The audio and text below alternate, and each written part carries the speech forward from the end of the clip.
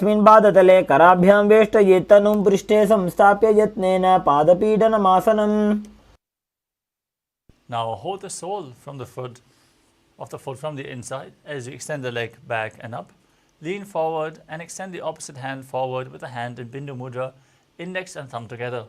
Raise your foot high as you visualize yourself as Lord Nataraja in Natarajasana. उत्तानपादं क्रौञ्चं च मरीचिं वीरभद्रकं नटराजं त्रिकोणं च सुप्ताङ्गुष्ठप्रसारणे. Now stand on the other leg as you pull the opposite knee towards your chest. Visualize yourself holding a baby as you repeat Balalingasana on the other side. एकं जानूरसि आलिङ्ग्य स्थातव्यं बाललिङ्गनं भवति. Now repeat Parapidanasana on the other side. Pull the other foot towards your buttocks. Engage your earthly bandhas and visualize Swamiji in your inner space. स्थित्वैकस्मिन् पादतले कराभ्यां वेष्टयेत्तनुं पृष्ठे संस्थाप्य यत्नेन पादपीडनमासनम्. Now repeat Natarajasana on the other side. Hold the sole of the foot from the inside, lean forward, extend your arm in Bindu Mudra. Visualize yourself performing the cosmic dance as Lord Nataraja. उत्तानपादं क्रौञ्चं च मरीचिं वीरभद्रकं नटराजं त्रिकोणं च सुप्ताङ्गुष्ठप्रसारणे.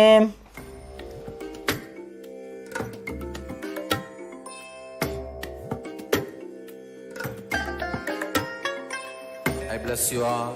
Let you all open all your three eyes and manifest the powers of Mahasadashiva. Om Nithyananda Paramashivoham. Om Nithyananda Paramashivoham. Om Nithyananda Paramashivoham. Om Nithyananda Paramashivoham. Om Nithyananda Paramashivoham. Om Nithyananda Paramashivoham. Om Nithyananda Paramashivoham. Om Nithyananda Paramashivoham.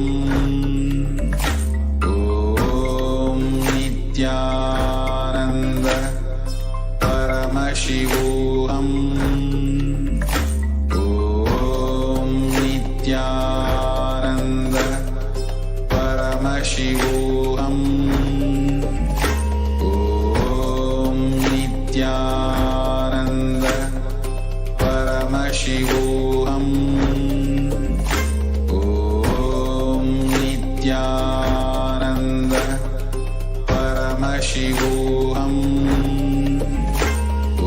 Om Nithyananda Paramashivoham. Om Nithyananda Paramashivoham. Om Nithyananda. Sorry for the technical glitch. We are back. I hope everyone can hear us now. Let us move on to the next karana of the sequence, Artha Rechita Karana. Now stand in Adimandi posture. Heels together, toes pointing outwards and your knees bent. And step the right foot behind the left. Bring your hands to the chest. And then swing the right arm back and forth like a pendulum. Gracefully move your fingers one by one. Then place the right hand over your nose, uncross your ankles, step the left foot behind. Repeat the movement on the other side.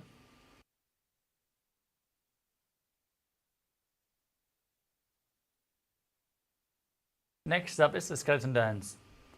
Now visualize yourself as a skeleton as you shake your body intensely. You are mere bones. Shake your body wildly. Bold integrity into your very bone marrow as you visualize yourself as your bone, 'structure'. 。 structure.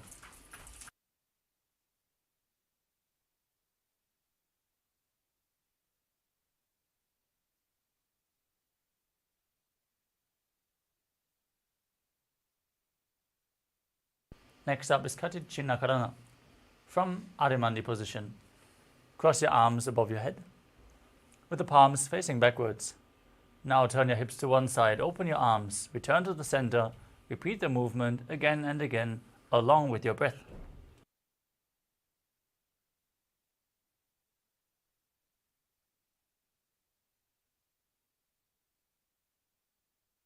The next asana is Tadasana. Now stand on the tips of your toes as you raise your arms up above your head, keeping the arms parallel. As you visualize yourself as a palm tree, engage all bandhas and internally chant the new japa, Shivoham. मुद्राबद्ध कोनो ताड़ासन विभेदकान् विनोत्तानं सदा कुर्यादन्तर्पत्नीपतिप्रिया. Next up is Uttanasana. From the standing position, lean forward and down. Place your hands on the mat. As you bring your head in towards your chest, towards your knee, lean down as low as you can. As you visualize Swamiji in your inner space, engage all bandhas. महामुद्राबद्ध कोनो ताड़ासन विभेदकान् विनोत्तानं सदा कुर्यादन्तर्पत्नीपतिप्रिया. Next up is Tadakshvasana. Now place your hands flat on the mat, shoulder width apart, and step your feet back into a tall plank position. Now contract the perineal floor, tuck your chin to the chest, and start rotating your head from side to side as you visualize Swamiji in your inner space. गुजासनमस्थित्वा मस्तकं वारं वारं दक्षिणकुक्षिं सव्यकुक्षिं नयेत् तरक्श्वासनं भवति.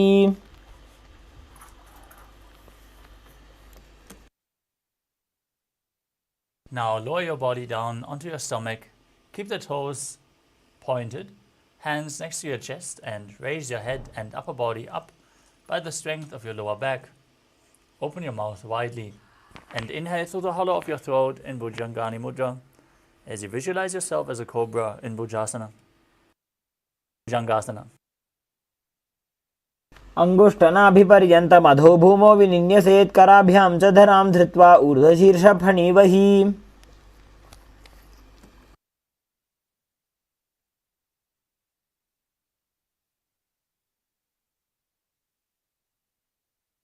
Now push your body back up into the plank position and alternate bringing one knee in towards your chest back and forth. As you visualize Swamiji in your inner space, breathe calmly through your nose in Sahaja Kumbhaka.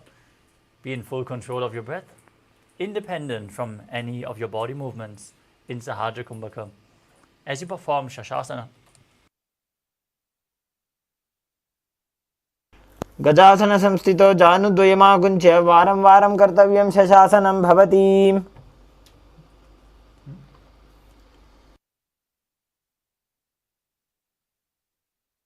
next up is Rathasana.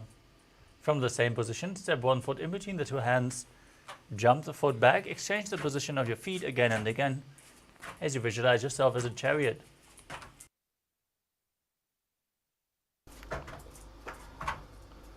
गजासन संस्थितो एकैकं पादं पुरोमार्गेण भ्रामयित्वा कर्तव्यं रथासनं भवति. Next up is Virabhadrasana. As you keep one foot forward and the knee bent at a 90-degree angle, straighten the other leg back with the toes pointing to the side. Raise your arms up parallel above your head. Gaze towards your third eye. Visualize yourself having 8 arms as Lord Virabhadra as you perform Uddiyana Bandha, the stomach lock, and Mula Bandha, the root lock. वसिष्ठमथ कौण्डिन्यमूर्ध्वकुक्कुटमेव च अष्टावक्रमथोत्थानं मयूरं सेतुबन्धनम्.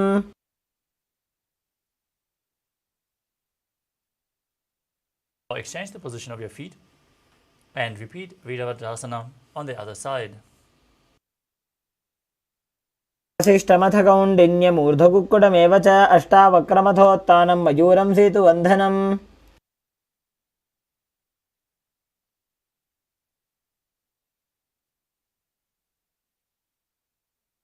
Next up is Vrikshasana. Now bring one foot to the inner opposite thigh as you join your hands in Anjali Mudra and raise them up above your head with the elbows straight. Visualize yourself as a tree as you perform Uddiyana Bandha and Mula Bandha. वामोर्मूलदेशे च जाम्यं पादं निधायतो तिष्ठेत् वृक्षपद्भूमौ वृक्षासनमिदं विदुः. Now bring the raised foot to the opposite hip. As you join your hands in Namaskara Mudra in front of your heart center, stand erect on the mat like a rod and visualize yourself as Lord Garuda with big wings on your back in Garudasana. आसनमावक्षे येन ध्यानं स्थिरं भवेत् सर्वदोषाद्विनिर्मुक्तो भवतीह महाबली. Now bring the other foot towards the inner opposite thigh. Join your hands in Anjali Mudra above your head. Visualize yourself as a tree as you repeat Vrikshasana on the other side. वामोर्मूलदेशे च जाम्यं पादं निधायतो तिष्ठेत् वृक्षपद्भूमौ वृक्षासनमिदं विदुः. Now place the raised foot to the opposite hip. Hands in Namaskara Mudra. Visualize yourself as Lord Garuda in Garudasana on the other side. गरुडासनमावक्षे येन ध्यानं स्थिरं भवेत् सर्वदोषाद्विनिर्मुक्तो भवतीह महाबली. Next up is Trikonasana. From standing posture, step one foot forward and the other one far back. Keep the back toes facing sideways as you extend your arms forward and backward parallel to the ground. Lean forward and down as you gaze up along the arm. Visualize yourself as a triangle. उत्तानपादं क्रौञ्चं च मरीचिं वीरभद्रकं नटराजं त्रिकोणं च सुप्ताङ्गुष्ठप्रसारणे. Rise up. Now step the other foot forward. Exchange the position of your feet as you lean forward and down, repeating Trikonasana on the other side. उत्तानपादं क्रौञ्चं च मरीचिं वीरभद्रकं नटराजं त्रिकोणं च सुप्ताङ्गुष्ठप्रसारणे.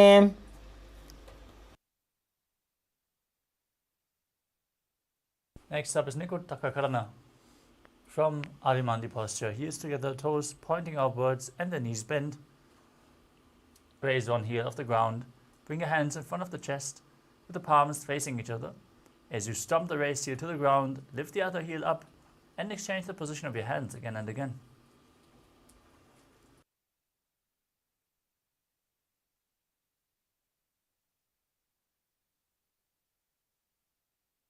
The next asana is Angushtasana. Now lower your body down onto the tips of the toes with the heels raised off the ground. Sit on the heels, keep your knees together and join your hands in Namaskara Mudra in front of your heart center. Visualize Swamiji in your inner space and start buzzing like a bee on the inhalation and exhalation in Brahmari Kumbhakam. As you internally chant the new japa Sadashivoham, visualize it rotating around your throat in Angushtasana. कबन्धासनमित्याहुः गोरक्षासनमेव च अङ्गुष्ठमुष्टिकं ज्ञेयं ब्रह्मप्रासादितं तथा.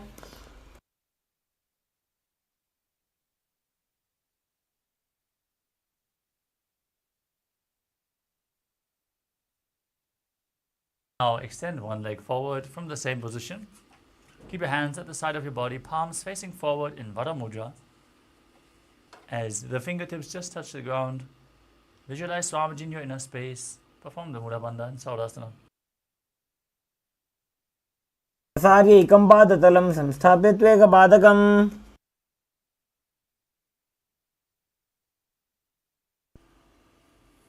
Now lean forward and down and hold onto the front big toe with the respective hand in in Prana Mudra, index and thumb together. Hold the back heel with the other hand as you visualize Swamiji in your inner space in Vidhunanasana.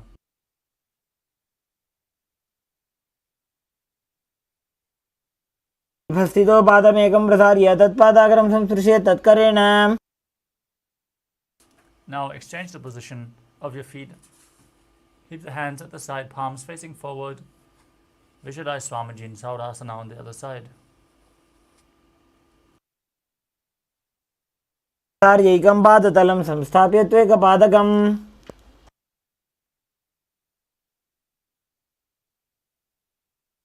Now repeat Vidhunanasana on the other side, holding on to the front big toe and the back heel as you visualize Swamiji in your inner space. विभस्थितो पादमेकं प्रसार्य तत्पादाग्रं संस्पृशेत् तत्करेण।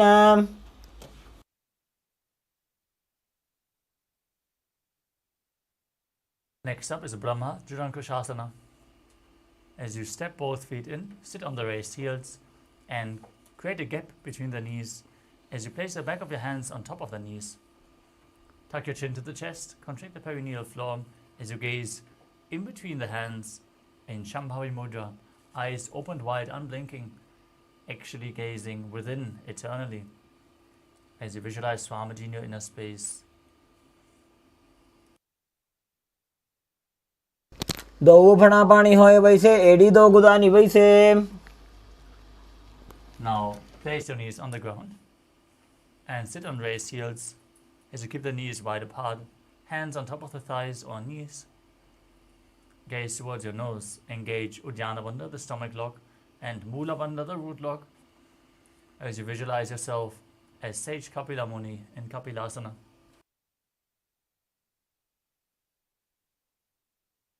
Gadli समटहरावे तिनकी माहिली कोर मिलावे फना पानी उकड़ होए वैसे एड़ी दो वो जोनी निवैसे. Next up is Patragudakasana. Maintain the same posture, but shift your gaze to the third eye, your visualization to Swamiji and the Bandha to the Mula Bandha. Keep buzzing like a bee in Brahmari Kumbhaka.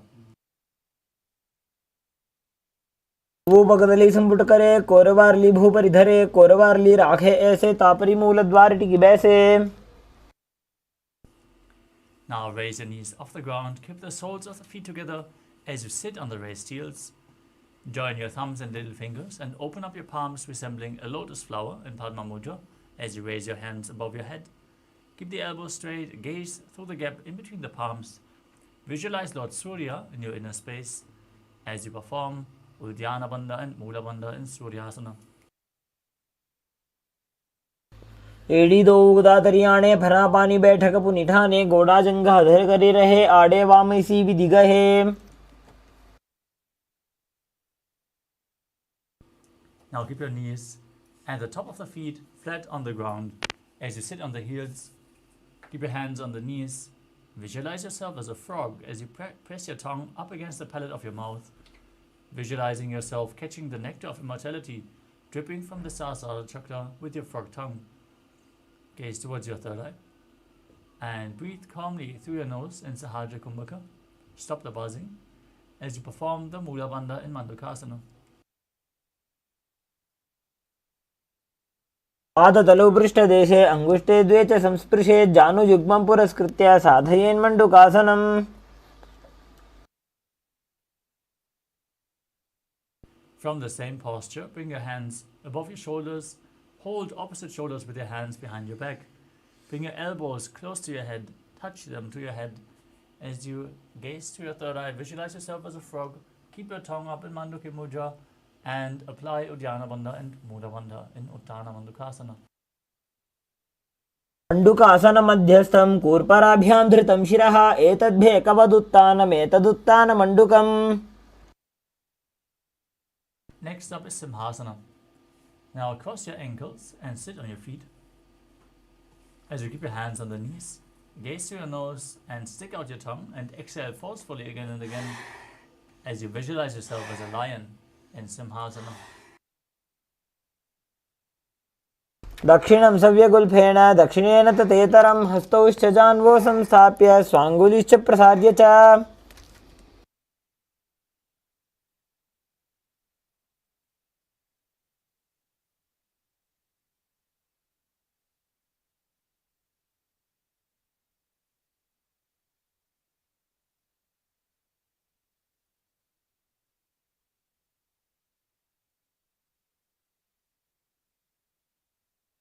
The next asana is Bhadrasana.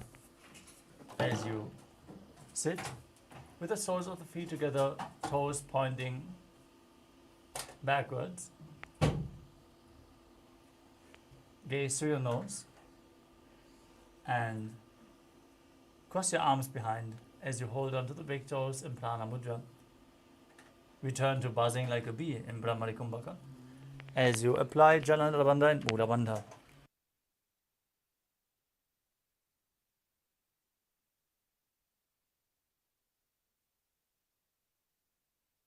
गुल्भौ च वृषणस्याधो व्युत्क्रमेण समाहितः पादाङ्गुष्टौ कराभ्यां च धृत्वा च पृष्ठदेशतः. Next up is Kaka Bushandi Asana. As you squat with your feet flat,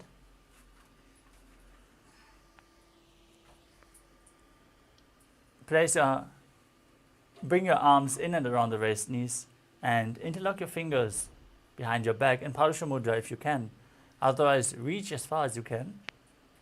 Gaze to the tip of your nose and visualize yourself as a crow.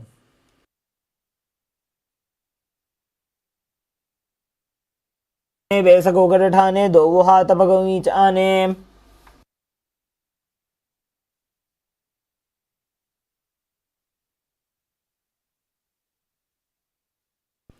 Next up is Kani Pavasana.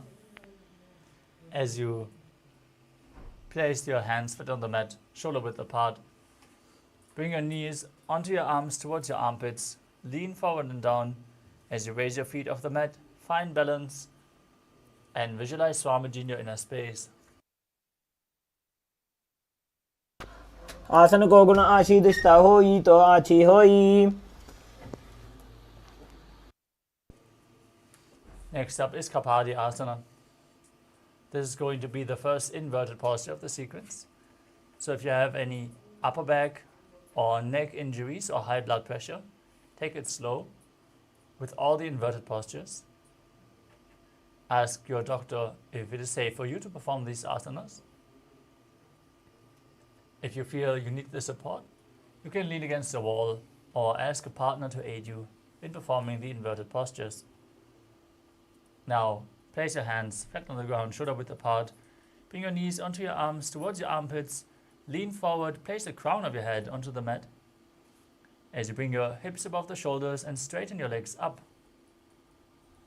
Gaze to your nose as you visualize Swamiji in your inner space in Kapali Asana. शीशी शीशा धरती टेकी पगदो वो मिलिवा ऊंचा गुकरे. Gently lower your legs down. And now keep your hands flat on the ground, shoulder width apart. Twist your body to one side, aligning the knee and the hip with your elbows as you lean forward. Find balance and then extend the legs out to the side. As you balance on your arms, gaze to your third eye, visualize yourself as a peacock and start breathing in Rechaka Kumbhaka, exhaling all the way and holding your breath on each exhalation as you perform Paramashivoham.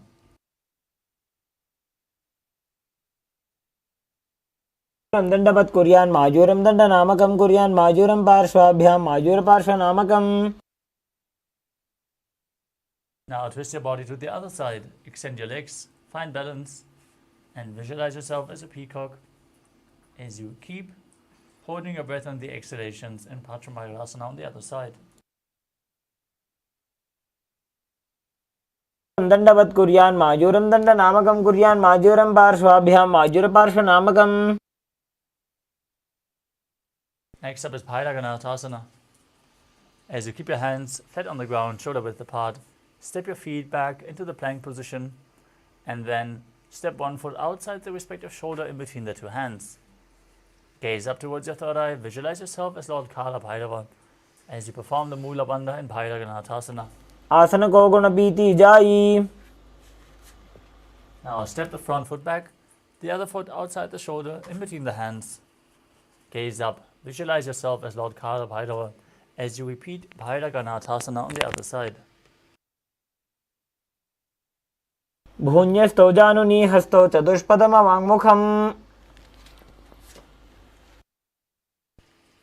Now return to the plank position and then place your forearms on the ground as you walk your feet slightly forward, raising your hips. Gaze up, lift your head and visualize Swamiji in your inner space in Unvakapitasana. शून्यस्थो जानुनी हस्तो चतुष्पदम वाङ्मुखम् उत्थापिताङ्घ्रियुगल कटिस्थलम् अभिरुका.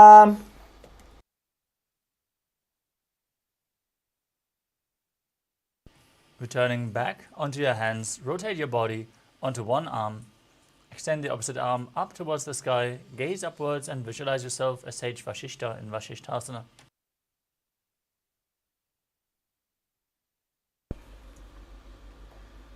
ऊर्ध्वकुक्कुटवासिष्ठमरीचिहलमत्स्यकं परिवृत्तिं चोदरस्य विविधं धनुरासनम्. Rotate your body to the other side. Repeat Vashishthasana. ऊर्ध्वकुक्कुटवासिष्ठमरीचिहलमत्स्यकं परिवृत्तिं चोदरस्य विविधं धनुरासनम्. Now come to a seated posture with the legs extended forward. Place the upturned palms underneath the buttocks. Is a gaze to your nose and visualize yourself as Lord Hanuman, tucking your chin to the chest in Jalandhara Bandha and engaging the perineum in Mula Bandha as you internally chant the new japa Sameepya in Anjani Asana. गोबू करके उभय हथेली कोरवारली मैले भेली.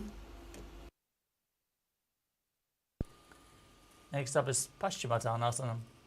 With your legs extended forward, lean forward and down, hold onto the big toes in Prana Mudra with index and middle fingers together. As you bring your head towards the knee, visualize Swamiji and perform all three bandhas, Mahamudra Bandha.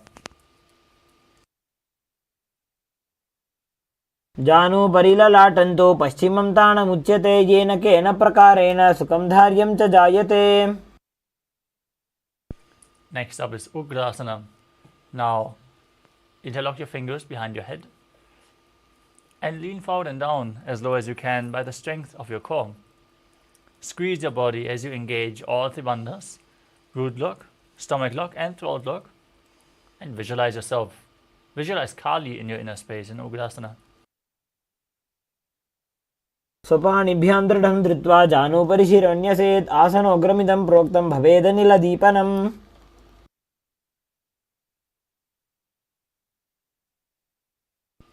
Next up is Marichyasana. As you lean forward and down, step one foot towards the perineum and interlock your fingers behind your back in Parashamudra. As you bring your head towards your knee, visualize yourself as Sage Marichi in Marichyasana.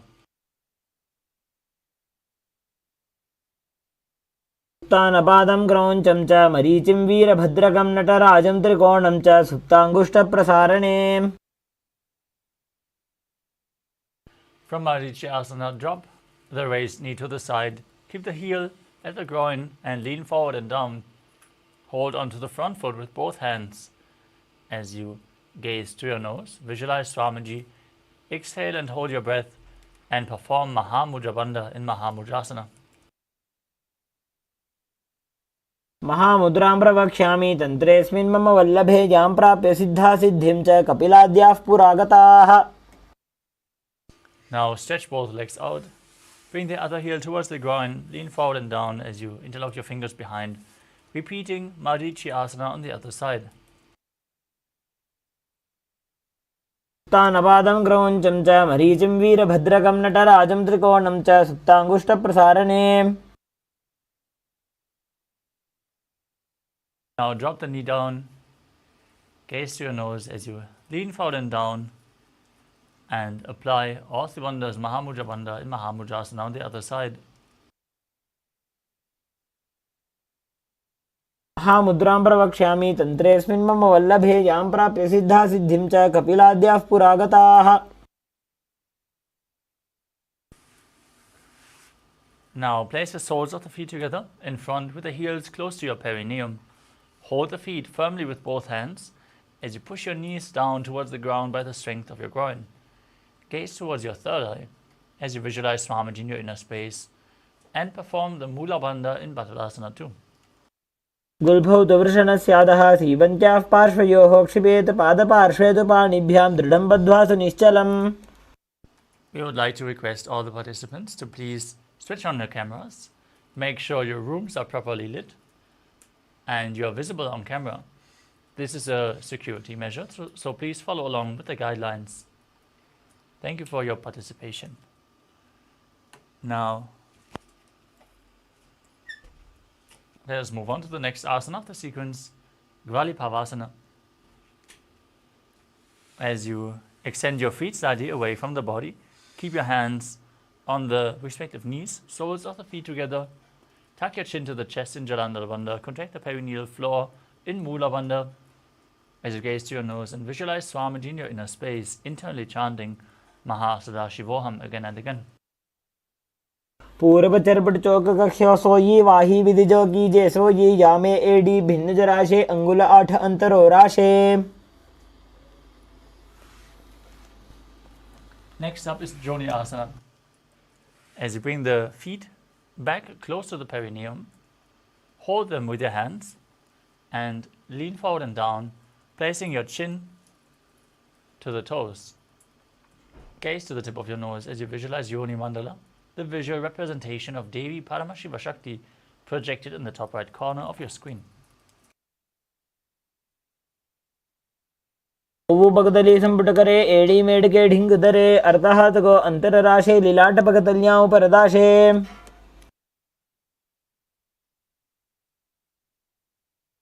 Next up is Midaki Pavasana. As you keep the feet extended away from the body, heels together and toes apart, extend your arms out to the side and place your forehead on the ground behind the heels. Place your palms flat on the mat, far away from your body, as you gaze to your nose and visualize Swamiji in your inner space in Midaki Pavasana.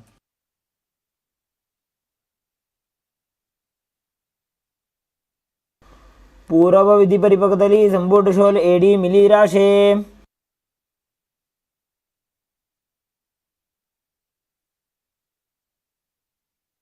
Next up is Siddha Samadhi Asana.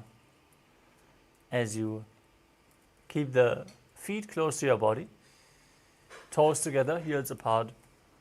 Bring your arms below the shins with the palms facing up, your head on the ground in front of the feet, with the toes touching your throat if you can. Gaze to your nose and visualize Lord Surya in your inner space in Siddha Samadhi Asana.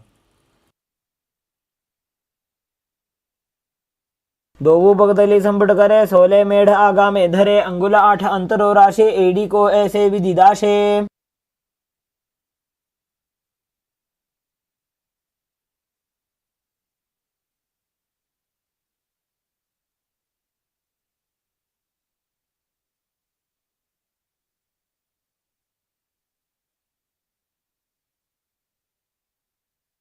Next up is Chinaki Pavasana. Now keep the heels together and the toes apart as you open your feet, holding them with both hands. Open the feet like a book as you place your elbows down onto your thighs. Gaze to your nose and visualize Swamiji in your inner space. दो बगा की AD धरती मगवा मेढ़ लगावे. Join the soles of the feet back together. Place your hands on the knees and gently push them down towards the ground. As you gaze to your third eye, visualize Swamiji in your inner space and perform Uddiyana Bandha and Mula Bandha in Charapata Chokasana.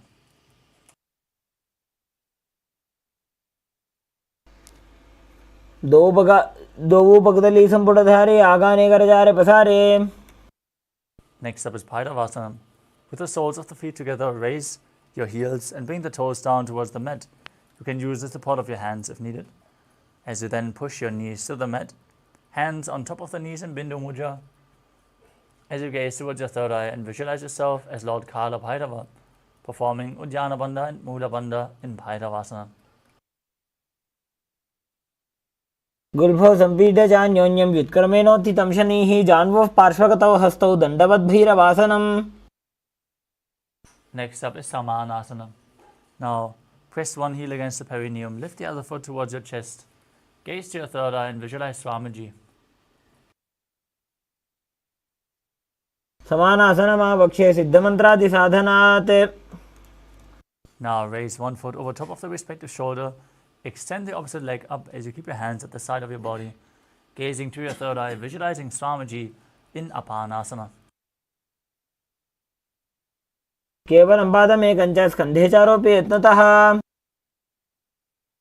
Now bring the other foot towards the groin, opposite foot towards your chest. Gaze to your third eye, engage the Mula Bandha in Samanasana on the other side. समानासनमावक्ष्ये सिद्धमन्त्रादि साधनात्. Now raise the other leg over top of the shoulder. Extend the opposite leg forward as you repeat Apanasana on the other side. केवलं पादमेकञ्च स्कन्धे चारोपि यत्नतः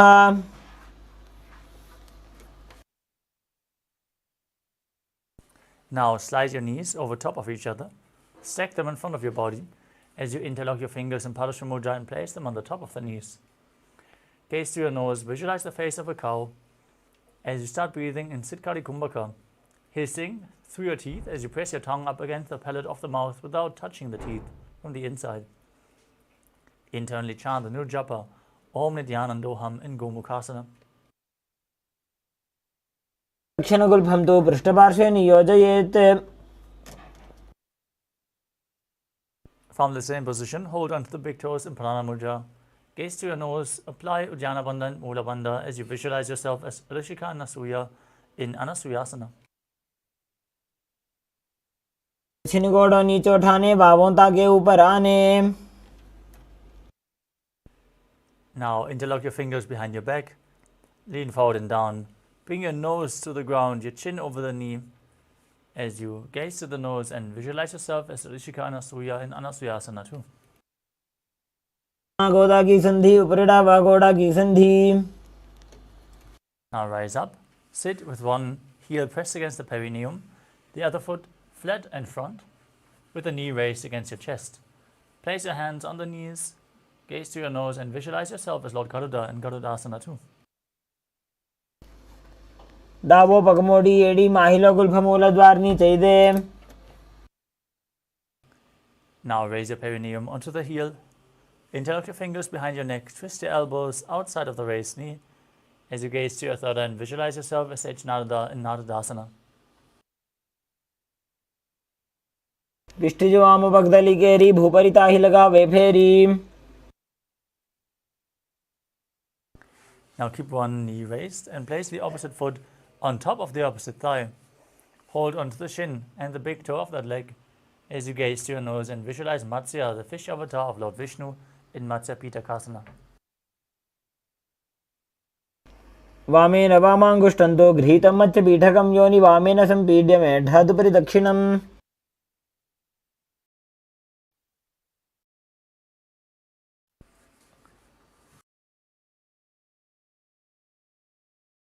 Next up is Gomukhasana on the other side. Now stack your knees again, other knee on top, and visualize the face of a cow.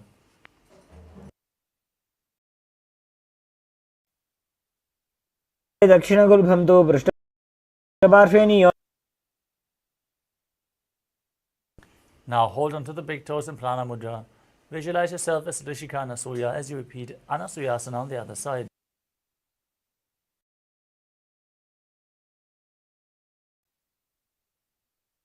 दक्षिण गोड़ नीचे उठाने, बाहों ताके ऊपर आने. Now hold the visualization. Interlock the fingers behind your back and bring your nose towards the ground in Anasuyasana 2 on the other side. जीमणा गोदा की संधि उपरिड़ा व गोड़ा की संधि मिलाई राशे. गोड़ा से उले पगदल्यालो आड़वाई सुधा राशे. Now sit with the other heel against your groin. Opposite foot flat, knee raised, hands on the knees, visualizing yourself as Lord Garuda in Garudasana 2 on the other side. पगमोडी एडी माहिलो गुल्फमूलद्वारनी चैदे. Now raise your perineum onto the heel. Interlock your fingers behind your neck. Twist your elbows outside the raised knee as you repeat Naradasana on the other side. वाम पगदली केरी भूपरिता ही लगावे फेरी.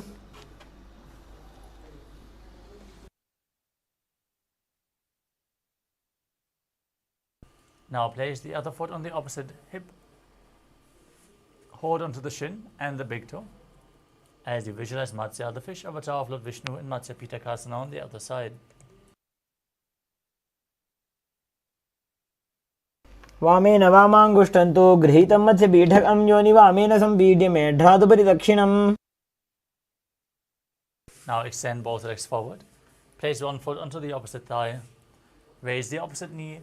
Twist the opposite elbow outside of the raised knee with the hand by the neck as you place the other hand on the ground behind you, twisting your spine, gazing to your third eye and visualizing Sage Matsyendra, the master of Hatha Yoga in Matsyendrasana.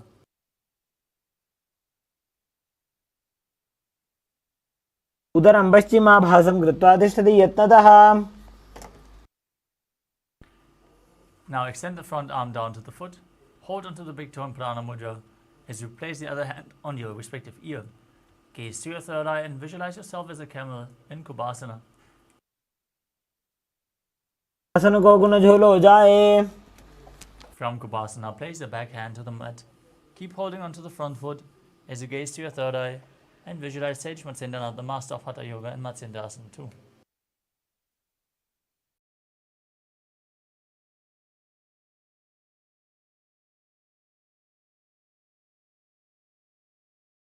Place the other foot on top of the opposite thigh. Twist your body outside of the raised knee. Don't forget to breathe in Siddhkari Kumbhaka as you repeat Matsyendrasana on the other side.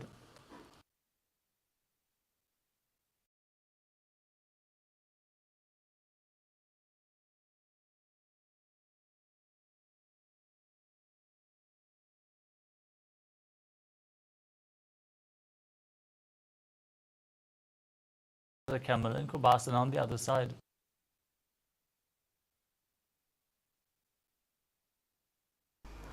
आसन को गुण झोलो जाए.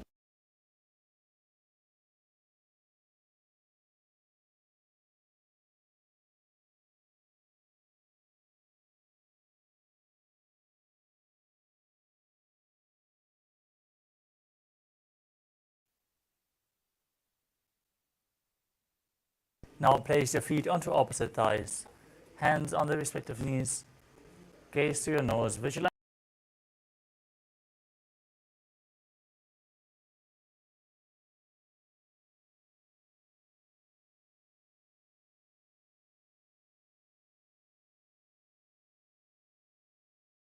in Padmasana.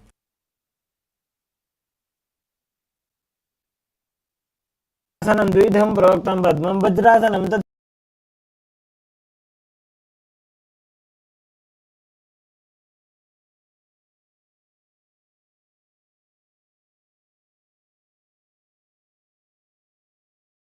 Visualize yourself as Goddess Parvati, the consort of Lord Shiva. Keep breathing in Siddhali Kumbhaka as you perform the Mula Bandha in Padmasana too. चरणं कृत्वा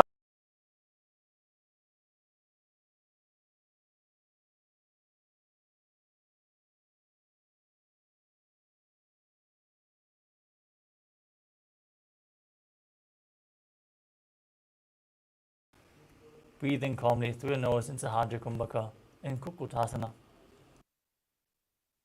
पद्मासनं च संस्थाप्य नाड्भोरोरन्तरे करोमि.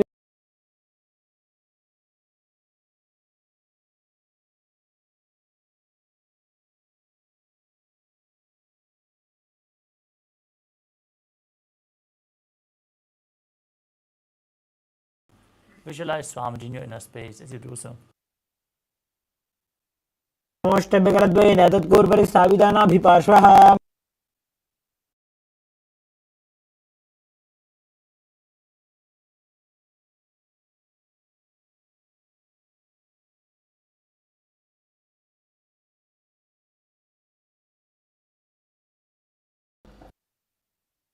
Now place your body flat on your stomach, forehead on the ground, fingers interlocked behind your head, with the toes pointing outward.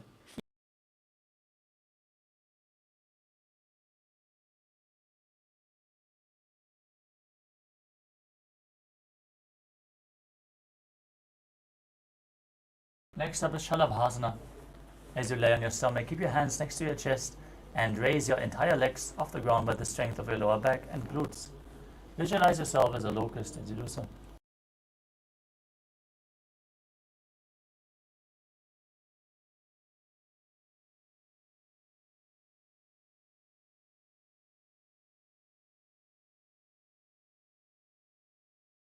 Pull them outside the hip, close to the ground, as you visualize yourself as a camel in Ushtrasana.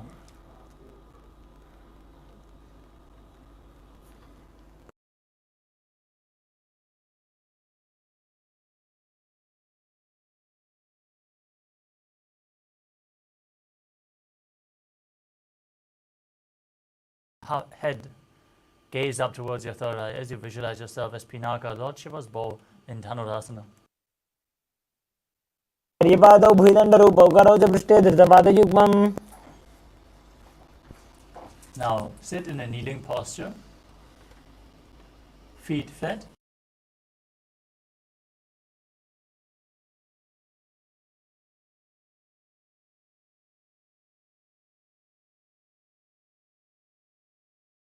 Om Nithyananda Paramashivoham. उल्टा मोड़ी पादौ वैसे बहरो जुगति करे एक ऐसे.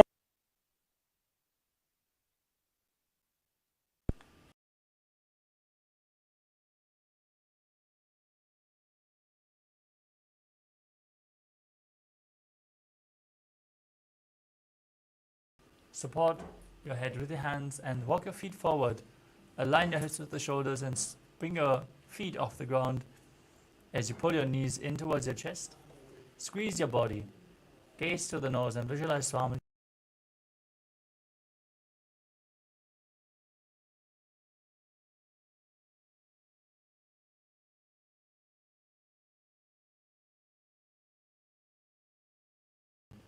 Gaze to your nose and visualize Swamiji in your inner space as you perform the Mula Bandha, breathing calmly through your nose in Sahaja Kumbhaka. Ritam mandalam cha vidhaiva viditam hinaha.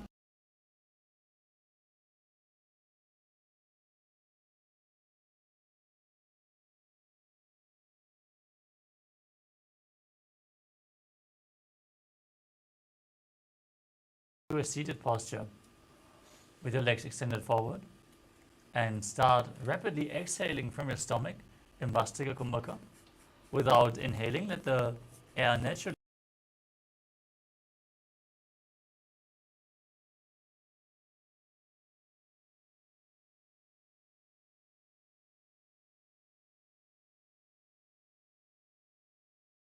as you visualize Swamiji in Podhyasana. Keep rapidly exhaling.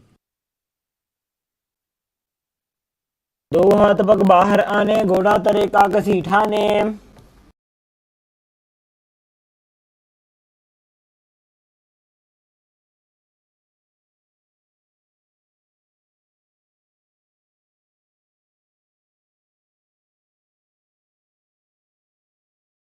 कृत्वा पादौ मिलित्वा प्रसार्य.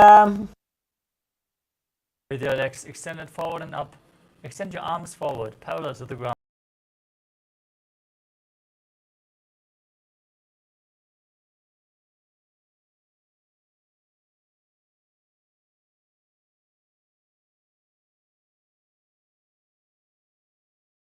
And pull them against your chest as you keep continuously exhaling, gazing through your nose and visualizing yourself as Lord Rudra in Rudrasana.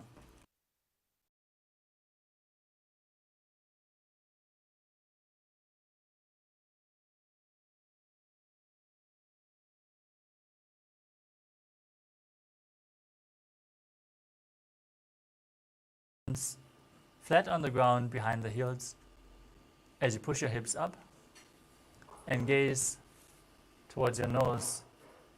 Visualize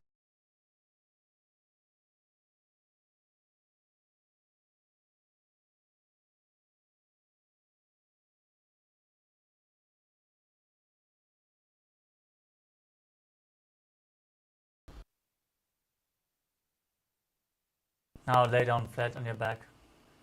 Keep the hands at the side of your hips with the palms facing up. Visualize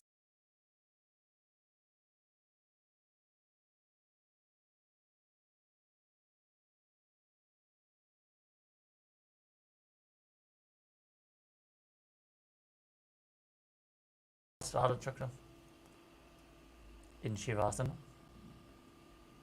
Internally chant the Mahavakya Om Nithyananda Paramashivoham.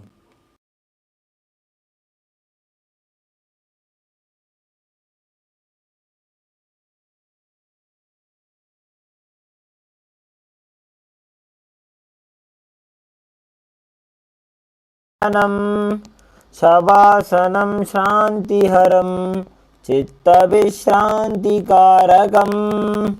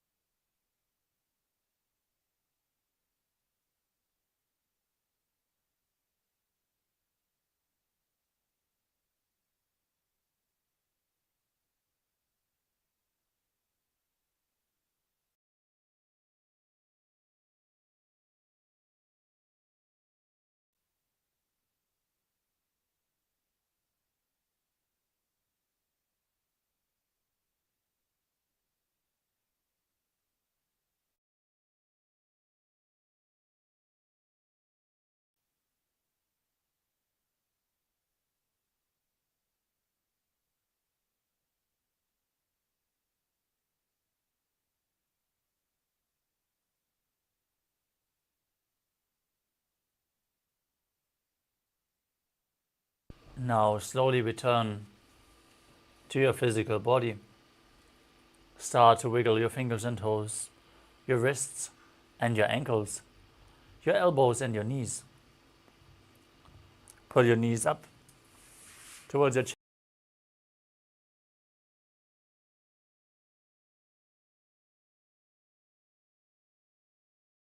chest. As you encircle them with your hands and rock your body from side to side.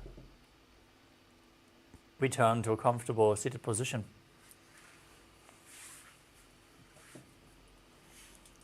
Congratulations, you completed the first 108 asanas of the sequence, the Pratama Vinyasa Krama. We are now going to move on to the next asana, which is Yathasana Ishtasana. Now sit in a posture that brings ease to your physical and mental space. Any posture is okay, as long as it's comfortable. Place your hands on top of the knees in Bindu Mudra, index and thumbs together. Visualize Swamiji in your inner space. Perform Samana Kumbhaka, filling your stomach with prana and visualizing a flame rising up your spine. As you perform the Mula Bandha and internally chant Om Nithyananda Paramashivoham.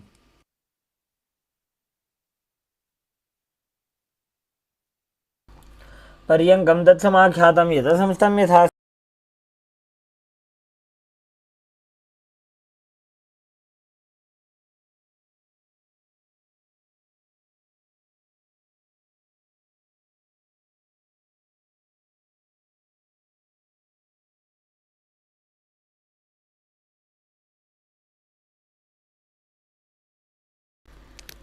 इदानीं गर्भिणीनां योगाभ्यासो यथा लघु.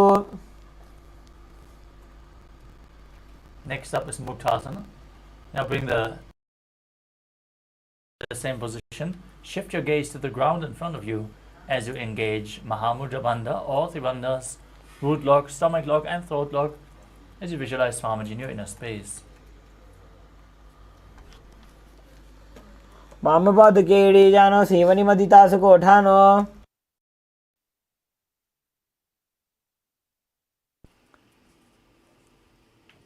Next up is Rudrasana 2. Now rotate your hands on top of the knees into Bindu Mudra as you gaze to your third eye and visualize yourself as Lord Rudra.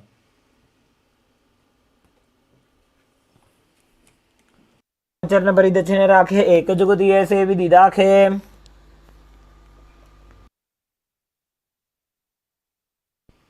Next up is Santadhunasana.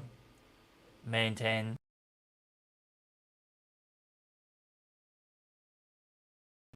your hands on the knees in Bindu Mudra. Shift your gaze to the nose.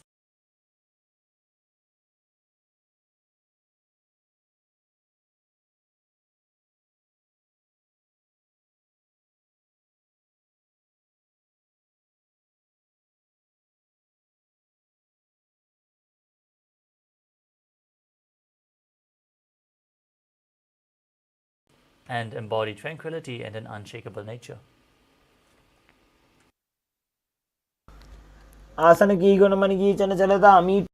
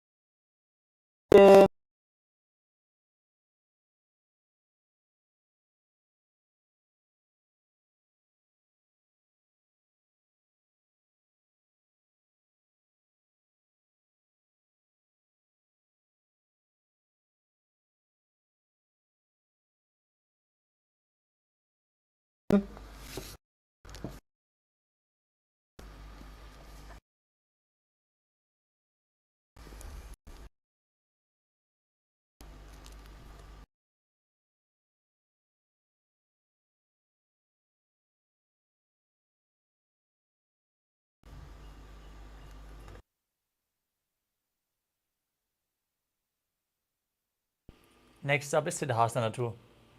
Maintain one feet on top of the other as you cup one palm over the other in front of your navel in Samputa Mudra, resembling a lotus flower. As you visualize yourself, visualize Swamiji in your inner space and perform the Mula Bandha. ऋजुकाय समासीन सिद्धासनमुदीरितम्. Next up is Bandha Yoni Asana. Maintain the same posture. Set the Sankalpa to manifest through the womb of creation as we get ready to enter Shanmukhi Mudra. Inhale all the way. Then close your mouth with little and ring fingers, the nostrils with the middle fingers, the eyes with the index fingers, and the ears with the thumbs.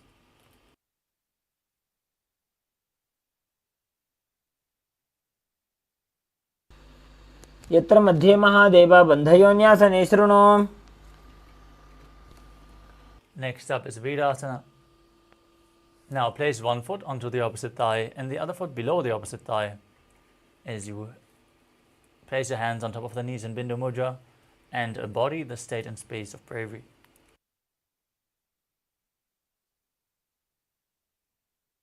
एकं पाद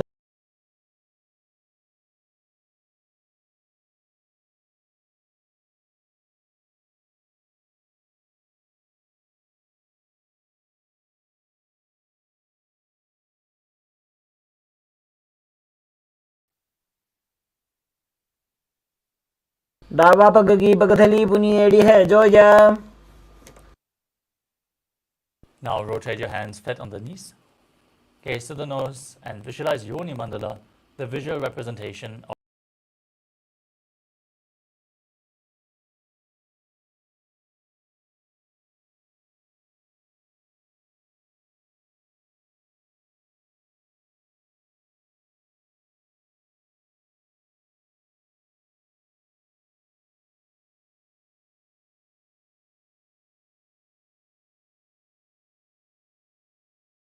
both feet with your hands firmly as you push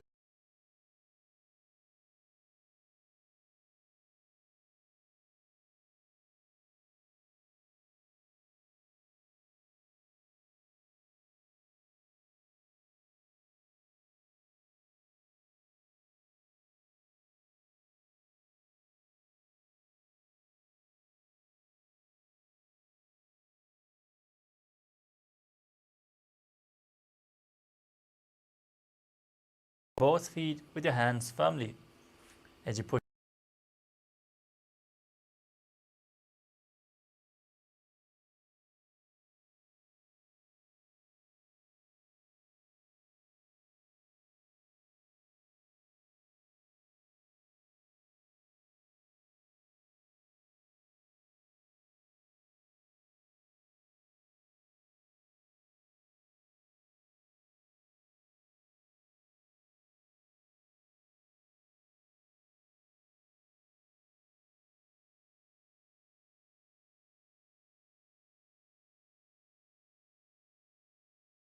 with the knees raised. Bring your arms between the thighs and calves and interlace your fingers in front. Lift your feet off the mat, gaze to your nose and visualize Swamiji in your inner space in Padasana. ततो ध्वम्रे च येद्वायुं मृदुनिश्वास संयुतम्.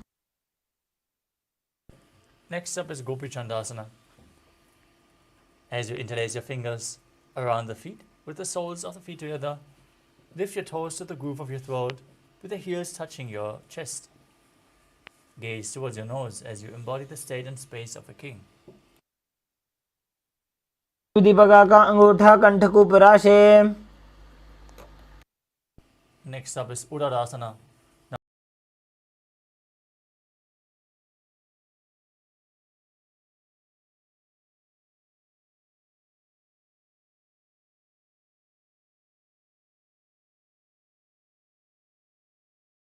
And everything in Vishishtasana. दो पगतली जोड़ी संपुट करे.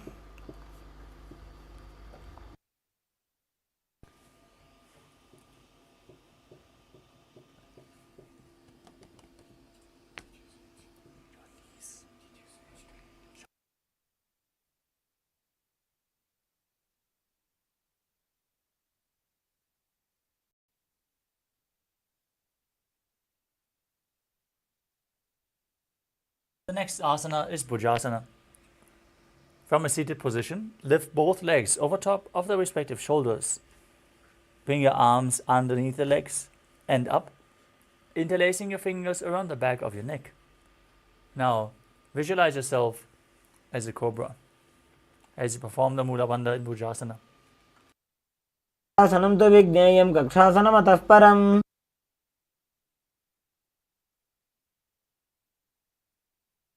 Next up is Kalyanasana.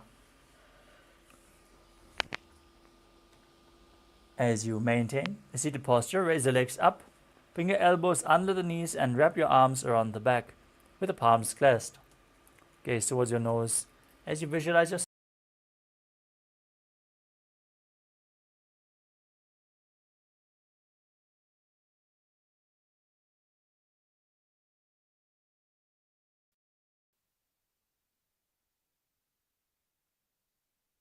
Now, place the top of the left foot flat on the mat and sit down on the left heel.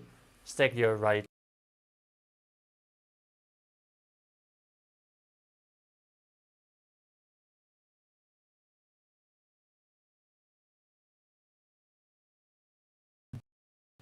as you breathe in Ujjayi Pranayama, making an ocean-like sound with your mouth as you keep your navel region engaged.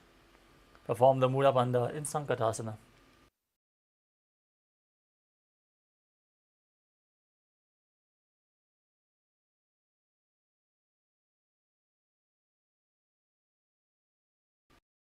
Next up is Dhenukasana. Now slide the left heel outside of the hip. Sit down on the ground.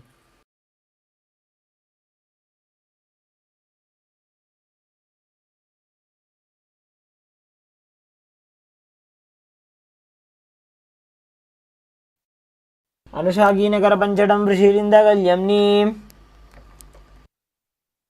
Next up is Machandrasana. As you place the right foot on the left thigh and the left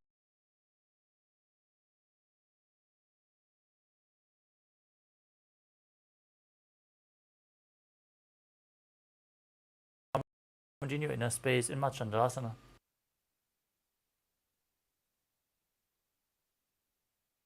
वामजङ्गप्रदक्षिणटाने वामहस्तभिः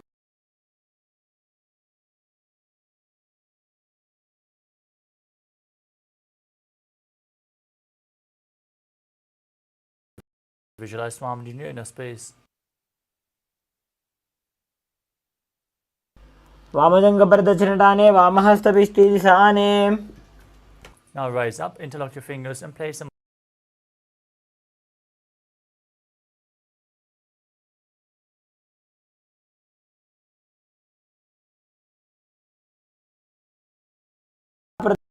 प्रदेशगुल्फं संस्थाप्य Now repeat Sankatasana on the other side. Sit on the right heel with the right foot flat, left knee over top, hands on opposite knees.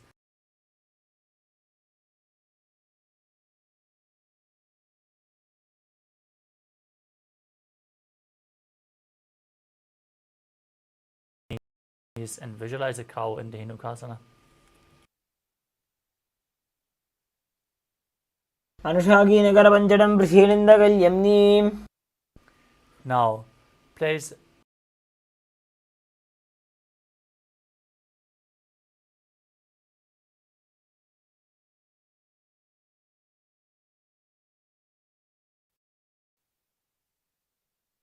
वामजङ्गप्रदक्षिणटाने वामहस्तभिष्टिदिशाने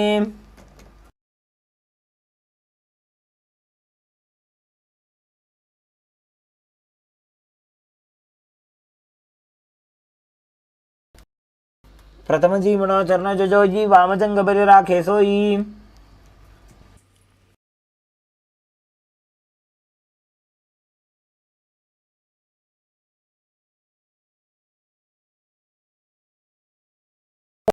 मूले इतरपादस्य कनिष्ठिका प्रदेशगुल्फं संस्थाप्य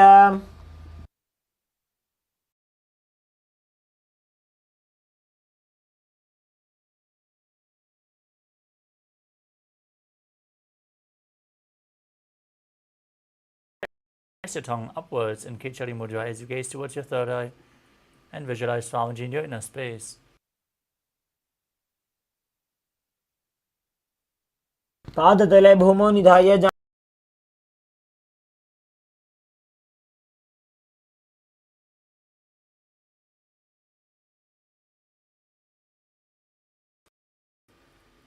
yourself residing in an abode of bliss.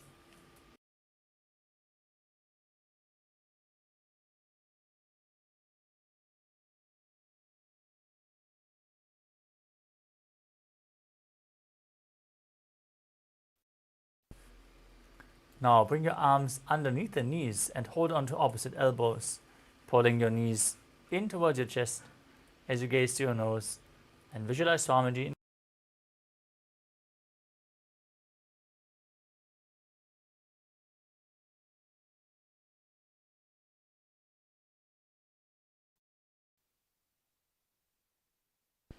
Keep holding onto the elbows, cross the right ankle.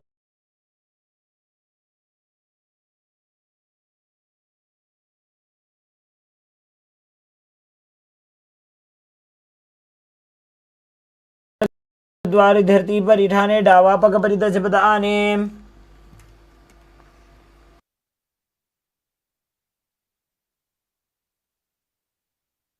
Next up is Dandasana. Now straighten your legs forward and interlock your fingers as you raise your arms up straight above your head with the wrists pointing outwards. Now gaze towards your nose. Keep your tongue up in Kechari Mudra. Visualize Swamiji. Breathe in Ujjayi Pranayama as you perform Mahamudra Bandha in Dandasana.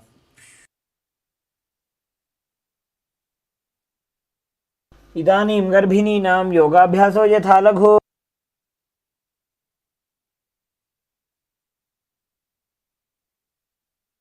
Next up is Arambhasana.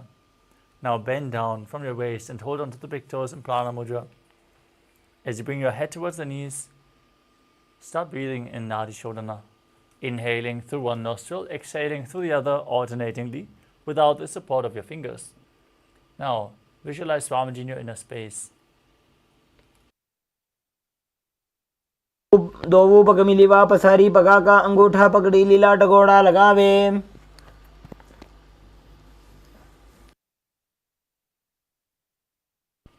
Next up is Pidokasana. Now extend your knees slightly up. Bring a gap in between the heels as you bring your hands underneath the shins and hold the soles of the feet from the outside.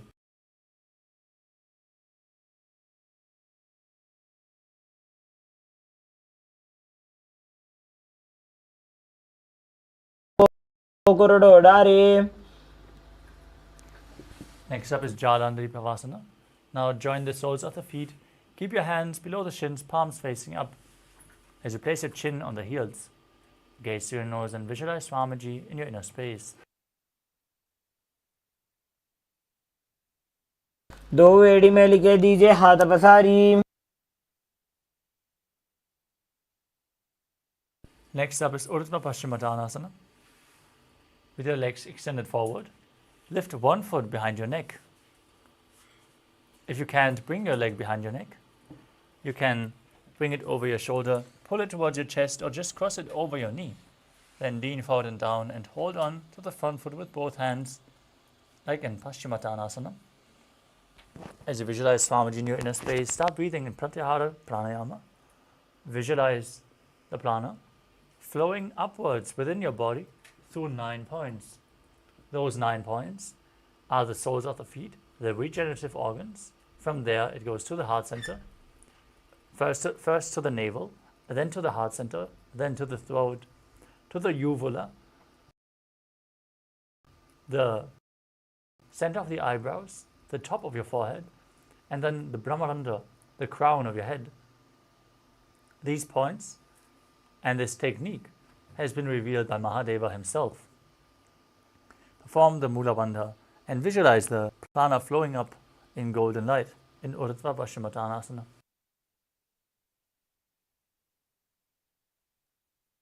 श्रीमतानवत् संस्थितिं कृत्वा एकं पादं ग्रीवायां धृत्वा तिष्ठेत्.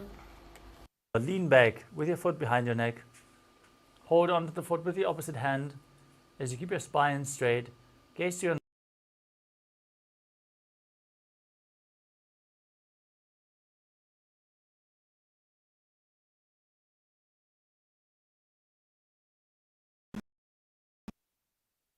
Now roll onto the side of the hand, holding onto your foot.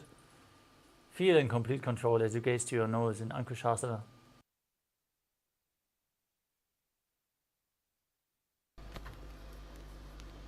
उत्तानशेते एकैकं पादं ग्रीवाजां कुर्वन्. As you lay on your back, lift your knees up towards your chest and circle them with your arms as you rock your body from side to side, visualizing the prana flowing upwards through the 9 points, visualizing Swamiji into the Shasana.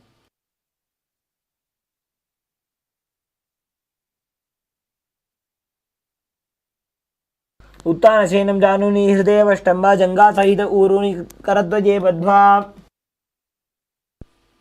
Now lift the other foot behind your neck and lean forward and down, holding onto the foot, repeating Urdhva Paschimottanasana on the other side.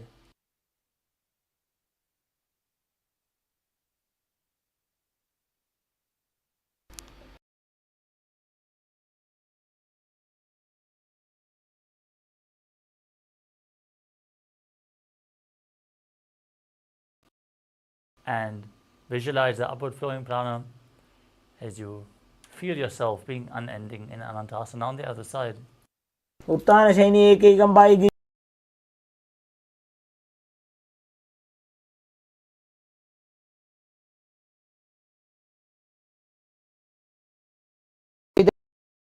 एकैकं पादं ग्रीवाजां कुर्वन्.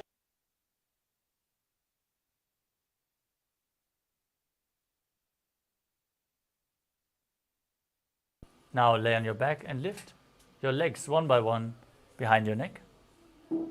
As you gaze to your nose, visualize Swamiji in your inner space. Interlock your fingers behind your back in Yoga Nidrasana. पादाभ्यां वेष्टयेत् कण्ठं हस्ताभ्यां पृष्ठबन्धनम्.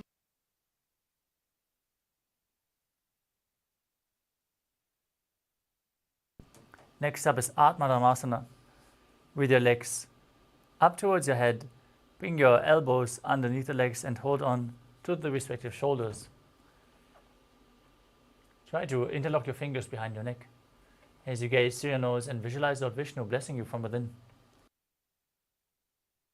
आत्मा रामा आसन प्रथमसु धोसो वे. Next up is Kochikasana. As you lay on your back, lift your knees towards your chest and then extend your arms out to the side. As you keep the soles facing up towards the sky, gaze to your third eye and visualize Swamiji in your inner space, focusing on the upward flowing prana. दोवो हाथ चीदा सा करे तिनसो बेसपा करे.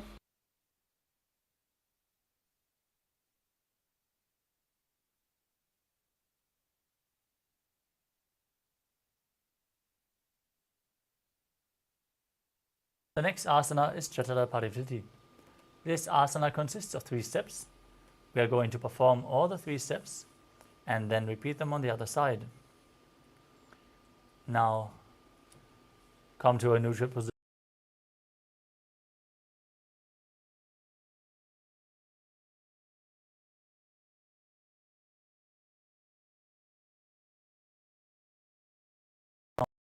On straight. This is step 1. Now, bend both knees to the side. Step 2. Extend both legs to the side.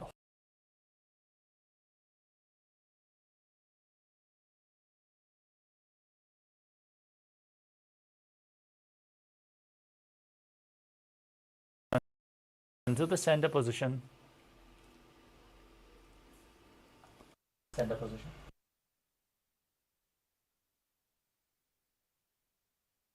Drop the other knee to the side, extend the opposite leg down, step 1. Bend both knees to the side, step 2. Extend both legs, hold the feet and gaze away from the feet, step 3, as you visualize Swamiji in your inner space. परिवृत्य कुक्षि भागे त्रिता हि परिकीर्तितः बद्धकोणं सुप्तकोणम् ऊर्ध्वकोणमथापि च.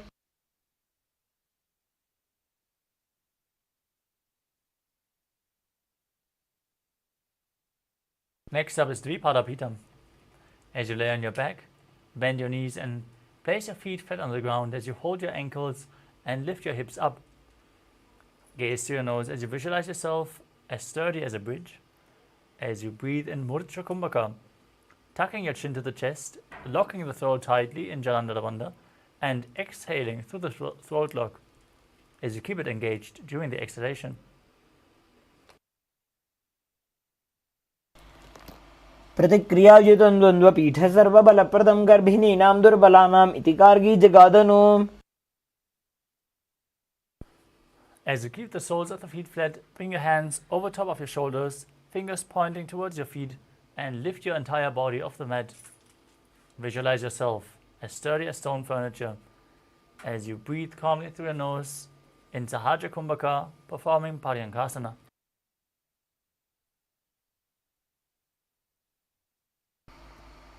उत्तानशयनं हस्ततलाभ्यां भूमिमष्टभ्याम्. Now lay down back.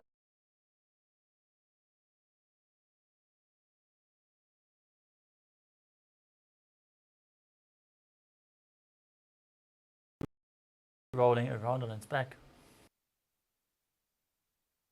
शवच्छरीरं संस्थाप्य जानुनी सम्मील्य नाभवानी च.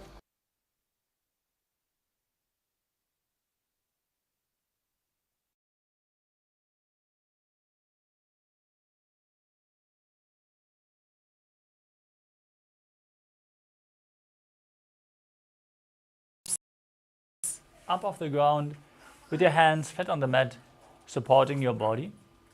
Move your legs in a circular motion as you visualize Swamiji in your inner space. Keep Jalandhara Bandha and Mula Bandha engaged.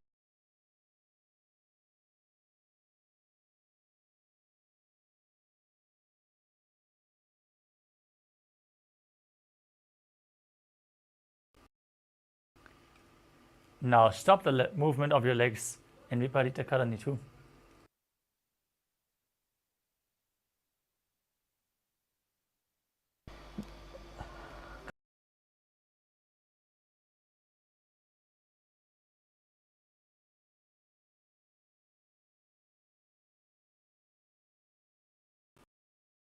Raise your hips up and bring your feet above your head with the toes touching the ground above your head.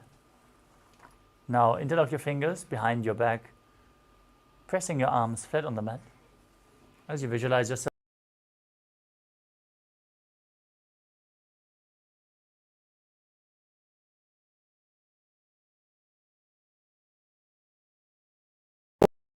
भूमपादपृष्ठे स्थाप्य.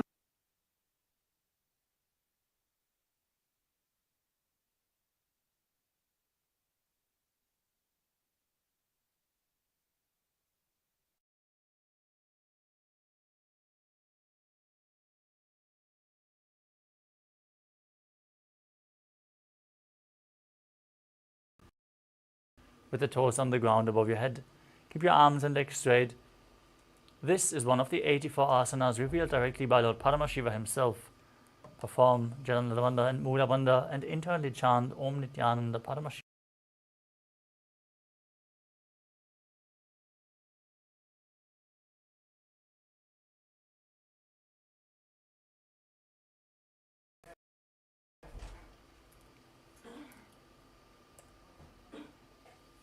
Bring your hips above the shoulders and then open your legs wide to the side.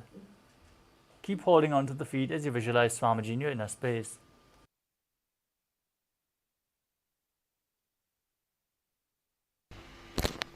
परिवृत्ति कुक्षिभागे त्रिदाहि परिकीर्तितः बद्धकोणं सुप्तकोणम् ऊर्ध्वकोणमथापि च.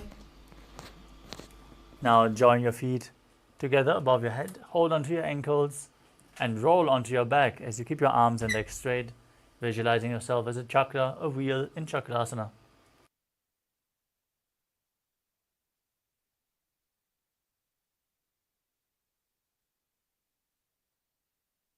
शवासनस्तद्वौ पादौ कुर्यान्मस्तकतः परौ.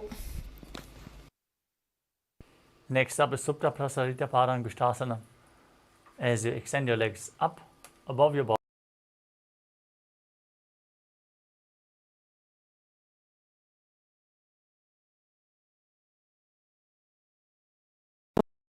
क्रौञ्चं च मरीचिं वीरभद्रकं नटराजं त्रिकोणं च सुप्ताङ्गुष्ठप्रसारणे. Now join your feet and hands back together above your body. Keep holding onto the big toes in Supta Parangushtasana. visualizing Swamiji in your inner space. उत्तानपादं क्रौञ्चं च भरीचिं वीरभद्रकं नटराजं त्रिकोणं च सुप्ताङ्गुष्ठप्रसारणे. Next up is Matsyasana. As you place your feet into Padmasana, lay flat on your back with your arms above your head, holding on to opposite shoulders. Gaze to your nose and visualize Matsya, the fish avatar of Lord Vishnu.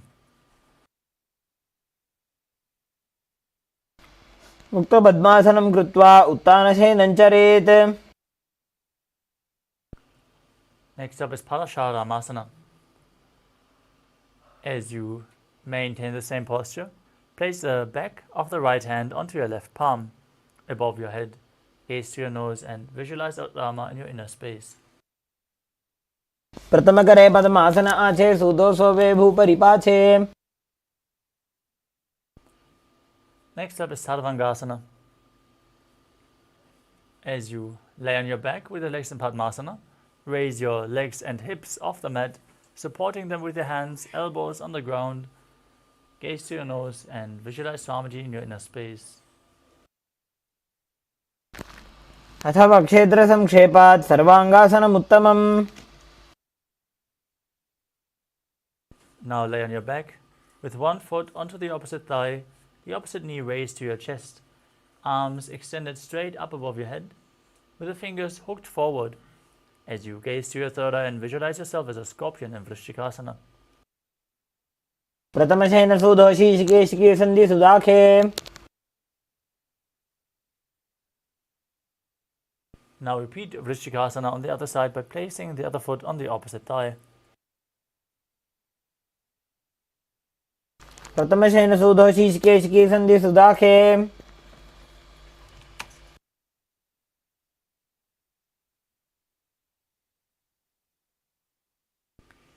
Next up is Vrishaparakshiposana. As you lay on your back, interlock your fingers behind your head, lift your legs up off the ground entirely, and alternate bringing one knee in towards your chest back and forth.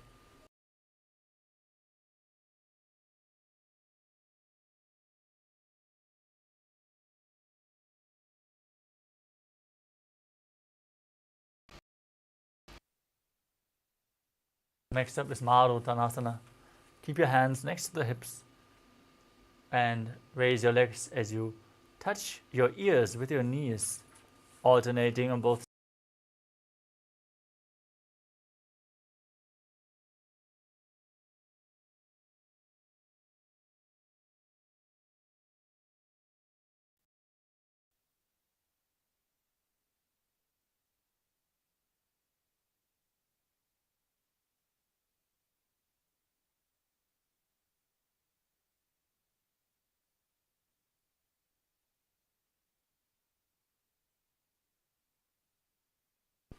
Next up is Vrikrasana.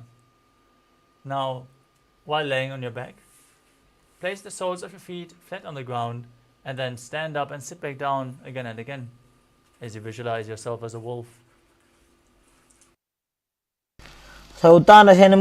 उत्तानशयनं कृत्वा पादतलाभ्यां भूमिं धृत्वा.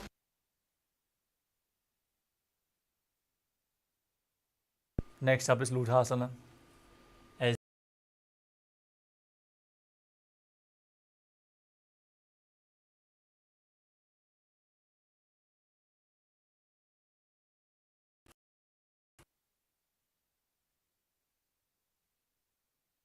उत्तानशयनं पादोशिर उल्लङ्घ्य भूमौ स्थापयित्वा.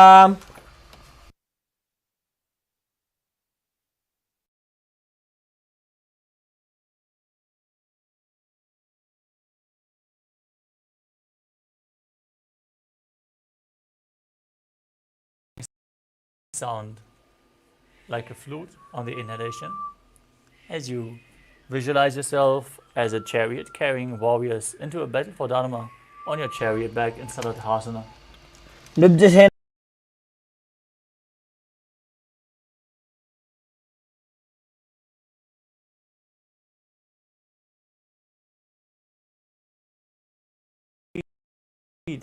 Back and forth in between your hands as you visualize yourself transcend body and mind. हस्तद्वयं बद्ध्वा तन्मध्ये चरणद्वयम् उड्डानैव बहिरानीज्य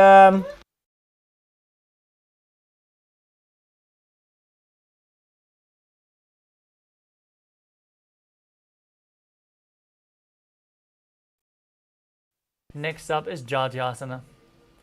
From a standing position, bend forward, place your hands flat on the mat.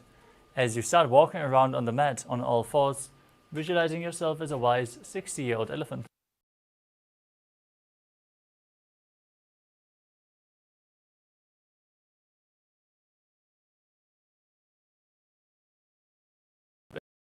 Is Lolitika Karana. Now, stand with your knees bent, your feet pointing upwards. Bend your elbow.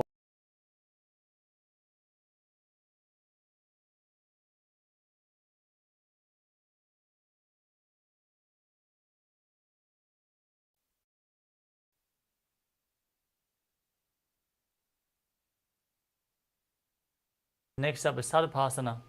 Now tie your feet with a rope if you have one available, and then stand erect on the mat.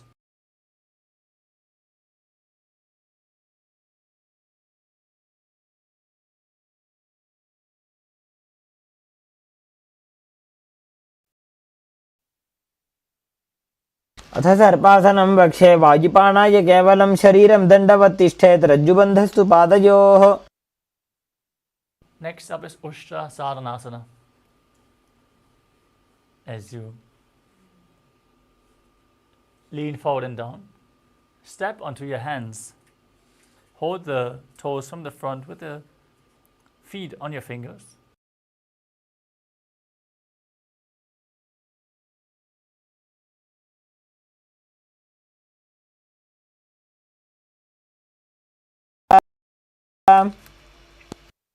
From the same position, hold the feet from the outside. Walk around visualizing yourself as a horse in Ashvasana.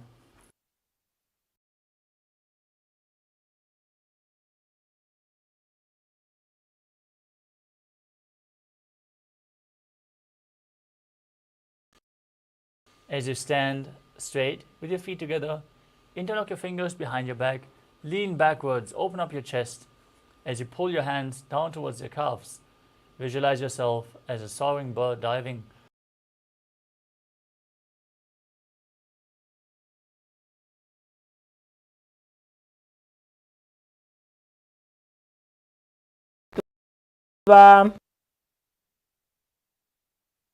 Next up is Tala Pushpa Putam Karana.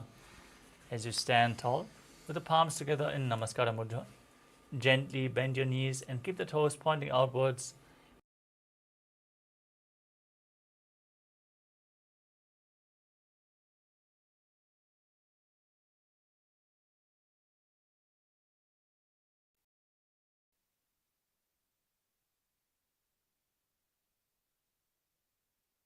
Next up is Khadgasana.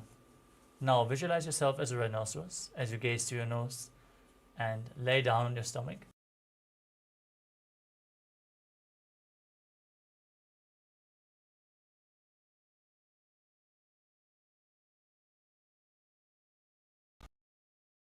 नुजसर्तमासनं कृत्वा पादतलाभ्यां भूमिं धृत्वा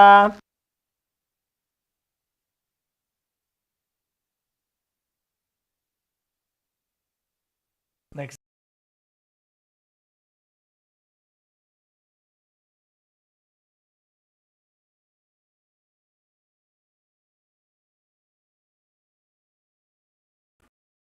Gaze to your nose and visualize Swamiji in your inner space.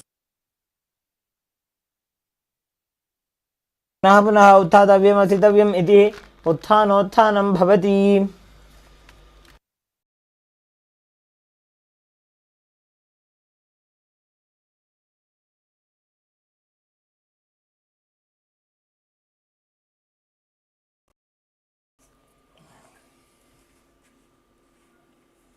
Now stand up straight and raise your arms over your head and jump repeatedly as you visualize yourself as a mace. लं स्थित्वा ऊर्ध्वं बाहुं नयेत् वारं वारम् उड्डानं कृत्वा.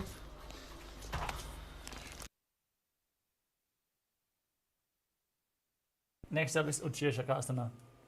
Now stand on the mat and lift one foot towards your chest, sitting down and standing back up with the other foot again and again, alternating on both sides. Gaze to your nose and visualize Swamiji in your inner space as you breathe calmly through your nose in Sahajra Kumbhaka.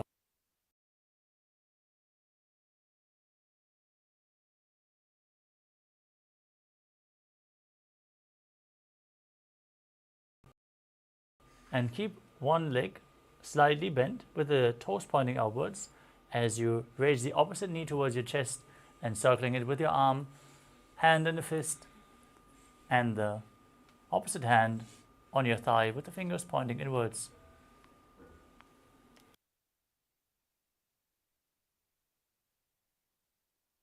The next asana is Tandavasana. You can hold weights if you want to intensify this asana. As you visualize yourself fiercely dancing as Lord Shiva, extend your arms and one leg forward, sit down and stand back up.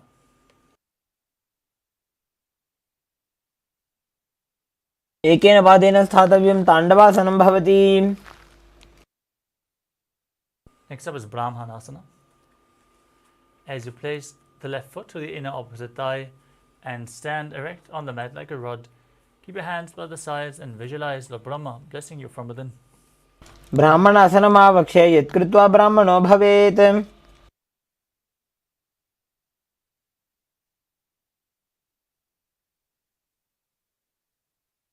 Next up is Garudasana 3. As you stand tall and wrap the left leg over and around the right knee, tuck the left toes on the other side of the right calf as you simultaneously cross the left arm below the right and bring your palms together in Namaskara Mudra. Visualize yourself as Lord Garuda as you perform the Mula Bandha. उत्तानकूर्मपीठं च सिंहस्गारुडमेव च वातायनं गोमुखं च भारद्वाजं त्रिविक्रमम्. Next up is Ekaparasana.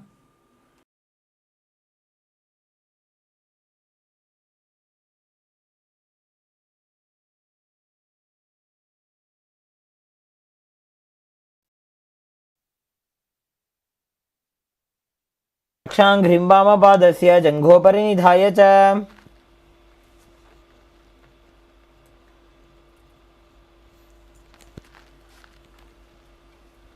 The next asana is Dhruvasana, the pole star posture. Now stand on one leg, hold on to the opposite big toe and extend it out to the side. As you visualize yourself as a North Pole star, start rotating quickly on the standing leg. हस्तेन दण्डरूपस्य एकस्य पादस्य अग्रं धृत्वा. Next up is Trivikramasana. As you stand on the right leg and lift the left foot behind your neck or over your shoulder to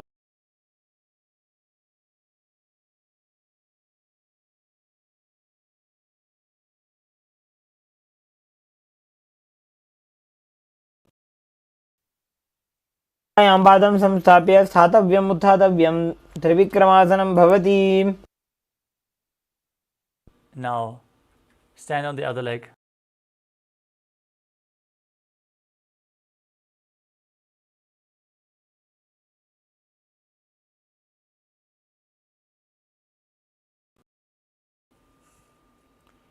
Now repeat Tandavasana as you visualize yourself fiercely dancing as Lord Shiva. Sit down and stand back up.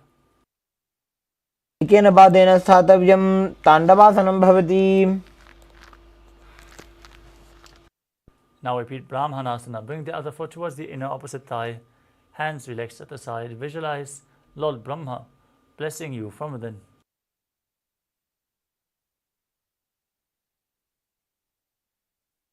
ब्राह्मणासनमावक्ष्य यत्कृत्वा ब्राह्मणो भवेत्. Now repeat Garudasana 3. Stand tall and intertwine your legs and your arms. Hands in Namaskara Mudra, visualizing yourself as Lord Garuda. कूर्मपीठं च सिंहस्गारुडमेव च.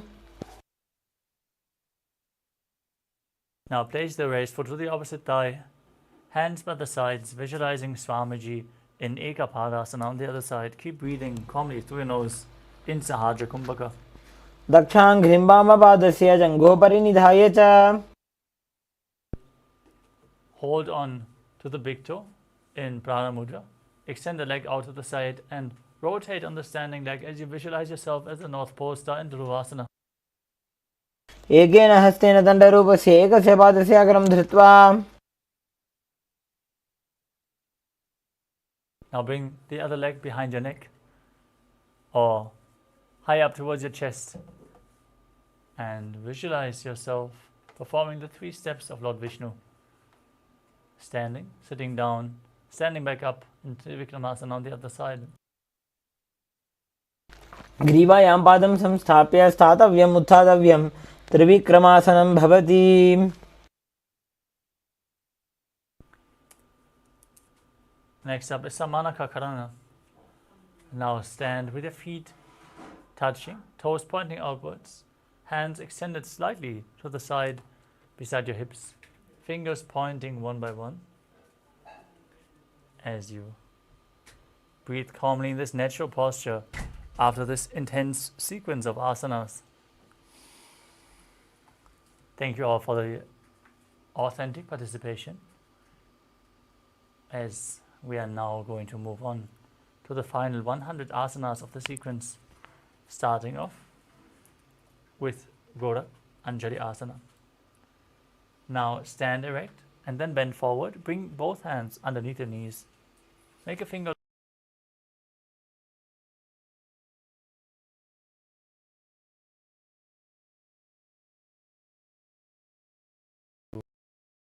perform Jivachala Kumbhaka. Inhale deeply, hold your breath and move the retained prana up and down, left, right, through the limbs of your body just by your will.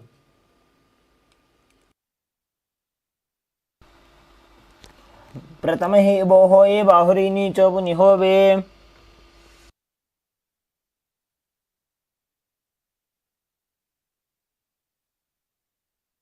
Next up is Kanchi Asana. As you insert your hands between the thighs and calves and then wrap them around behind your butt. Squat down and hold your hands behind, keeping your chest up. Visualize Swamiji in your inner space. दो उपक की थलिया की माहिली core मिला जी फना पानी उकड़ मोड़ वैसे.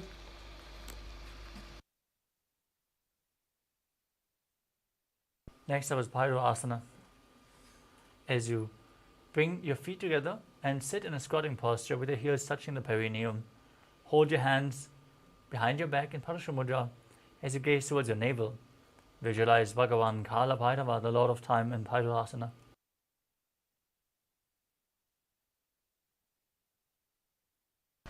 दो उपक की थलिया की माहिली कोर मिला जी फना पानी उकड़ मोड़ वैसे.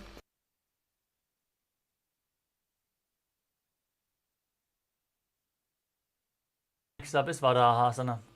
As you squat all the way down to the ground, keep your feet together and the toes apart. Bring your arms above your head, hands joined together in Anjali Mudra with the fingers pointing down towards the ground. Gaze to your nose as you visualize yourself as Varaha, the boar avatar of Lord Vishnu, in Varahasana.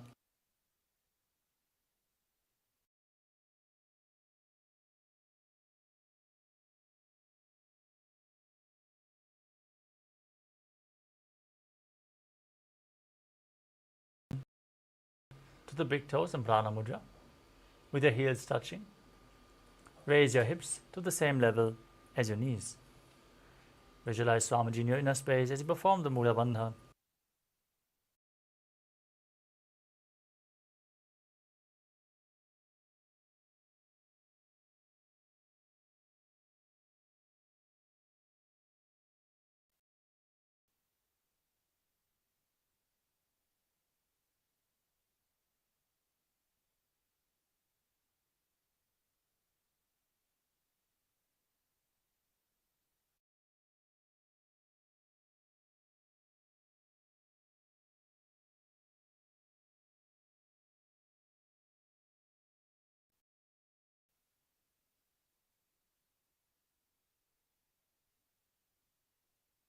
Next up is Bakasana.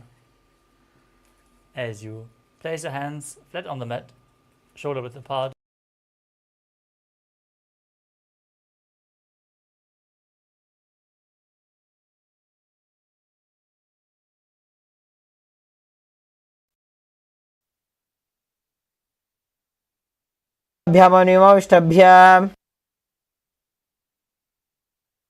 Next up is Shristanga Kapalayasana.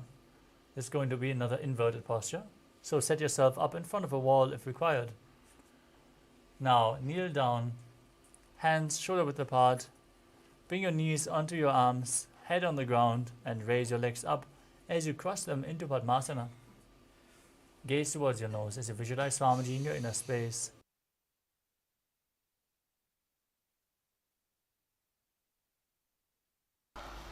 आसन को गुण कपाल आछो होई।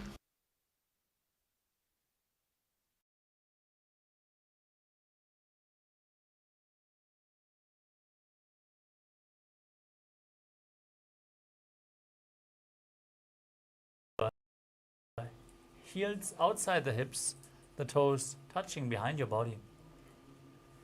Now gaze towards your nose, place your hands on the knees, and visualize you're sitting in the secret seat with Paramashivam and Guru. As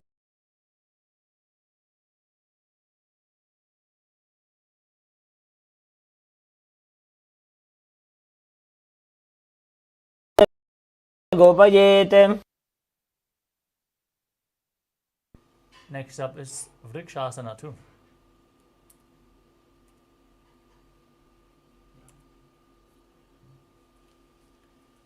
As you place your hands flat on the mat, raise your legs up into a handstand posture. If you need the support, lean against the wall or ask a partner to aid you. This asana should be performed by everyone to purify the 7 chakras, as you visualize yourself as a tree with deep roots growing into the ground. सप्तचक्रक्षालनाय vrikshasana विशेषकान्। Now join your hands and feet closer together in the handstand posture. As you gaze towards your third eye, visualize Tejas energy flowing towards your third eye, rejuvenating your body and bringing divine radiance to your being in Shivasana.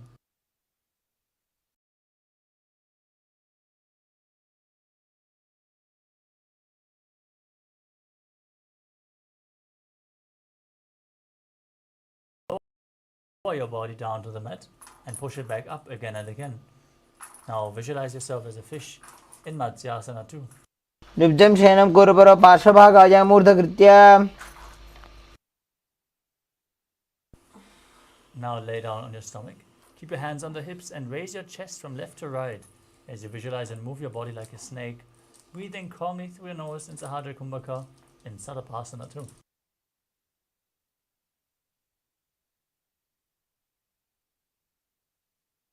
निब्जं शयनं कृत्वा हस्तौ नितम्बं संस्थाप्य। Now bring your arms to the front, hands in Padma Mudra, the Lotus Mudra, resting your chin on your hands with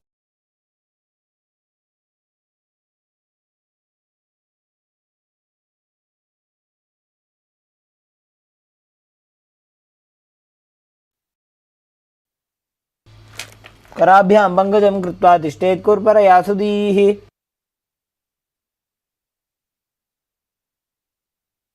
Next up is Chakrasana. As you lay on your stomach,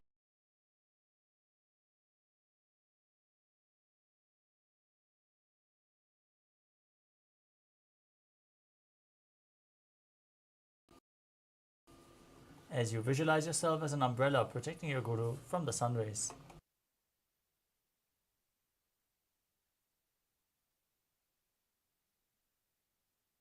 स्थित्वा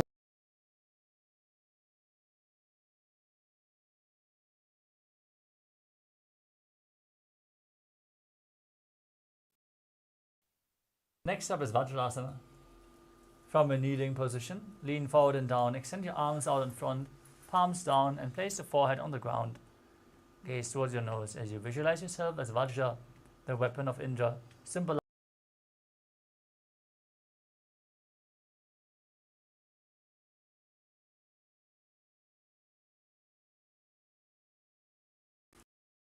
Next up is Meshasana. Now place your hands shoulder width apart, flat on the ground, and raise your hips up high into Gajasana as you alternate striking the ground with one hand, visualizing yourself as powerful as a ram.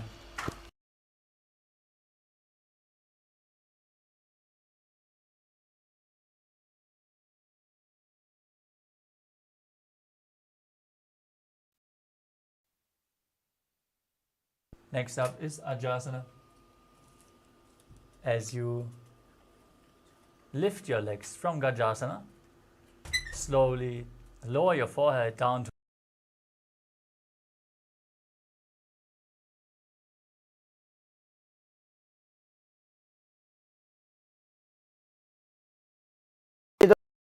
पादद्वयमन्तराळे कृत्य Next up is Dhanantarasana. Now sit in a kneeling posture and hold onto the big toes, pulling the toes towards your perineum.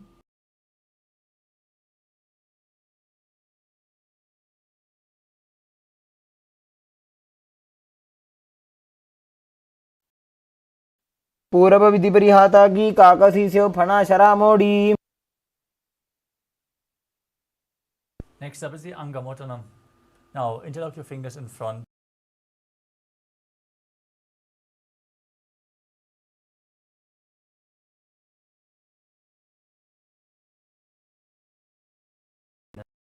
Space. हस्तयोः अङ्गुलिर्बद्ध्वा हस्तयोर्मध्यात् सर्वमङ्गं निष्कासयित्वा. Next up is Garudasana form. As you sit on your knees with the perineum on the heels in Vajrasana, turn your feet outwards, toes pointing to the side, as you visualize yourself as Lord Garuda flying Lord Vishnu and Lakshmi on his back. जङ्घोरुभ्यां धरां पीड्य स्थिरकायो द्विजानुना.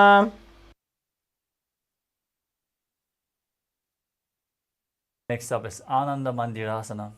As you sit with your legs folded back, toes pointing backwards, with your knees opened wide, hold onto your ankles and place the front of your buttocks on the ground.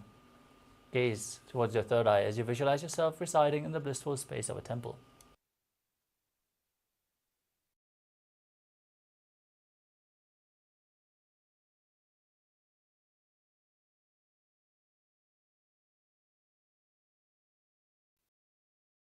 Next up is Mandukasana 2.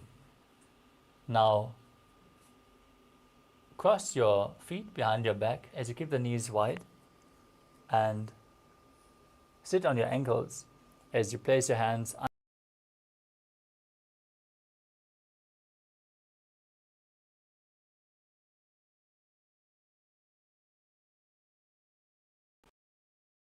in Mandukasana 2. संपीड्य गुल्फाभ्यां जान्वङ्गे सबलयाकृतिः. Next up is Narasimhasana. Now tuck your toes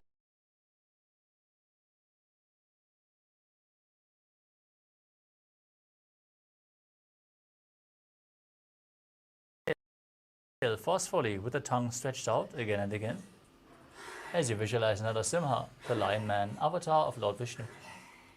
दोबू फणा पानी होए वैसे एड़ी में लरगुदा निवैसे समशरीर नी काट हरावे NASA अग्रदृष्टि.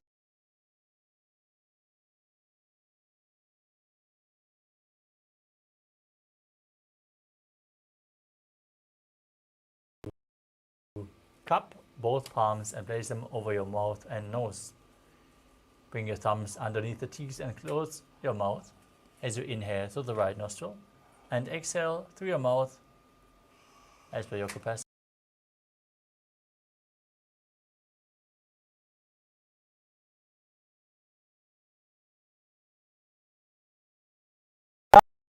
भनवान पुनि होई.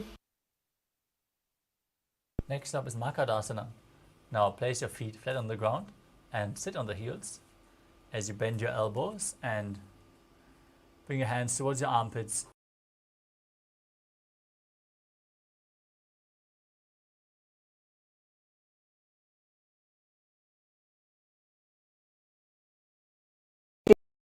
भूमि परिटाने.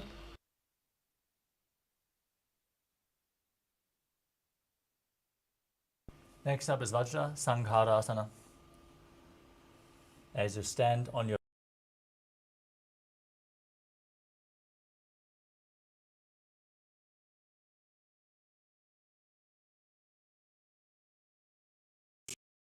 community. प्रथम पणा पानी होए वैसे दोबू एड़ी गुदा निवैसे.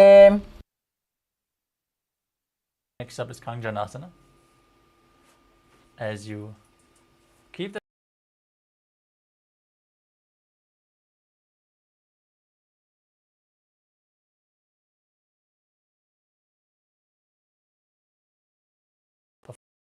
form Uddiyana Bandha and Mula Bandha as you do so. खञ्जनासनमावक्ष्य यत्कृत्वा सुस्थिरो भवेत्. Next up is Kurmasana.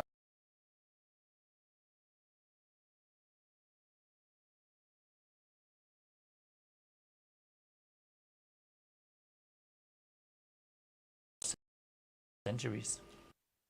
अल्पौ च वृषणस्याधो व्युत्क्रमेण समाहितो ऋजुकाय शिरोग्रीवं कूर्मासनमितीरितम्. Next up is Yogasana.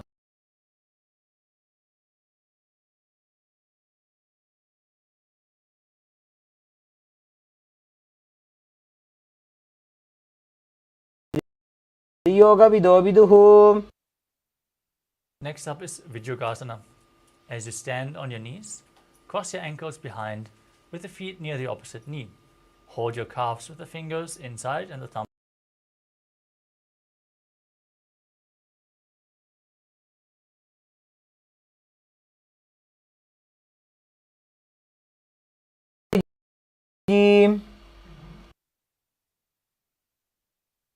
Next up is Ushtrasana too. As you stand in a kneeling position, hold your heels and push your hips forward as you lean back, tilt your head back, and visualize yourself as a camel.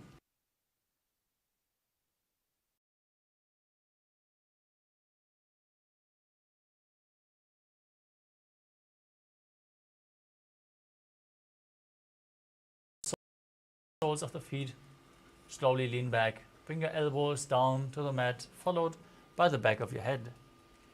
Gaze towards your nose as you visualize yourself as a lotus blooming in Jatyasana too. एडी संपुट करे.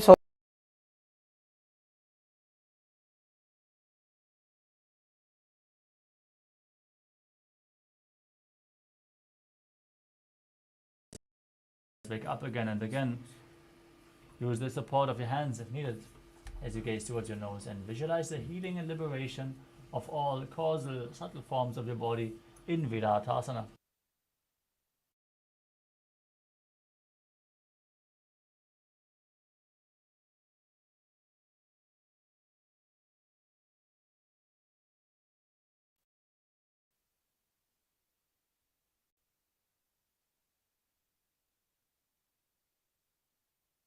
Next up is Kapotasana.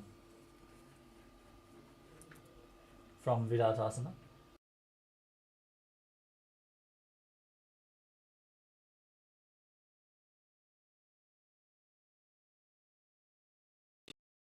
In the feet as you visualize yourself as a beautiful dove in Kapotasana.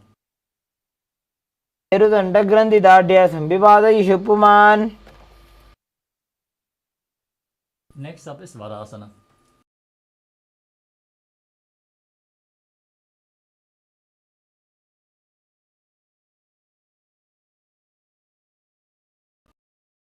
Gaze to your nose. This is a boon fulfilling posture. Receive your boon from Paramashivam as you internally chant the Mahavakya Om Nithyananda Paramashivoham in Varasana. जानुनी भूमौ संस्थाप्य हस्ताभ्यां बाहु.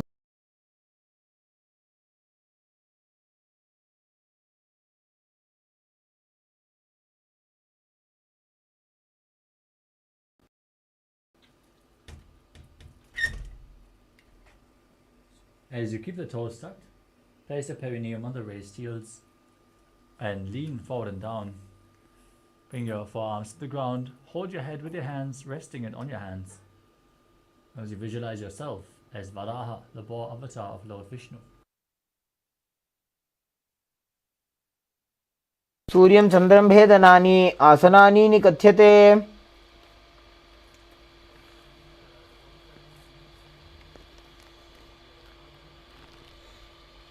Next up is Mundasana. As you place your forearms on the ground, shoulder width apart, elbows shoulder width apart, interlock your fingers. Place the crown of your head to the mat. Walk your feet forward, raise your hips, and lift your legs up into a headstand posture. Lean against the wall if required as you gaze to your nose and visualize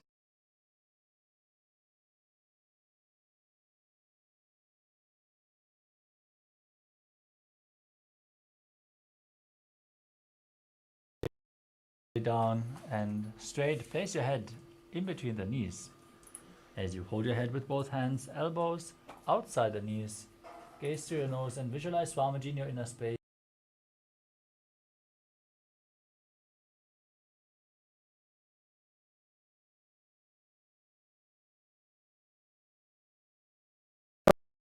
टरावे korma हिली उभे मिलावे. Next up is Viparita Shalabhasana. Lay down on your stomach with your arms extended forward.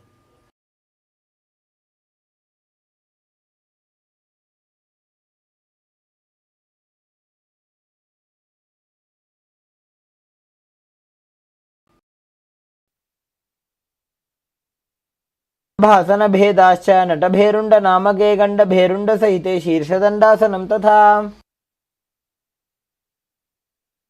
Next up is Kapalabhati.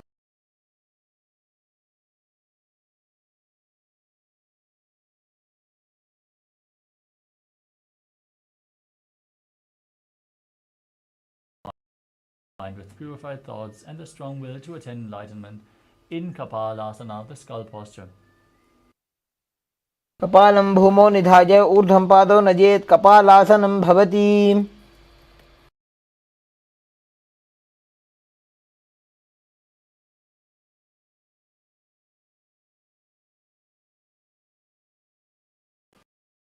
Push your hips and your legs up above your head, touching your feet to the mat in front of your face.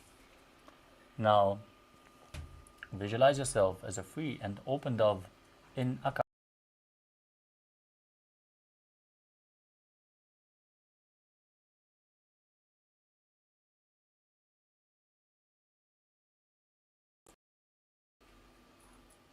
Next up is Chatakasana. In a kneeling position, bring your navel to the knees and place your forearms on the mat in front of you.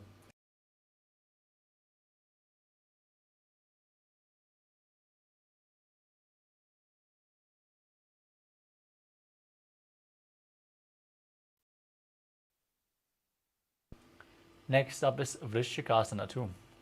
As you kneel down with your hands and elbows on the mat, raise your legs up above your head and bring your feet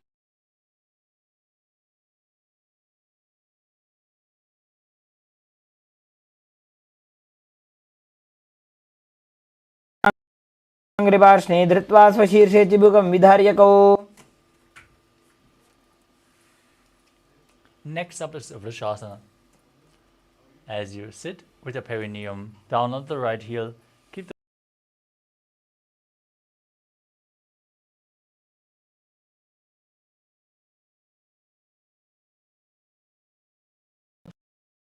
hold your breath for a short while and then exhale slowly in Vrishasana.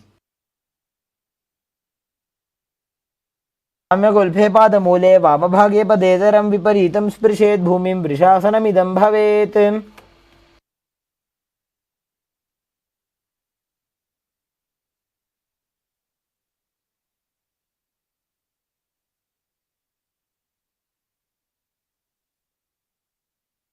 Vrishasana. Push your hands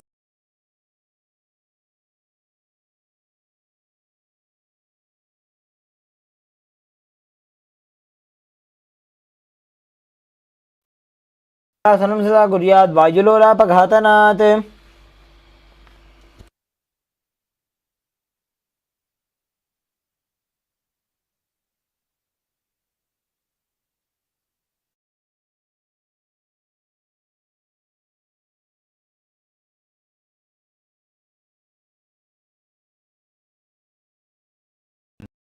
in front, visualizing yourself as a bull. साम्यगुल्फे पादमूले वामभागे पदेतरं विपरीतं स्पृशेत् भूमिं वृषासनमिदं भवेत्.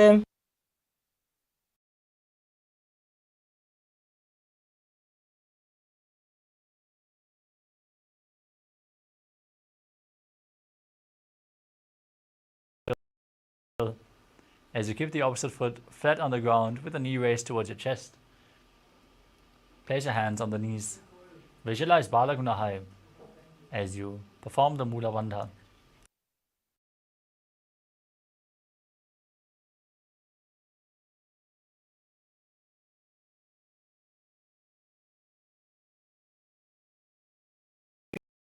Feet flat on the mat.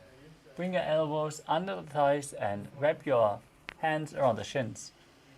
Hold onto your ankles from the outside as you visualize yourself as Bhuma Devi, the entire planet.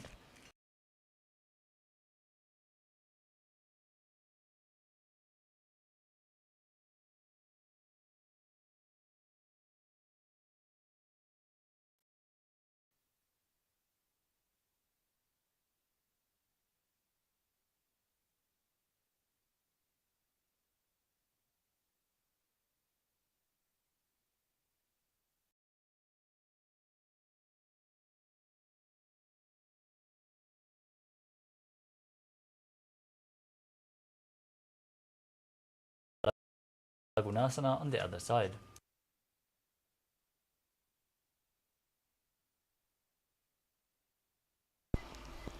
आसन को गुण जल विकार जागी।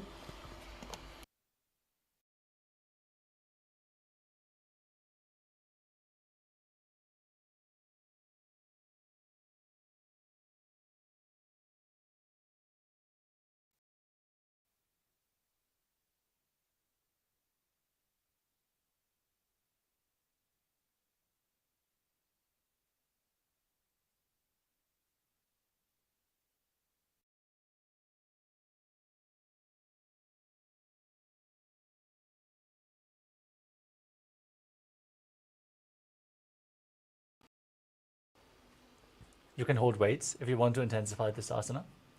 As you squat on your toes with the heels up, knees off the mat, placing your perineum onto the heels, hands on the respective knees, with your spine straight, visualizing Swamiji.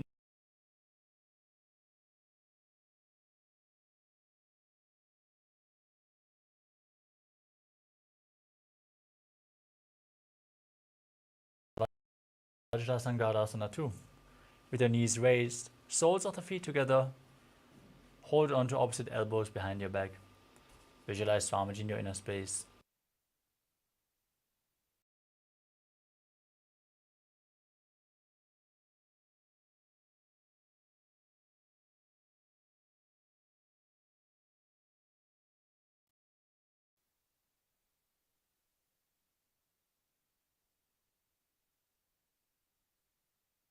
Next up is Anilasana. Now squat or sit with the feet hip width apart.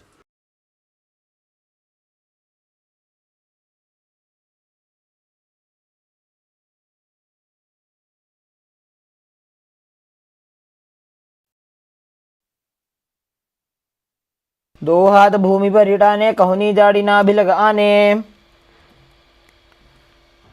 Next up is Padukasana.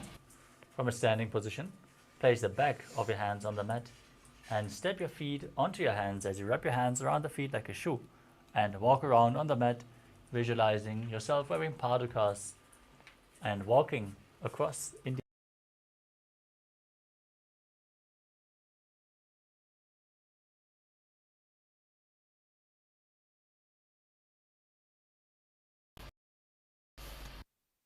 Next up is Kukkutoranasana. Placing your hands flat on the ground in front of you, jump your feet up and let them fall back down again and again.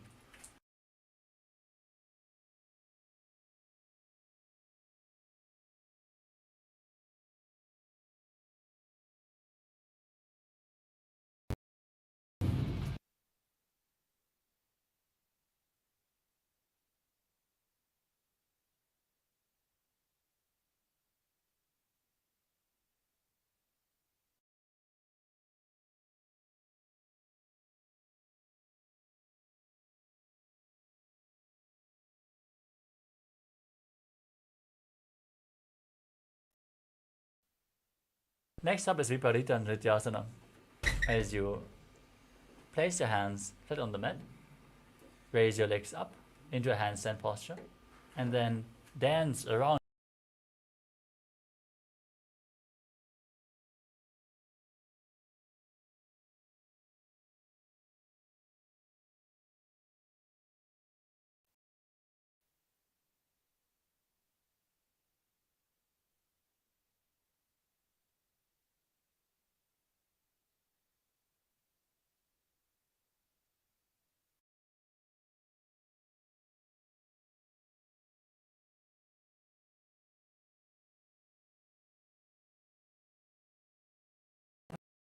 opposite hand to the head, be stable. As you visualize Swamiji in your inner space, breathe calmly through your nose in Sahajra Kumbhaka and perform the Mula Bandha in Kunjarasana. अथ वक्षे Mahadev कुञ्जरासनमुत्तमम्.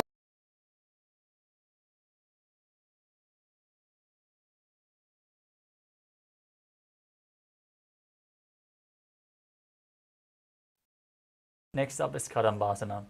Now sit on the ground with your feet flat, heels close to your body. Hold the respective ankles with your hands and lift your feet off the ground as you visualize yourself as a Kadamba tree, a pious tree that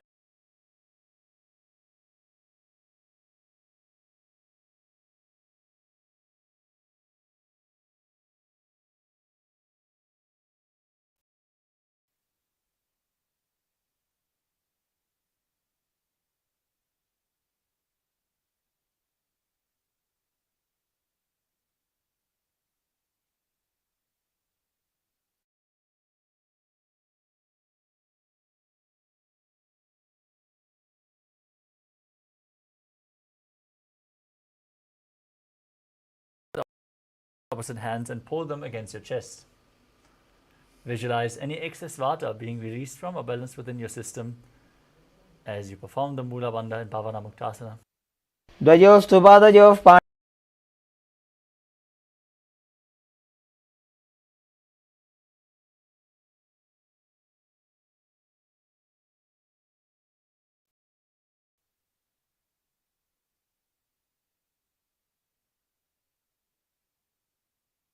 Next up is Chakodasana. As you sit with the legs extended forward, bring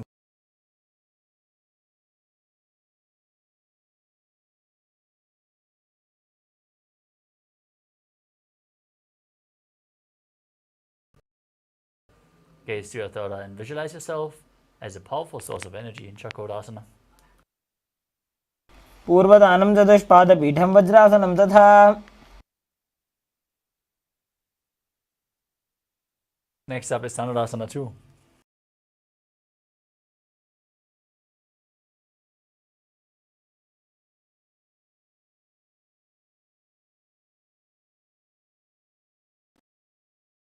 Perform the Mula Bandha. पादाङ्गुष्ठौ तु पाणिभ्यां गृहीत्वा श्रवणावधिम्.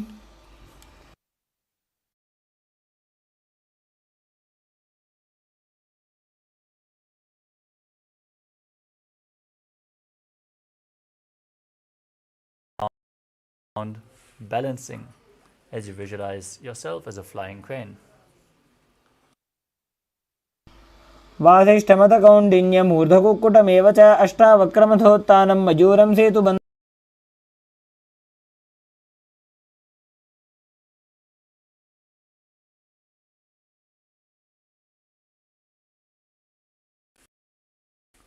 Place the left foot flat on the mat and raise the knee.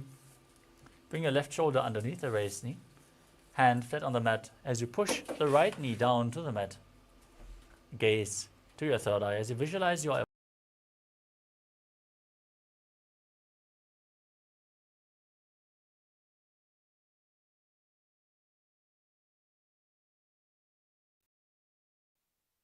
Next up is Parashva.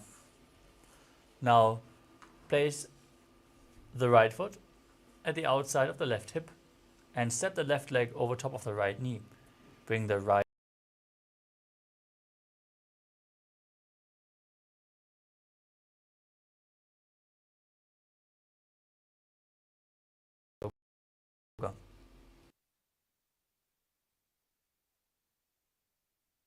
अश्वाभ्यां धृत्यते यास्तु पार्श्वमत्स्येन्द्रमुत्तमम्.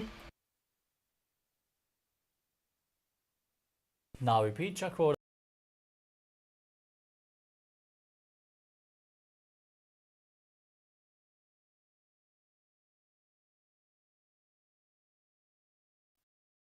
प्रदानं चतुष्पादपीठं वज्रासनं तथा.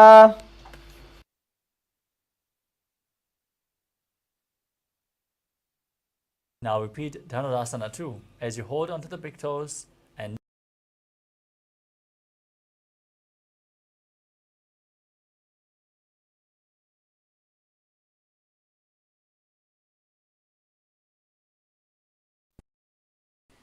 Now repeat Ashtavakrasana on the other side.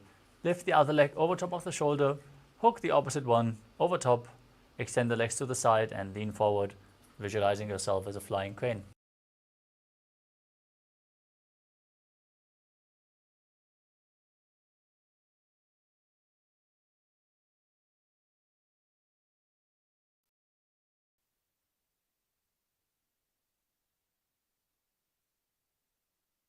Now repeat Pranasana on the other side. Bring your shoulder underneath the raised knee as you visualize.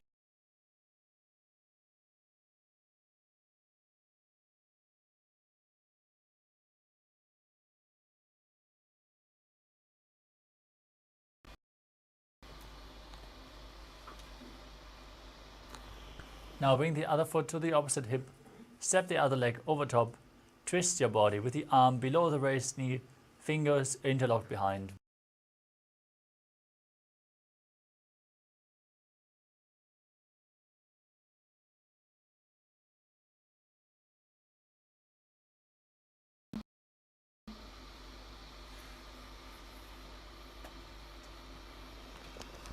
Next up is Ardha Paschimottanasana.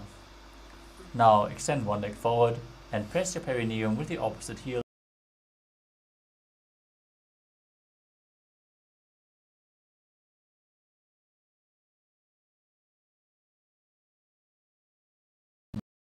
Jiva Chala Kumbhaka. Inhale all the way, hold your breath and move the prana up and down within your body and throughout your limbs, arms, legs, fingers. Move your prana by the strength of your will.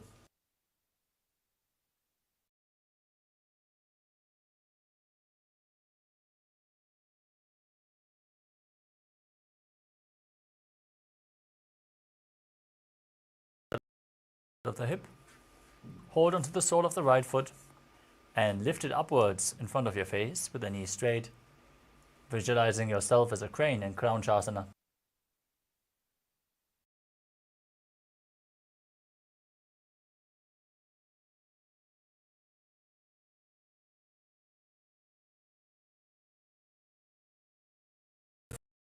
Forward, press your perineum with the other heel as you repeat Ardha Paschimottanasana on the other side.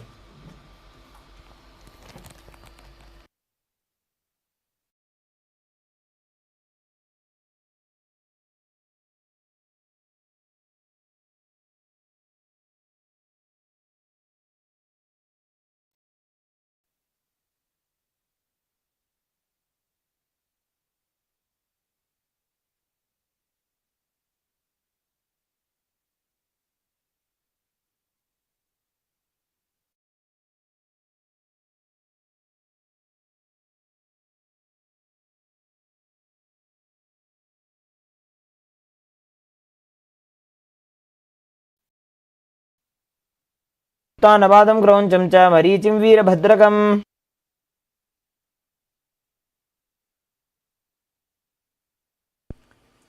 Next up is Swastika.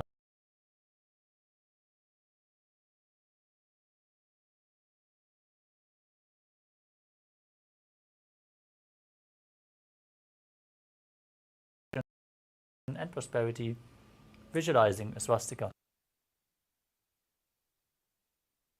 भोरन्तरे सम्यक् कृत्वा पादतले उभे.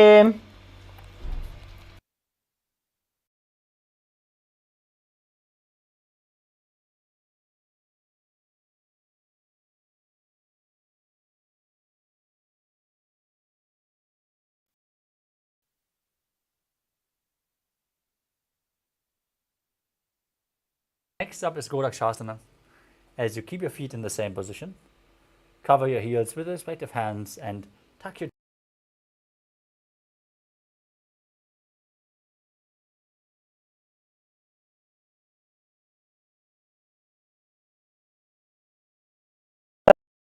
तन्त्रे पादौ उत्तानौ व्यक्तसंस्थितौ.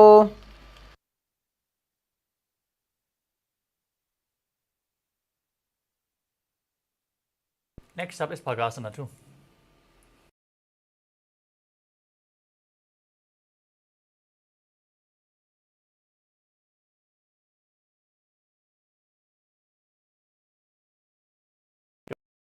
your ears with the thumbs as you gaze to your third eye internally and meditate on Arihanta, the enlightened one. वामपार्श्वमुकुतं संस्थाप्य दक्षाङ्घ्रिवामजगने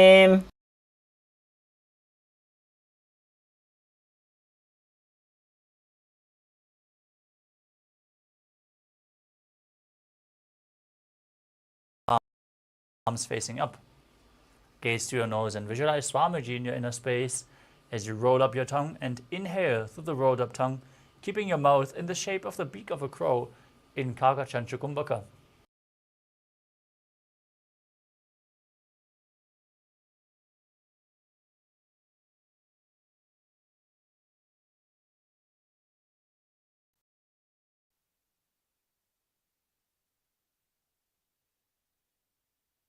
Next up is Urdhva Kukutasana. As you rotate your hands at the side of your body, lift your entire body off the mat and visualize yourself as a rooster, still breathing through the rolled up tongue in Urdhva Kukutasana.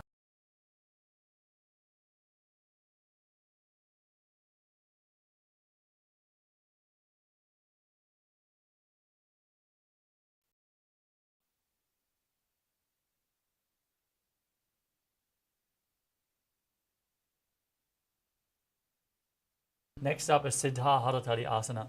Now bring your hands in between the legs. As you keep them flat on the mat, don't lift your body off the ground, stay seated on the mat as you gaze towards your nose and visualize Swamiji in your inner space.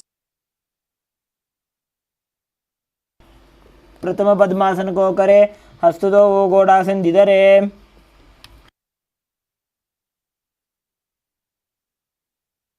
Next up is Hamsasana.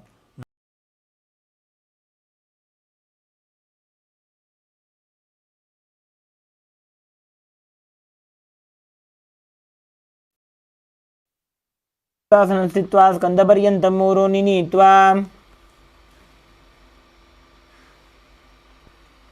Next up is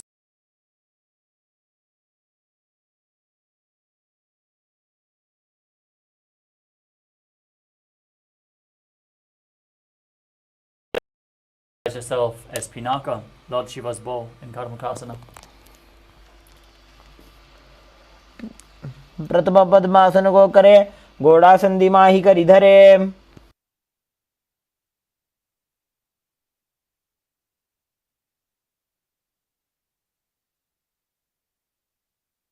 Next up is Kurmasana 2. From Padmasana, bring your hands in between the legs. Bend your elbows to hold onto your shoulders. Balance as you visualize yourself as a turtle, having a stable body and mind to live for hundreds of years in Kurmasana 2.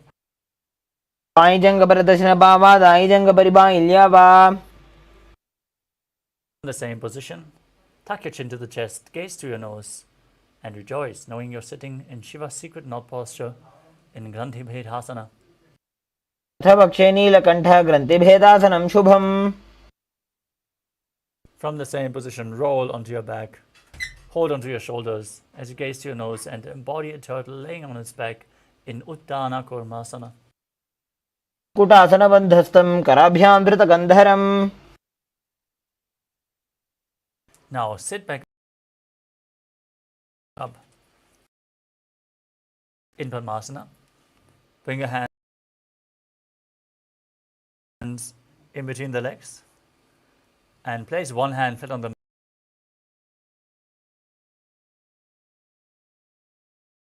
Visualize yourself as a rooster. कुटासन स्थित्वा एकेन हस्तेन अन्यसमनिबन्धं धृत्वा Now place the other hand on the mat, lift your body up, repeat Pangu Kukutasana on the other side. कुटासन स्थित्वा एकेन हस्तेन अन्यसमनिबन्धं धृत्वा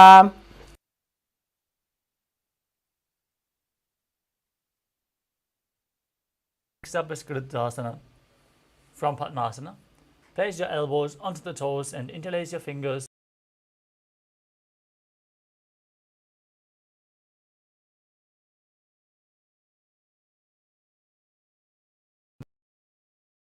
Kakachanchukumbhaka in Kritasana. जानुर्भोरन्तरे पादौ उत्तानो व्यक्तसंस्थि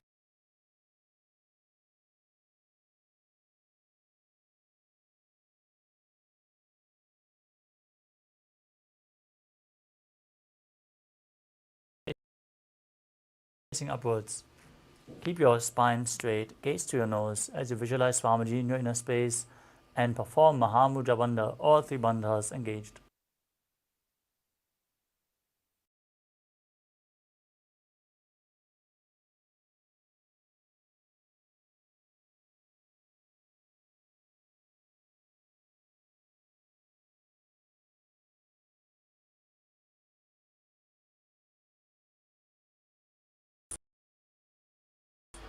As you internally chant Om Nithyananda Paramashivoham.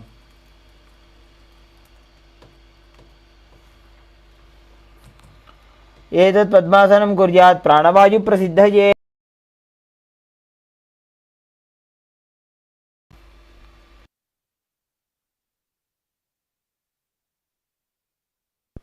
Next up is Karmukasana 3. Now cross your arms behind your back. Hold on to the big toes in Prana Mudra as you remain seated in Padmasana. Now gaze towards your nose, engage all three bandhas. Contract the perineal floor, tuck your chin to the chest and pull your stomach in and up. As you gaze towards your nose and visualize yourself as Lord Shiva's bow in Karmukasana 3. कार्मुकासनमाक्षित्य उदरे पूरयेत् सुखम्. Next up is Diridhasana. Maintain the same posture. Lift your chest up. Gaze towards your third eye as you visualize yourself as the action of Paramashiva's third eye destroying anything you come across in Diridhasana. ऊरुभ्याम् उपरि स्थाप्य पादयुग्मं प्रयत्नतः.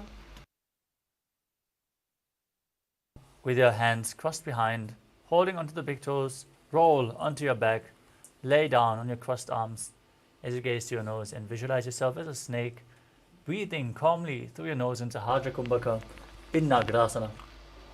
प्रथम पद्मासन को उठाने, दो हाथ पाछाने आने. Now free your arms and legs. Pull your knees up against your chest and circle them with your hands as you place your chin against the knees.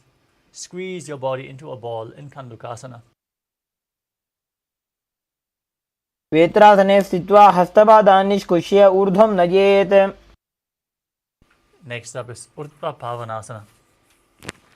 As you lay on your back, keep your feet flat and interlock your fingers behind your neck. Now gaze to your nose and visualize Swamiji in your inner space, calmly breathing in Sahajra Kumbhaka through your nose.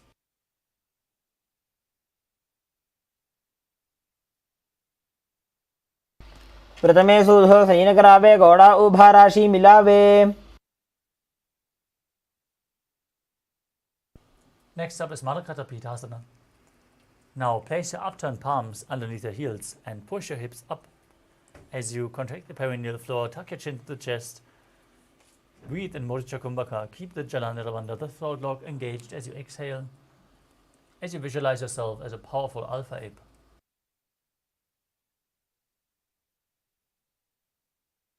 उत्तानशयनं पादतले उत्तानहस्तयोः स्थापयेत्. Next up is Uttana Shikipitakasana. As you lie supine, raise your hips up. Support your hips with your hands placed at the waist, with the elbows bearing the weight of your body. Stretch your toes out.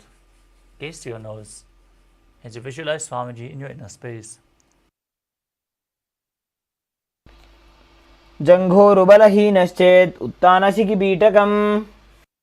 Now raise your legs up. Keep your hips up as well and place your hands flat on the mat as you visualize yourself blissfully traversing Jana Loka unscathed in Narakasana. ग्रीवाकण्ठेन भूमिं विष्टम्भ पादाग्रद्वयमूर्धमुत्रयेत्. Now place your hands at the lower back. Keep your legs straight and then slowly lower and angle them.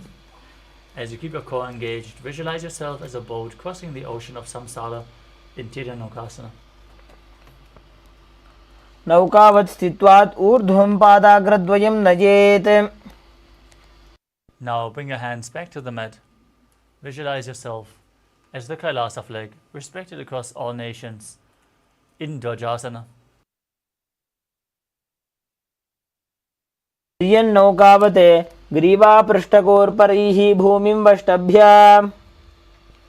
Now lower your body down flat onto the mat in the final asana of the sequence, Mritasana.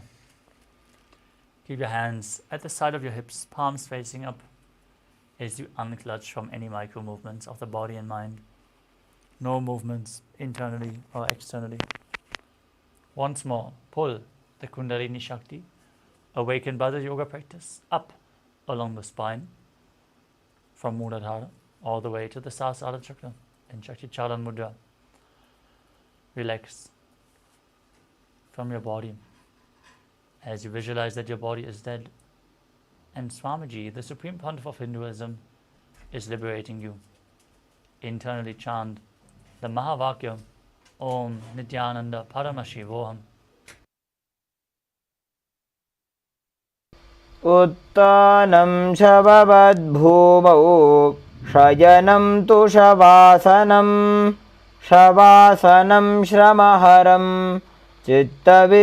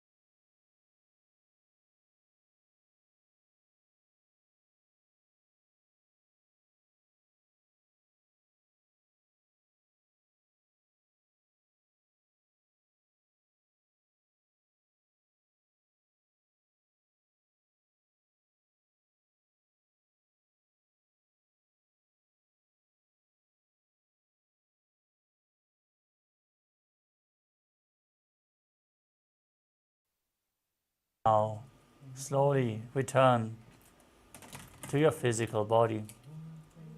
Start to wiggle your fingers and toes, your wrists and your ankles, your elbows and your knees. Pull your knees up towards your chest. Rock your body from side to side and slowly return to a comfortable seated position. Congratulations, you completed the Dvitiya Vinyasa Krama, all 308 asanas of the sequence. We are now going to move on to the power manifestation.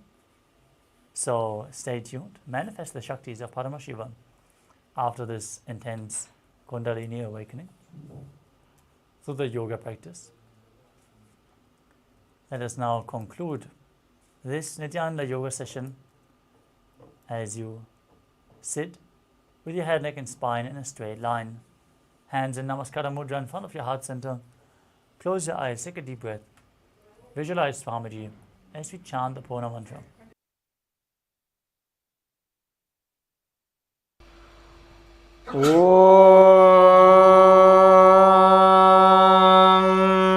पूर्णमदः पूर्णमिदं पूर्णात् पूर्णमुदच्यते पूर्णस्य पूर्णमादाय पूर्णमेवावशिष्यते। ॐ शान्तिः शान्तिः शान्तिः। हरिः ॐ तत्सत्। सर्वं भगवत् श्री नित्यानंद परमशिव पादुकार्पणमस्तु। ॐ नित्यानन्दम्। Thank you all, Nithyanandam.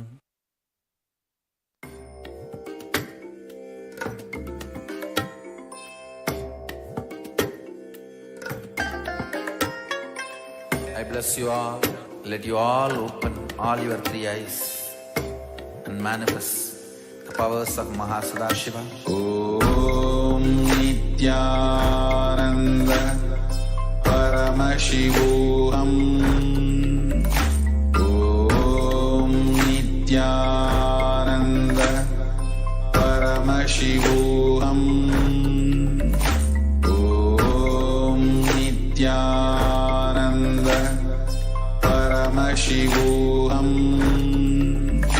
Om Nithyananda Paramashivoham.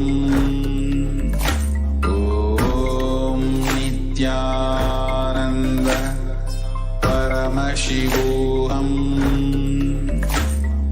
Om Nithyananda Paramashivoham. Om Nithyananda Paramashivoham. Om Nithyananda Paramashivoham. Om Nithyananda Paramashivoham.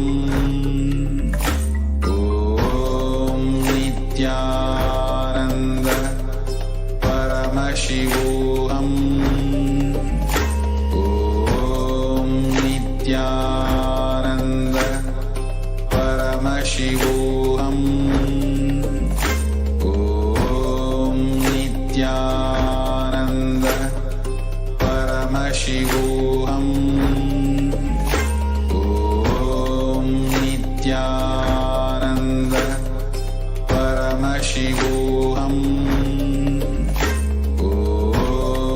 Nithyananda Paramashivoham. Om Nithyananda Paramashivoham. Om Nithyananda Paramashivoham. Om Nithyananda Paramashivoham. Om Nithyananda Paramashivoham.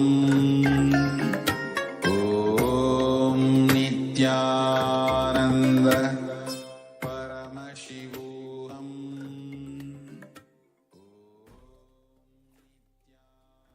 Yes, Nithyanandam. We request all the participants to quickly settle down. We'll be now moving on to the power manifestation segments. So it's going to be a 21 minutes quick intense power manifestation segment. So I request all the participants to get ready with your power manifestation kit, which is Atmalinga, Jnananjana, Krishna Shila, all the alchemy products which Swamiji have blessed us. And also prepare, have your eye bands, pen and notebook ready. We'll be entering into the power manifestation segments very shortly now. Om Nithyananda Paramashivoham. Om Nithyananda Paramashivoham. Om Nithyananda Paramashivoham. Om Nithyananda Paramashivoham. Om Nithyananda Nithyanandam Paramasugadam Kevalam Jnanamurtim Vanvadidam gagana sadrisham tatvamasyadilakshyam ekam nityam vimalamachalam sarvadi shakshibhudam bhavadidam triguna ragidam sadgurum tam namami. Yes, Nithyanandam. Nithyanandam everyone. I welcome you once again for the day 4 of Paramashivoham Level 3 Season 3. So yes, I hope everyone enjoyed the wonderful yoga segment. So now let us enter into the power manifestation segment. So this 21 minutes we're going to have 2 rounds of power manifestation. We all will be manifesting the power of third eye. So are we ready?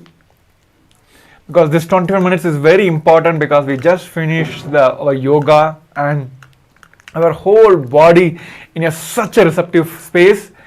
So all these powers, this manifesting those powers will be very easy for all of us. So let us enter into the power manifestation segment now.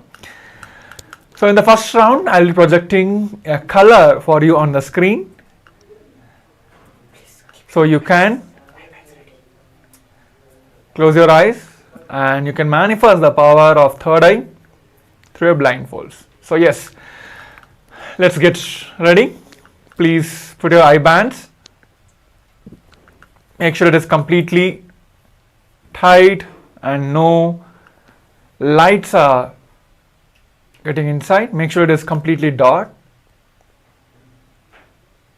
And there are few participants, still the cameras are turned off. We request all the participants to quickly turn on your cameras and please be seated in front of your cameras.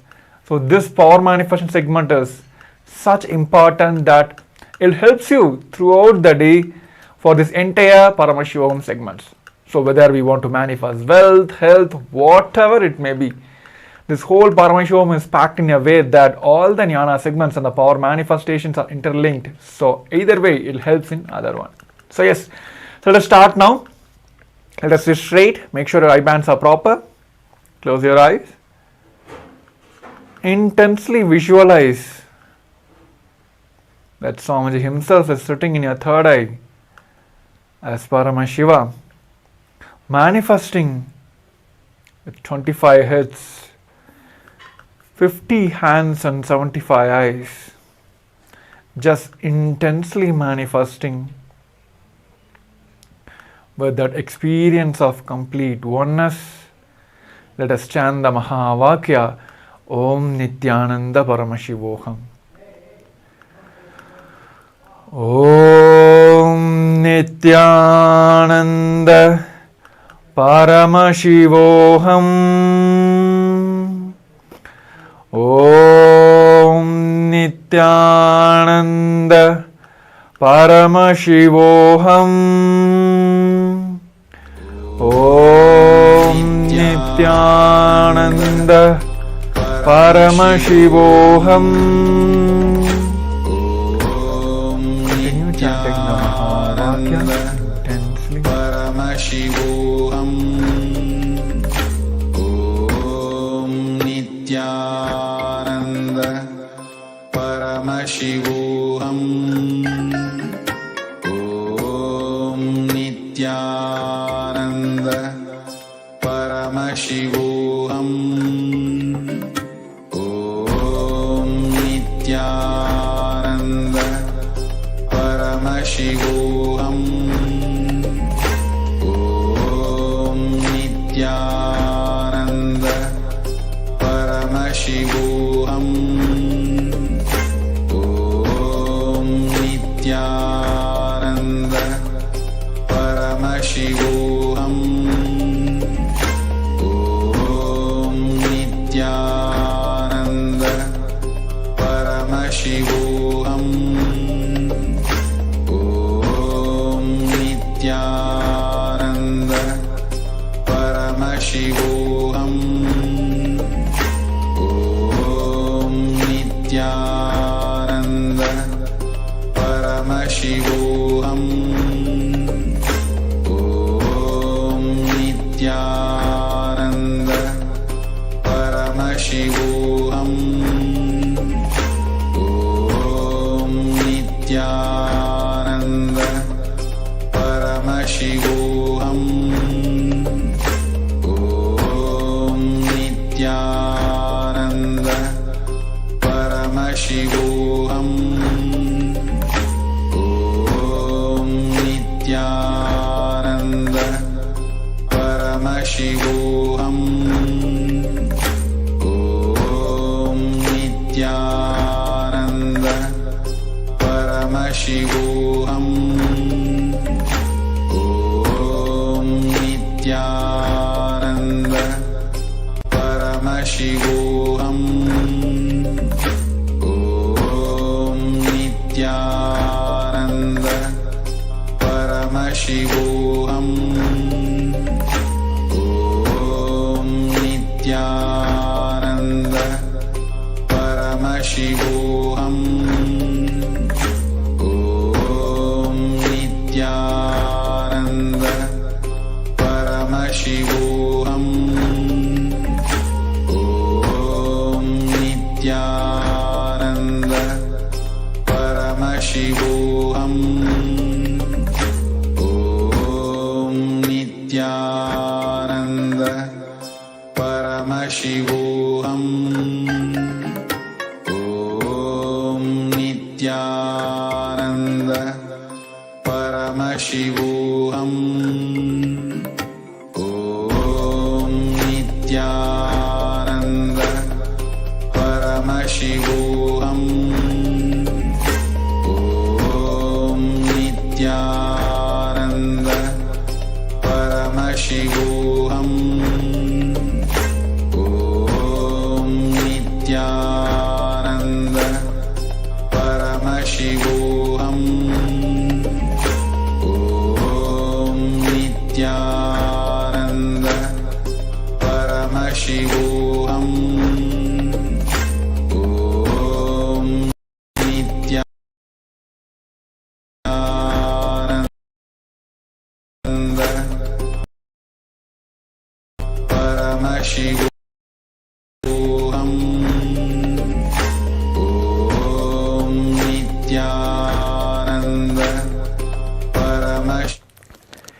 Yes. All of you, now you can relax. You can remove your eye bands. And you can slowly open your eyes.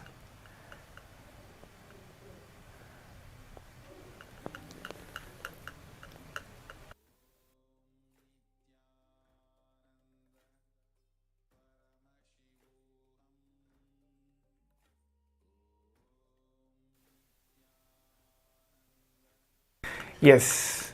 Now all of you can relax.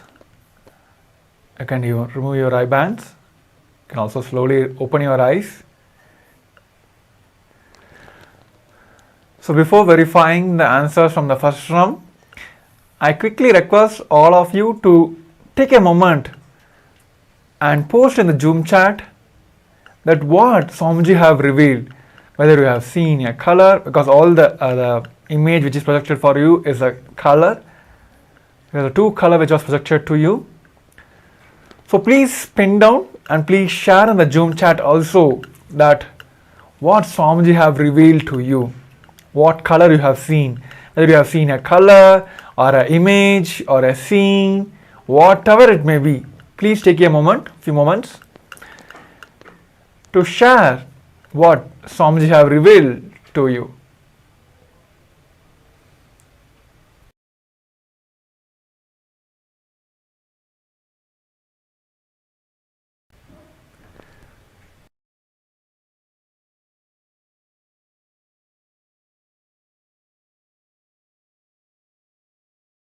Before moving into the second round, we'll be verifying our answers. But before that, I request all the participants to quickly take a moment to type in the Zoom chat what are the colors you have seen during this power manifestation segment.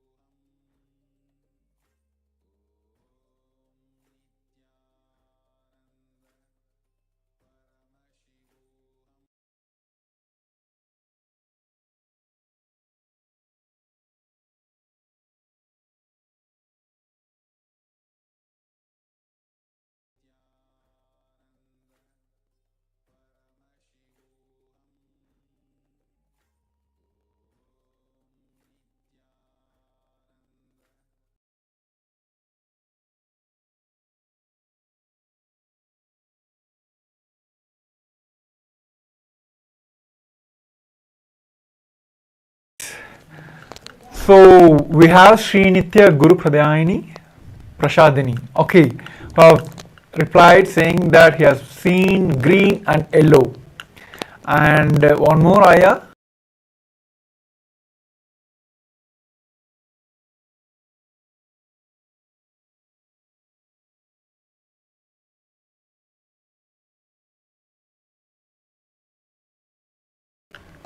What Swamiji have revealed to you, whatever color, even if you have seen any person, please do post whatever from the moment you close.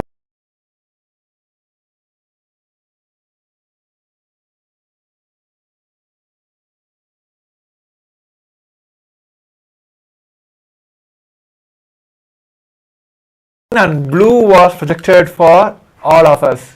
So yes, that's wonderful as Zing Yang Aya for manifesting. I think you have seen both the colors,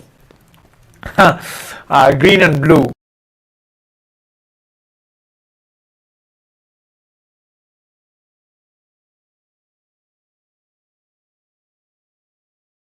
You know, like how I would say, if we have any OS or any operating system, we will have a one reset button, right? Something when we are working on a website, we will save one set of editings or upgrades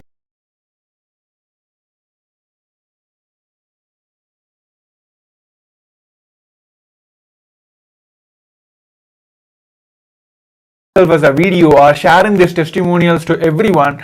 This will keep yourself, this whole the Vatavarna experience, the power manifestation, the science you experience will be stored in the cosmic archives. So even tomorrow, if you are struggling to manifest these powers, you can just come back to this video or whatever the post you have made, shared with your friends and families. You can recall, the moment you start seeing your own video, you will imbibe the same biomemory, bioenergy, with which helped you to manifest the powers.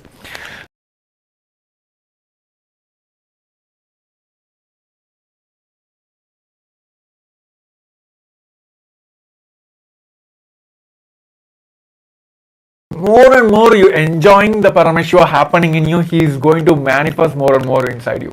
So that's how it's a straight, simple formula. It is not a complicated formula for all of us.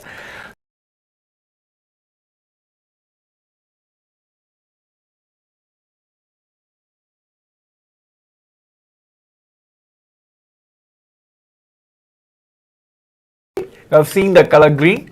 That's wonderful. Pradhyayana, yeah, okay, that's wonderful. Okay, yes, so with this, let us enter into the second round.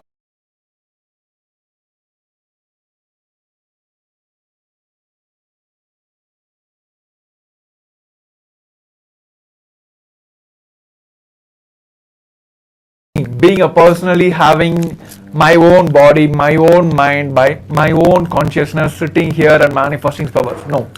Let's merge yourself in oneness. You becoming him. In that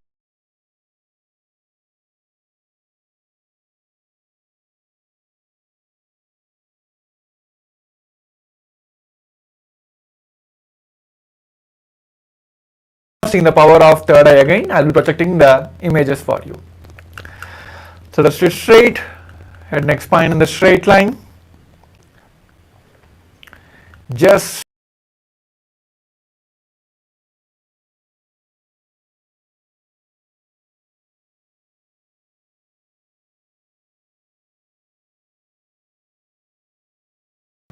our beloved Guru, in that strong surrender and completion space, let us chant the Mahavakya intensely.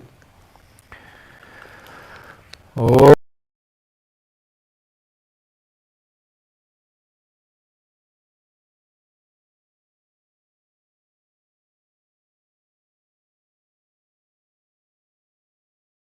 Paramashivoham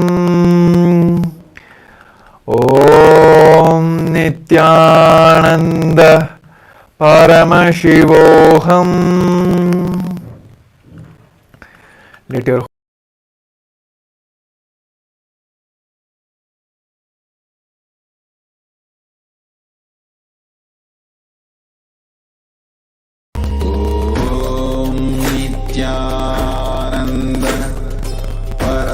Paramashivoham.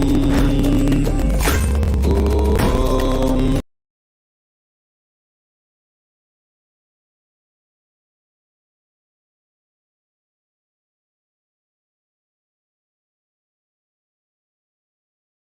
Paramashivoham. Om Nithyananda.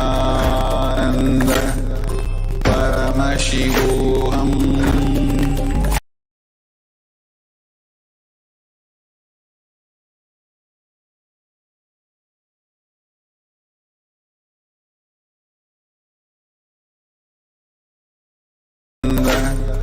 Paramashivoham. Om Nithyananda. Paramashivoham.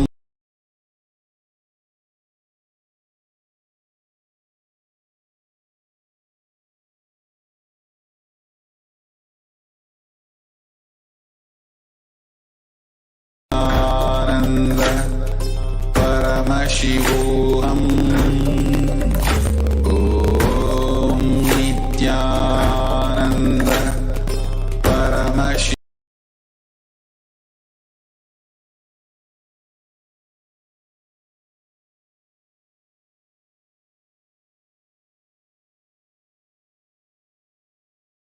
Om Nithyananda. Paramashivoham. Om Nithyananda.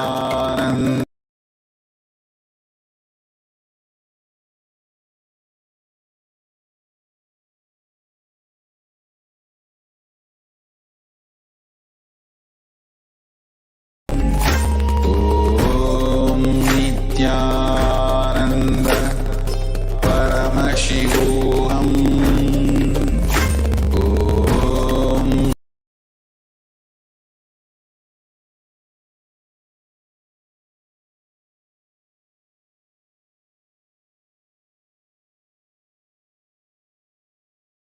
Shivoham. Om Nithyananda. Paramashivoham.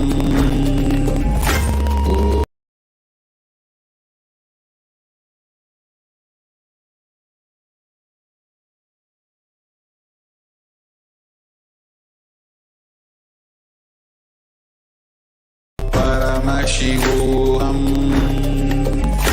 Om Nithyananda. Paramashivoham.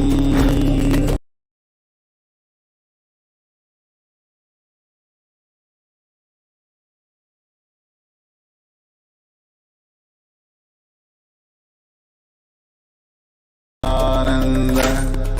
Paramashivoham. Om Nithyananda. Paramashivoham.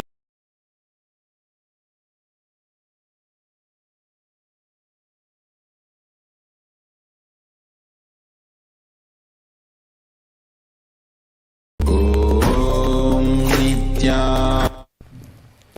Yes. Now all of you can relax. You can slowly remove your eye bands and open your eyes.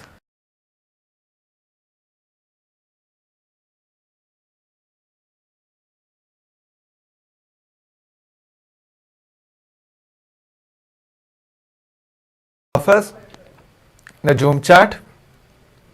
So I request all the participants, please take a moment, quickly type in the Zoom chat out what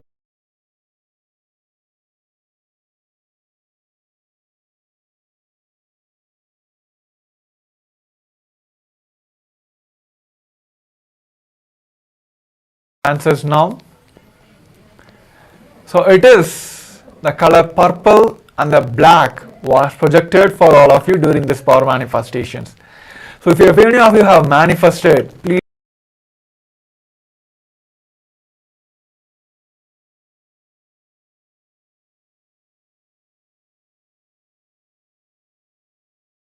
solutions, please post that also during this power manifestation segments. So yes, that's wonderful. And okay, yes, orange, dark red. Okay, Junji Wong has said that orange and a dark red. Yes, I think it's close. So let's start sharing what and all Paramashiva is manifesting. So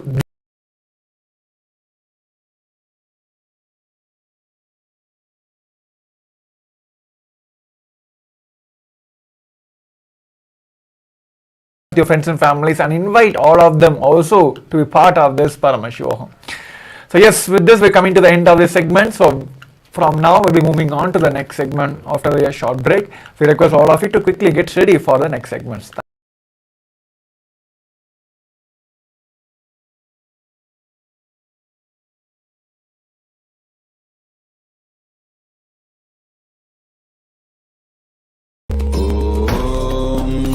Nithyananda Paramashivoham Om Nithyananda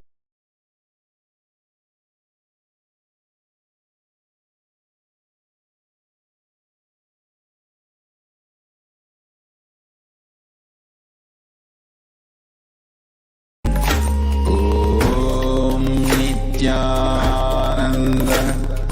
Paramashivoham Om Nithyananda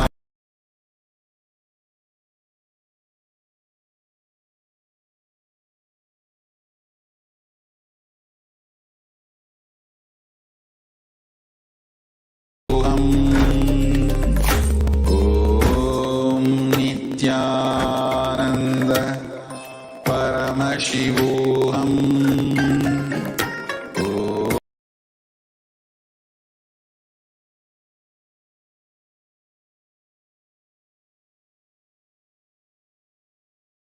Paramashivoham Om Nithyananda Paramashivoham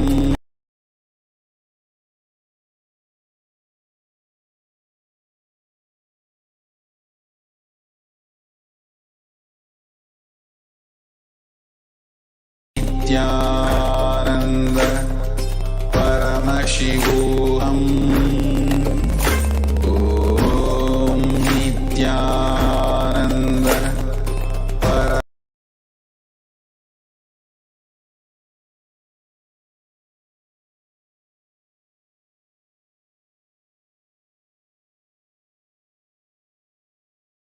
Om Nithyananda Paramashivoham Om Nithyananda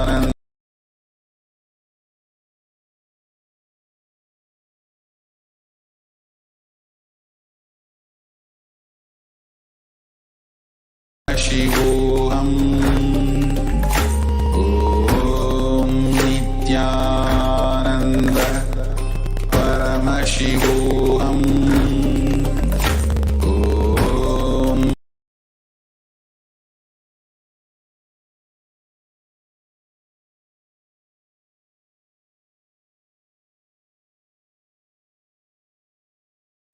Paramashivoham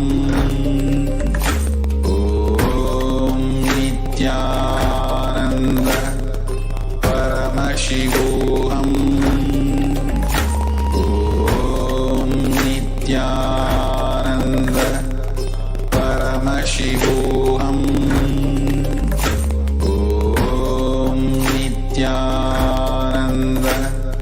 Paramashivoham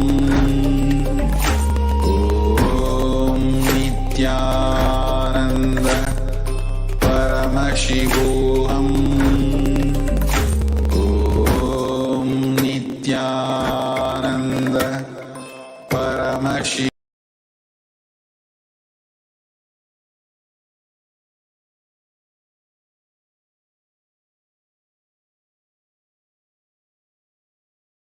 Om Nithyananda Paramashivoham Om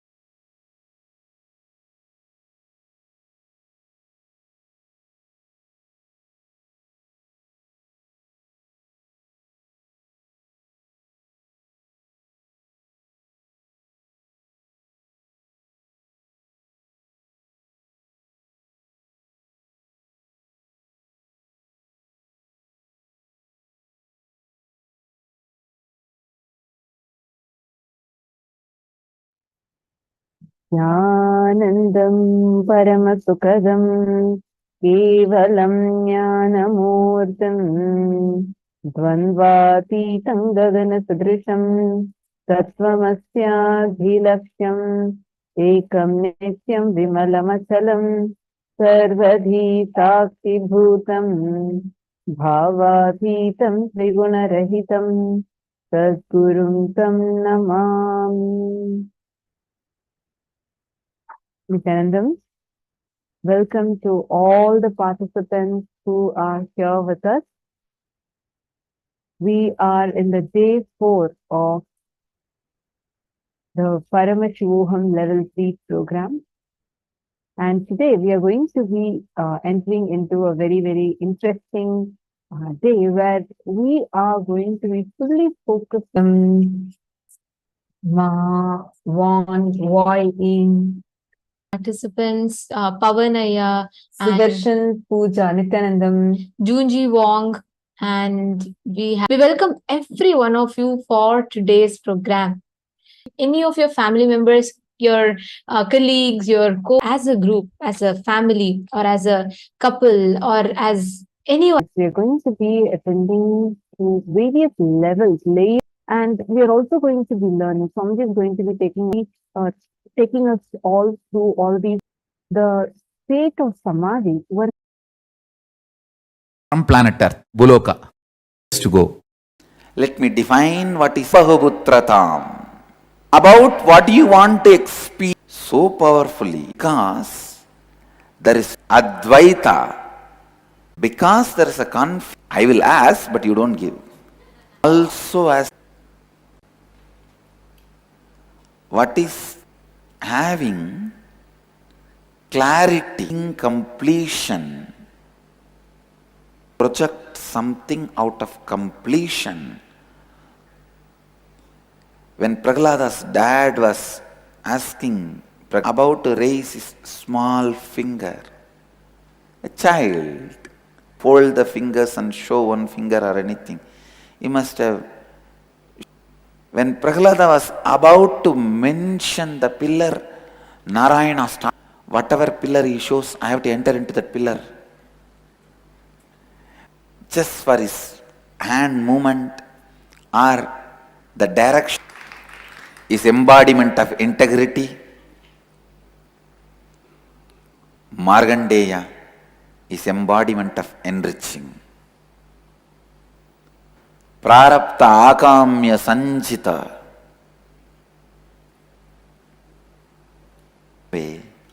If you are in completion with integrity, without conflict, contradiction,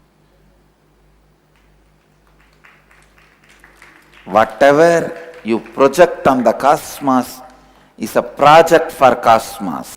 On the outer world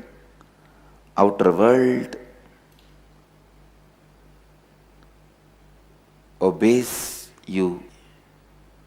Please listen. Nothing is political in the planet Earth. Means nothing is much ever you doubt. No. Some of the fellows who are head of the countries, state, when you are in completion and project to the world, you see that becoming reality, and your inside is in completion, outside is in completion.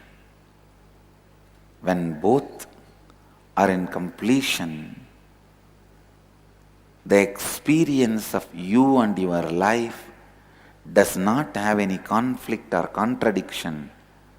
That is what I call flow of Advaita.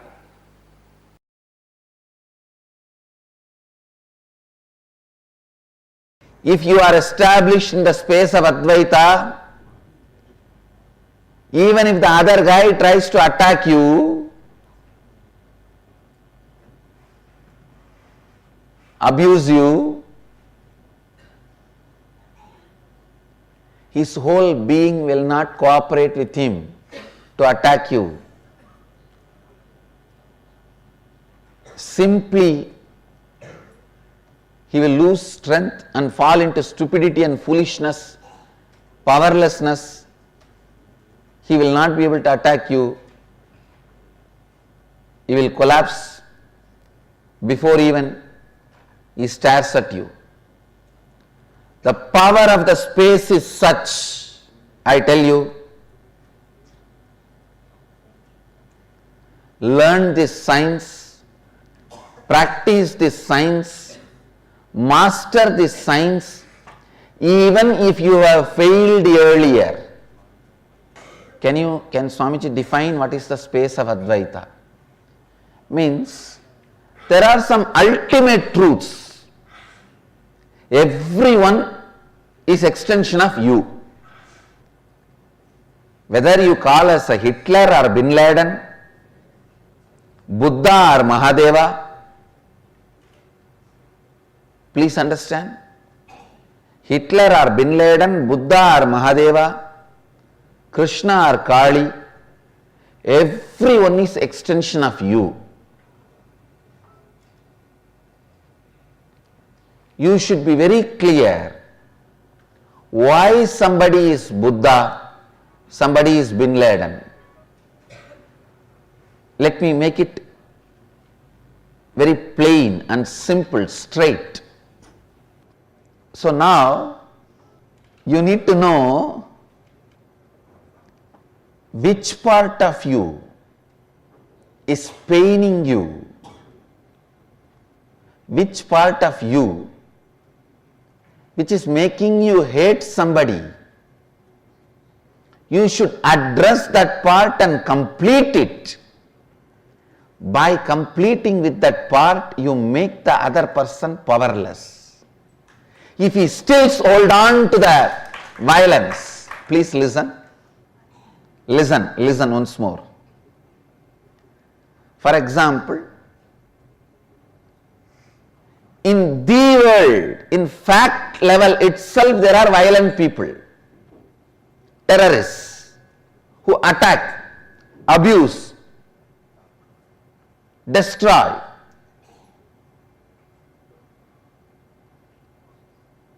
I am not saying what they are doing is right, but before you start defending you, before you start attacking back, your incompletion towards them, the my world's incompletion, complete it. When you complete it, please understand what I am giving you is a successful war strategy, because I have won many wars, I am going to be winning many wars. What I am saying, what I am telling you is not some spiritual philosophy. It is a successful war strategy. Look into you, complete with the part of you which is responsible for your anger, your violence.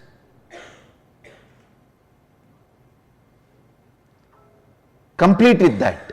You will see that guy, the world terrorist, loses all his power. He will become powerless. You entertaining anger towards him, which is in the my world, keeps his violence active and alive. The moment you complete with this, your enemy will no more be lion, he will become a rat. You just need a little rat poison. You don't need a gun and AK-47. Make the enemy powerless by making your enmity powerless. Sincerely, when you create the space of Advaita in you, means non-violence, no enmity. Again and again get back to that space, no enmity, non-violence. I am not even saying become friendly. That is up to you, whether you want or not. But decide to be non-violent, no enmity. I tell you,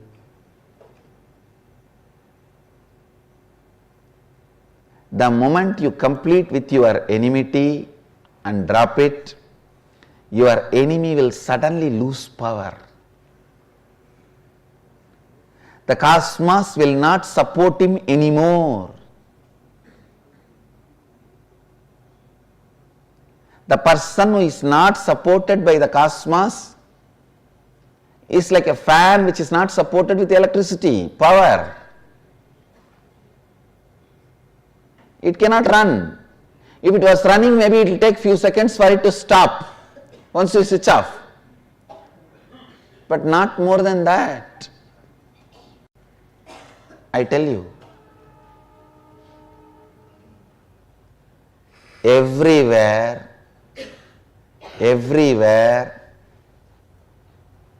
Advaita has a direct utility value, whether you are in a hospital for health, you are in a marketplace for wealth, you are in a court fighting a case, you are in a war field fighting some people, you are in a place of riot where you have to survive,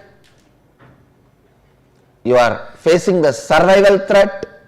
Wherever you are, the space of Advaita has highest utility value.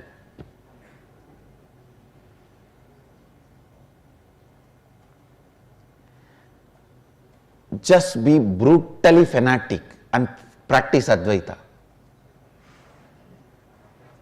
I am telling you. Whether you logically know the values of it, the side effects of it, or you need to take a little more time to learn the side effects of it, after effects of it, start practicing Advaita, the space of Advaita. I tell you, it will be amazing Kalpataru, giving constantly what you want, and amazing protection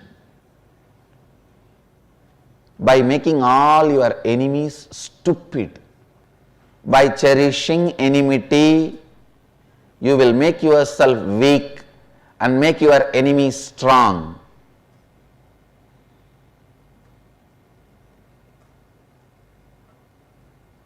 By completing with enmity, you will make your enemy weak. And after that, you don't need to destroy him. And even if you destroy, you won't have sin.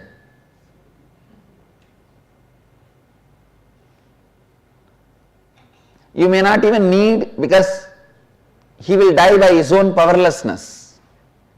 Even if you want to destroy him, you may not need weapon.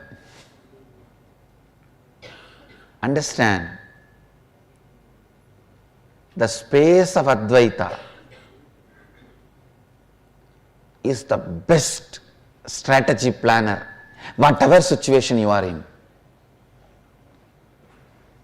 The space of Advaita can be the best war strategy, political strategy, business strategy, economic strategy, health strategy, and the strategy for productivity, highest possible life. Whoever lives in the space of Advaita, even when you are directly facing your own death, is liberated. The moment you fall into Dvandva, your life is gone. You are gone, your life is gone. Whole thing is waste. Whether you are fighting with the disease, fighting with a pattern, fighting with poverty, fighting with disturbed relationships, fighting with terrorists, fighting with society, fighting with anything. Keep Advaita, the space of Advaita, as a strategy for your life.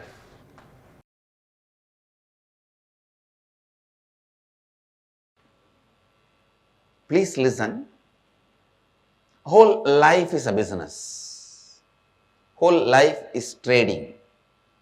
You give something, receive something. Either you got more or you gave more, or you got and gave equally.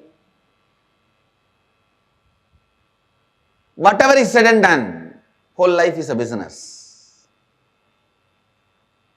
Please understand, but the good news is, what you consider as you is the starting point. The best news is that can be just updated by the Advaita. Please understand, what you consider you is the position, trade position. If you consider you only dependent on your physical qualities, you only have depreciation asset. You only have depreciation value. But if you assess yourself based on the qualities you carry in your mind, it can be, you can be appreciation asset, means intelligence, your ability to handle any situation. How you perceive you, if it is just occupied, means your self-image, your identity about you, if it is occupied completely by your look, by your beauty, the physical dimension, please listen, you are making all your strategies and plans based on depreciation asset. More and more, as time passes, life will be hell for you. Kala will bring suffering for you.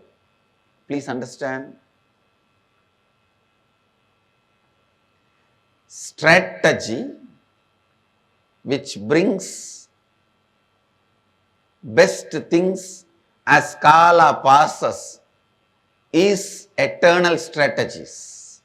If your perception about you is all based on your beauty, you are having exponentially depreciation asset. You can manage few more years with various creams and cosmetic items, but it will continue to depreciate.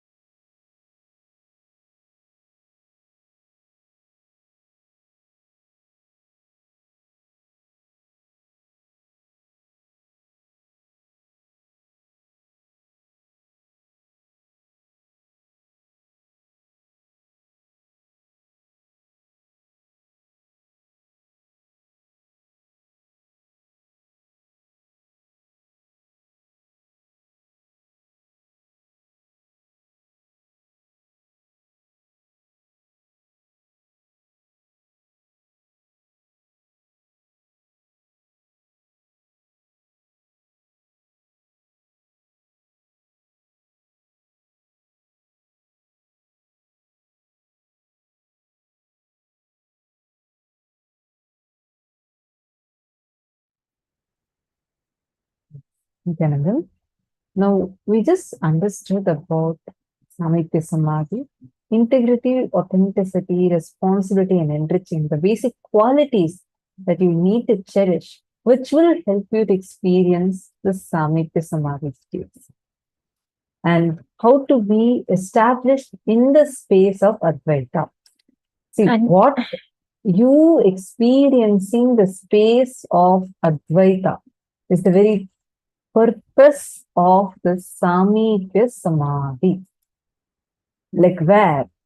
Literally, actually, Swamiji describes in one of the very earliest satsangs. I think this is from 2002 or 2003. It's like something very early. The recorded available one that we actually have. Swamiji describes so beautifully about how it is experienced Sameepya Samādhi. It is like an ant just having if an ant gets a drop of just a small grain of sugar and just experiences a drop of that sweetness. That is what is coming to program, attending the program and experiencing Swamiji. If the same ant gets a huge sugar cube and goes on enjoying, tasting the deliciousness and just living with that sugar cube and for the rest of its life, enjoying its delicious sweetness, is living around the Guru. Sayujya Samadhi is becoming one. The ant itself is merging into that sugar cube is Sayujya Samadhi. But Sameepya Samadhi is that space where you get to enjoy, cherish, live that sweetness continuously. Sayujya Samadhi, yes, it is an ultimate, but the most delicious Samadhi is Sameepya Samadhi, where you get to live around the Guru. The physical nearness to Guru is called as Sameepya Samadhi. And that space is one of the most sweetest, one of the most beautiful space to be in. Because when you are experiencing living around the Master, that Sameepya Samadhi is literally where Swamiji will tell you experience, enjoy the Master through all your senses, which means you just become him. You start living around, you start radiating that same space. Actually, if you see, that's why many people, one common thing that we all hear, right? All of us sannyasis, balasans, one thing we hear is, even if you're just living around Swamiji for, let's say, like few years now, everyone starts saying, Ma, you just look like Swamiji, you just talk like Swamiji, you just walk like Swamiji. Actually, it's really, that is really how we manifest, because our body, our biomemory starts absorbing the avatar and we start simply radiating the avatar. That is what is Sameepya Samadhi. The physical nearness to the Guru, that is called Sameepya. And through this, you start realizing, Swamiji says, the more and more closer you keep living around, you will start realizing that there's no difference between you and the divine. It just becomes one and the same. Reality is not having any conflicts or contradictions internally about what you want to experience as your inner world and outer world, and projecting it powerfully. Like Swamiji said, when you project something to the cosmos, it should become a project for the cosmos. When you are integrated and when you project something to the cosmos, it becomes a project for the cosmos. You should project it so powerfully that there's no conflict between your projection and your experience perception. And because there is no gap, there is no gap between what you project as the inner world and the outer world. At that moment, when there's no conflict or contradiction, the inside about what you want to show on the inside and outside, what you are experiencing is Advaita. From Advaita, whatever you project to the cosmos is a project for the cosmos. Simply, it becomes a project. Cosmos simply does it. See, whenever you complete with the gap where you project, where there's a conflict between what you project on the inside versus what you project on the outside. In the world, there are like lot of violent people, terrorists who attack, abuse, destroy. Before you start attacking back, complete the my world, the incompletions that you carry. Like Swamiji said, right? All the external conflicts is a manifestation of the internal conflicts inside of us. When the internal conflicts are not addressed, when they're not completed, they manifest as external conflicts. Before you go and try to stop the conflicts outside, when you just address the conflicts that happens on the inside, all the conflicts on the outside simply dissolves, disappears. It just vanishes. Now, take a few minutes and pen down if there is some powerlessness, some incident incompletion which is influencing you. Pen down. Let's catch the influence of the past on your thinking system. Take a few minutes and pen down the incompletions from your past that is causing powerlessness in your present.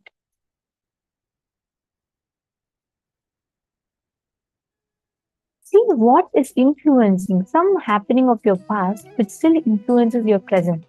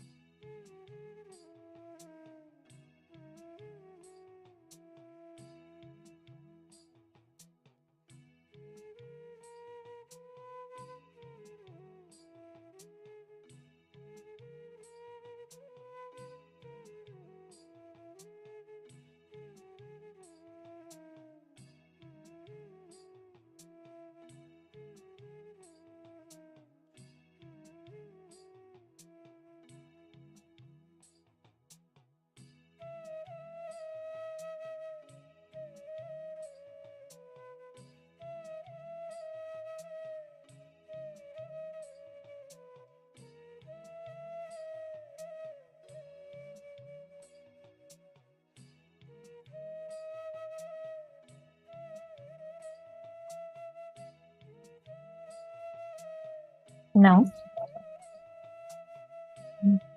now, each of these powerlessness or the incidents that you have written down, when you are stuck in those conflicts, that powerlessness, understand, even if you become 40 years old, 50 years old, these incompletions hold you back from manifesting what you want. Spend a few minutes and go in front of the Atma Murti and complete with the incompletion. See, understand, you're just going to talk like how you will share with a friend what happened to you, or how you will share with someone that's very close to you. Just talk. You're literally going to talk verbally, not mentally. Just talk out the incident that caused pain in you. Read it out, whatever you've written down, as you have written it down. Just read it out. Take a few minutes.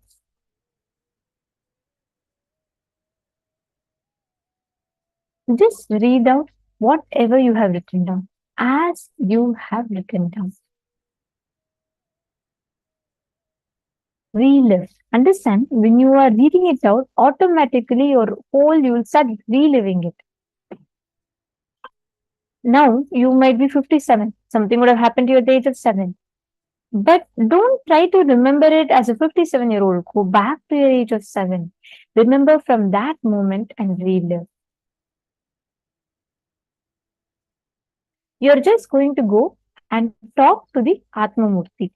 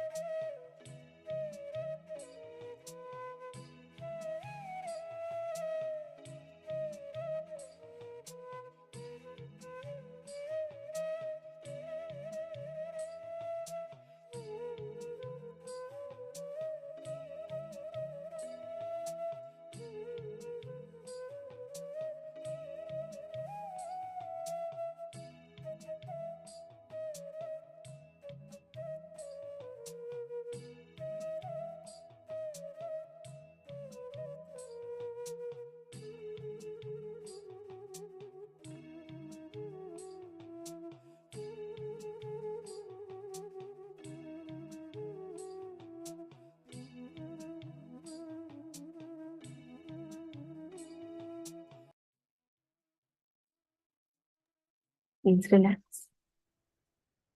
Please relax.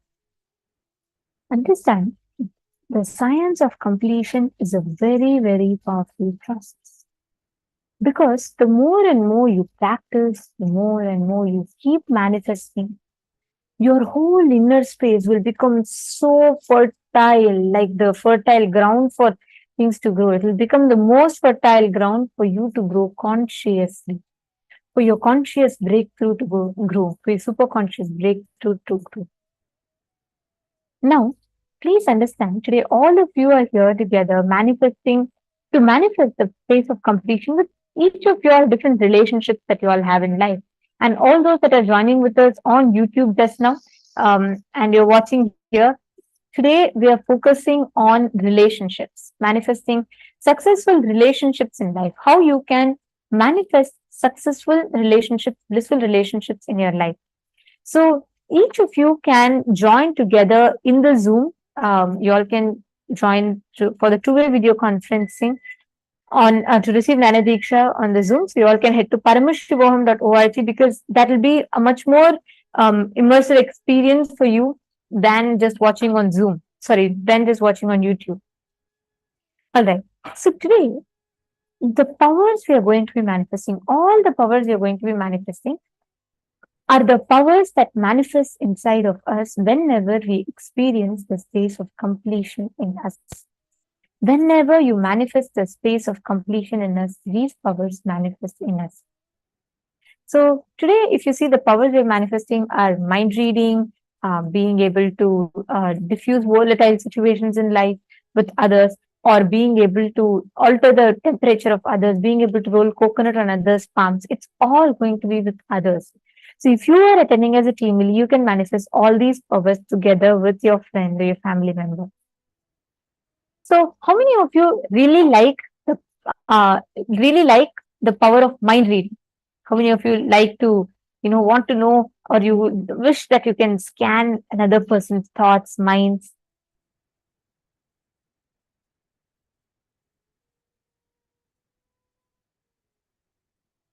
How to complete? Okay, one of the participants is asking, Nithyananda Parashakti is asking, how to complete with those who destroy temples and make them powerless? Are they extension of me too? Everything in life is an extension of us. Swamiji gave the secret. Make the enemy powerless by making the enmity powerless. Means Swamiji never takes revenge for the enemy. Have any one of you ever seen Swamiji saying, okay, let's take revenge, let's go attack them back? No. Swamiji's approach is the most successful, best approach for any enemies that you can ever take.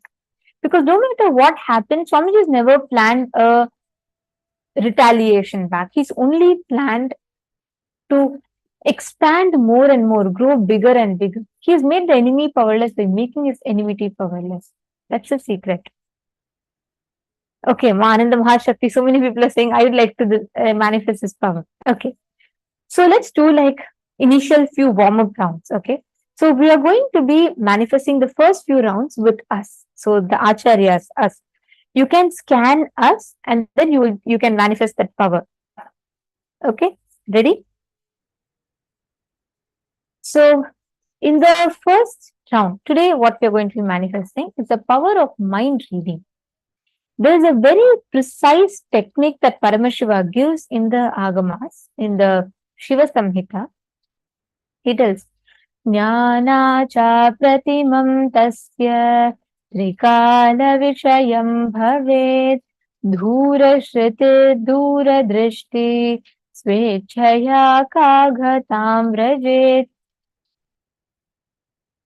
He says, Paramashiva says, he gets immeasurable experiential knowledge, knows the past, present and future, has dhura shruti and the power to listen.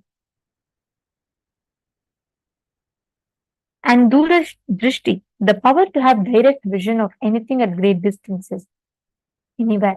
Kagatam, the power to walk, move in air by own will, like Khaga, flying bird, and ability to speak any unknown subject, the omniscience manifests.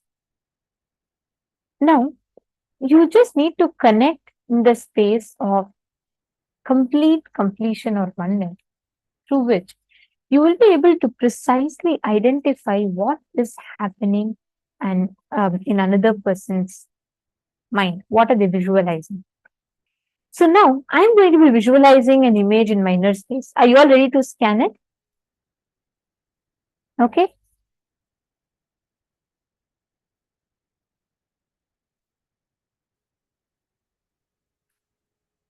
How many of you are ready to scan? Okay, yes, that's a yes from so many places. Come on, Ma Zheng Shu Yun, Ma Ananda Shakti. How about you all? Ma Jnana Pradata, Ma Jing Ho,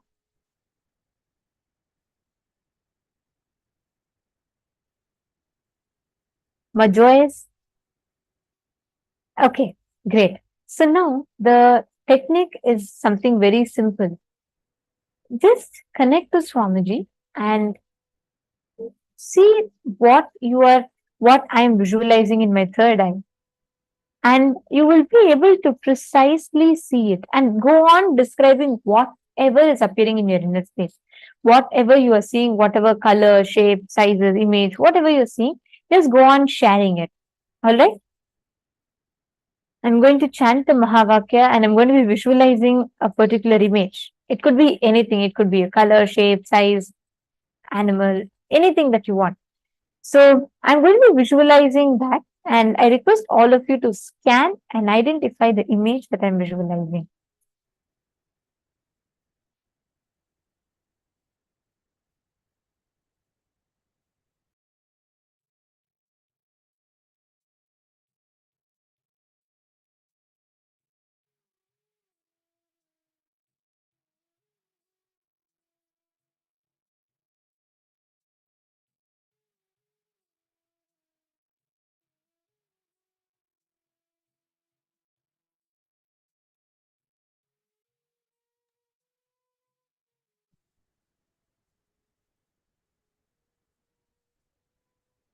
Now, chant the Mahavakya to all the participants that are sitting.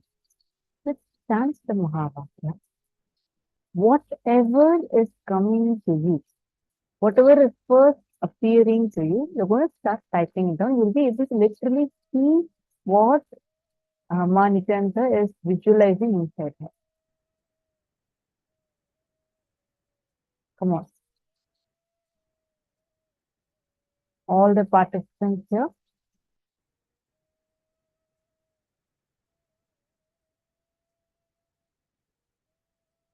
Ma Zheng Shuyun, Ma Nitya Ma Parandamini. All of you just chant Mahavakya.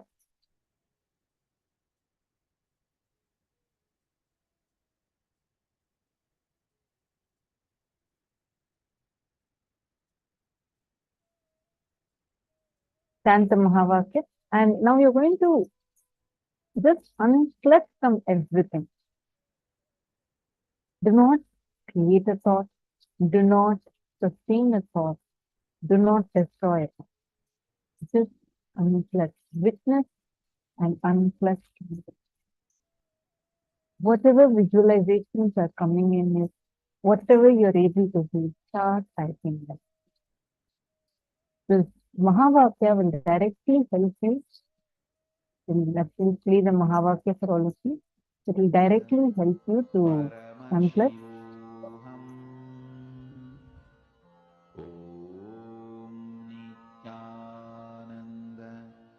Paramashivoham Om Nithyananda Paramashivoham. Whatever you are seeing that I am visualizing, go on describing. Describe the colors, shapes, sizes, even anything, whatever you're seeing. Just connect to Swamiji and ask Swamiji to show you what exactly I am holding in my inner space. And go on describing as many details as possible. Please start posting. Start posting.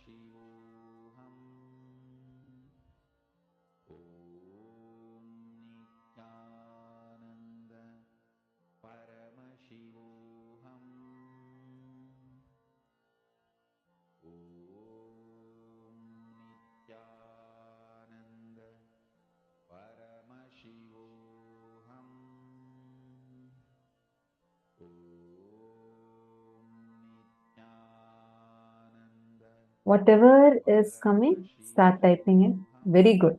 Joyce Leon, go on typing. Ma Krista, Diana Spillo, all of you go on typing, whatever is coming.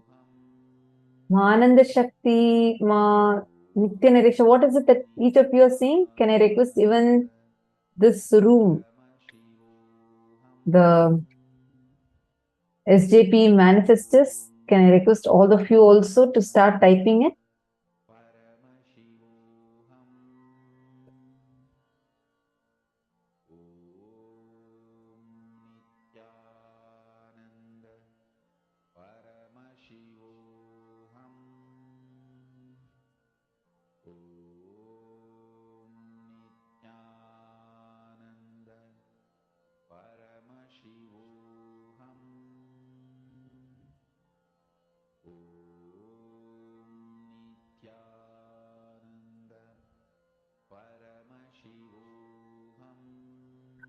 It's okay. Ma Karen, whatever is coming, you keep typing. See, when you don't give a gap for your mind, go on typing. You will see that the thoughts will reduce and you'll start actually seeing through your third eye.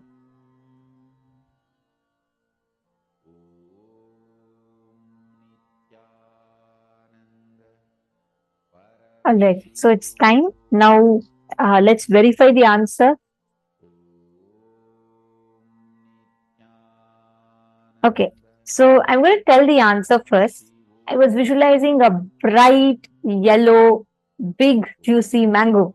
So that was what I was visualizing. Yellowish, green, and red. So that was mango fruit, and bright yellow. This was what consistently I was visualizing.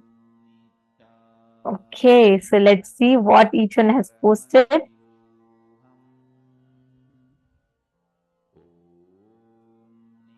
Many of you put bright colors. Okay, I was visualizing a bright yellow. So I look for bright yellow.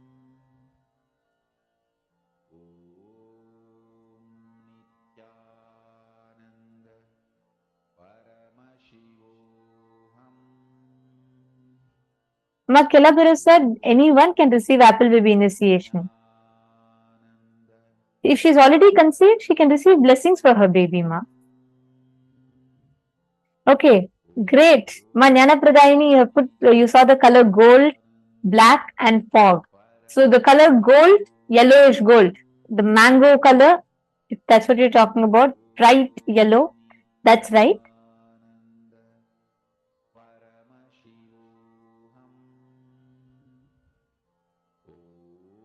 No, Wong Yui, no. I didn't visualize the tree along.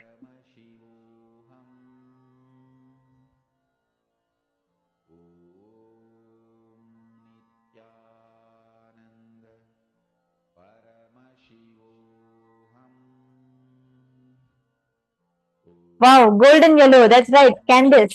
That's correct. Many of you seen sun. Actually, like I was visualizing like a hand holding a mango, bright yellow light, like a sun. But I didn't visualize a tree. I didn't really think about a tree. So red, orange. That's right. Madonna, that's correct. That's correct, Ma. You've manifested. See, many of you have gotten the colors right.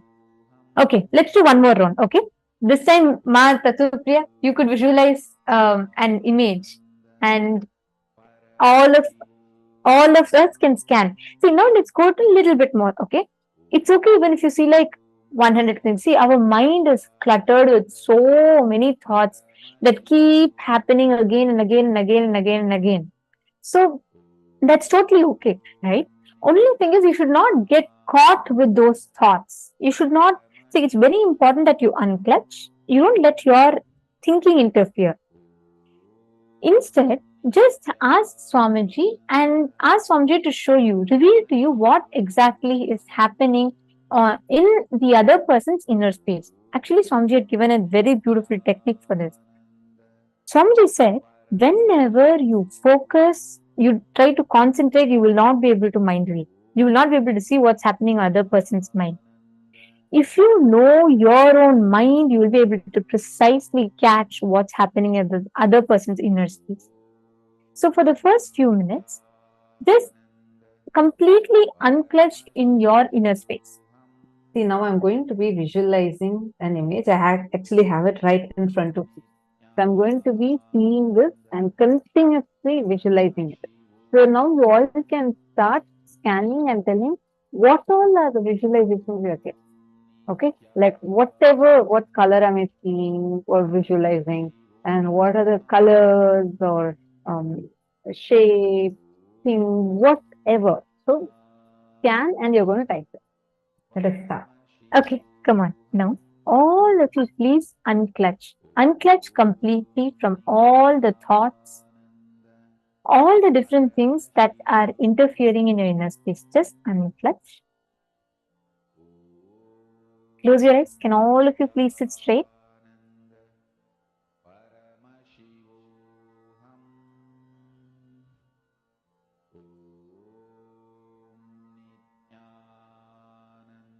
Please sit straight. Let all the thoughts in your inner space completely settle.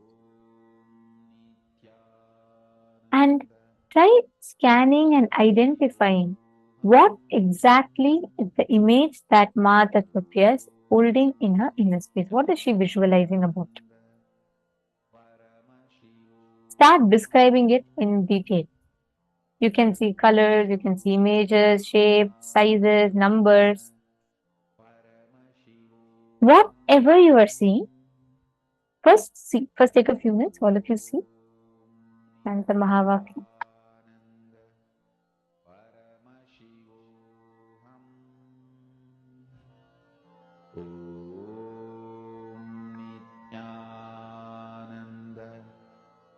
Do not let your thoughts interfere. Unclutch. Surrender all the doubts, everything in Swamiji's feet. And just try identifying the exact image that Ma Tattva is visualizing in her inner space.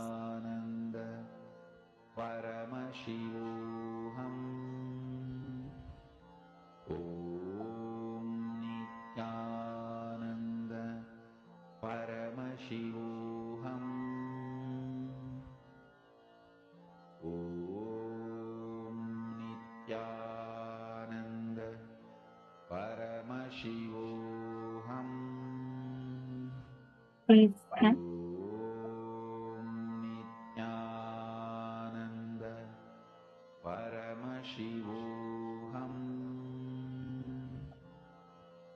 Whatever you are seeing, post it. Ma Krista Hetman, beautiful. Describe. What else did you see? Is it just solid color or was there some texture, shape?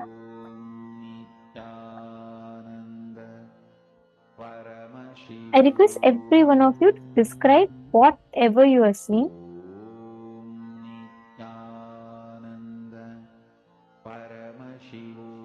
Even let's say if you saw multiple different things, describe. Ma Sonia Rao, no question mark. You're asking, is it a fish?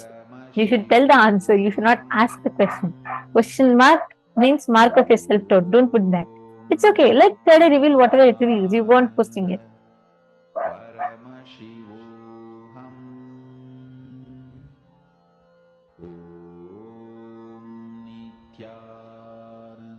Beautiful. Go on posting. All of you post. Come on. Ma Ching Ho, Ma Ananda Shakti, Ma Zeng Shuyun, Ma Jnana Pradata, Ma Shukra Indrananda, Ma Maheshwari.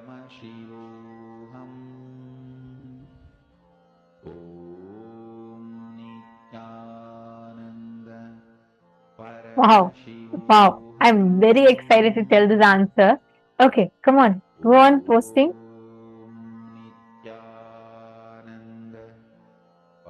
Okay, Zach Medaya, get us. Describe the colors. Pankaj Kankaraya, colors, whatever you are seeing. Pavan K.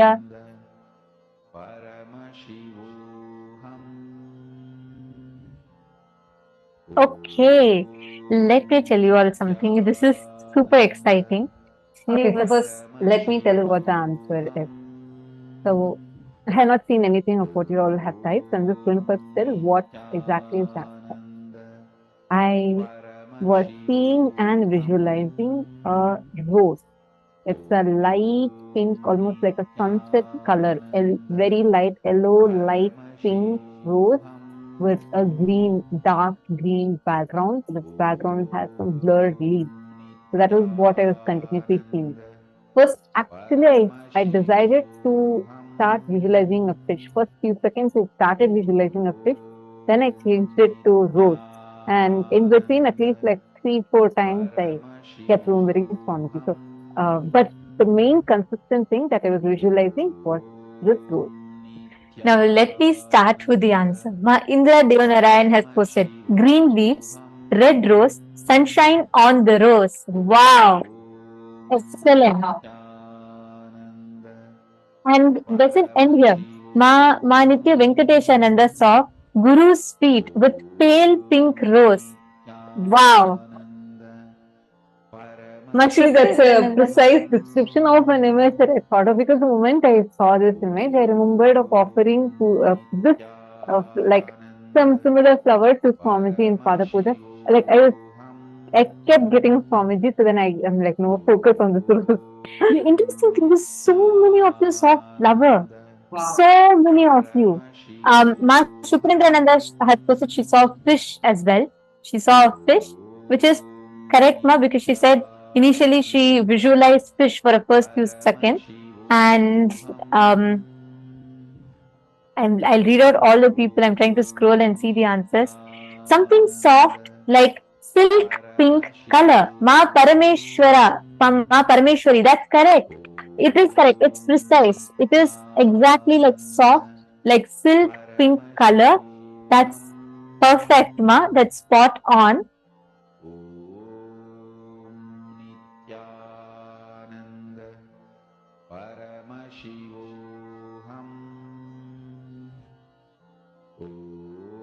I saw one more person. I'm just trying to pull the answer up.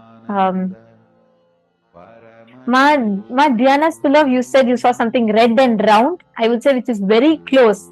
Which is very, very close. Ma Krista also, the first thing you said is you saw something red. And okay, so many people put fish. Ma Sonia Rao. And let me see the other names. Actually, that's because I kept, like, the visualization kept changing. That's why I should pick a picture and put it in front of me. So fish is what I started with. I'm so amazed that it's like all of you got the answer. So many of you have manifested the answer. Even Ma Shiva Shankari. Ma Shiva Shankari also saw a flower, which is very nice. That's correct, Ma. See, even amidst all the other things that they could have thought anything, right? Yes. Like it could have been even some snow, right? Or it could have been a car. It could have been any random thing. But like they consistently saw a flower.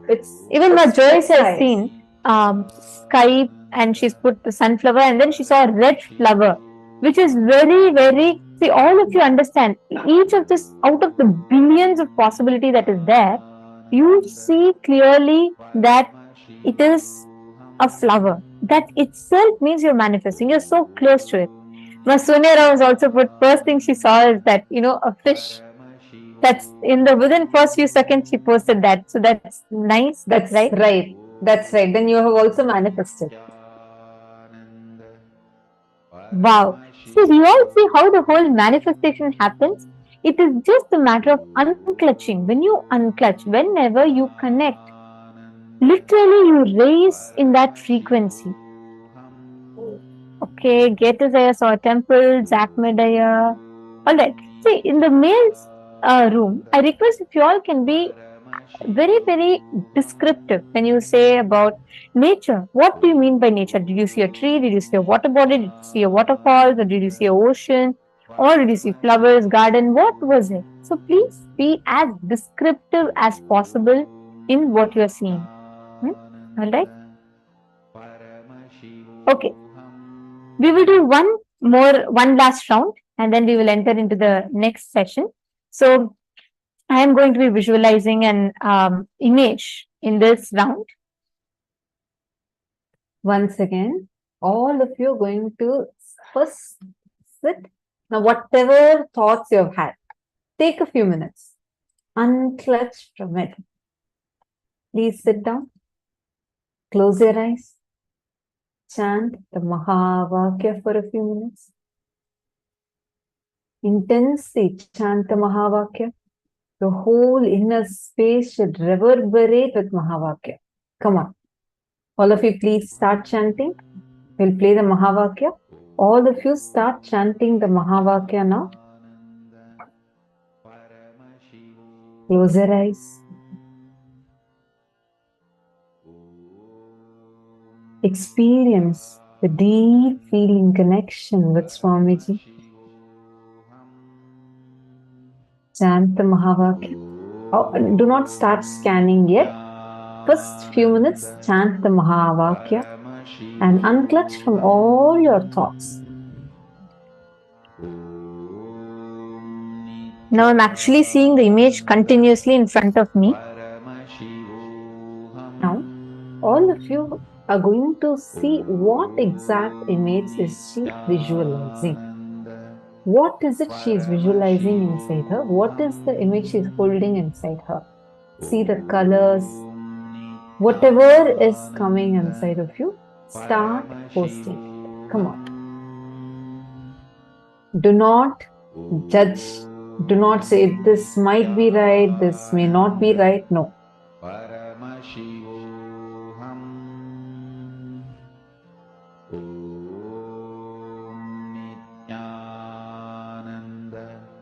Very good. More Joyce Leong. Just see what comes, you start telling.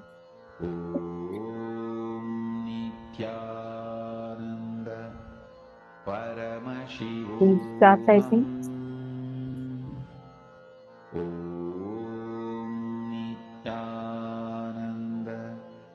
Paramashivoham Om Nithyananda Paramashivoham Om Nithyananda Paramashivoham. All the male participants also start typing in detail.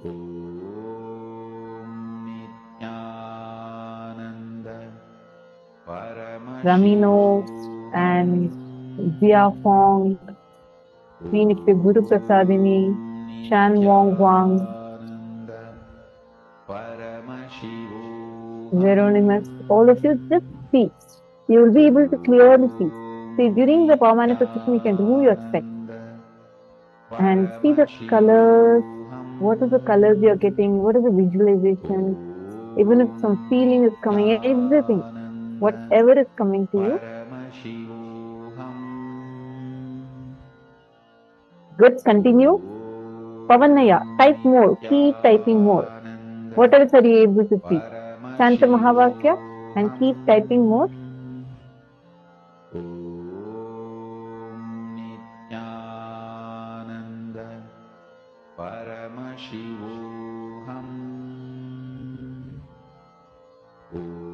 Very good.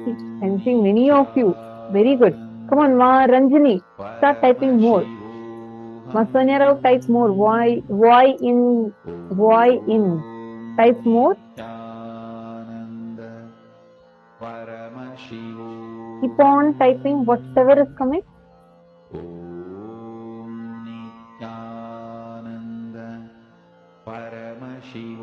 Just chant the Mahavakya.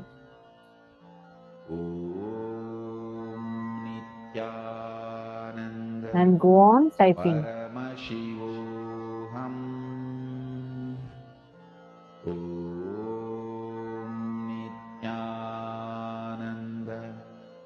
Paramashivoham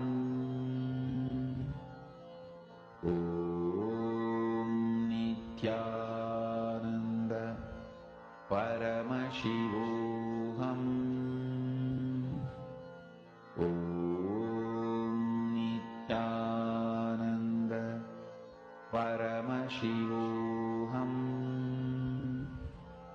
Om Nithyananda Paramashivoham Very good.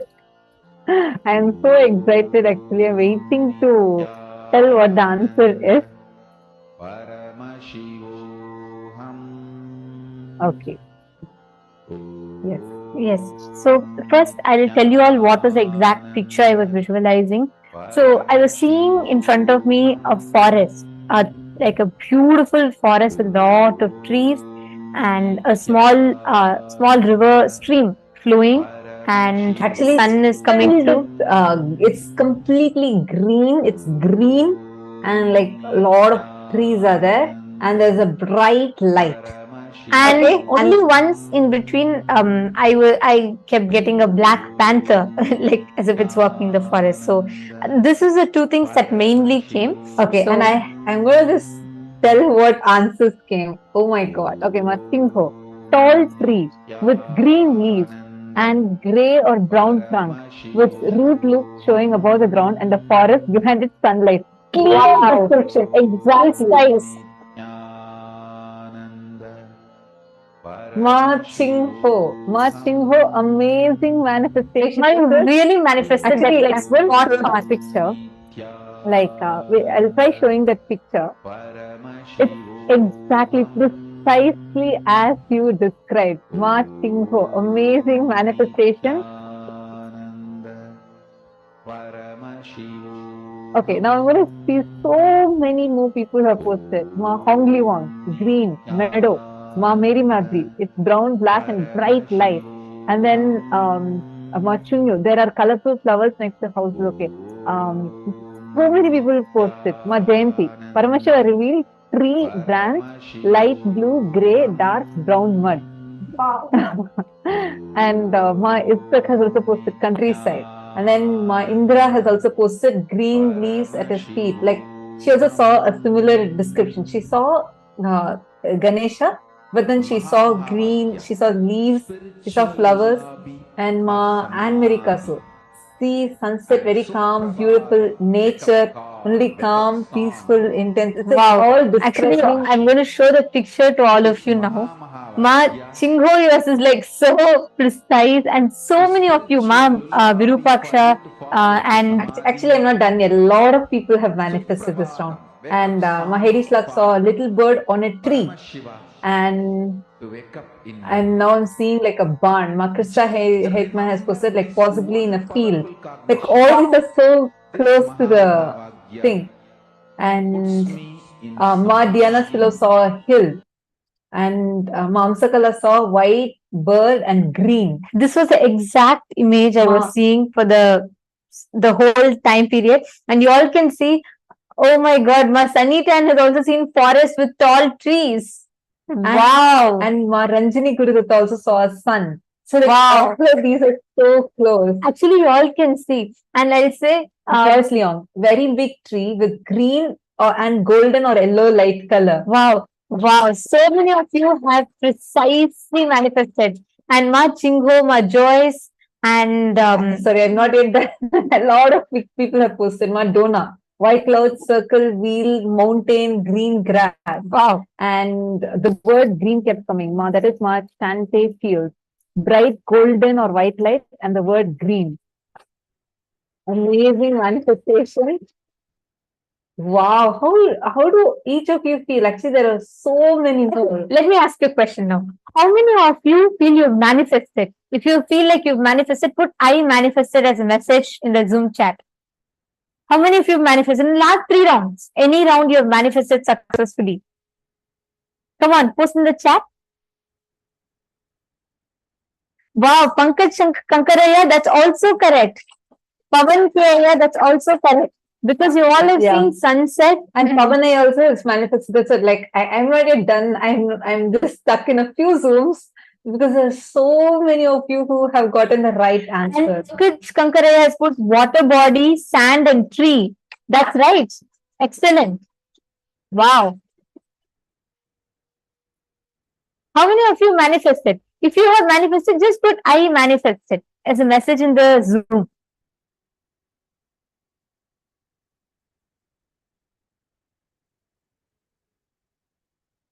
Oh my God. Okay. Wow. Zizi friend. Aya has posted. there is the flow of the river pushing it to the shore, and there is also the sunshine of the setting sun. Wow, that was spot on. Okay, like I'm just going to spend the next 1 hour reading answers because there's so many answers to post. Wow. So please bear with me if I miss your answers. But come on, how many of you manifested in the mail room? Whoever, see, you yourself can check, even if you have not called out your names. If you feel like something what you saw was very close to something that we showed, then post it. It's okay. That's how your manifestation starts. Understand, if you are able to manifest some details, if you're able to see another person, read through another person's inner space, that means you are in the space of completion with yourself and the other person. Come on, post Mailbody's room. I'm seeing many messages. How many of you have manifested? Post in the chat. Okay, Ma Kovardhini, Ma Elizu, Ma Candace. Oh my God, so many of you have posted. Ma Shante, what is sort of manifested? You can't be sort of Paramashiva. You can only be Paramashiva, or you cannot. You are still not Paramashiva. That's all it is. So you have manifested. There's no in between. See, even if you've started manifesting, that's a wonderful thing. Celebrate. And it's not a joke. Out of all the possible things, each of you telling these answers, it's like, wow, it's a precise manifestation. Ma Parameshwari is good. I manifested 2 times, and I'm so happy to see all manifestations. Beautiful. Great. So many of you have manifested. See, understand, in the next few rounds, when we manifest, you will see how precise, more and more close and very precise it will be. Excellent. Just keep in the space. This is what is called manifesting completion. When you start manifesting the space of oneness with the person in front of you. Beautiful. Okay, so now let's all enter into the next session. And this session, we are going to be learning about relationship, our relationship pattern or possibility. So from each of these sections are too important for us to receive annotation. So please make sure you're attending every single session. And let's now listen to the revelation from Swami.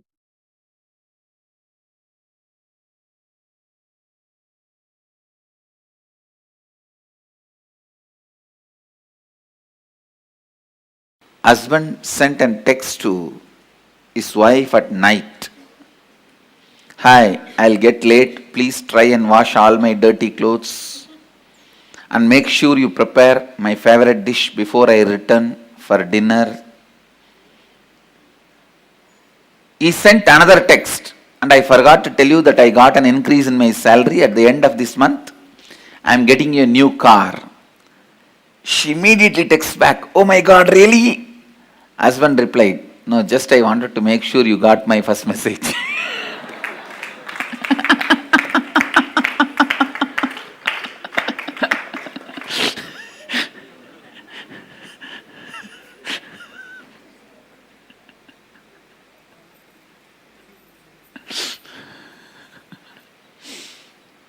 Husband texts to wife on cell. Hey, what are you doing, darling? Wife, I am dying. Husband jumps with joy, but types, sweetheart, how can I live without you? Wife texts back, you idiot, I am dyeing my hair. Husband, bloody English language.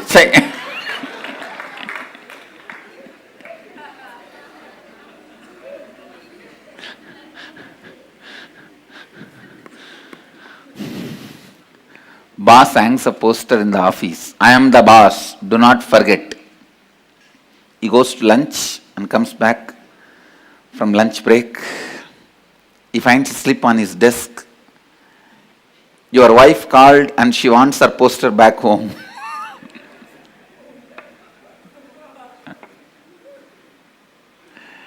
Understand, relationships can either lead to more and more imprisonment in your patterns or liberation. Pattern or possibility, it can lead you to more and more space of possibility.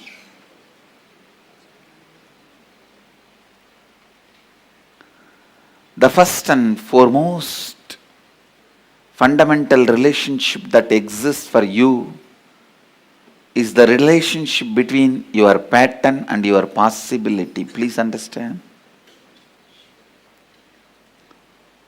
Please come to the space of listening. Dhyan se suniye. Listen. I am not talking about with whom you relate, with what you relate.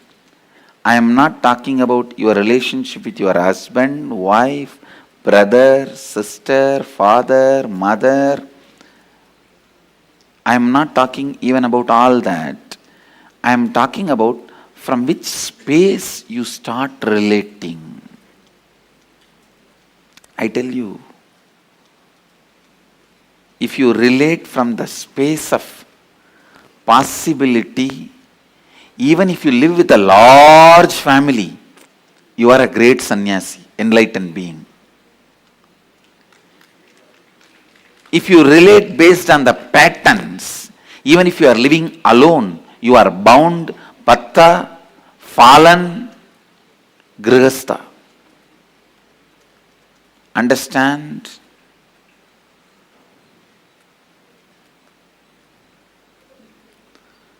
Grihastha or sannyasi, bound or liberated, is no way connected to the number of people you live with or relate with. It connects with the space from which you operate. If you see every human being as a possibility, for that you also should see you as a possibility. Understand? When you see you as possibility, you will see everyone as a possibility. When you see everyone as a possibility,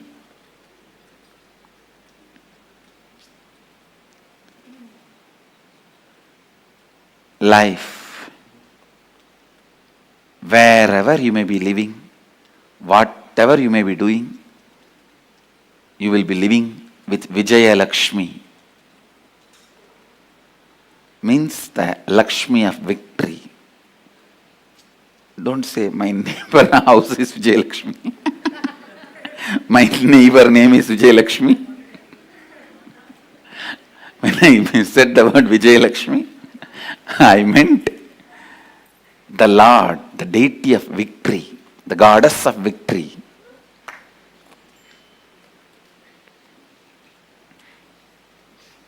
Please understand.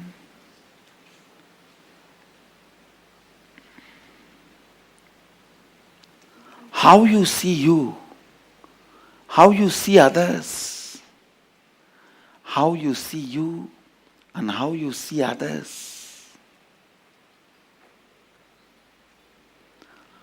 All relationships you experience in your life can only from two space, two frames. One, listen. Please listen, because I am giving you the punch statements for your life. One, inside the frame and perception given by your pattern. Inside the frame and perception given by your possibility.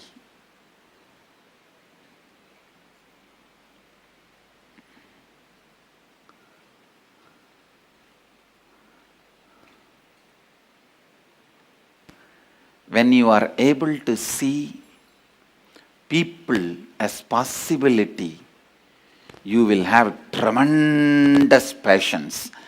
All ashramites will understand this statement.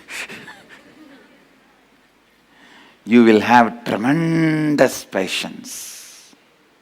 You will wait, and go on reminding. I am nothing but a reminder.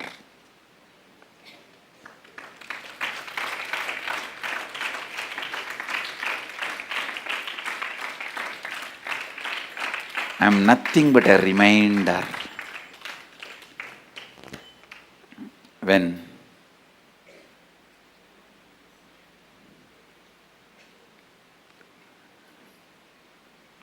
you see the possibilities, I can say in a way, eternal reminder.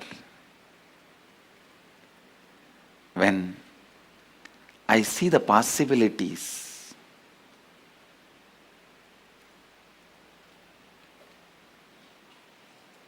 please understand, when I see the possibilities,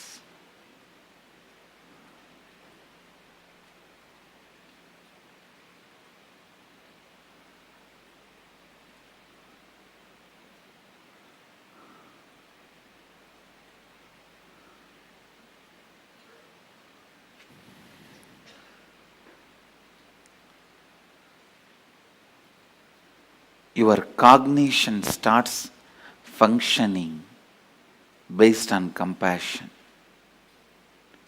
I tell you, please understand, even if you feel suffocating, imprisoned, live with a person who sees your possibility. Even if you feel free, liberated, don't live with people who see you only from pattern.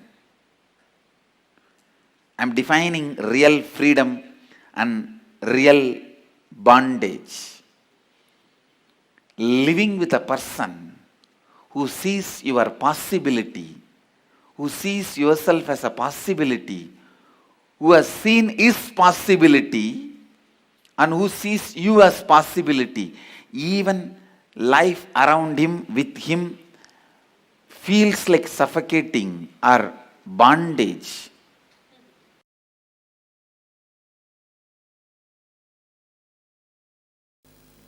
I'll expand on how the integrity and authenticity expands your relationships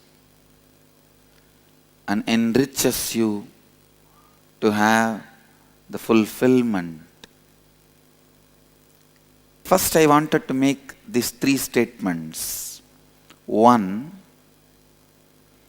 relationship does not mean only the few human beings who live around you. When I use the word relationship, I mean your relationship with your health, with your money, with your life, with your success, with the nature, everything. Second, you also have a very inauthentic way of dreaming about your life, just to have few cozy relationships around you, and that is enough. You are complete with your relationships and relationship dimension, which is completely wrong and inauthentic. Third, please listen. Third, only when you expand you to the level with integrity and authenticity, anything, anybody comes in your breathing space, there is a conflict-free, complete relationship. You are going to experience fulfillment and success. Relationship is not related to the quantity, it is related to quality. Please listen. The third statement takes the concept of relationship completely to the different level altogether. When you bring integrity, you will heal all the damage you caused inside you, outside you, due to the relationships, the ignorance you had in the zone of relationships. Listen. Your ignorance in the space of relationship not only causes damage in others, it causes damage in you also. When you cause damage in your spouse, in your mother, in your father, be very clear, you cause damage in you. Because your father, mother, spouse, all the relationships you carry decides the confidence and the energy you have about you. When you bring the integrity as a space inside you, the space you perceive, you experience, you operate, suddenly so much of healing happens to you and to others who are living around you, who are relating with you, fortunately or unfortunately. Listen, one of the important healing factor in relationships is the other person feeling confident, you are transformed, you are going to be different in future. To tell you honestly, nobody is too serious about the past hurt. Everybody is expecting about what is going to be the future. If you give them the confidence, assurance, the future is going to be really transformed, authentic and responsible. There is nobody who is not ready to heal their past or drop their past. Everyone is waiting to drop their past and relate with you in a new way. Who is interested in carrying the past wounds? Just like how you are waiting to drop the past and have the new future. Everyone is waiting to drop the past. I have seen in my experience, when authenticity happens, you are ready to spontaneously relate with every new being who is coming in your presence. I have seen some people running away from society, hiding themselves in caves. Listen, sitting in cave and meditating is not wrong, but if you are doing it for wrong reason, it is wrong. If you are inauthentic and unable to handle the people who come in your space authentically, spontaneously, you just want to escape from all relationships and you go and hide in the caves. Living out of completion is your birthright. Every human being, first thing they should do when you start living your life is find the root thought patterns, suffering patterns, which is causing you suffering, and complete. That completion gives you the courage to relate with human beings with integrity and authenticity. People are afraid to relate with other human beings. Even when you go to meet your friends, you prepare all the statements you have to tell him. Why can't you be spontaneous? Even to meet with your friend, why do you need so much of preparation? Why do you need so much of inauthentic strategy planning? Why do you need so much of lack of integrity verbal preparation? It is so unfortunate the trust level between the friends is dropped because the trust between you and you is stopped. You are afraid. Even with you, you don't sit spontaneously. Even with you, you rehearse and talk. That is why you can't talk spontaneously with others. Take the responsibility for love. That is where relationship starts. Do not say to anybody, I love you, unless you are ready to take the responsibility to fulfill their expectations about you without bothering whether they are ready to fulfill your expectations or not. When they are also fulfilling your expectation, you are also fulfilling their expectation. It is called business partnership. It is partnership in the business called life. Don't call it as love. Sometimes, not only you have partners in the business, even in the life you have partners.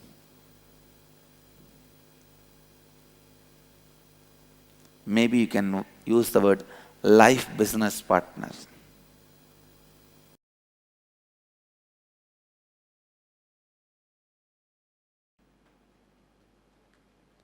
You have only two possibilities. First, heal, enrich your relationship with you. Do swapurnatva, self-completion, by bringing integrity with you, authenticity with you, responsibility about you, enriching yourself. Listen, I ask you to bring these three qualities in you as a first priority. That does not mean I am asking you to do only this. You have to be doing it simultaneously with you and others also. Only then it happens in you. पहले आप स्वयं को लाभान्वित कीजिए, अपने आप को पूर्णत्व स्थिति में लाइए. पहले आप स्वयं को लाभान्वित कीजिए, अपने आप को पूर्णत्व स्थिति में लाइए. When you bring completion to you, relationship with you starts. Enriching yourself starts. If you don't have confidence, you can look at you, you can be with you, you are comfortable with you, you can raise yourself by yourself. Who can be with you? Who else can look at you? Who else will be comfortable with you? I tell you, in the cosmic constitution, the first amendment is you should be taught to be comfortable with you. That is your first amendment right. Man should be comfortable with himself. You should be able to be comfortable with you. That is the first amendment in cosmic constitution. Freedom of speech comes second. You have freedom to speak with others only if you have freedom to speak with you.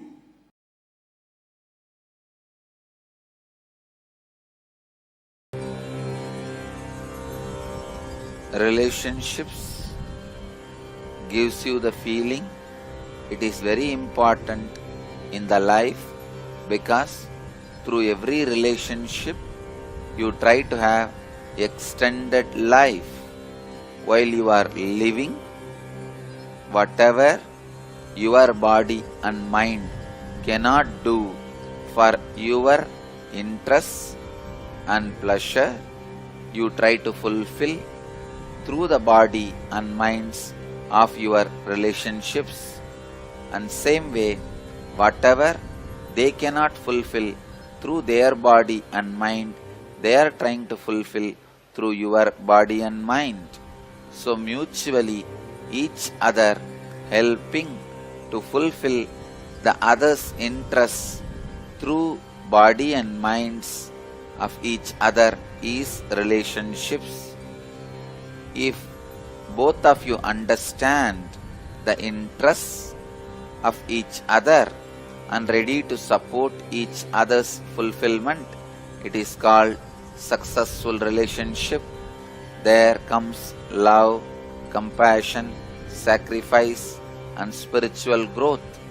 But if both of them are not understanding the real agendas of others, interests of others, continue the relationship, maybe because one person has hidden interests, hidden agendas which he does not want to reveal it to the other, or which he himself is not aware. When this kind of situations arise, relationship breaks or relationships continue to exist with being exploited, with exploitation.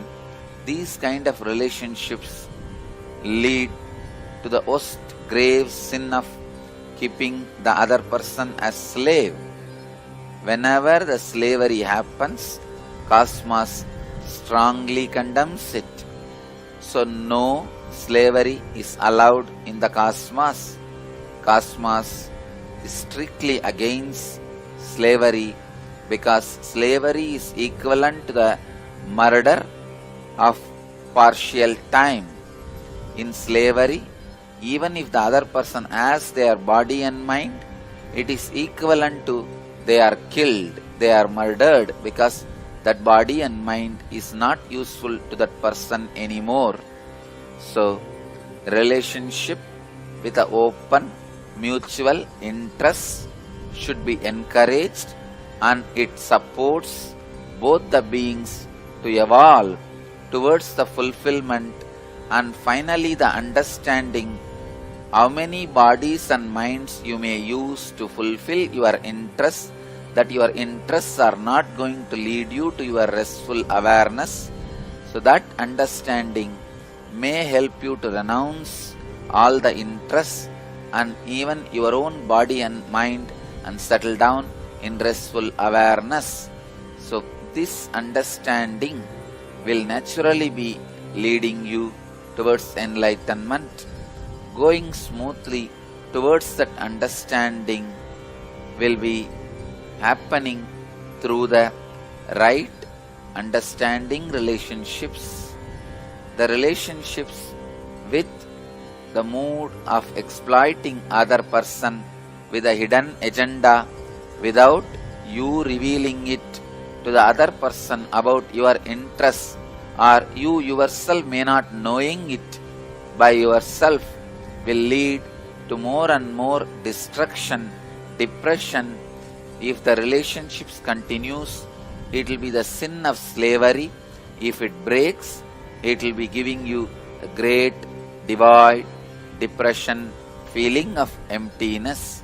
So the science of relationship is trying to have more body and minds to fulfill your interests, and trying to give the other person also your body and mind to fulfill his interests. As long as it is mutual, it is with a deep understanding, it should be encouraged, supported and blessed.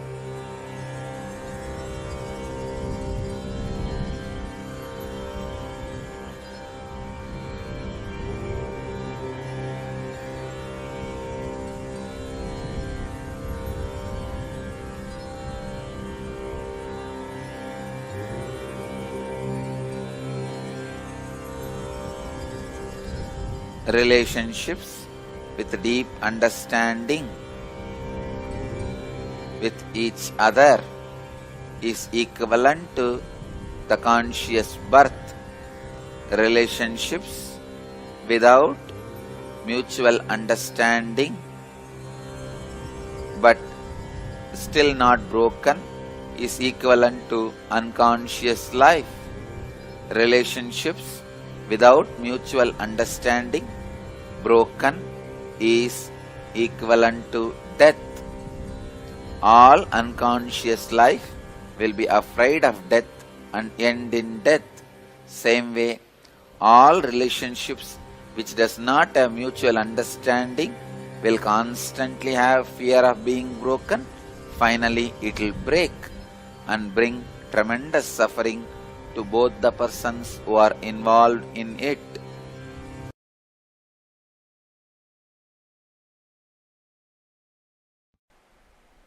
Understand the science of relationships. It is not just the phenomena of the mind, it's a phenomena of the body.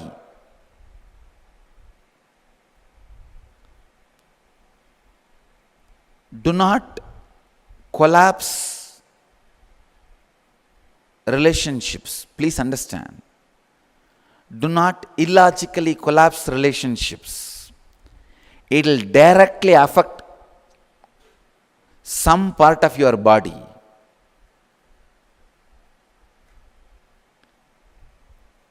Unless you are logically completely convinced that this relationship can't be maintained, this is going to be abusive, it is going to be disturbing and disrupting your life, don't collapse any relationship.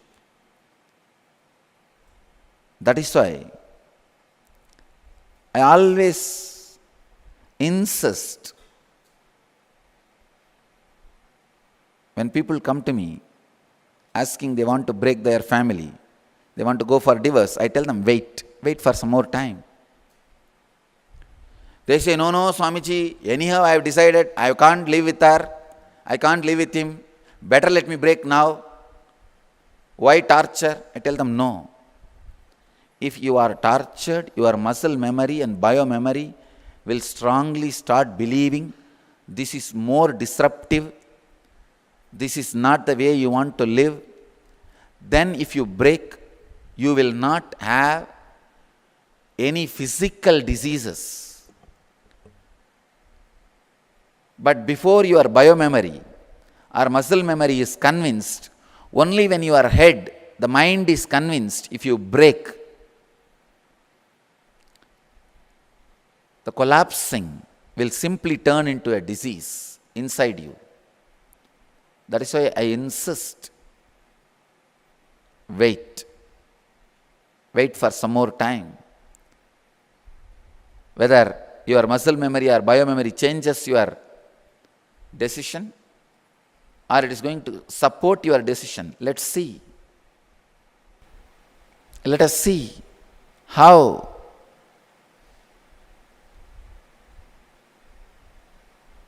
your mind is able to continue.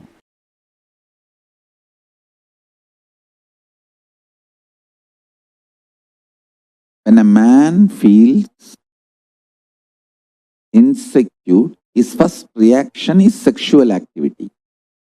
When a woman feels insecure, the first reaction is frightening, terrifying, fear, and destroying everything, doubting everything around her due to that fear.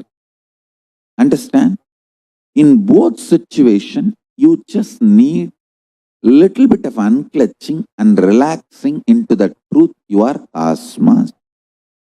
Develop this one phase in you, you are cosmos.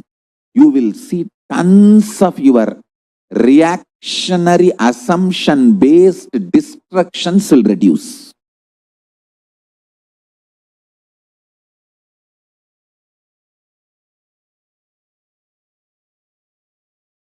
All women, if you teach your man, he is cosmos, and help him to unclutch, you will not be harassed demanded, you won't feel exploited, you won't feel used. He will be such beautiful part of your existence. All men, listen.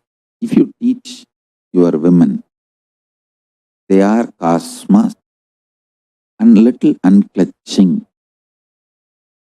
You don't have to shiver in your own home for that 3 days.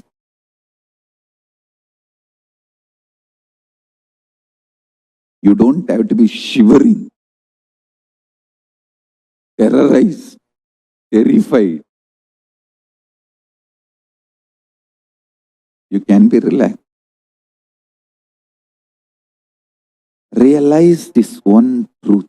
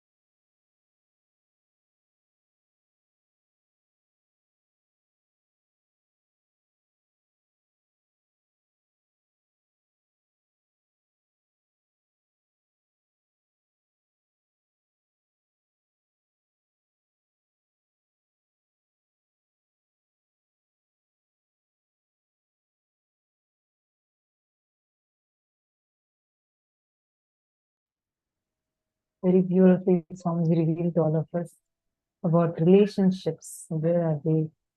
Possibility or patterns? And how just you cognizing yourself as Paramashiva consciousness, cosmos, can change the way you experience your relationship, can change the kind of relationship you have with yourself and with others. I think, like each cognition is so powerful. In the team, if you all would have noticed, we had a small clipping where it's like a revelation. It's not from giving satsang, but like a revelation, answering some questions. That's actually called as Akashic reading, where it's from this, it's not revealed or explained or commented, but Swamiji just reads out from the cosmic archive. Whatever has happened, happening, yet to happen. All of these are recorded in the cosmic archive, Akashic record, in the space. And only an avatar has the access to it. So he just sees that from the Akashic record from Hirivi. That's that small clipping we had in between. And very, very beautifully Swamiji revealed the truth about how many times out of insecurities from both the sides, we make drastic decisions in life. Even if you feel free in a relationship that sees you as a pattern, you are suffocated. Even if you feel suffocated or imprisoned in a relationship that sees you as a possibility, that sees your possibilities, you are free. Swamiji upgraded the definition of what freedom really means. So many times, the ideas, the judgments that we have, that we carry inside our inner space, in each of these relationships, these impact us a lot. The way we understand, the way we cognize, the way we see situations, just by bringing the right understanding in our inner space, we can have a completely different experience altogether of how you manifest relationships in life. Right now, are these relationships a bondage for you, or are these relationships a liberation for you? How is this relationship happening? How is this relationship occurring to you? Is it a pattern? Is it suffocating you? Or is it a possibility? See, many times you are suffocated or you suffocate others in a relationship. It is both ways. Sometimes by constantly judging another person as a pattern, you start suffocating yourself and others. By constantly judging others and by constantly you allowing yourself to experience, go through that incompletions, that suffering, you let others judge you and you suffer. Both ways, understand, you are not experiencing a real completion or a fulfillment in that relationship. You are constantly only seeing suffocation or manifestation of different patterns in front of you. Relationships in your life are manifesting more and more liberation, freedom, when they are seen as possibility. See, first thing, heal, enrich your relationship with you. If you are complete, self-completion, swapurnatva, integrity, authenticity, responsibility, and enriching to yourself, manifests integrity, authenticity, responsibility, and enriching to others. How you are manifesting your inner space, how you are manifesting that experience of completion in your inner space.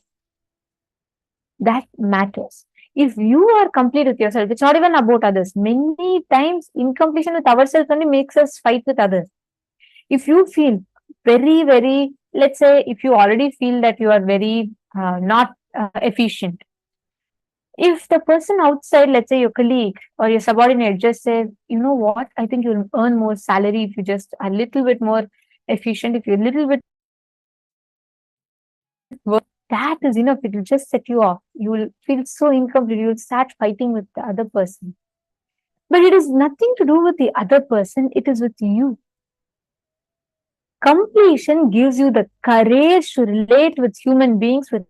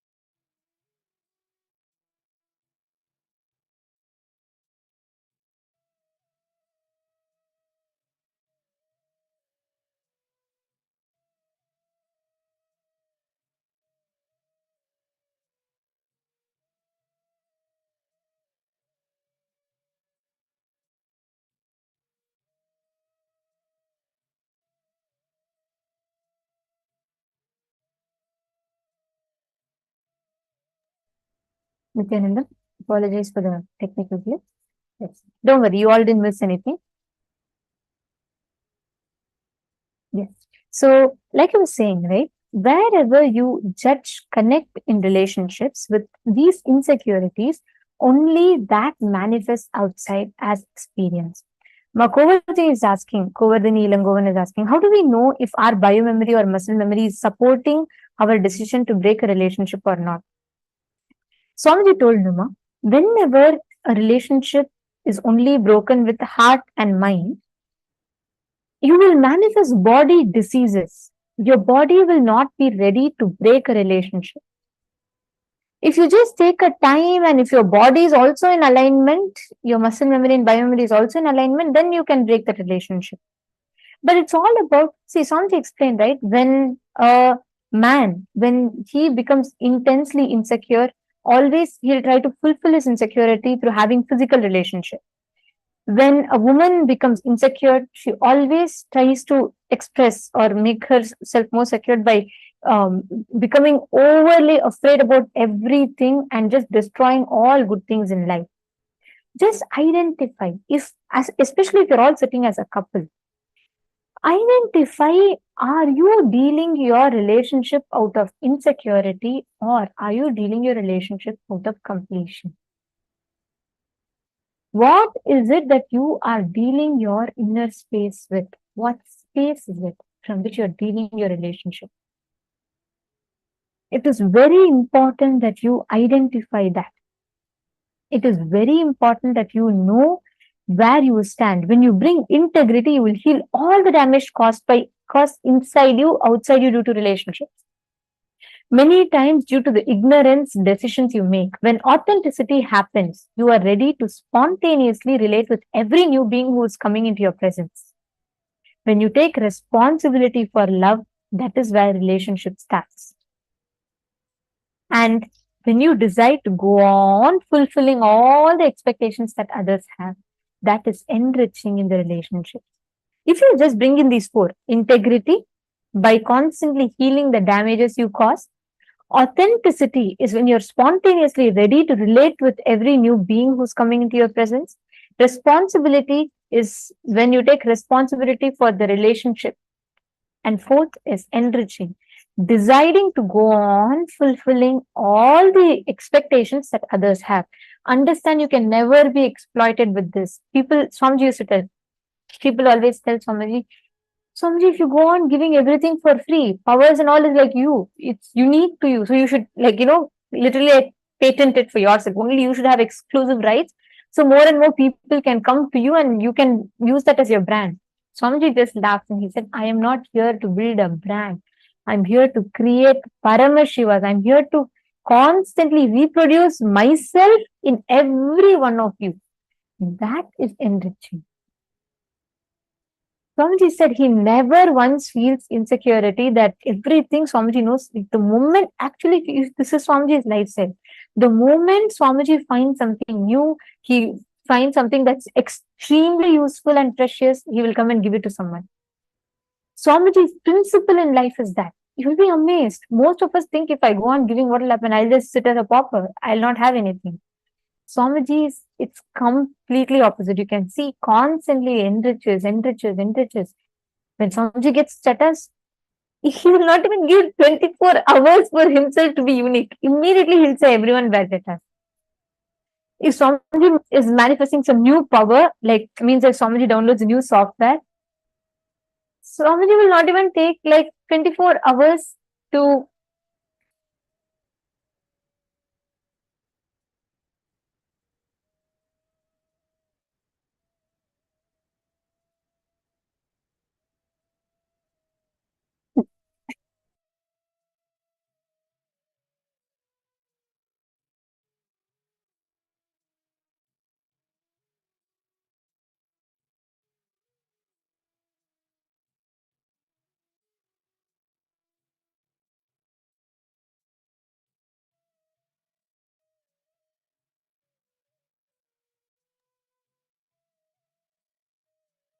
Sorry, once again, I think there's our feed froze temporarily for you all.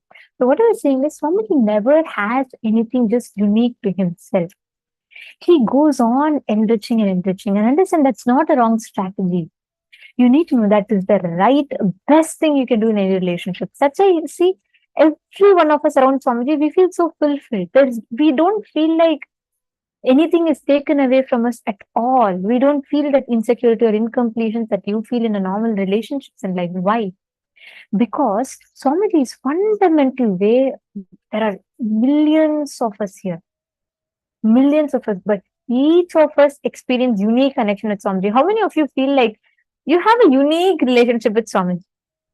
Put in the chat. You feel like, yes, Swamiji tells everyone, but Swamiji knows me personally. He has something personally clicks within me and Swamiji. How many of you have experienced that? See a beautiful smile on everyone's face. Ma Krishna is saying, yes, he makes me feel so special. Ma Sonia was saying, yes, he does so much for me. I have a special relationship with Swamiji. He enjoys teasing me, Ma Virupaksha. That I also agree for. I've seen so many times. Ma Indra is saying me. Madonna is saying, start feeling it. Understand, you go and ask anyone. Everyone will have their own unique story to tell with Swamiji. He is like, it's not like Swamiji takes off separate time for each of us and he spends time.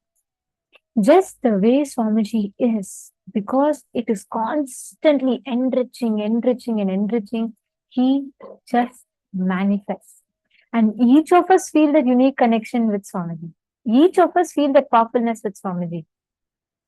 That is the space, that is the power, that is the experience of oneness when you are enriching in any relationships in life. That is how it starts. Now take a few minutes, look back into your life, sit with yourself and identify the parasite patterns, the patterns of self-doubt, self-denial, self-rejection, self-criticism, self-hatred, and being skeptical, believing it is impossible. Look into your life and see if you can recollect some situations where you experience the words, emotions, feelings, and experience of your parasite patterns. For example, you feel like suddenly you just feel like someone is extremely, you don't even know why, but you just feel like breaking the whole thing loose and you just go on destroying. Pin down all of that, all such situations. Let's start with at least 5. Each of you pen down wherever you felt insecure,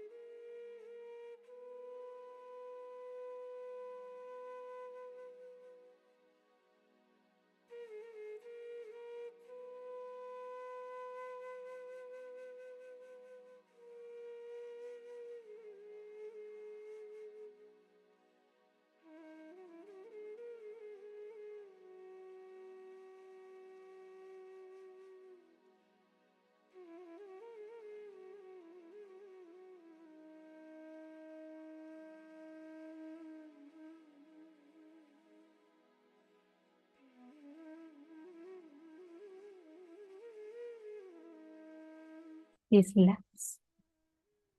Now, just with this understanding, you will be able to manifest our experience with the space of completion with others. Every one of you that are sitting here right now,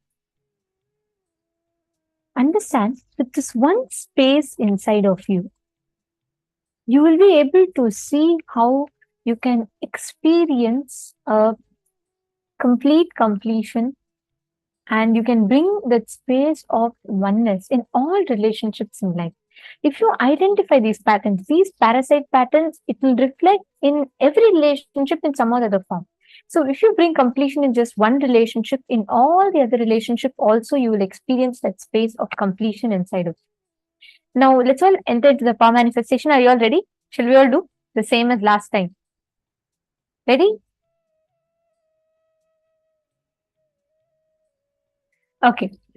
So the power we are going to be manifesting is the power of mind reading. And again, in this round, I'll be visualizing another picture in my inner space, and I'll be constantly seeing it as well, just to make sure that there's no other visualization that comes in. So I'm just going to be constantly looking at a picture, and I request all of you to scan through the third eye, identify what is the exact thing that I am visualizing. Okay?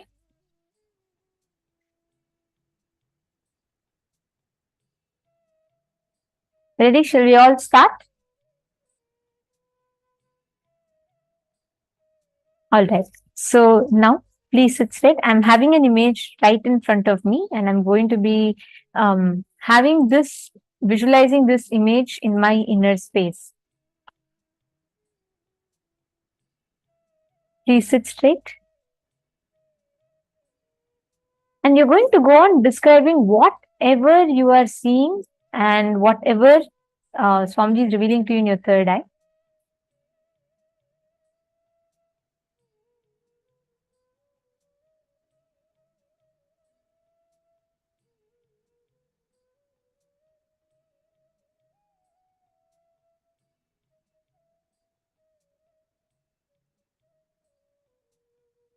Please chant the Mahavakya.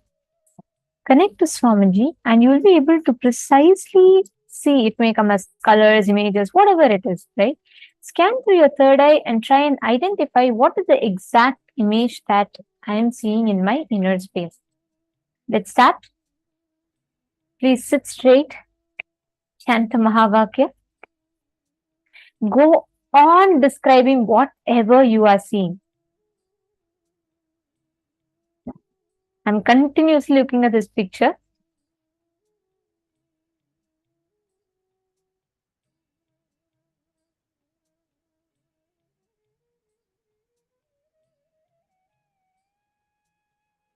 Chant the Mahavakya.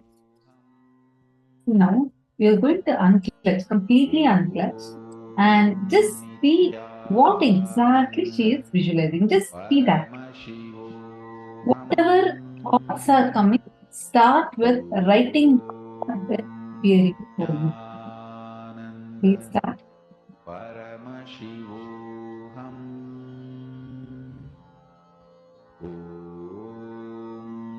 Nithyananda Paramashivoham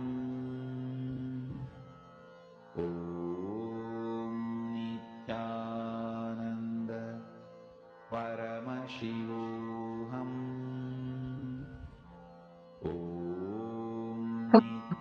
What images are coming, colors, images, what is coming, please start seeing that clear. Nithyananda Paramashivoham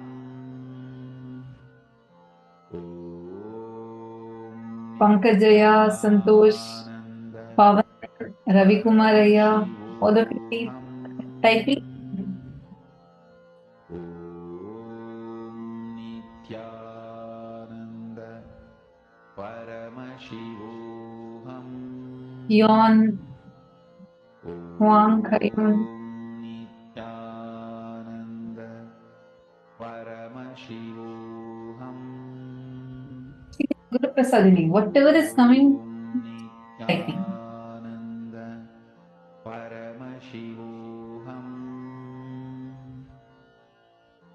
Om Nithyananda Paramashivoham Om Nithyananda Paramashivoham Om Nithyananda Paramashivoham. Very good. All of you start typing. Just live through your third eye. Whatever is appearing in your third eye, start typing. Like even if you are getting it as a thought, it's okay. Just type it. You feel like,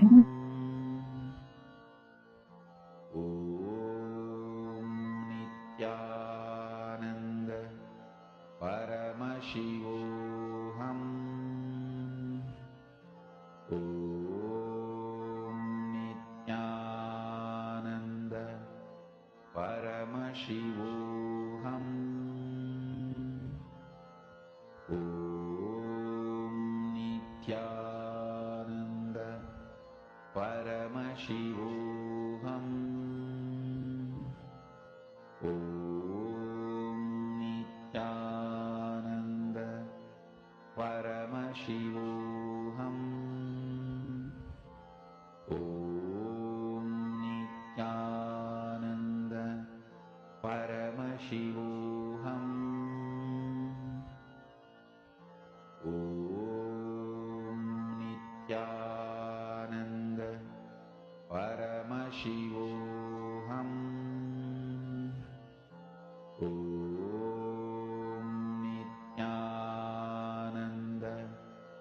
Paramashivoham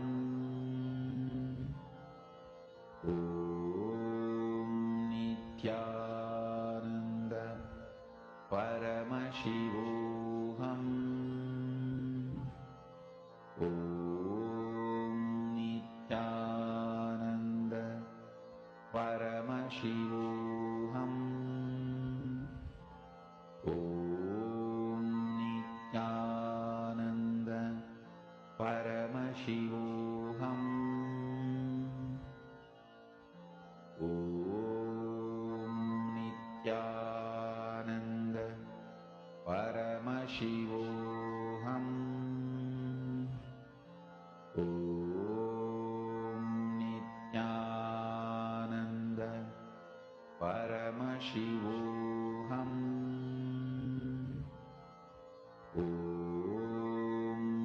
Nithyananda Paramashivoham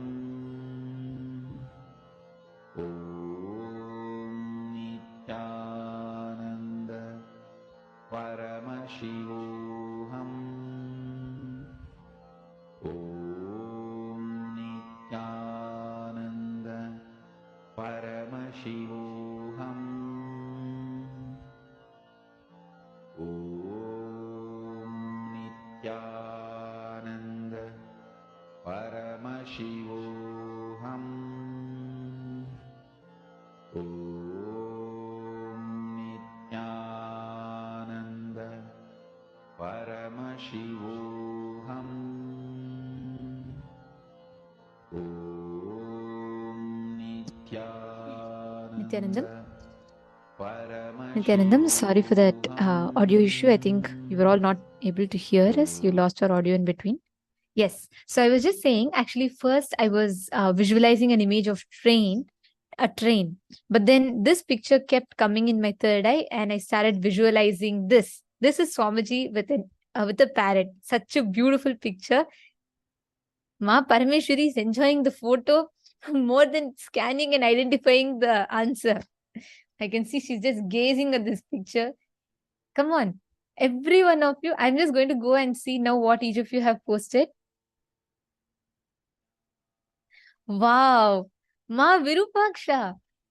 I think Ma Virupaksha is in oneness from the time she remembered her moments with Swamiji. She's manifested precisely.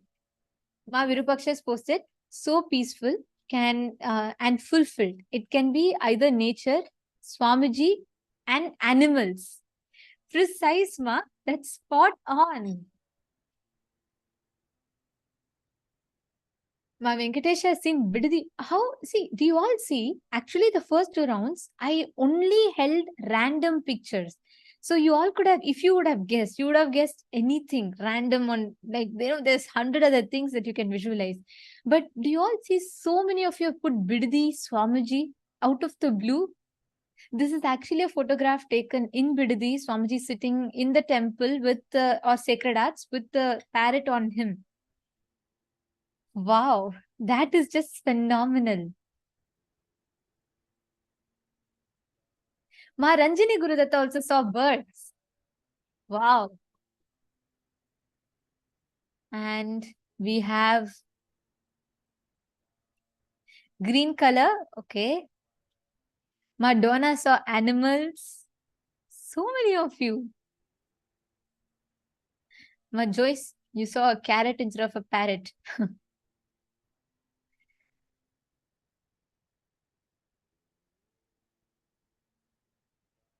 Oh my God, this is beautiful. But I'm also seeing many participants not yet participating. Can I request every one of you to participate? Sudarshan Pujari, you have manifested. You saw Swamiji. See, you saw Swamiji in a standing pose, but you saw Swamiji. Actually, if it was just anything random, I could have, for that matter, I could have seen anything, right? Like any random image I could have visualized. You precisely saw Swamiji, and just above that, you've posted, you saw nature, tree, and water like painting. Wow. And please understand, Sudarshan Pujari, you have started manifesting. This is manifestation.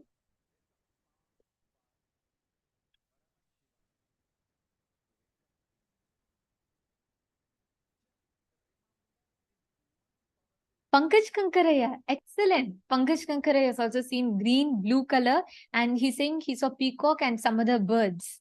Wow.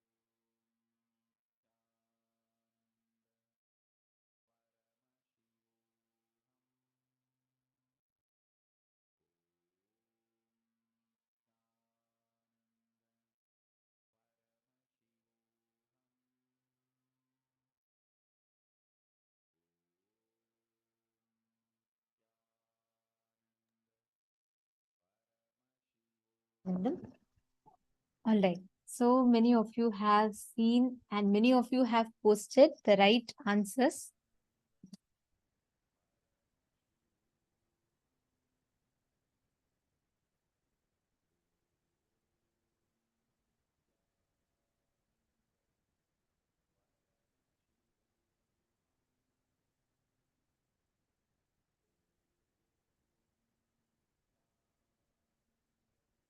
Beautiful. Actually, I'll tell you all one thing. Whenever you're manifesting, right, don't wait for you to see something perfectly and then you don't wait for you to get something exactly like how you want it to come. It can come in any which ways.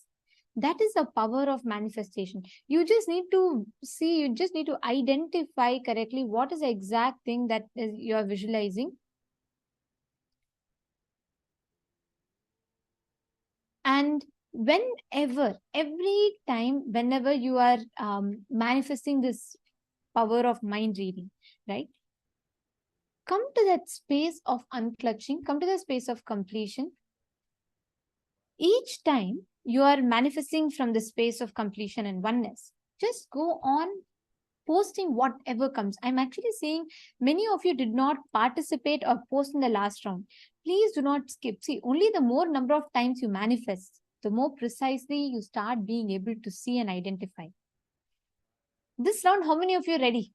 Put ready in the chat. Let's see. Because I'm seeing many people didn't post whatever you saw. Come on. How many of you are ready for this round? Post ready in the chat. Let's see which room everyone is ready and ready to manifest.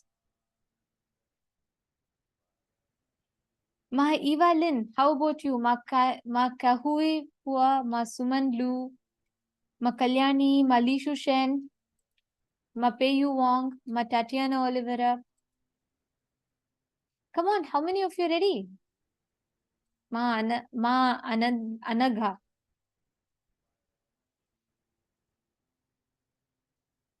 Ma Jnana Vijnana Priya, Jnana Paravidya. Okay, Ma Nitya Naresha. Come on, every one of you post. How many of you ready for manifesting? Ma Parandamini.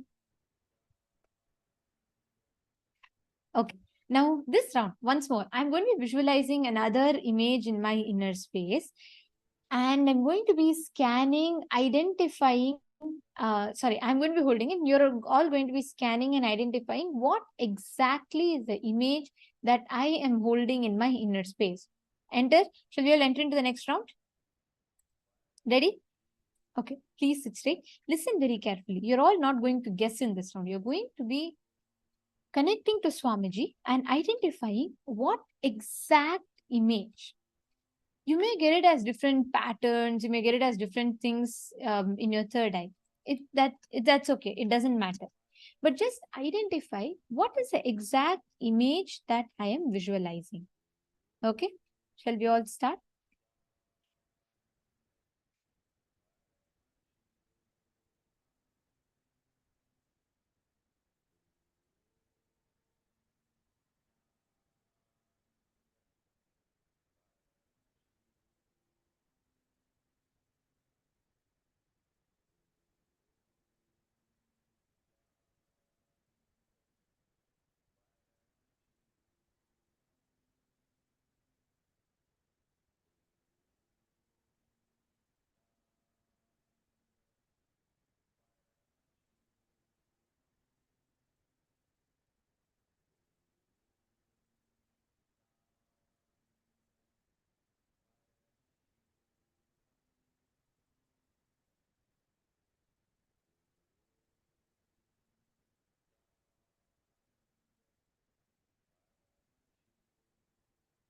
Okay, so I'm seeing an image.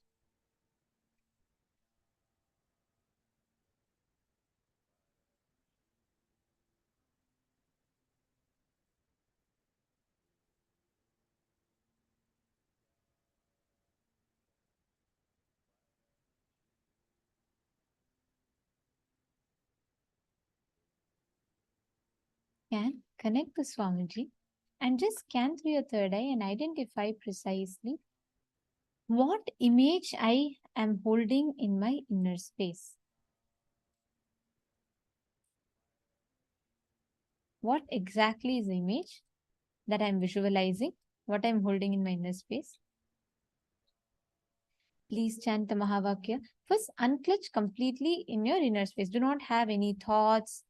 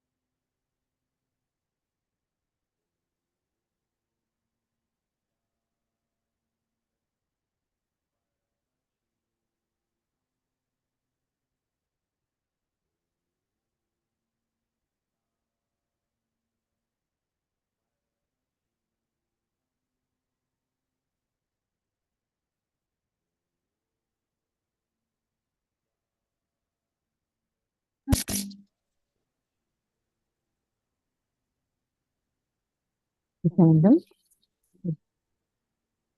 So for the repeat now can see any colors, whatever is appearing in your mind, right? Start writing that down. Colors or even in picture, image, anything that's coming.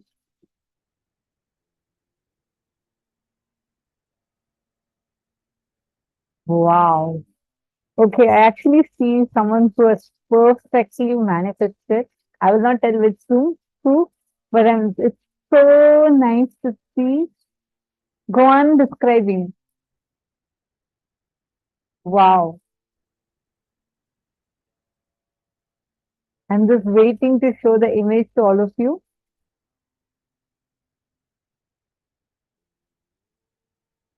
Keep to your third eye, zero guessing, zero guessing. See through your third eye and you're going to type.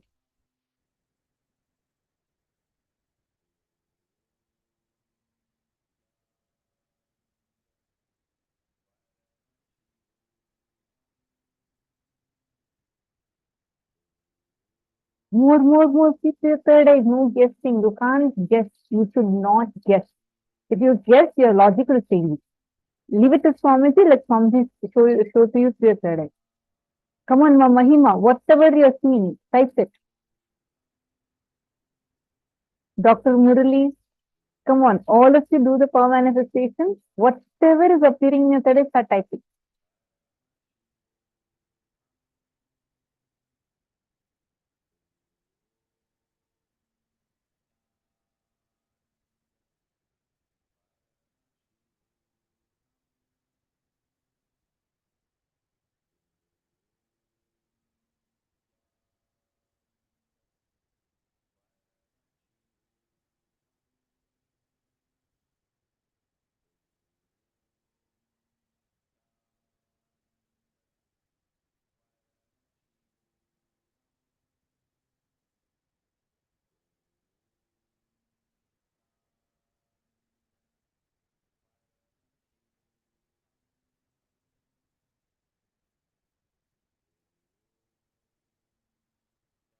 More.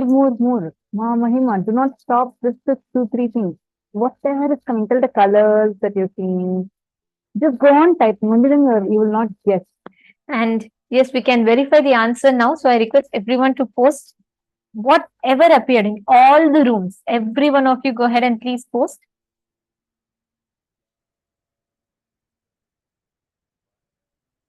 All right. I think so many have already posted.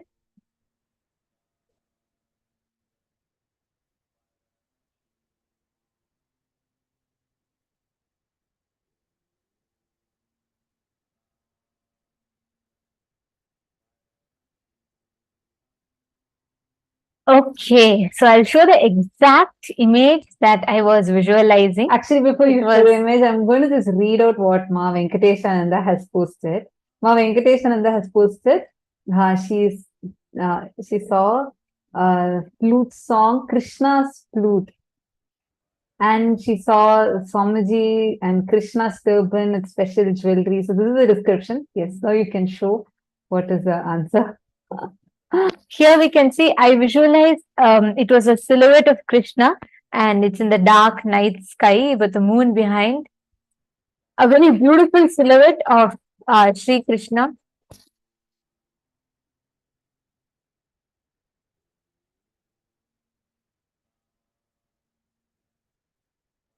So this is a very beautiful silhouette of Bhagavan Sri Krishna, and this was the exact image that I was visualizing.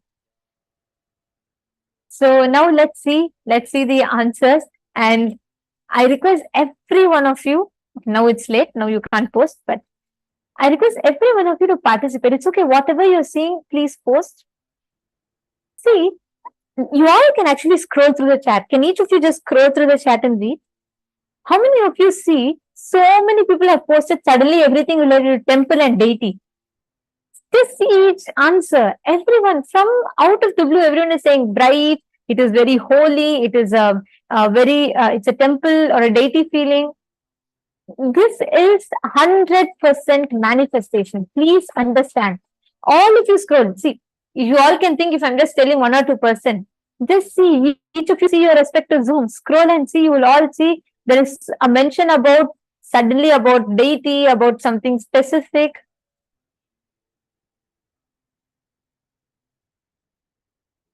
Ma Venkateshananda, there is also a manifestation. Beautiful. That's great. Blue sky, streams, Krishna. Wow. Ma Govardhani. Ma Govardhani has manifested. So in this round, for this round, Ma Govardhani has posted a lake picture is a bit yellowish. Krishna, Vrindavan, sunset on the right side of the sky. Number 681, appearing like a matrix. Wow. Ma Govardhani is precise. It is Krishna, and you have perfectly identified. And Ma Joyce has posted happy and smiling. That's also correct, Ma. And Ma Wai in, you have put it as bright and holy. That's correct. And Ma Bhavani has posted blue sky hill. Wow. That is 100% manifestation. Do you all see everyone? Why everyone is posting deity? If 1 or 2 people put, I can say coincidence. Every one of you have posted something to do with deity, something to do with sacred. If you see all the last rounds, I showed, I was visualizing different random thing, a rose, something here and there. And each of you here have posted deities. That's amazing.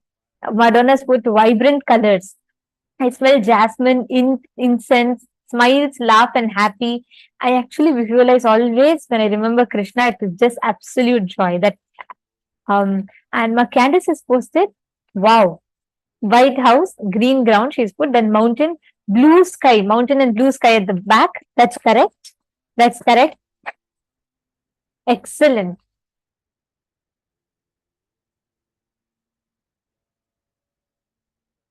Wow. Beautiful scene, Swamiji with white clothing. Everyone has seen temple. That's what is amazing me. As a group, like Ma Sonia has also seen temple and deity. Actually, all of you have seen temple and deity have all manifested. Please understand, you've all started manifesting it. Who've seen Krishna has spot on manifested it, or some of you put night sky and blue and black. That's also a manifestation. But whoever have seen deities, please understand, it is manifestation. You have started manifesting. Oh, Ma Vijay Swarupa. Wow, Ma Vijay Swarupa has posted banyan tree bird, Swamiji in Krishna dress. Excellent. Oh my God, you guys are all amazing manifestors. So be careful. In few days, you guys will be able to start reading people's minds, what people around you are thinking. So you should tell people to be careful around you. Okay, let's see in the mail room. How many of you have manifested? See, Pavan Kaya, do you see, you didn't see anything specific, everything was dark. It was a dark image, and that's why you kept seeing dark. Your understanding, it's something very important for us to understand here is how you cherish it matters, like how you celebrate Paramashiva's happiness. You will see more and more, you celebrate it more and more intensely, you will start manifesting things. I saw the way you were manifesting, you're actually manifesting very nicely. This is how it starts. Celebrate it, come on. You don't think of something like a desert or an Iceland. You are seeing so many things so related. Understand? Because it is a clear manifestation. Be very clear. It's this for manifestation you're doing. Celebrate it. and actually, ZZ friend, understand, you don't need to try calming down or anything. Just manifest. ZZ friend. Visualize Swamiji. All of you understand this. The more you manifest powers, the more unclutched your inner space becomes. You don't need to wait for you to completely become unclutched for you to manifest. With this, what you can, go on posting. It's okay if it is wrong. So what? It's not wrong. Understand, there's nothing wrong in you putting, even if it is wrong, and just go on posting. So what? Start with it. Don't wait. Do not stop. Do not pause. Go on posting. Go on posting whatever you're seeing in your third eye. Understanding? Don't wait for you to see something in specific. Don't wait for something to come precisely and then you manifest. No. Whatever you see, just go on posting it. Sudarshan Pujaraya, wonderful will persistence. Keep trying. That's right. And do you see, you suddenly saw a Shiva, a deity. You could have seen anything else. You are seeing a deity. That is correct. And suddenly see ZZ and you're seeing clouds above the sea and crescent moon, crescent on his crown. Penshuan, you have manifested. It's a blue sky you've seen with white clouds. That's excellent. You started manifesting. Beautiful. See, all of you understand. This is a secret of manifesting. Whenever you go on visualizing in your inner space, and when you constantly see through your third eye, which means it's okay even if you're not getting right answer. It's okay. Go on posting. That's all matters. From there, go on manifesting and just see everything in your inner space as it is appearing to on posting it. Okay, great. It's so beautiful to see so many of you manifesting. If you just fine-tune it a little bit more, all of us will be able to start catching it. Now, the next session we're all going to be entering into is a very, very important session. We are going to be manifesting you're going to be understanding the science of completion with others.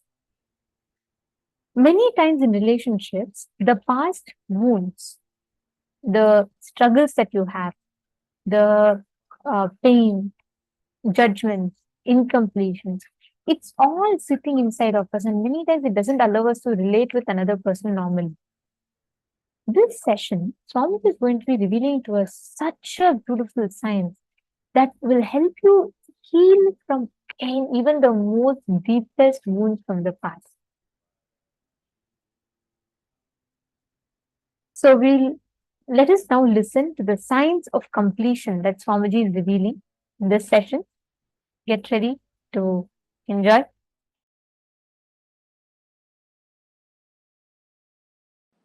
Once Ganesha and Subramanya, both of them have decided to have a challenge that who will quickly go around the world 3 times. Subramanya, as you all aware, has his own flight, peacock. He just sat on his peacock, started flying.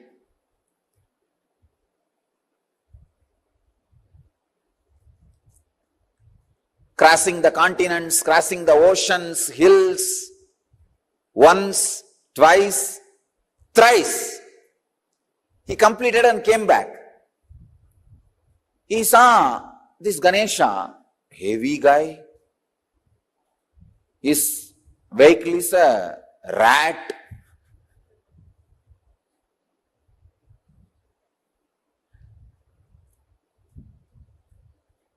But this fellow claims he won the game by going around Shiva and Parvati 3 times. He says, I won the game. I went around Shiva and Parvati 3 times. With this rat, what else can be done? Yanayai eliyiluttu kondu pogum adisayam. Tamil I described, the rat is dragging the elephant. What will happen? That much is the capacity. But finally, Ganesha declares, I won the game. I went around the Shiva and Parvati 3 times. Subramanya asks, how can that be? Very beautifully Ganesha says, you went round your world, I went round my world. Understand, you went around your world, I went around my world.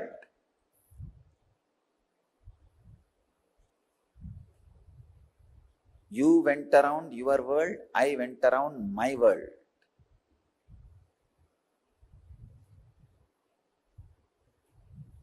You need to catch this truth. The world, my world. This is the sacred secret. The world is binary, logical, arithmetic, scientific, universal.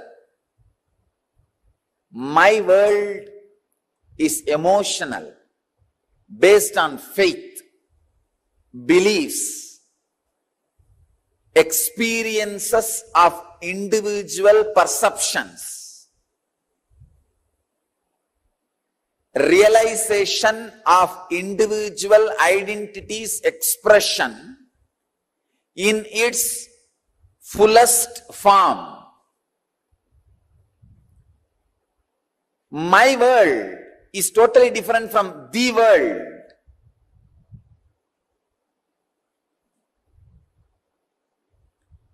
When my world is completely in tune with the world, you are a Jivan Mukta. When there is no conflict between my world and the world, please understand, people who are always going around the world are caught in agitation, anger, stress, rajas. People who are completely caught in my world sometimes can miss the world.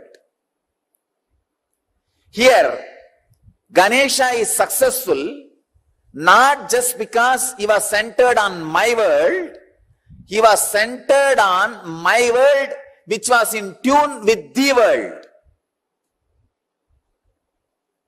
He was completely experiencing my world, the Ganesha's my world and the world is one and the same.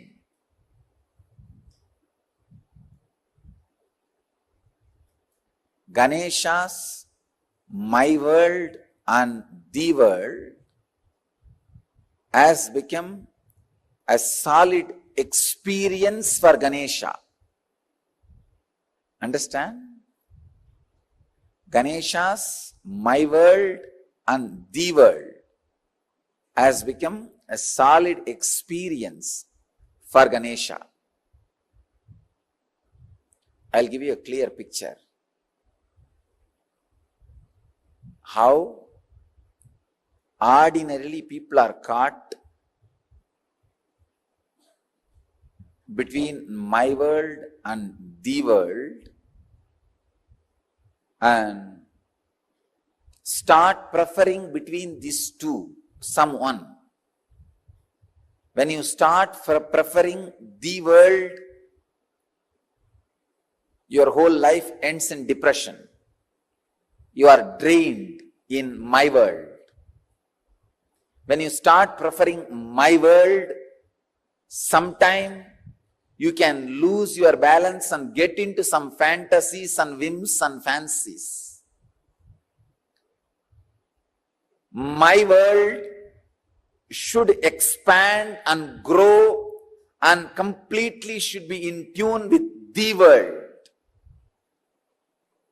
Ganesha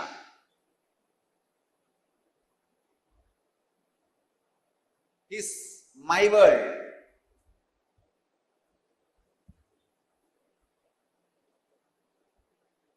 And the world.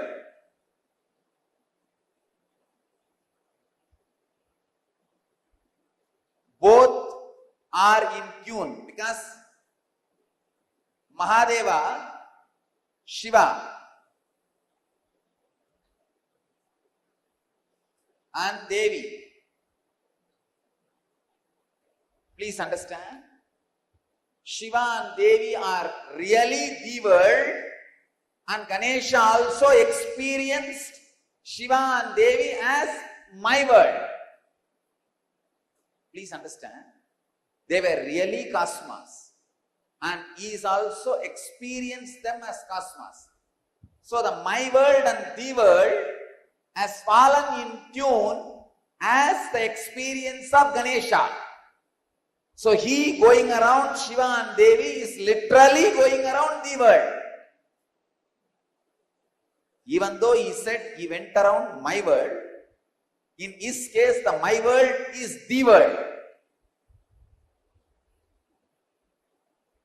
Usually human beings who give preference only for the world become extraordinary materialists but end up in spiritual poverty. Spiritual poverty, depression, utter depression. Same way, people who prefer only my world sometimes end up in hallucinations without falling in tune with the world. Understand, the world can't be rejected as you think.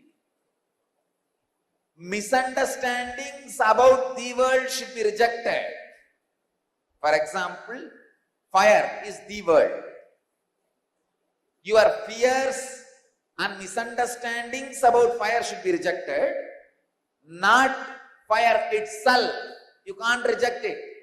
Its existence cannot be denied.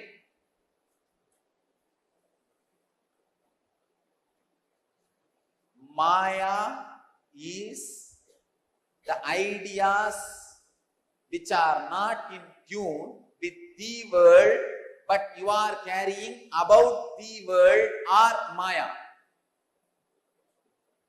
Maya is the illusory ideas you carry about the world, not the world itself. When you carry the right idea, when you understand the right ideas about the world, you will realize the world is made of the same stuff in which my world is made. Understand? I am giving a new twist. First statement I am making. The fire, earth, water, air, space itself cannot be denied. Your wrong concept about it is Maya. But when your wrong concepts about it is removed, it loses the identity which you are thinking it is having.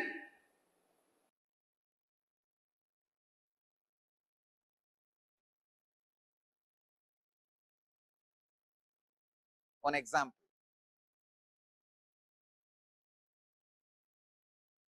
The fire. You have fear about fire. That fear is called Maya. But fire itself is not Maya. When the fear is completely lost in you, when you are in tune, suddenly you realize what stuff is a base material for you, same stuff is base material for that. You are in tune already. You can play with it, conquer it, go beyond it.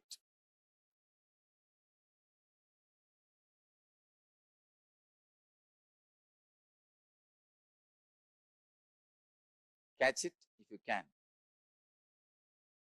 It's one of the very, very, very subtlest truths.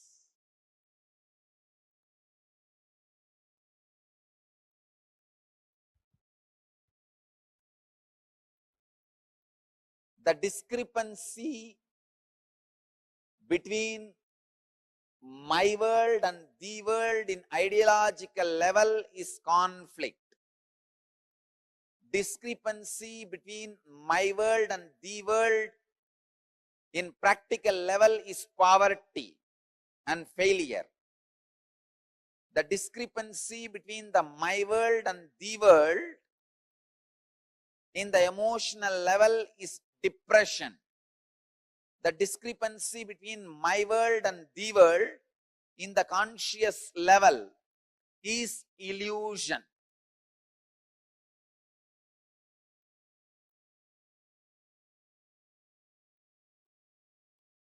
Next, Subramanyas.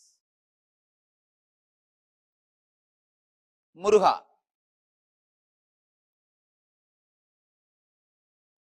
First, he goes around the world.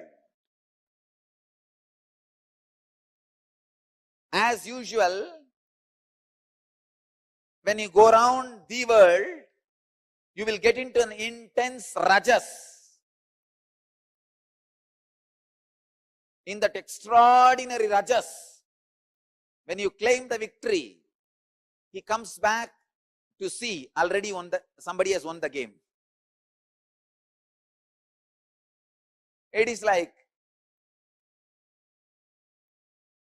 we have a very beautiful story about Bharata, in whose name the whole Bharat is named. He suddenly felt he should conquer the whole world and conquers, reaches the peak of the Meru hills, which is mythological basically in Hindu tradition, to establish his flag. When he goes there, suddenly he finds 10 million flags are there. Means before him 10 million people have conquered the world. All their flags are there. He felt, oh God, where did I land? Then Brahma appears and says, oh my son, do not think you are the first one to conquer the world. Before you, millions of Bharatas have come. Millions of conquerors have come. All of them have conquered this world and claimed it is theirs, it is theirs, it is theirs. For this period, you are claiming it is yours, that's all. Then Bharata realizes, wow. That realization, click, makes him go for doing tapasya. And in that tapas, he becomes enlightened. How to be in tune with the world and my world. The balancing of the world and my world happens. Please understand, if you don't balance the world and my world, even if you conquer, it will be suppression of the world, it will get back to you as tsunami. The materialistic civilization is conquering the world without balancing my world, which is leading to all ecological imbalances, all natural calamities. Here, just like Bharata, Muruga comes back after going around 3 times the world, sees Ganesha sitting contently, radiating, and that gives Muruga initiation. Click. So he goes to a private place, Palani, stays there and does tapas, by becoming a sadhu. He becomes a sadhu, leaves everything, goes there and establishes himself in my world. When he is in tune with the world and my world, in the tapas in Palani, he becomes enlightened and starts radiating enlightenment to the world. Understand? The world and my world. You need to understand the whole story in right angle. Don't think he went and stood there in anger and Avai came and sang some songs and then he went away back to Shivan. It is a cinematic version. Exactly this is what has happened. Subramanya, when he sees just the success in the world is not the ultimate, you need to balance, understand, tune with my world and the world, then conquer, then go beyond. Without in tune, any effort to conquer the world leads to great chaos in the world and my world. The restlessness in my world, natural calamities in the world. Extraordinary restlessness in my world reflects as natural calamities in the world. Understand? All the civilizations which is suffering with extraordinary attention to the world without balancing my world are suffering with too much of natural calamities.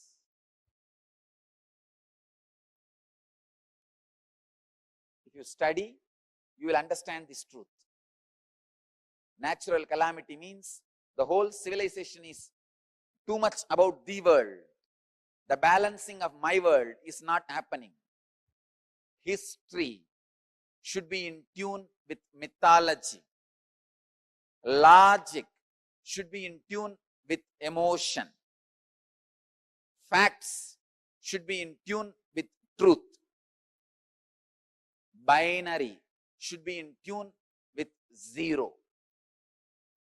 Understand? The binary logic, linear movement should be in tune with circular movement, logic based on zero. The Indian rishis were able to discover zero just because they were able to understand the secret connection between the world and my world.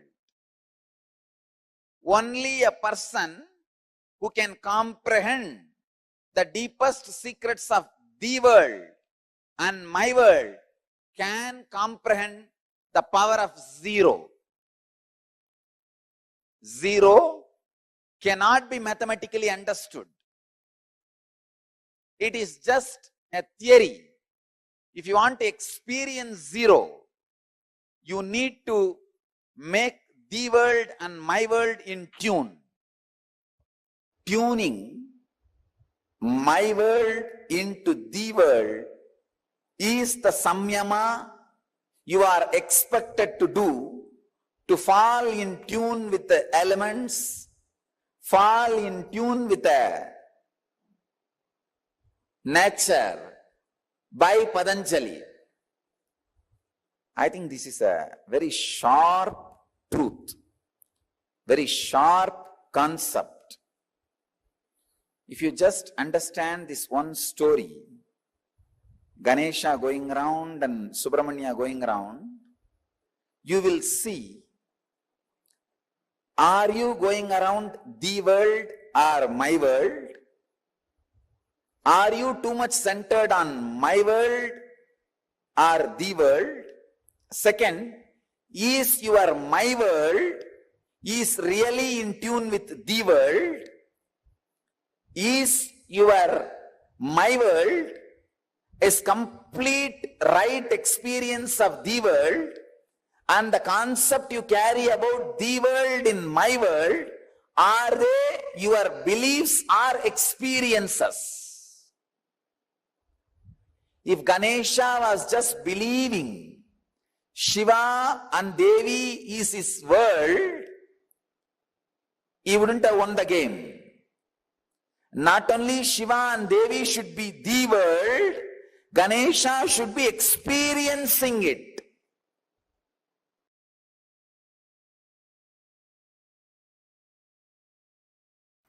Listen, completion with yourself is more like a spiritual practice. It is with completion with others, the life itself starts. Listen, it is from the completion with others, life starts. The completion with others, I can say, this was the greatest contribution of Vivekananda. Swami Vivekananda's greatest contribution to Hinduism. He brought this idea of completion with others to the front. Completion with others is a spiritual quality, that's all. It is necessary for enlightenment. Unfortunately, we always got the idea, if you have incompletion with others, run away to the higher planes where less people are there. No, that is not a solution. That is not a solution.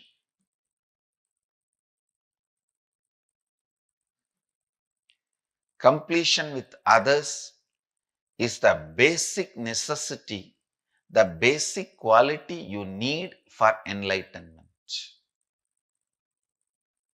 Understand? People sometimes ask me, how do I know whether I am suppressing or completing?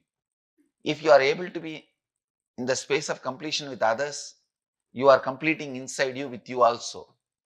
If you are not able to be in the space of completion with others, then inside you are not completing with yourself, you are only suppressing.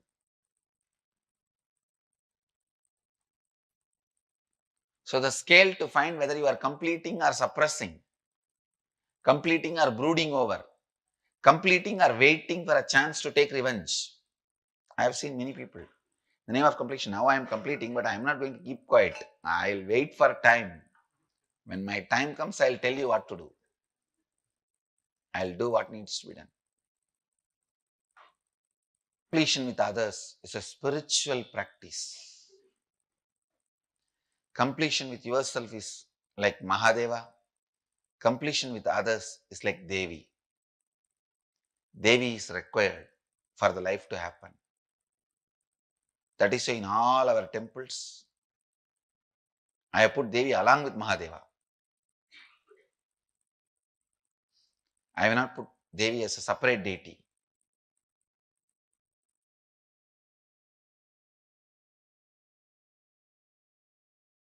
Listen,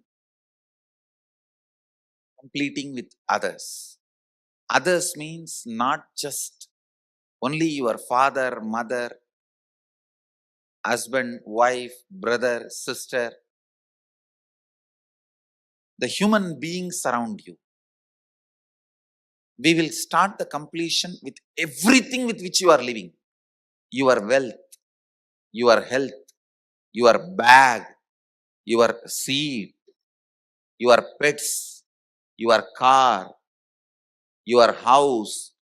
Please understand, all these are living part of your life. They may be dead objects, but they are living part of your life. See, a house may be a dead object, but it is a living part of your life. How many of you understand what I am saying? It's a very important component of your life.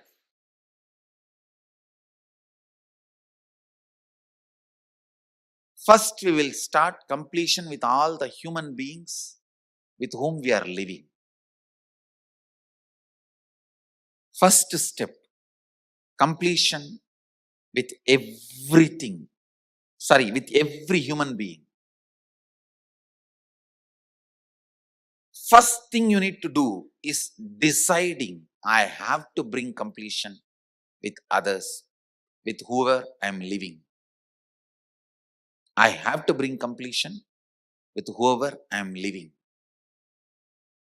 Even if they don't want, I will stretch my best and I will decide I am in the space of completion. Whenever they want, I am open to have them. I am open. I am going to be in the space of completion. Whenever they are also ready, it will become completely complete. Understand? Completion with others does not mean you are going to apologize to them. No. Apologizing is not completion. Asking sorry is not. So many people were saying, I want to apologize, I am sorry. No. I am sorry is not completion. I am deciding to drop hurting pattern in my life or any incompletion, misunderstanding, anything. I am deciding to drop and I am deciding not to bring them, not to give life to it again. See, past, you can't say you are wrong or you are right. No one can say you are wrong, you are right. It is not apologizing. It is not feeling sorry for the past. No. Deciding, I am dropping this incompletion, hangover of the past, and I will not allow this to happen once more. Completion is actually responsibility, not apologizing. See, apologizing or feeling sorry comes out of powerlessness, but completion comes out of responsibility. Understand the difference. Please listen, see the difference. Now when I am saying you need to complete with your mother, with your father, with your brother, with others, I am not asking you to apologize. I am not asking you to call them and say, oh sorry, oh sorry, oh sorry, bus bus. No. No. Feeling sorry comes from powerlessness. That is not completion. When you call, you explain, this is what has been perceived by me. Here, I am not interested in looking into you are wrong or I am wrong. That will only create more and more anger, hatred and suppressed violence. I am only saying one thing. I am ready to drop the past and its powerlessness, incompletion. I am declaring, I am dropping the past and I am complete. I don't have incompletion. And I will not create any incompletion anymore. Your decision and declaration, when it reaches them, you will suddenly see they also open up and start coming towards completion. But first, you need to be prepared.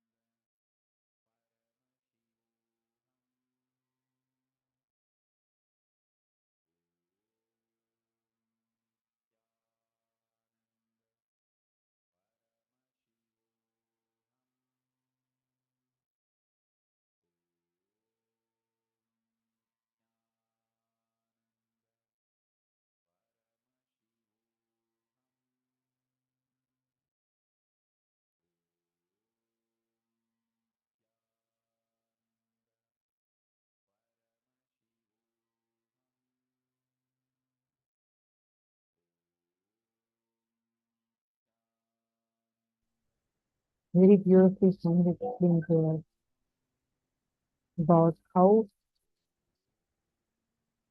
the world and my world, the different things, and how only completion and bringing my world to the world, bringing them in tune to bring completion, and how to do completion with others. So all these Swamiji very beautifully explained to us, and this is exactly what you're going to be doing right now.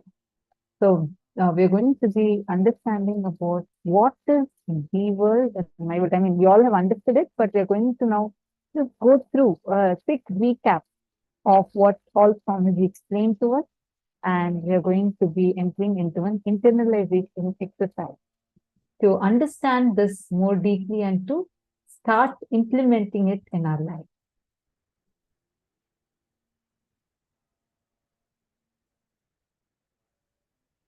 And this is a very, very important truth that Swamiji revealed to us right now. See, the reality, what we see, and our interpretation of the reality is two different things. And there's a big gap between the two. Whatever happens, we always give an extra layer of our own doubts, fear, everything we add to it. All the things that are happening in front of us, we add our doubts, our fear, everything, and we give an extra layer to it. That is what is my world. The world's perception from our own perspective. Actually, this one image can summarize the whole thing for us. Like literally, this is exactly, one person is saying it's 6, one more person is saying it's 9. This is how we are also dealing with our life. Human beings are a bunch of patterns. So even when you want to be good to them, you have to go near them very carefully. You have to talk into their listening with a lot of sensitivity. You're supposed to create the space of completion in you and stand that space with others. That is what is completion with others. My world is emotional, based on faith, beliefs, experiences of individual perception. Realization of the individual's identity is expression in its fullest form. The world is binary logic, arithmetic. It's binary, logical, arithmetic, scientific, and universal. My world should expand and grow and completely should be in tune with the world. These are all few of the things that you all just learned. Now, very powerfully, somebody had explained it to us about how the world and my world, how it exists, how the difference is, and did all of you so far understand? For example, let us say that your friend is coming and shouting at you. Let's give me an example. The action of what is happening is the world. The fact as it is the world. But the impact, the reactions, the way you perceive it is my world. Usually the reality happening, which is how we perceive. Both of these are very far from each other. Both of these are like completely away from each other. We usually have a lot of reactionary assumptions, and we go on thinking and relating to life from those reactionary assumptions. Now, the completion with others is a spiritual practice. Completion with yourself is like Mahadeva, Paramashiva. Completion with others is Parashakti. And Parashakti is required for life to happen. That is why in all of our temples, because Swamiji said, Parashakti Devi is put along with Paramashiva and not as like two separate. They are as one deity. Actually, see, so many times in life, we all build incompletions with a certain situation. Can I request every one of you here to post how many of you have, just put yes or no, you don't need to type the situation, but how many of you have some situation in life where you felt really injustice has been done to you? You felt like It was not, whatever happened to you was not fair. You felt extremely pained by life. Any situation, you don't need to post the situation itself, but how many of you have had some instance which has caused a lot of pain inside of you, which you are not able to get over from? Put yes in the chat.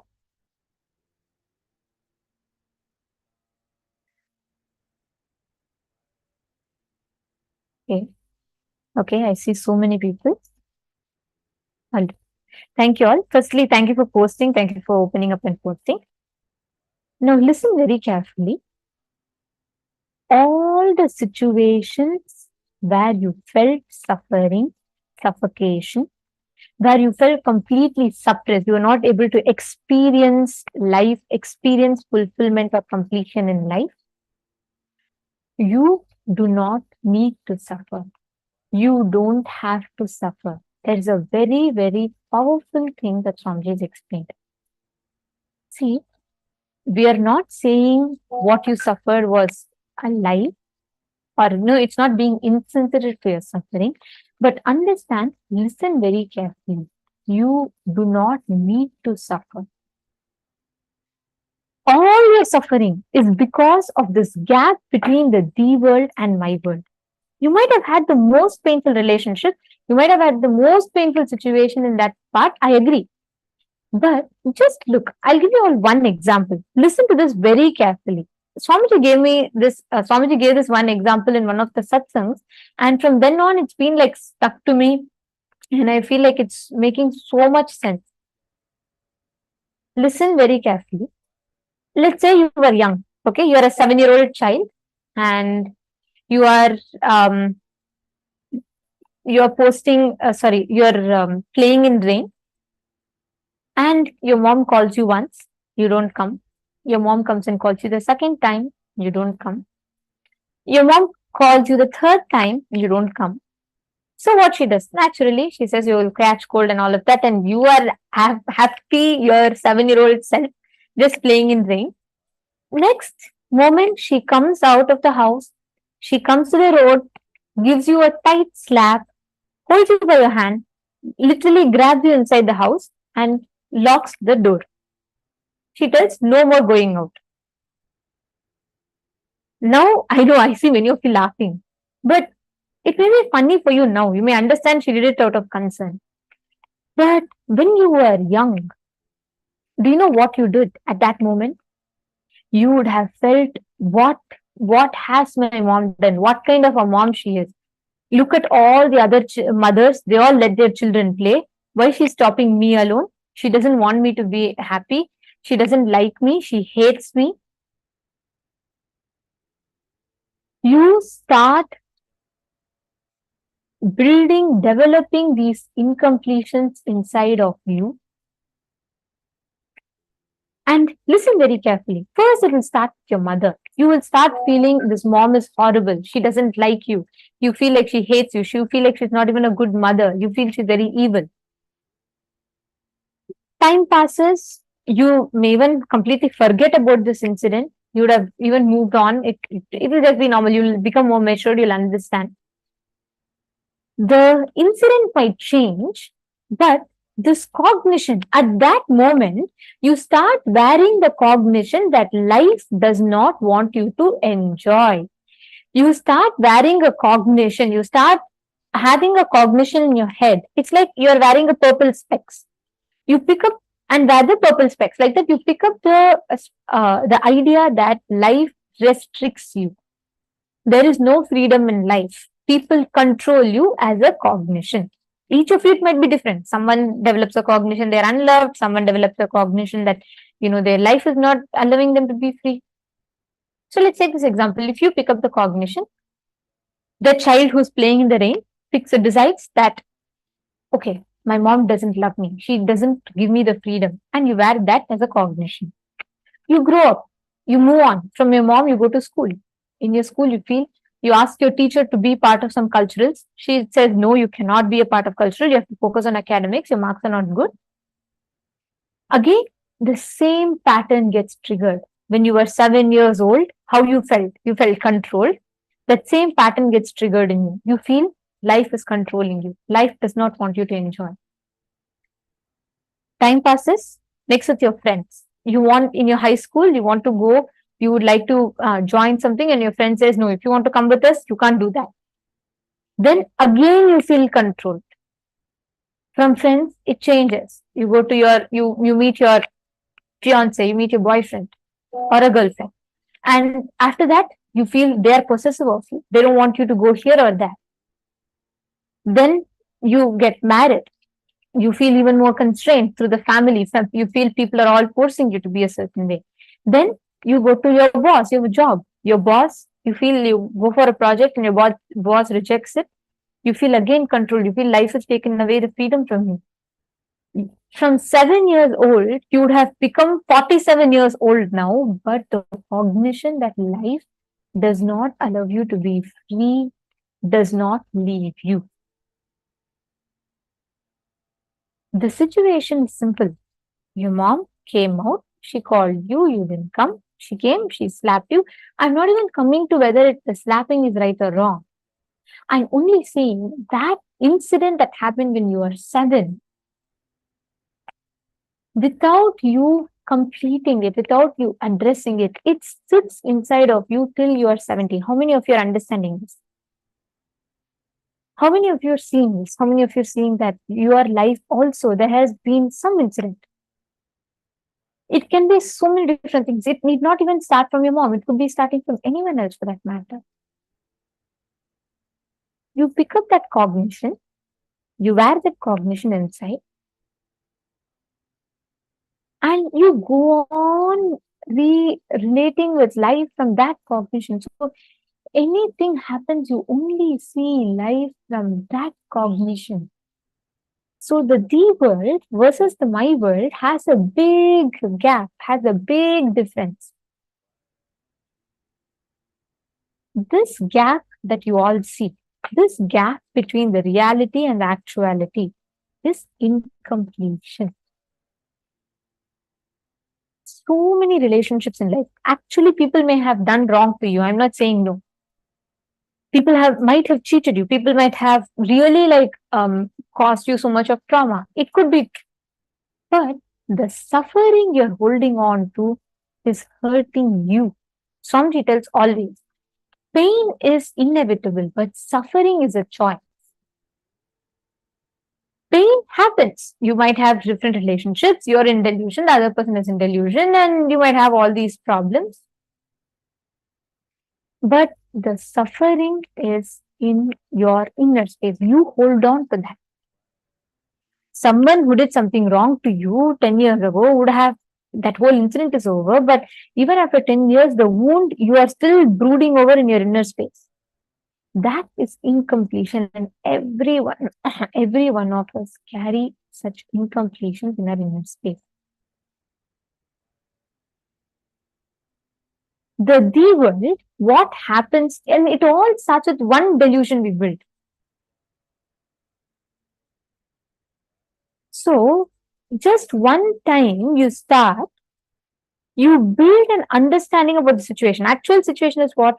You are playing in rain, you didn't come, your mom came to call you, you didn't listen to her, and she came, she slapped you, she dragged you inside and locked the door.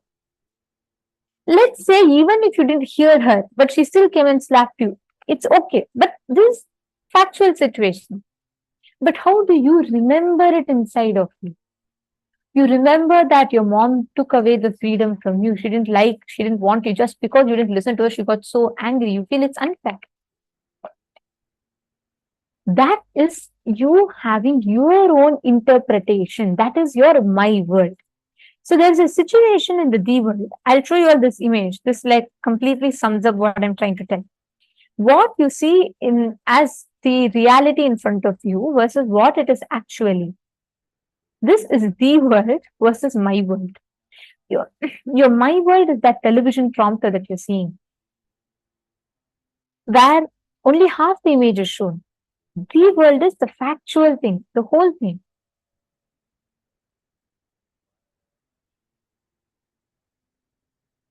Now, take a few minutes. I'm going to start with one simple activity to all of you.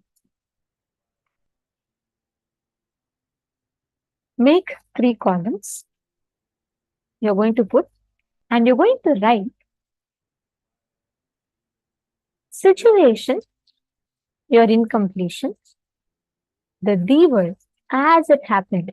Remove all the extra seasonings or extra masalas that you add, but just put as it happened, and the my word. How you perceived it with your incompletion.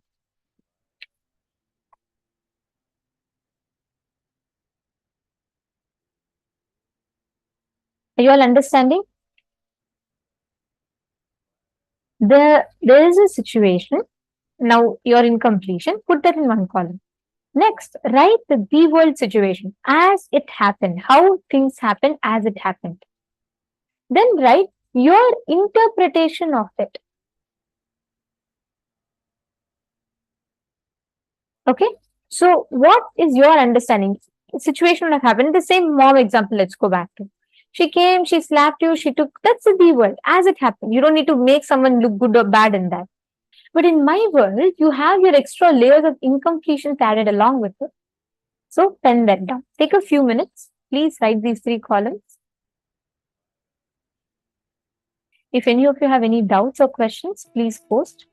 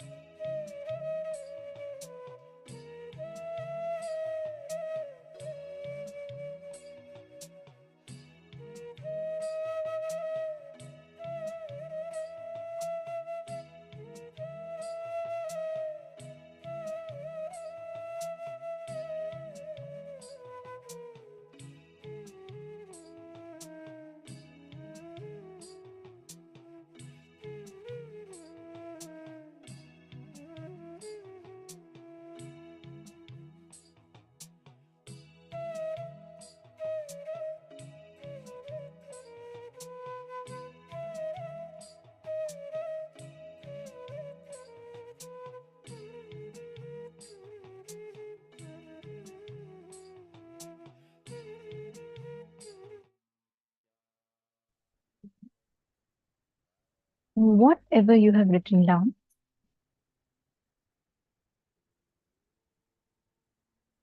In the next step of the process, describe the relationship you have with 3 people in your life. Just 3 people, any 3 people. It can be your spouse, your mom, your dad, your child. Go back in life and describe the incident when you started judging, having incompletion, anything it can be. It can be, oh, my spouse is over controlling, over possessive. My mom doesn't love me enough. She's partial. Go back to the earliest moment when you started having that incompletion. Describe actually what happened as it is. Like, for example, let's go back to this example of the child playing in the rain. Exactly as it happened, write down the world situation. This is a very, very important exercise. How many of you are writing down? Can I request everyone to please post how many of you are doing this? It's a very important exercise. It will completely change your perspective with relationships. Ma, Krista Hetman, that's right. The world is not logical, ma. It's not logical responses. It is about the situation as it happened without the impact of your incompletion in that. See, you writing down the situation without having, okay, let me tell this as an example. When you witness a robbery, okay, or when you get cheated, let's say someone comes and they come and cheat you, take some money from you and they don't return it back. When you share the story to someone, you will always share it with saying, oh, I knew from beginning itself he was a very rude person and he just stole the money from me and went, and I felt very cheated, I felt very bad, all of that, correct? You're going to add all the emotions and everything to it. But let's say the same thing, you see a movie and someone is taking money and going from the movie. When you narrate that movie, you're just going to narrate it. The villain came and he stole the money from the hero. He did a conspiracy and the money was stolen from the hero and the hero had to suffer. So you're just going to read it out like a fact, correct? There's no personal this thing to it. So when it is in the world, when you're writing down the world, you're going to write down the situation as it happened. Can each of you take 3 relationships in life? First step, once you all have written down 3 relationships in life, please put your finished writing. Pick 3, any 3 relationships.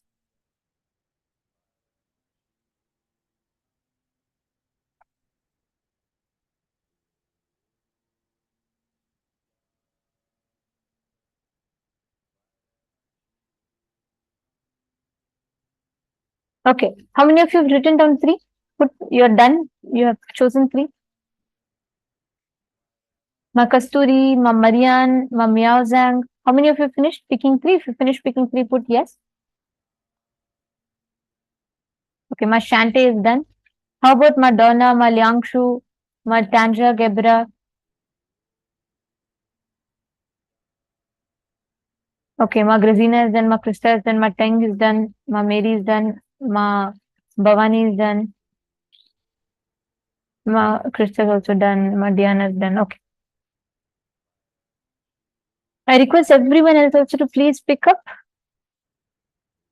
I'll explain, don't worry. First pick up 3 relationships, I'll explain you all. Just pick up 3 relationships. Okay. Now, listen very carefully. What you're going to be doing is, you're going to be writing down. Maili, you're saying you're confused. I'll explain to you, ma. Just wait. You just pick up 3 relationships, that's enough.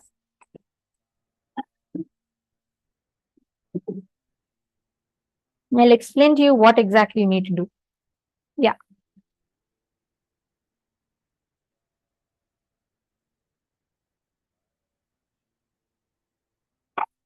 Okay. Now,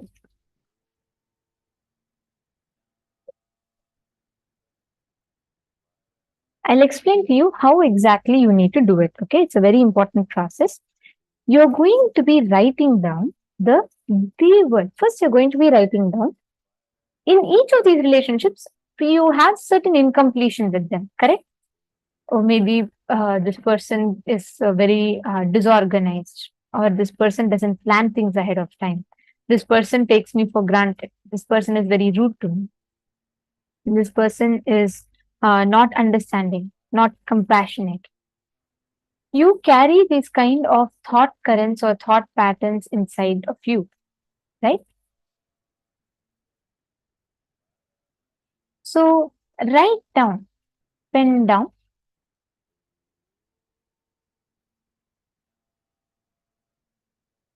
all the judgments that you carry about that person or that particular relationship. And go to the incident where you started having that judgment.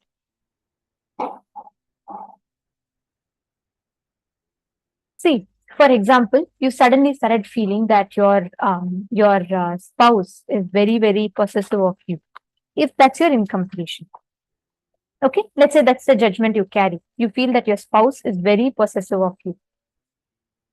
Now, what you're going to do is you're going to go back to the first incident where you felt that your spouse is being very possessive of you.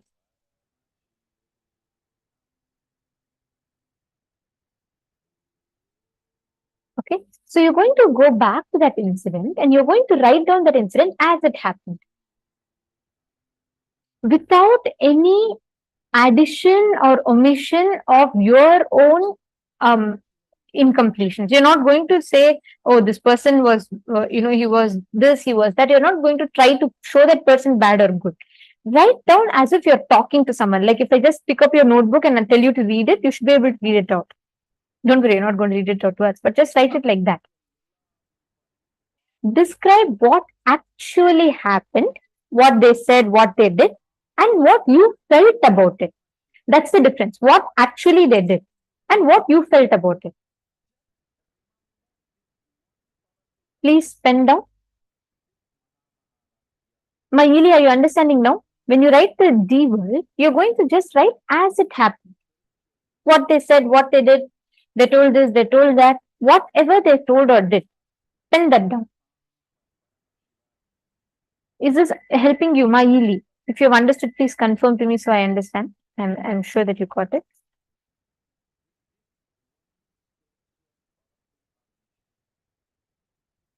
So you're going to write down what exactly as it happened. So go back to that incident, 3 relationships. In the 3 relationships, the judgments that you're all carrying about that person, all the 3. Under those judgments, write down which incident you started feeling that judgment. Let's say your boss, you feel your boss doesn't like you. He doesn't want you to become successful at all. So you feel that your boss is extremely jealous of you. He doesn't want you to excel. That's why he's purposely rejecting all your project. But based on which you started having this judgment, it could be some incident that happened long ago where you went to give a project to him and he said it's not good enough. And you felt very bad. You felt rejected. And write down what actually happened and what you felt. Inside you felt he never wants you to expand. He's also like this, another person who doesn't like your expansion. Write down the feelings that you had and as it happened. I'll give you all 6 minutes for this. For each person, write down. Do this very sincerely. Do not take this exercise lightly. This exercise has the potential to change the way you experience reality. So please do this with extreme sincerity. Pen down the exact judgment, all the incidents where you remember, and write it down directly as if you're talking to Swamiji. Start.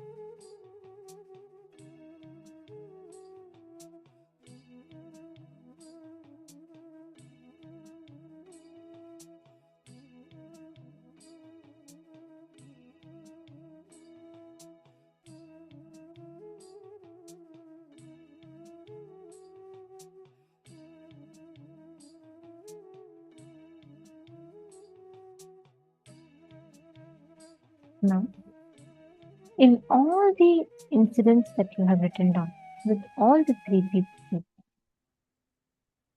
in the next step, please take a few minutes. Invoke that relationship in Swamiji's Atmamurti and complete with them. Verbally talk to them, not mentally. Just verbally talk to them. Please listen very carefully. Do not do it directly with the person. You're going to first go to Swamiji's Atmamurti, Swamiji's picture, invoke that relationship in Swamiji's picture and talk to Swamiji as if you're talking to that person. You literally just talk to that Atmamurti, talk to Swamiji as if you're talking to that particular relationship. It can be your spouse or whoever it is, right? And talk to the Atmamurti, share all the incompletions in each of the situations. Just talk it out. Take a few minutes. Please talk it out. Whatever comes, you feel like you're crying, whatever it is. Just speak to the Atmamurti.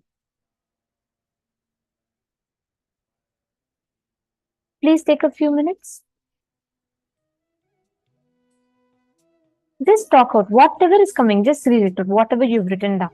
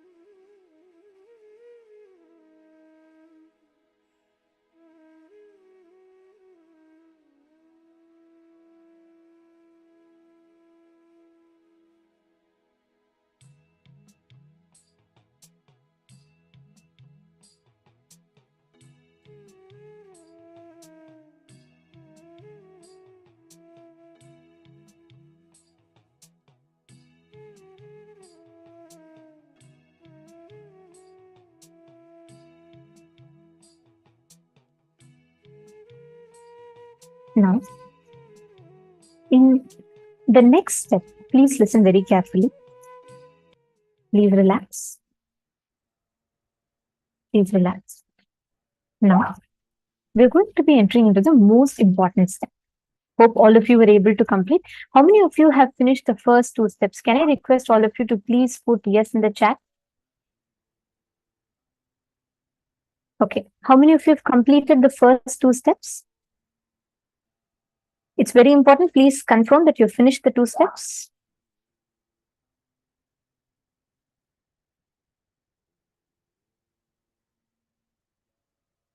Okay. How many of you have completed? Ma Kasturi, Nithyananda, Mudishtingla, Ma Kasturi. Have you finished?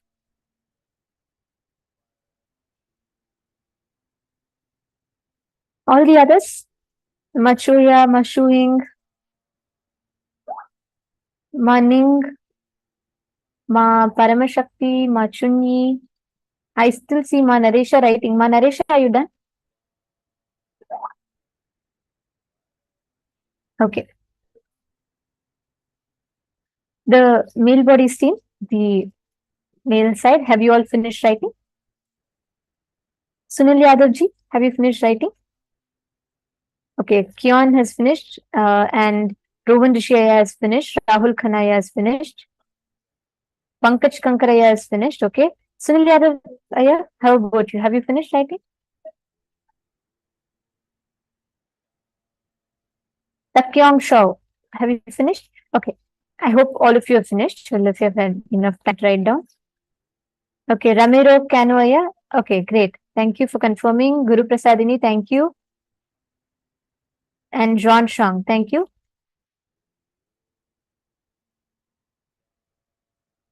Yes, 3 people.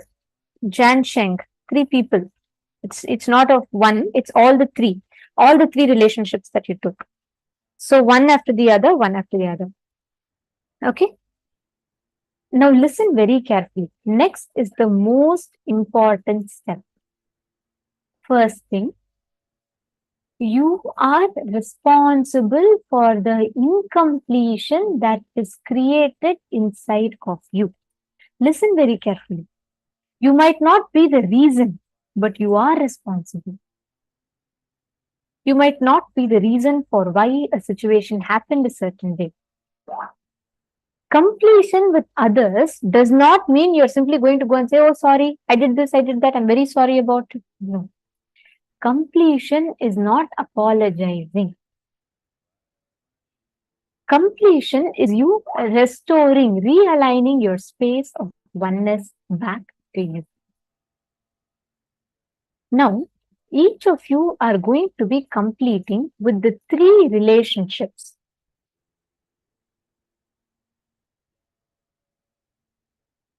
Each of you are going to be experiencing, seeing the shift in the 3 relationships of your life. You've all finished the second step. Now, you're all going to be entering into the third step.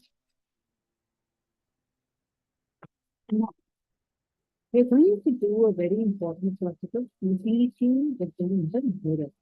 So first, these are important before you do the completion as a person. After you finish the previous step, where you've written down the incompletion, now, and you've also finished invoking them in Swamiji's afternoon.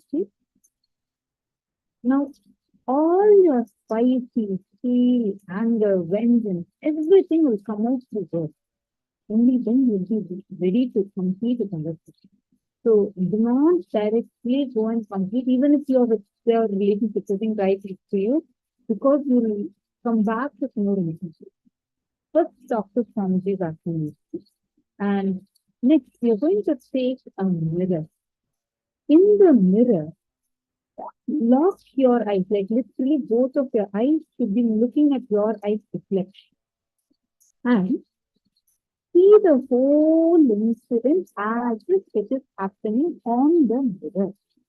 Like how you watch a TV or your laptop, you watch a video. All that is happening on a screen, correct? same way, disassociate yourself from that. Just see the whole incident happening on the mirror. Just see it, visualize as if it's happening on the mirror. Got it? Let us now start. Please start. So, can each of you bring a mirror and please sit in front of the camera? And we will give you all only 6 minutes for this so that we can, in the interest of time, we need to complete few more steps. So, just want to make sure that you're all having time. So, at least pick to 3 incidents and Jian Chang. Yes, it is with the 3 people. You're going to relive all the 3 incidents also. Please bring a mirror. You're going to go through the whole incident where you first formed that conclusion about that person.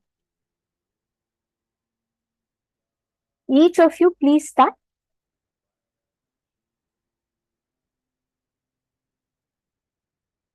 Beautiful. Jian Chang, that means you're going in the right direction. So let's take 6 minutes and I request each of you to relive the 3 incidents also. Do not worry if you do not have that time. At least focus on finishing one completely so you can replicate the same with 2 others. So please finish reliving the 2.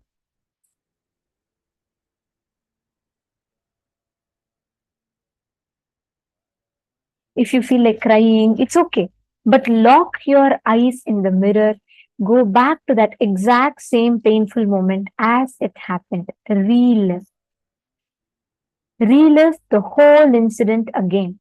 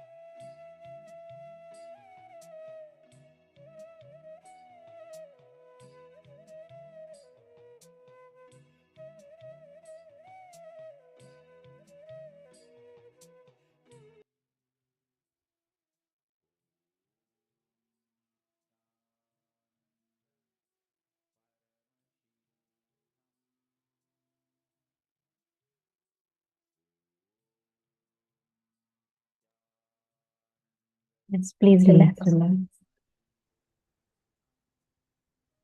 Settle down. Body can relax and settle down. The fellowship finished. The purpose of completion is not just healing of relationship. The whole energy, consciousness will be completely different. Understand? What happened was not wrong. What is happening is right. Completion is right. Past is not wrong. You're not blaming or complaining. You're only going to be in the space of completion, completing and dropping it from your inner space. Now, we're going to do a very powerful process where you're going to be completing with your relationship, the three relationships you chose, with whom you started doing the completion process. Now you're going to actually call and complete it. Now, a very important thing. How many of you are noticing already there's a huge relief you feel in your inner space? How many of you feel when you sat and relived? You literally feel like the whole heaviness has gone down. Actually, Chen Chiangaya, you had posted in the chat saying you just started writing and you already feel very light in your heart. I just want to tell you, you are doing completion absolutely right. What? Because even before we had asked, you posted in previously, you said you're already starting to feel light. You are doing the completion process perfectly right. You're in the right track. By the end of this process, you will see you will have tremendous healing in your inner space. Jian Chang. Because you had posted, yes, I was writing about the events of relationships and it's a little calmer in me. That means you are in the right track. Continue. By the end of the next step, you will see a tremendous shift in your inner space. All of you sitting here. The next step we are going to be entering into is you completing with that person physically. You're going to actually call and complete. Listen very carefully. This is not to justify, label your past as right or wrong. Your past is wrong, but what is happening to you is right. What happened to you before? Yeah. Very important to understand here is, do not blame or find fault with your past. You're not going to be complaining. You're not going to say, okay, this is wrong. What happened to me was wrong. No. You're just going to be focusing on doing the completion. Pick up your phone. You're going to start calling with first clear understanding. You're not going to call and say, oh, I'm so sorry for what I did. No. Nor are you going to call and say that, look, what you did, this, that's why I'm suffering. No. Be very clear inside of you. You are responsible for your suffering. You may or may not be the direct reason or cause for it. But because it's happening to you, you're responsible for it. Pain is inevitable, but suffering is a choice. When 10 years ago your friend slapped you, what you experienced at that time, a few seconds or probably a few minutes after the slap was physical pain, like pain. But holding on to that every time when you remember that, it's creating so much of reaction in you is suffering, which is a choice. Decide to drop that suffering path. Complete with that. And with that decision of completion, you're going to now be calling them. You're going to now be calling those relationships. See, this is a very important step. I request all of you to kindly let us know if you're understanding. Only with the right understanding, you should be doing this particular step. Yes. And you're going to be calling the three people. It is not about blaming. Do not call and say, hey, you know what? You did this. Or, you know what? I am responsible for the whole thing, so put it all on me. No. Can I request every one of you to define what you understood as completion? Can each of you please post in the chat? I'm seeing many of you very sincerely doing. Please, can I request all of you to post in chat? What did you understand? What is completion according to you?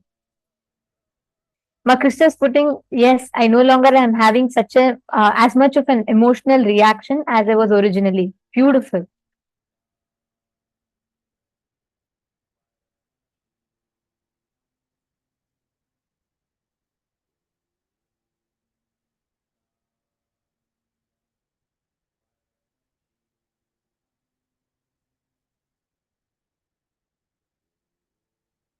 Can I request each of you to post? What did you understand as completion with others? Because it is crucial. You're going to complete the three relationships that you chose. All the three relationships you're going to pick up, and you're going to be experiencing completion in all the three relationships right now. See, are all of you understanding very clearly? You're going to now call the three relationships. Start with a simple introduction. Tell you're doing a meditation program where you're supposed to heal and complete with yourself. And tell them, I understand all this has happened in our life. Now I realize I am responsible.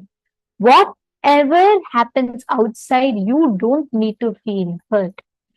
Understand you are not the reason for it, but you are responsible for it. Whether you did something knowingly, unknowingly, or whether someone did to you something knowingly or unknowingly, both ways, you are not responsible for it. You are not the reason for it, but you are responsible for it.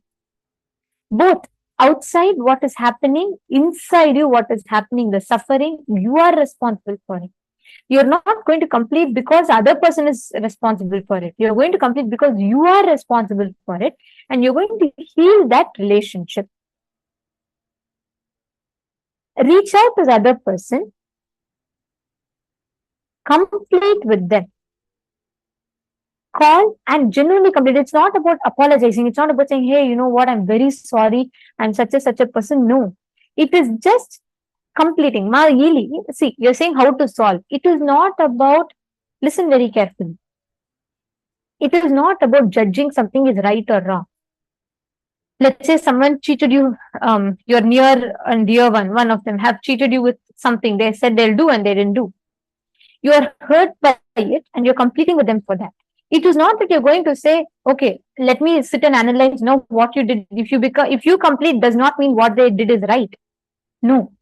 If you complete, just that the wound you are having inside of you will heal. Listen very carefully. How you can solve many times incompletion inside of you reflects as the reaction in other person. When you complete inside, you will see the outside will change. 100%. You can take this down in writing because it's my personal experience. When you write it down and you've written, you've completed with Atmamurti, you've completed with Mirror. Now a certain amount of that emotional baggage is reduced. Now, when you call the other person, you are going to be completing, you're going to be experiencing that space of completion. You are not going to blame them. You are just going to complete and restore your space of oneness with them. Mayili, are you understanding? Call, complete, explain to them. It could be something wrong, right? It's okay, but explain to them. Tell you want to restore, you want to align back.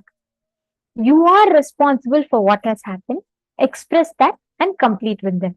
And I also want to tell one more step. At the end of your completion, do not cut the call.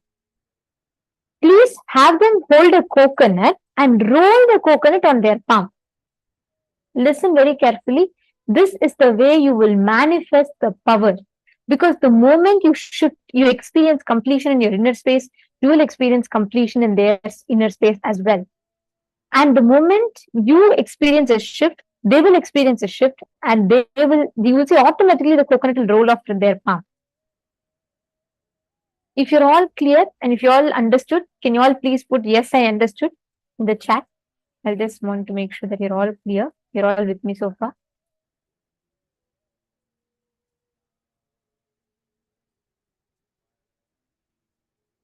Okay, Ramiro has posted, I understand that completion doesn't mean that I am reason for my pain, but it means I am taking responsibility for my suffering. Absolutely right. Ramiro Cano, you caught it. That's the right thing. Ramiro Cano, now with this understanding, call your relationships. I have experienced this. Some things that really caused whatever, the pain, hurt, or incompletion in me. When I really completed, I used to feel I'm not even responsible for it. What was done to me was unfair.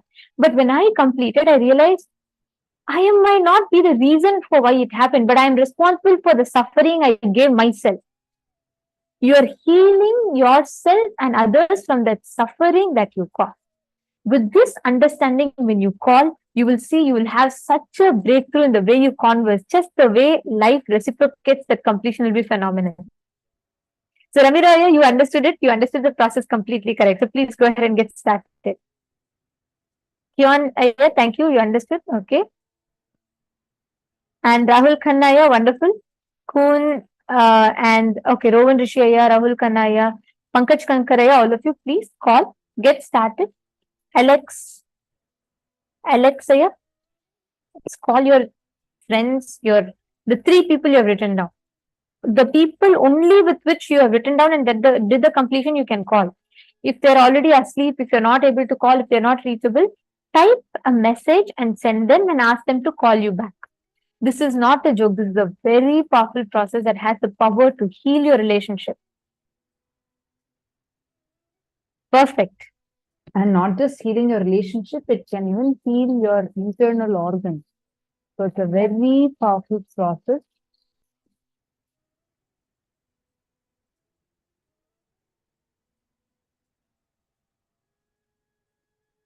Diana Spiller, understand.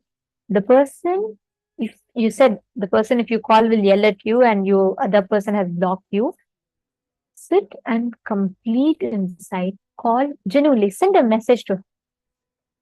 You will see, Ma, when you are complete from within, life, the law of life is it has to reflect that completion. If I show an apple in front of the mirror cannot reflect orange back. It can only reflect apple back. So it is okay. The moment you are complete, you will see life will reflect that same thing back. Take a few minutes. Please reach out to them. Message them sincerely from the bottom of your heart and see the power of completion. At the end of this process, please chant the Mahavakya, manifest the power with them. Okay? So I'm going to give you all 21 minutes for this because this is, I know you all have to call 3 people. Do this very sincerely and do the whole process completely. As you all call, please post in the chat. Let's all start.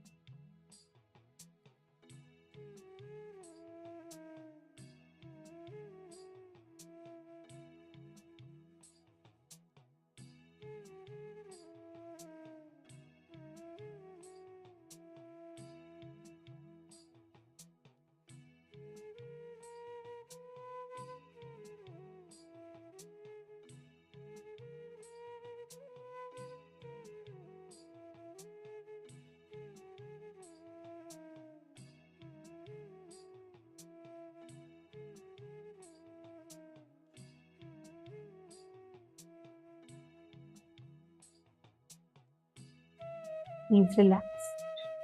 Slowly, very slowly, please settle down. And if you can, please relax.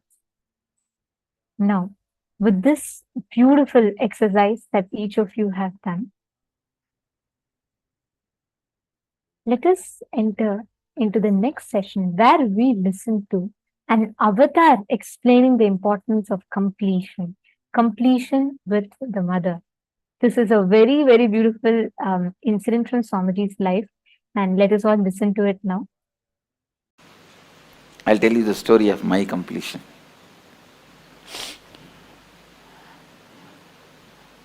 See, when I left the house, I think it was 17 and a half.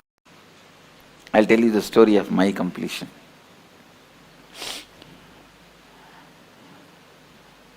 See, when I left the house, I think it was 17 and a half. Many times I ran away from the house, and 17 and a half, once for all I ran away. And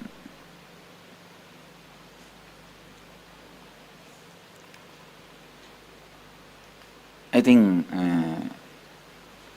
when I was 17, both my gurus, Raghupati Yogi, Yogi Yogananda Puri his name, and Vibhudananda Puri, lady sannyasini, Kuppammal her name, both of them have passed away. After they left the body, it was almost like impossible for me to live in that city. See, in that town, every stone is associated with their memories for me. The hill is the place where I spend my time. Temple is the place I spend my time. It's always with them.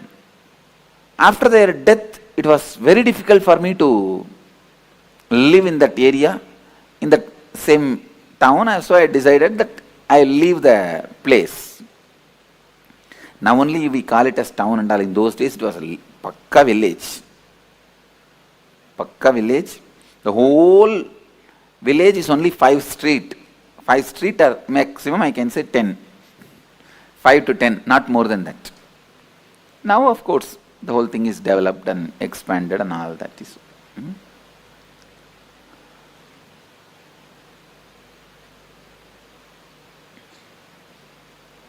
I could not live in Tiruvannamalai, so I decided to leave the house. I had the darshan of Ramakrishna suddenly, so I decided to go to Ramakrishna Mission and sannyasi. But I know very clearly I am not going to stay in their organization. I may go and receive sannyas and continue my yatra. That was my decision, my thinking, hope. So one day, it was a Sunday, Saturday night, Sunday morning, I saw very vividly Ramakrishna and Sharada Devi appearing, and they appeared, and I asked Ramakrishna, please initiate me. And he smiled and said, showing Sharada Devi, she is the specialist in all this. And I told Sharada Devi, you initiate me. Then I saw very clearly she put her hand on my head and both of them entered into my body and disappeared. So I decided, it gave me a lot of courage and strength to take up sannyas, leave the house. I can say that this was the immediate reason. So I decided I am going to leave the house. And after the decision, I was in the temple thinking. After this dream, I went to temple and whole day I was sitting and thinking. Even next day I was sitting and thinking what to do. Wednesday, Monday, Tuesday, Wednesday, third day, evening I came to my mother. I sat on the door frame. She sat one step below.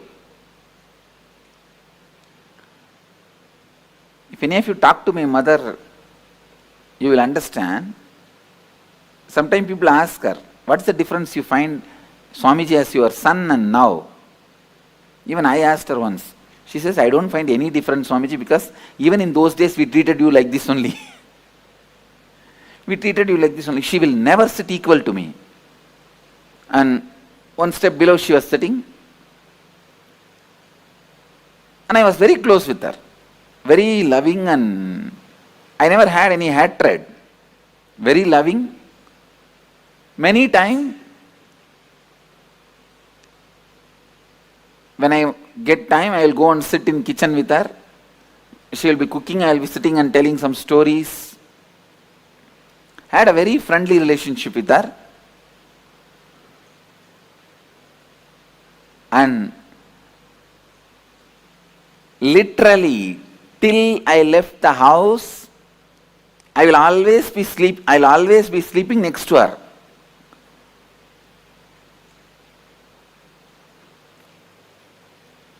I think if you are from the Western culture, it will be shocking, you will not be able to understand. In Indian tradition, we don't have even the idea of the child abuse. So always, as kids,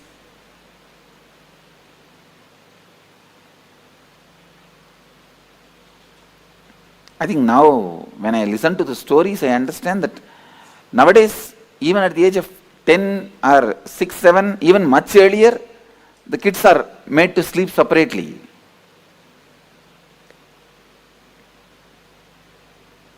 Till I left the house, I will always be sleeping next to her only, holding her.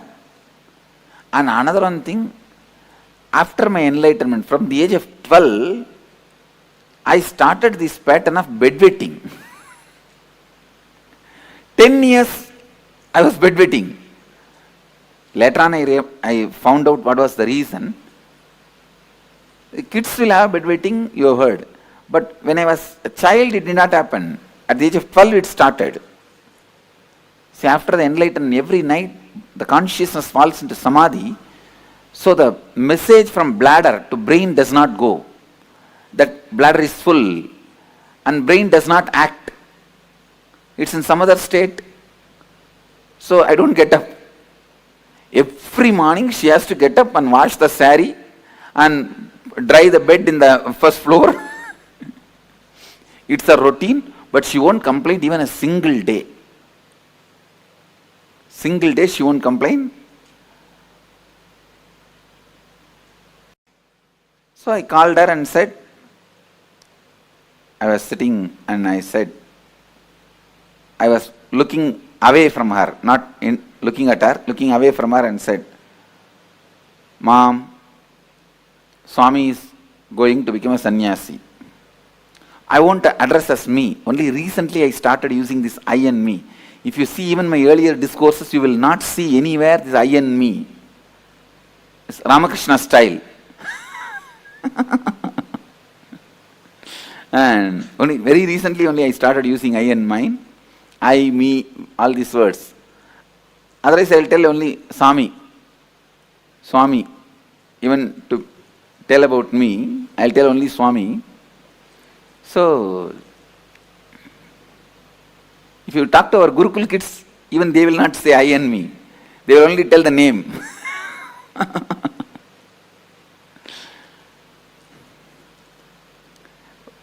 Because I am talking to people, otherwise people get confused. If I go on telling the story, Swami, Swami, Swami told, Swami did, Swami this, then finally they ask which Swami. They end up in confusion. That is why I have started using the word normally. Anyhow, I told her, in Tamil I said, Swami sannyasam போறதுன்னு முடிவு பண்ணிருச்சு. I told her that Swami has decided to go as a sannyasi. And I am looking away from her. And I don't have the courage to look at her because I am emotionally very attached with her. Very attached to her. So, I can't handle. So I was looking, my eyes were away. See, even though I was attached to her, I was complete with her. And I was complete with me. So it did not stop me going towards sannyas. But I had a very good relationship with her. I don't know how you guys will understand. Attachment does not mean like the attachment you guys carry, that I will not be able to go for sannyas. It was not against my need or will for going to sannyas. But I cannot see her cry, see her suffer. So I was keeping my eyes away, looking away from her. I did not get any response from her. No words. After a few minutes, as usual, what women will do? Oh! And I am getting that slowly, that sound of she crying. Even then, I did not turn my eyes towards her. And I said, what do you mean? You mean to say I should not go? She said, no, I can't stop you.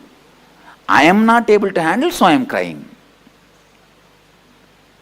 She said such beautifully, I can't stop you. In Tamil she said, சாமி என்னால் நிறுத்த முடியாது, என்னால் handle பண்ண முடியல, அழறேன். எனக்கு தாங்கல, அழறேன்.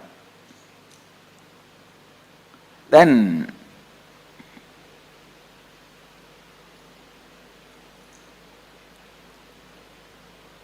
she hugged me, and usually I am a very I will be so happy and comfortable with my mother. Even while I am sitting in the kitchen, I will be only putting my hands on her shoulder and talking. I was very comfortable. So I will never miss a chance to hug her. This hugging, I think, I learned from my mother only. Now I tell you really,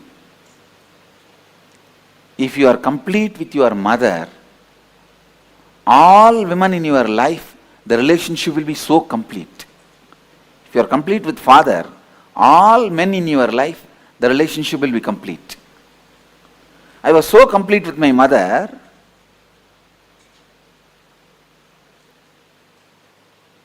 but when she hugged me, I did not even hug her back, and before she could be complete with that hug, I moved my body. She understood, I don't want her to hug me now. She understood, I'm moving out. She just took her hands off and she moved, and she was wiping the ears and crying. Immediately my father came from behind and said, my father was actually shouting at my mother, did you disturb Swami in some way? Why is Swami suddenly telling he is leaving the house? We are after all taking care of him nicely. And he has no courage to talk to me directly. I turned back. I asked him, now to whom are you talking? He just kept quiet. No, I did not tell anything. And he went away. And then the drama started. Of course, when I pushed her away, in the half hug, I could see very clearly part of my bio-memory was incomplete. Please understand, part of me was incomplete. See, if she fought with me, I would not have had incompletion. You are fighting with me, come on, I will fight with you, over. She never fought with me. So I could have allowed her to hug me, means I could have done little more care, with a little more sensitivity, with a little more love, because she's not asking me don't go. You understand? She's not telling don't go for sannyas. But I was afraid, if I give her the love or attention or care, I may not go. I may not be able to go. So I can say that it was more, the incompletion was created with her, more because of my self-doubt about me. Then, finally, next day morning, I can see the whole village is in front of my house. It's a very tight-knit community, small village, tight-knit community. I can say it's one large family, that's all. The whole village. At least that whole area. I've seen in those days, in every house in the puja room, there will be one old man's photo. I asked my grandmother, who is this Swami? She said, no, he is your grandfather. I asked, then why his photo is in every house? She said, for all the house, he is the grandfather.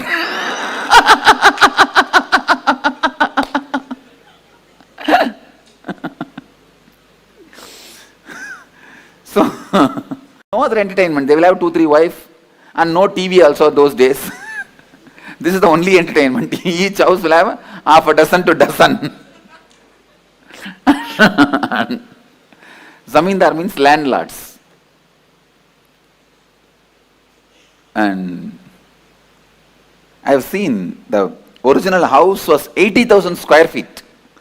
But when I was born and a lot was sold.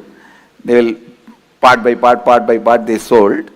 But the original house print, I saw in the town plan, still one small bit is there as it is. I am trying to buy, these fellows are not giving me, just to make like a memorial, one bit, same construction is there as it is, the stone construction and the teak wood. Any of you have seen that kind of houses?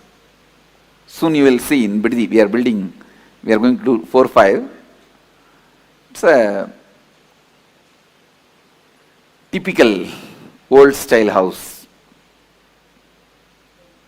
It's a tight-knit family, the whole family is there.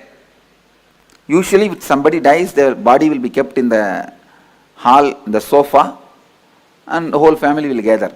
See, this family is such that every month somebody will be attending age, some engagement, some marriage, some death. Every once in 2-3 months there will be some festival, some program, some function. It will be continuously going on.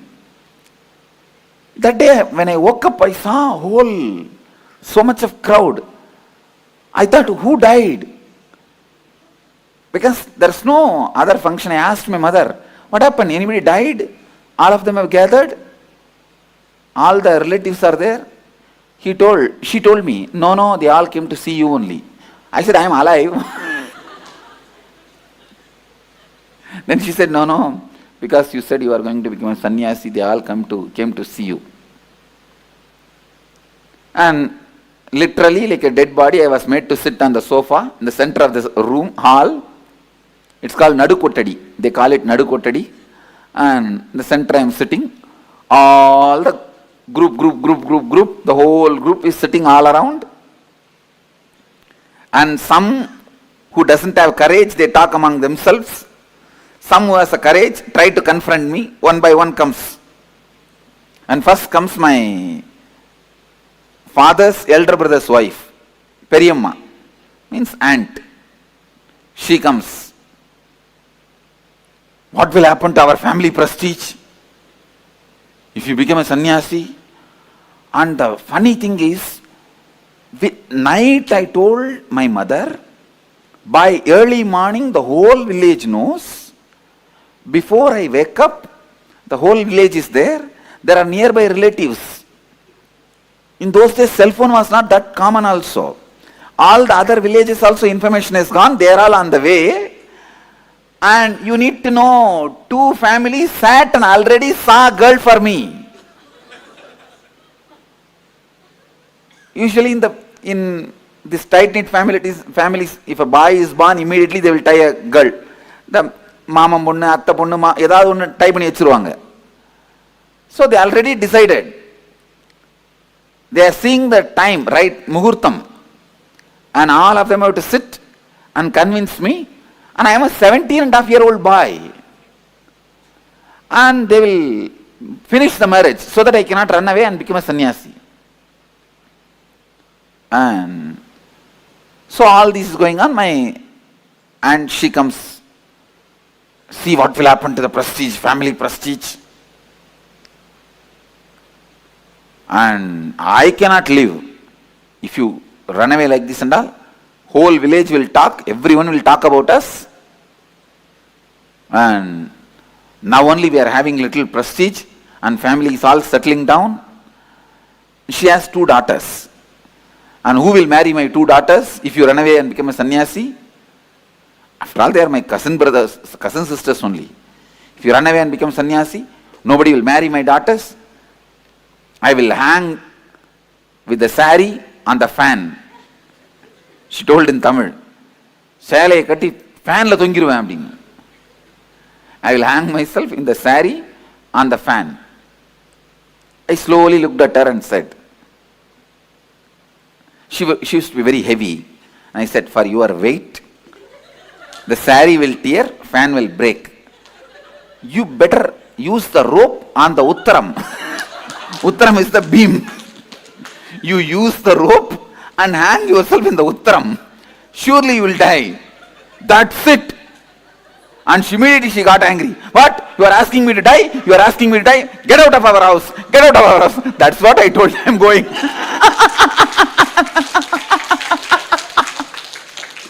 I told her, "That is what I am telling. I am leaving. I am going."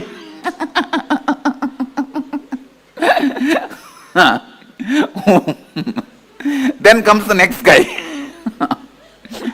If you are from South India, you can literally enjoy the whole scene. You can visualize the whole scene and see.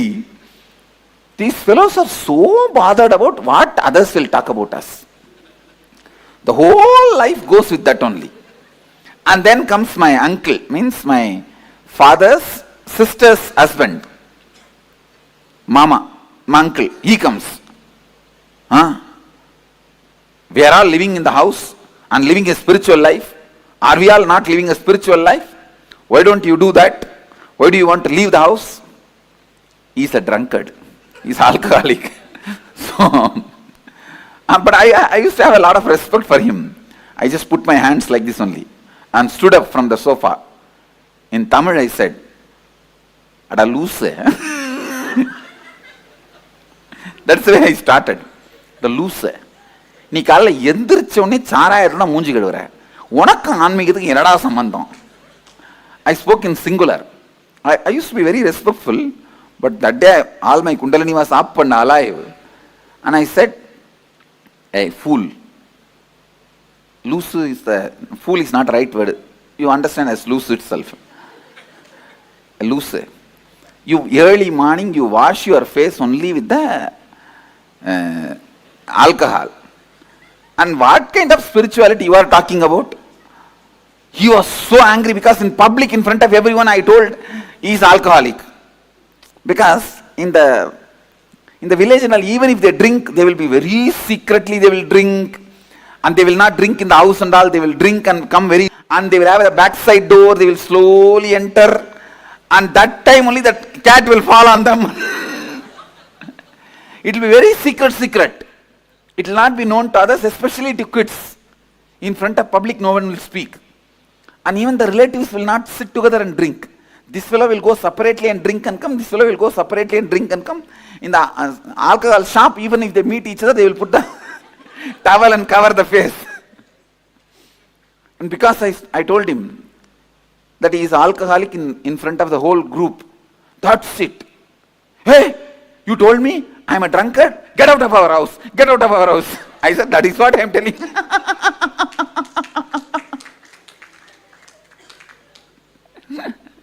And second wicket over. So like this, few more wickets came. So once I finished everything, now everyone understands if you go there, all your respect, manam, maryada, ellam poirum. They understood. I am not going to bother about anybody. The way I was answering or talking, they all are very clear that now nothing can be done. They all kept quiet. And then some more relatives, whoever need to come, 3 days, the whole house was full of these relatives. Some trying to convince me, some from distance itself they will talk. And the way I answered, they got so frightened. Actually, my uncle's daughter only they were planning. This same guy only I said, you are a drunkard. That's it. Now I means I will not give my daughter to you. Who asked? I never asked. You planned. What can I do? And then they were planning these, that, and they tried to call my college friends and whether they will be able to give any advice to me. And nothing worked out. Finally, third day, Wednesday I told them, and Thursday, Friday. And of course, even Saturday I was there. Saturday I did not stay in the house, I went out. Sunday I left the house, that's all. Next Sunday I left the house.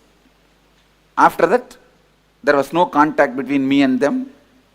They heard once I am in Ramakrishna Mutt, and when they came, I just saw them from distance and went away. That's all.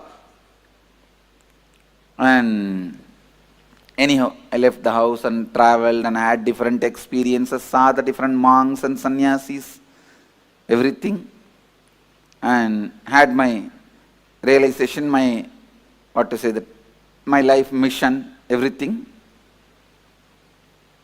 And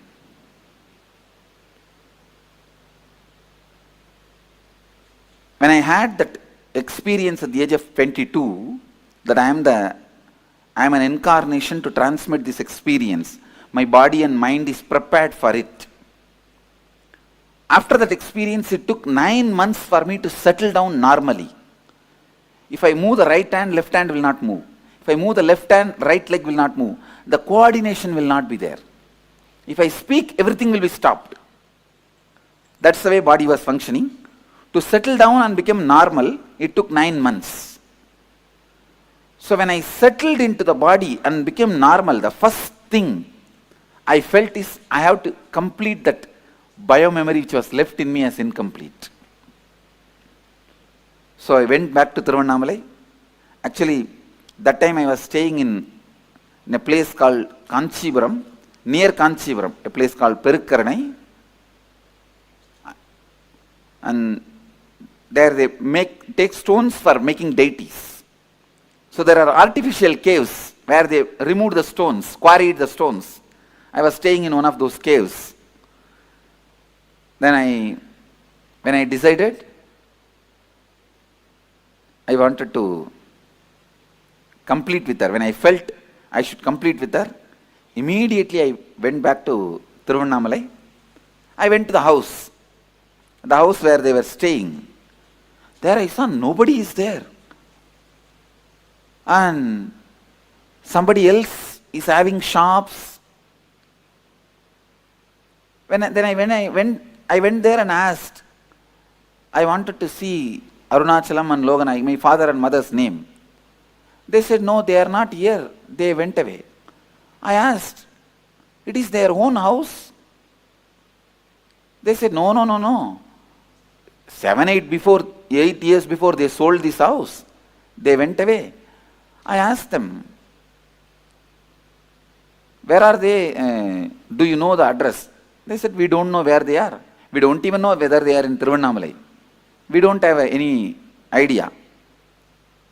When I was inquiring, they thought that I am coming there for food, because my mother had a wonderful habit, which is from my grandfather. Every day, she will go and find some sadhus and get them and give them food. My grandmother also had this pattern. Every day, she will go and find some sadhus from the temple and get them, give them food, only then she will eat. My father's mother and mother's father, both of them had this habit. So sadhus will come regularly to have food. So these guys thought I came for food. So they said, we will give you food. I said, no, I just wanted to meet them, that's why I came. So I do not know now where they are. I went to temple and sat there. It's already maybe around night 8 o'clock. I thought in the temple at least some of the friends or relatives will come. I'll see them or they will see me, then I'll ask them. When I was sitting in the temple, first time after 9 months, I felt the hunger. Because I settled into the body. That was the exact day I settled into the body. It was Deepavali day. And I settled into the body. And I think next day to Deepavali, Amavasya, I went to Thiruvannamalai. First time then I thought, what is this? In the stomach something is going on. Then I realized, oh God, it's hunger. Because the 9 months, hunger, thirst, everything disappeared from the body.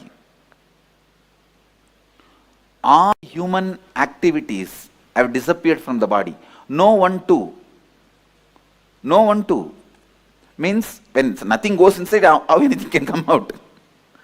And even if we eat little bit, I think whether it completely gets assimilated, I don't know.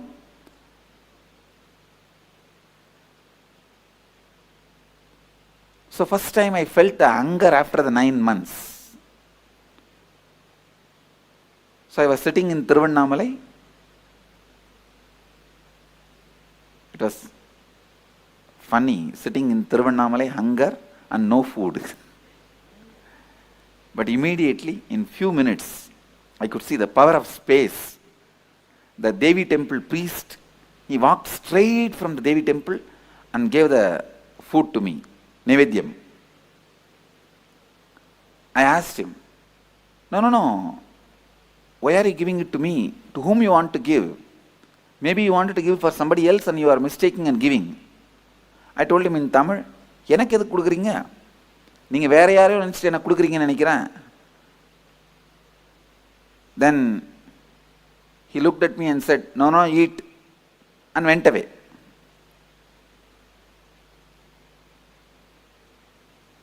After I ate and washed the hands and I was sitting, from distance I saw one young man, saw me and started running. Then I know it's my classmate. From distance I recognized. He also recognized me. He thought if he comes near me, I'll run away. So he wants to inform my parents first. He ran and told my mother and father. In 10 minutes I saw in my vision space one face coming and standing. My mother came and stood. And she was afraid to talk to me. She recognized me and she's standing. I turned my face and the moment I recognized her, I gave my wide smile and asked her, how are you, Ma? The moment she saw a smile in my face, she thought, yes, she can communicate. She can relate. And immediately, tears started rolling in her eyes because she's seeing me maybe, 7-8 years or after that. When I left, I'm a kid, now a sannyasi, shaved head, tall, shining face and sharp eyes, lean. Those days I used to be shaved head. And she was standing with tears. Actually, first I only stood up and pulled her and hugged her. And she started crying, putting her head on my shoulder. Cried, maybe for 10 minutes. I just allowed.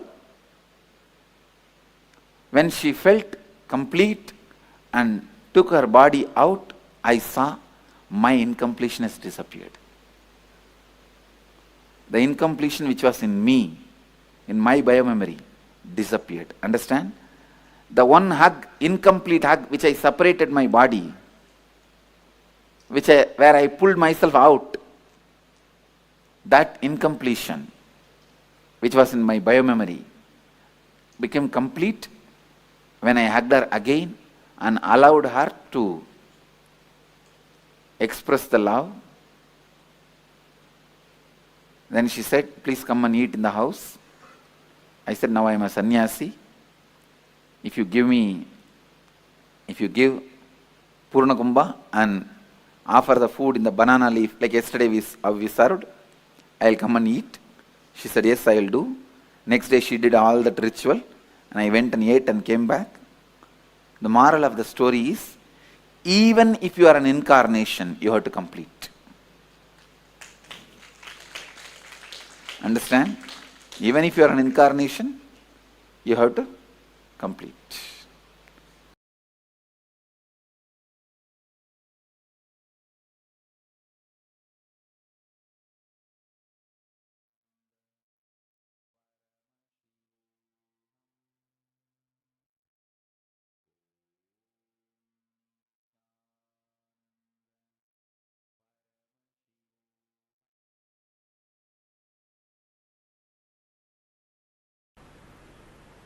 Love. Vast, huge ocean. The subject which will taste different from different banks or beaches. It's like an ocean, tastes in different, looks different in different places, feels different in different beaches. This emotion also, you can't even use the word emotion. There is a question here. Is love just another emotion? It is not emotion, it is yen motion.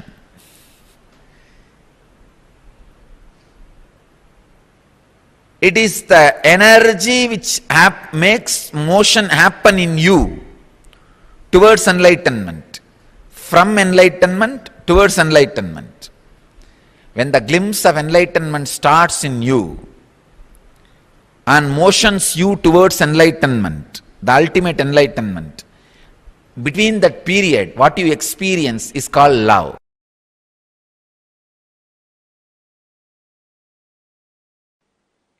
You always show the soft things as the symbol of love because you know only pseudo love.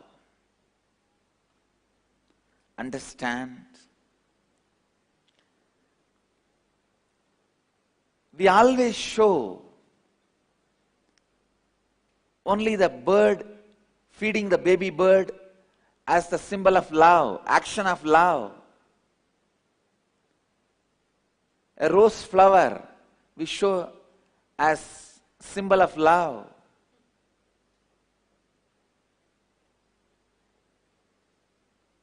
But we never show a banyan tree root, the hanging root, as a symbol of love, or a lion with a lion cub as a symbol of love, because we know only superficial, pseudo love.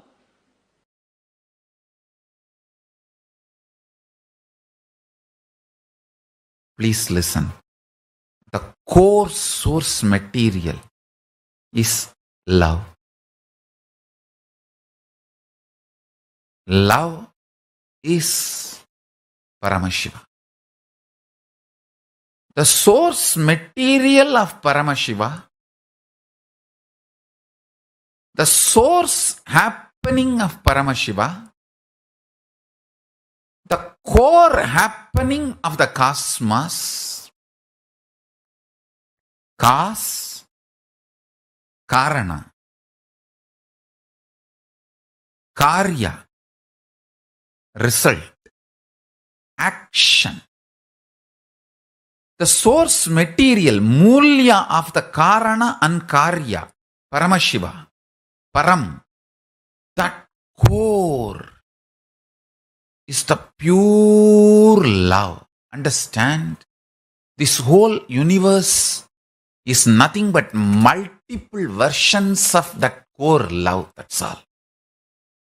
Whether it is the planet Earth, sun, moon, you, the best of your life and worst of your life, best of your perception and worst of your perception, best of your experience, worst of your experience, all are different versions of love. When I utter the word love you, understand you are absolutely loved and protected and safe. Especially if you resonate and feel connected with that word love, when I say love you,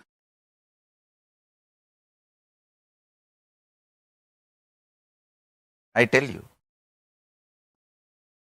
this extraordinary grounding Arunagiri Yogeshwara gave me with his tremendous love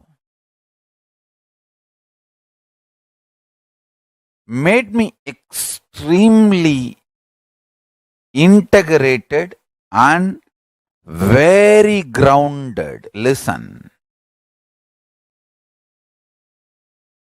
Not being grounded is one of the worst suffering modern day humanity is facing. That is why so much of revolt, anger against everything. It's not that people are angry with some political system, economical system, religious system. Everywhere I am seeing people are angry about everything because one of the important thing the modern day humanity is missing is teaching the children to be grounded. Understand?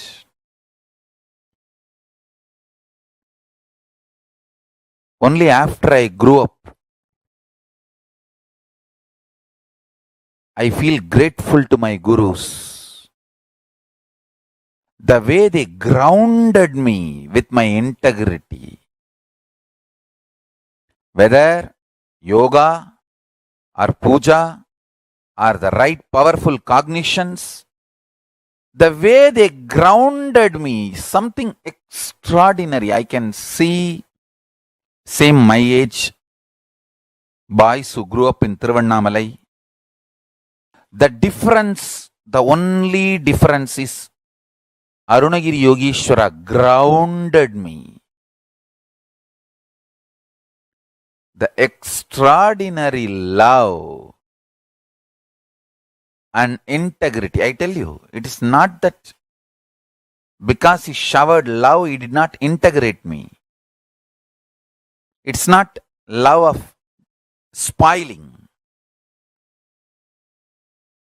The modern day parents, when they can't spend time with you, when they can't groom you, train you, be around you, they just give you gifts in the name of love. You also equate gifts to love and love to gifts. This whole habit of gifts is an absolute stupidity. It's a cunning way parents cheat the kids. When you can't spend time with them, groom them, integrate them, in the name of gifts, cheating them. I tell you. I'll really have to tell you.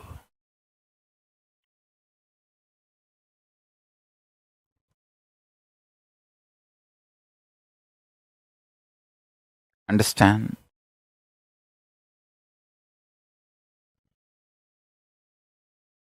My gurus gave me love which made me integrated.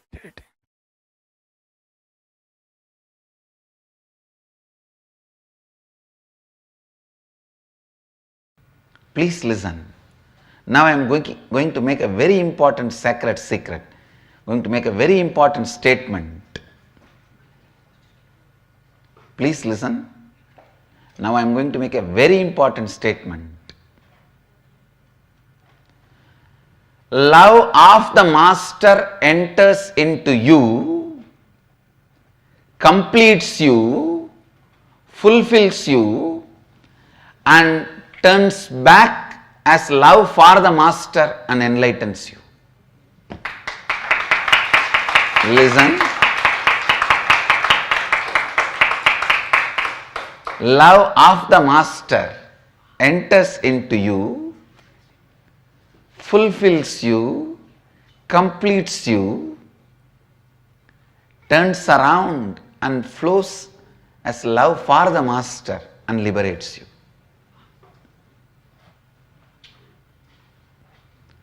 Blessed are those who taste love of the master.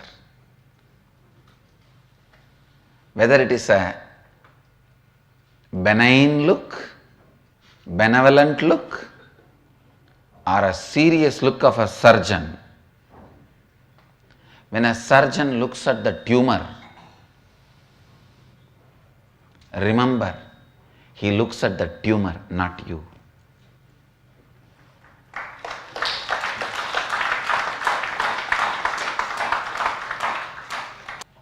Unfortunately, when I look at the tumor, to terrorize the tumor, you mistake I am looking at you. Understand, decide clearly to hate what master hates, to love what master loves. In every one of you, there is a part master loves.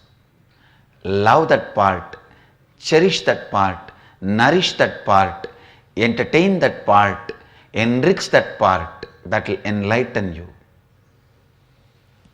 In every one of you, there is one part master hates. Hate that, destroy it, complete it, drop it. That will be a great liberation for you.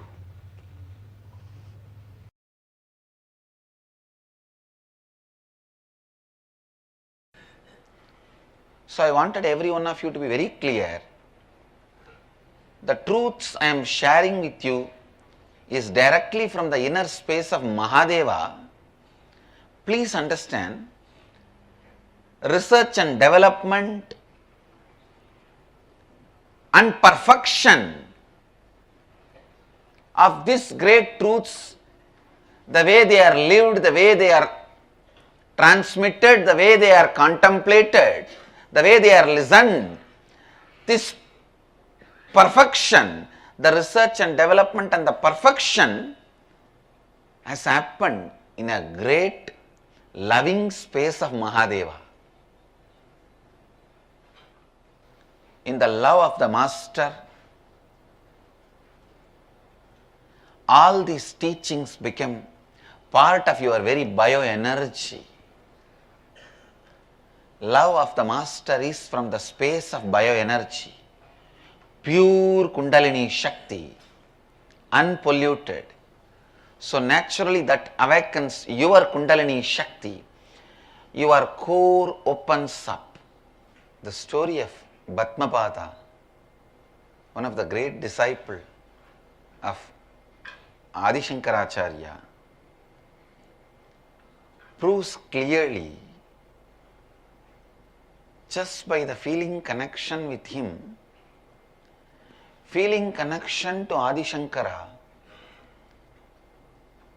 he has mastered the nature. He was so powerfully in tune with the nature. He was so beautifully in sync with the nature. You may not know the story. There was a great disciple of Adi Shankara who is not that intellectually capable, but highly devoted, dedicated, integrated to the master, integrated to his disciplehood. One day he went to wash the clothes of the master to the other banks of the river. He was washing there. Some of the other disciples of Shankara were discussing and they were making fun of Bhatmapada. What is this? This fellow is all the time washing the clothes and cleaning. Did he come here to become a laundryman? If he is not learning any scriptures and not studying, contemplating, when is he going to get enlightened, master the nature, prakriti, life? Shankara was just laughing. He may be little less capable in intellectual way, but he is an amazing, intelligent being who is doing what needs to be done first, who is putting first things first. Shankara wanted to show this to other disciples. So he just sits up and calls from where he is, Batmapada, please come. Actually, he uses the word first time, Batmapada. Earlier his name was different. He just calls his disciple. The moment Master called, the disciple forgot everything. He just starts walking on the river. And the river, oh God, now I have to protect him. When somebody is in such a deep space of trust with the whole cosmos, Master is a representation of the whole cosmos. I cannot allow him to suffer, I cannot let him down. So the river just makes lotus flowers and holds his feet wherever he puts his feet. Please understand, lotus will never happen in the river because river is flowing water. It happens only in ponds, stable water. But here, river produces the lotus and holds his feet when he walks and makes him cross the river. Usually, people will be anxious when they cross the river.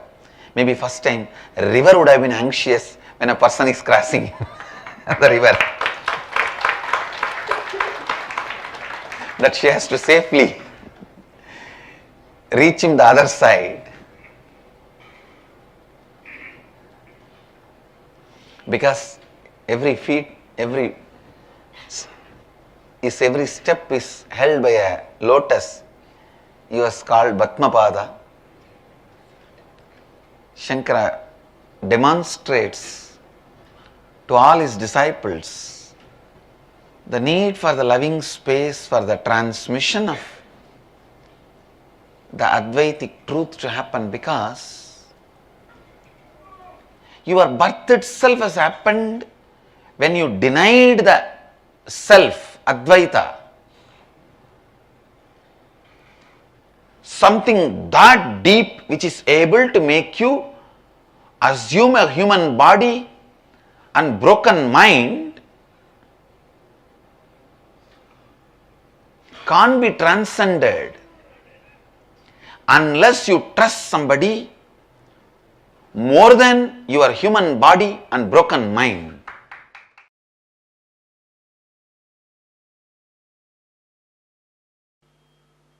The moment you start the completion process, the Guru's grace has started happening in your life. Please understand.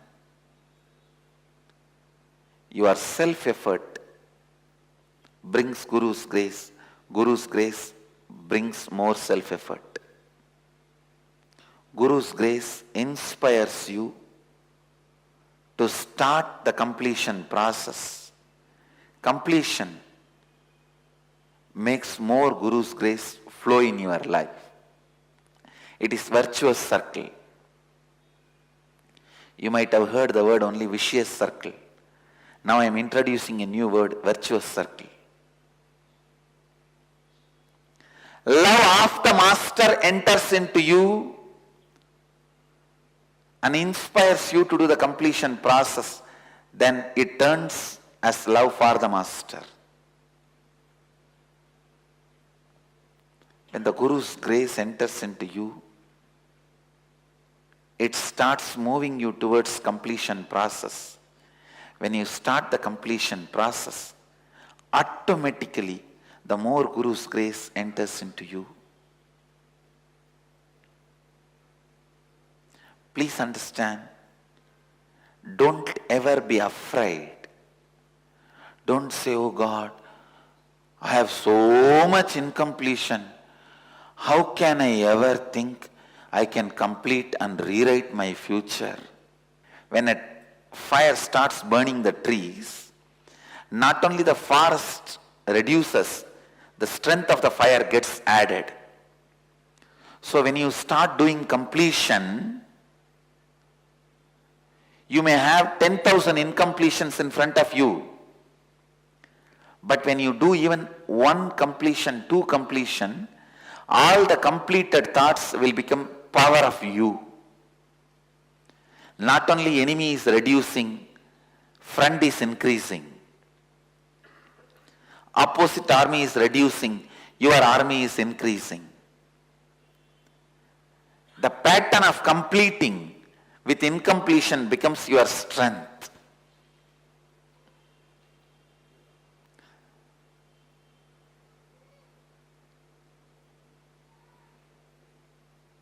When you start walking or running, day one, don't start thinking, how can I run the marathon of 50 kilometers? First start running 1 kilometer, 2 kilometer. The stamina your body builds, that will take care that you run 20, 30, 40, 50 kilometers.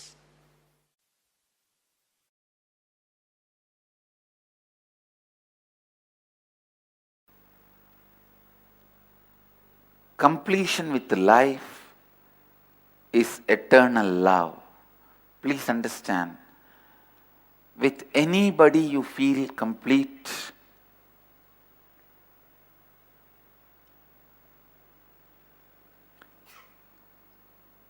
Don't think the person is completing you.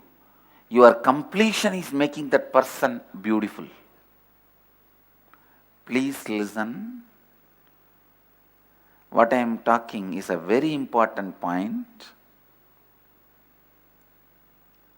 If you see somebody and you are in love and you feel complete, be very clear. That person has no role in your completion experience.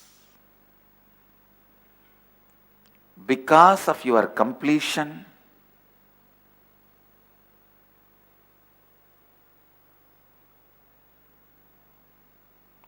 the person looks more greener than the green itself, more rosier than the rose itself,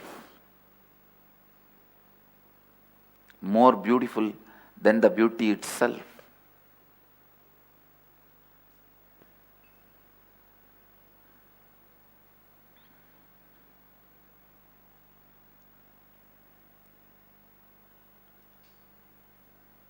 Completion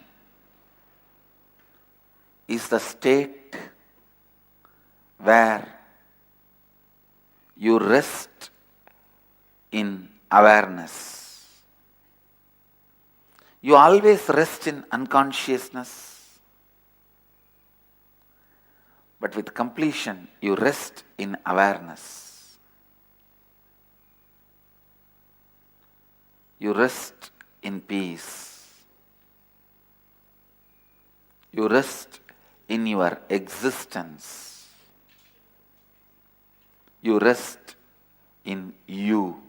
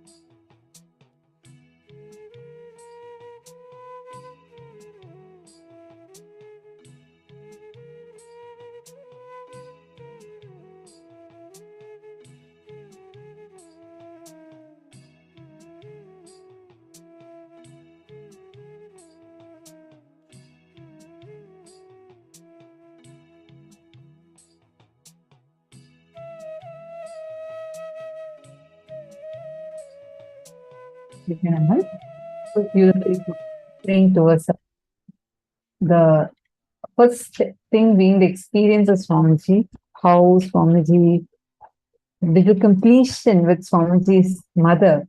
And Swamiji explained to us the importance of completion, even if you are an avatar, how important it is to be in the space of completion.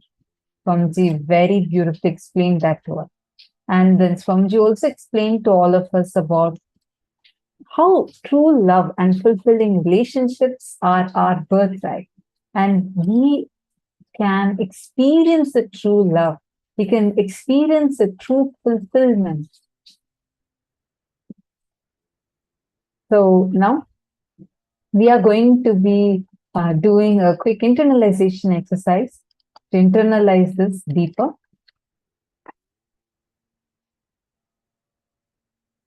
Fulfilling relationship means every relationship which reminds you again and again, gives you the experience of that oneness, is a fulfilling relationship.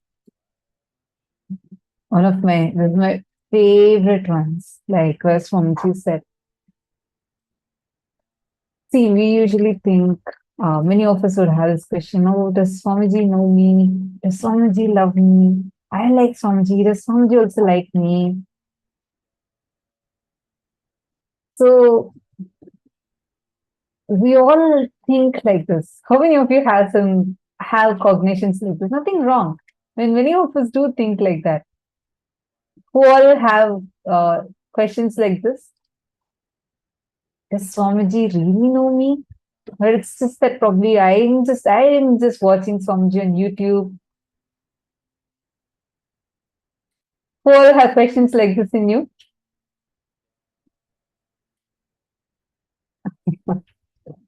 Okay. See, understand. I see some of you raising your hands reluctantly. Understand. The best news.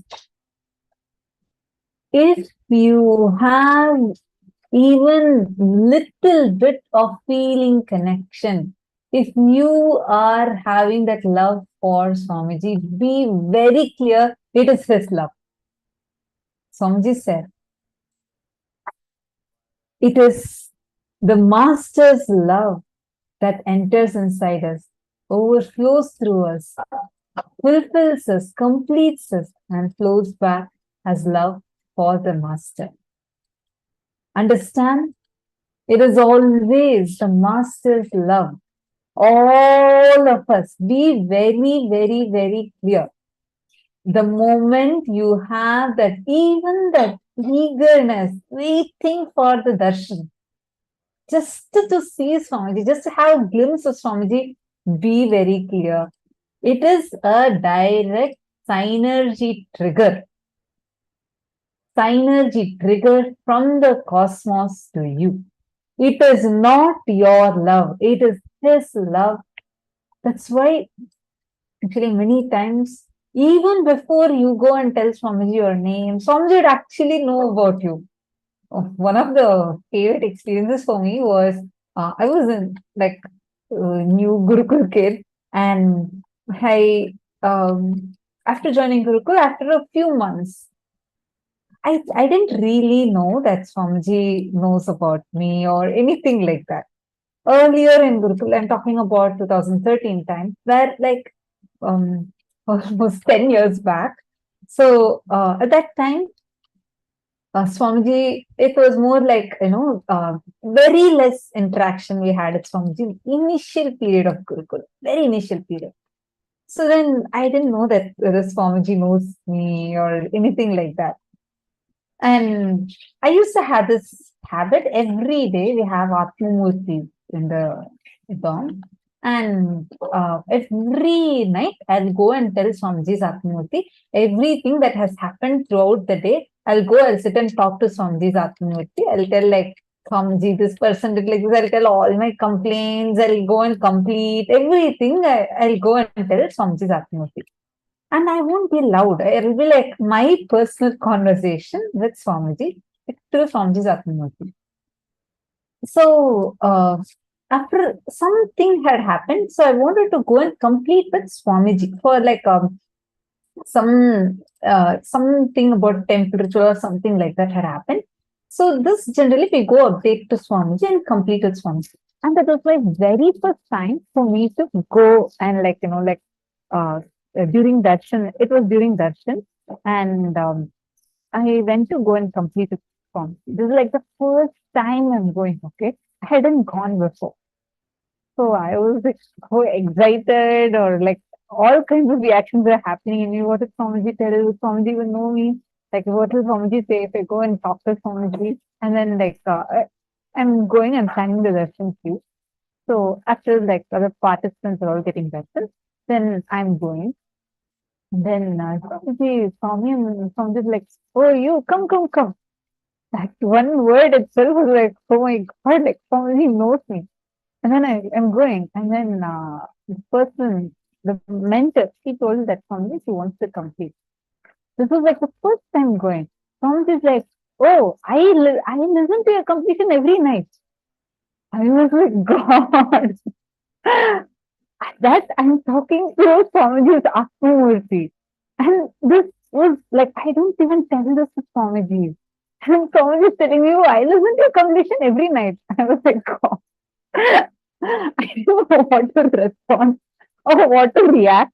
And then Swamiji just blessed me. And I had like a strong thing that I wanted to have chickies from the darshan. And that few weeks almost, Swamiji was only giving apples or oranges like that.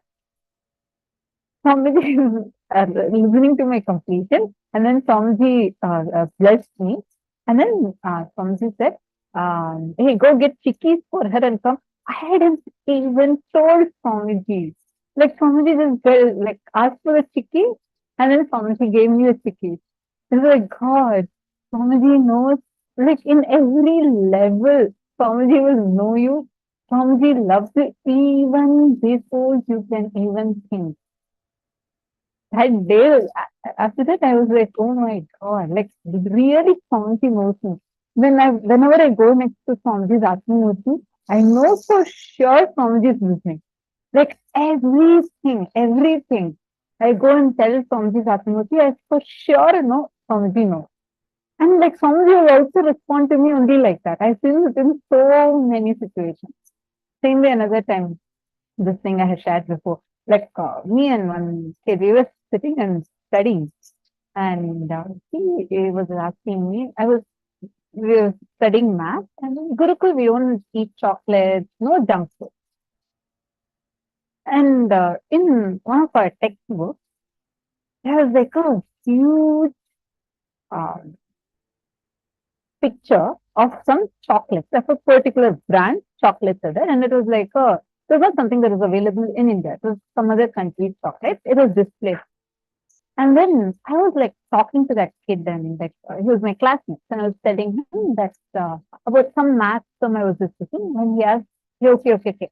You keep telling you can manifest now. Come on, can you manifest chocolate? I was like, I took it as a challenge. I was like, yeah, why not? I'll go and tell Swamiji's Atmamurti. Swamiji will definitely give. It was like a spontaneous reaction saying, yeah, I can do it. So I go to, in every class in Gurukul, actually, the Gurukul classrooms are so beautiful. We have Chettinad style classrooms, like palace style classrooms, and everything is very, very traditional. And we all sit in Chettinad desks, and it's like a wooden desk. You all sit on the ground with a mat, and even the tile is all Chettinad style. Chettinad is like a very traditional, most advanced architecture style. So you literally feel like you're teleported to a different universe. Being in Adinam is so beautiful. Being in Gurukul is wow. Every bit of it, Swamiji handpicked for us and made the whole Gurukul. So in the classrooms, we have one Atmamurti in every classroom. So I quickly went to that Atmamurti, and like how I felt like I'm whispering into Swamiji's ears. I went and whispered, Swamiji, can you give me this exact chocolate that is there in the textbook? The same image, can you manifest it for me? This fellow also challenged me, so you should definitely manifest it for me. So I told that to Swamiji's Atmamurti, and I came back. In second class, suddenly one kid ran and came to our class, and he was just, he called out a few of our names, and that my name was also there. He said, Swamiji is immediately calling all of you to courtyard. That itself was like, God, I just spoke to Swamiji's Atmamurti, and Swamiji is like already responding to me. So I ran and went. I was so excited. Me and the kid who challenged me, both of us went.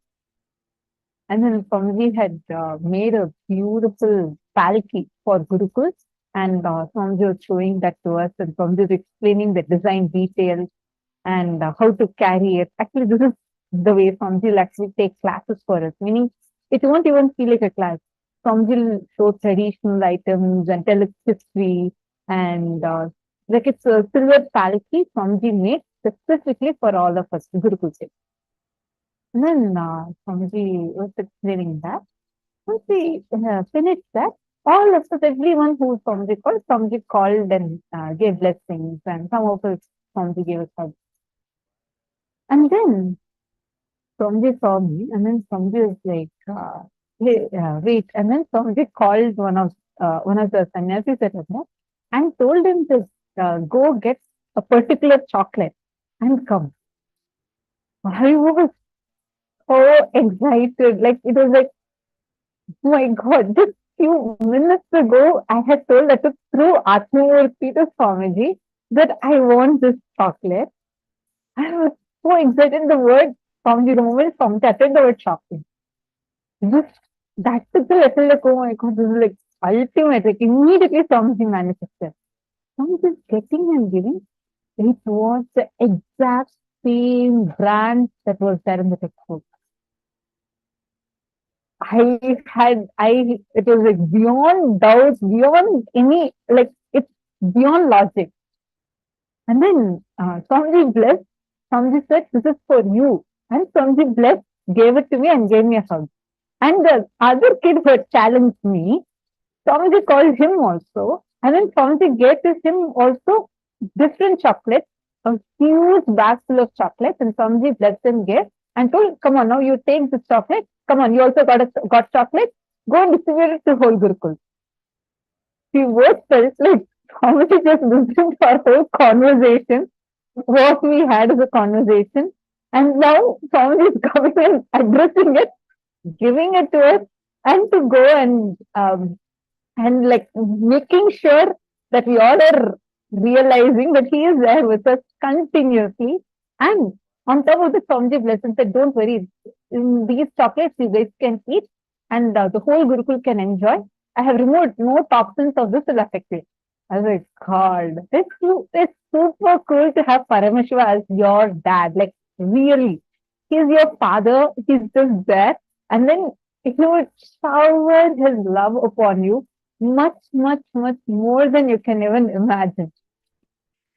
Actually, these experiences made me feel like Swamiji knows us really, really more than what we know of ourselves.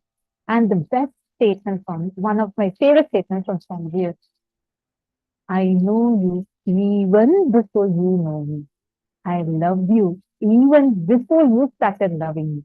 It is because he chose you that is the only reason we each of us are here. There are billions of people that are there right now on the internet, scrolling, swiping and going. Swamiji is appearing in millions of screens. But he chose you, handpicked and chose you, which is the only reason. The moment you saw Swamiji, you had to click here. The call from your friend is not a coincidence. The YouTube video of Swamiji that popped up, which made you get connected to Swamiji, is not a coincidence. It is he who chose you, made himself appear for you, and it's a love statement from him. He showers his love for you, because of which it is entering inside you, awakening all your chakras, fulfilling you and overflowing to you as love for Swamiji. It is his love. It is a love statement directly from Paramashiva with a proposal. Not will you marry me, but will you become me? It is his proposal to you, to each one of us. That is the love statement directly from Paramashiva, which is what all of us are experiencing, which is what all of us are here sitting, which is making each of us sit here, enjoy this space where we feel connected to Swamiji. So all of you be clear, if you are experiencing this love, it is not your love, it is his love for you. And the best part is this love will flow through you, overflow through you. All the gratitude that you experience to Swamiji, all the emotions, the feeling connection that you experience to Swamiji is what is Swamiji's love, which flows through you, flows into you, overflows back from you and flows back as love for the Master. Now, when you experience connection with Swamiji, understand experiencing liberation in all other relationships is very easily possible. Understand completion. When we all listen to Swamiji's experience about how Swamiji experienced completion with his mother, it is never, ever, I can never get enough of that satsang. Every time I listen to it, I just end up visualizing the whole thing, enjoying it, and feel like listening to it more and more and more. See, please understand, the whole experience of oneness, the whole experience of completion, it is not about letting go. It is not about forgiving. It is not about moving on. It is not even about judging right or wrong. See, you will, end of the day, when you complete, you will experience love, forgiveness, healing, moving on. All of it is a byproduct. But this word forgiveness or this word moving on or letting go, all of it is loaded with the Western ideas. I will say not even Western ideas, outer world ideas, the people, regular ideas of what common society understands of having the pain inside and moving on. See, it is not wrong. Forgiveness is a good thing, but the concept of forgiveness is overloaded with people's wrong ideas. It is overloaded with the idea that many times, what do people do? They hold on to the pain. You did so many things bad to me. Life was unfair to me, but it's okay. What can I do? If it comes from a powerlessness, understand it will come back always causing more and more income.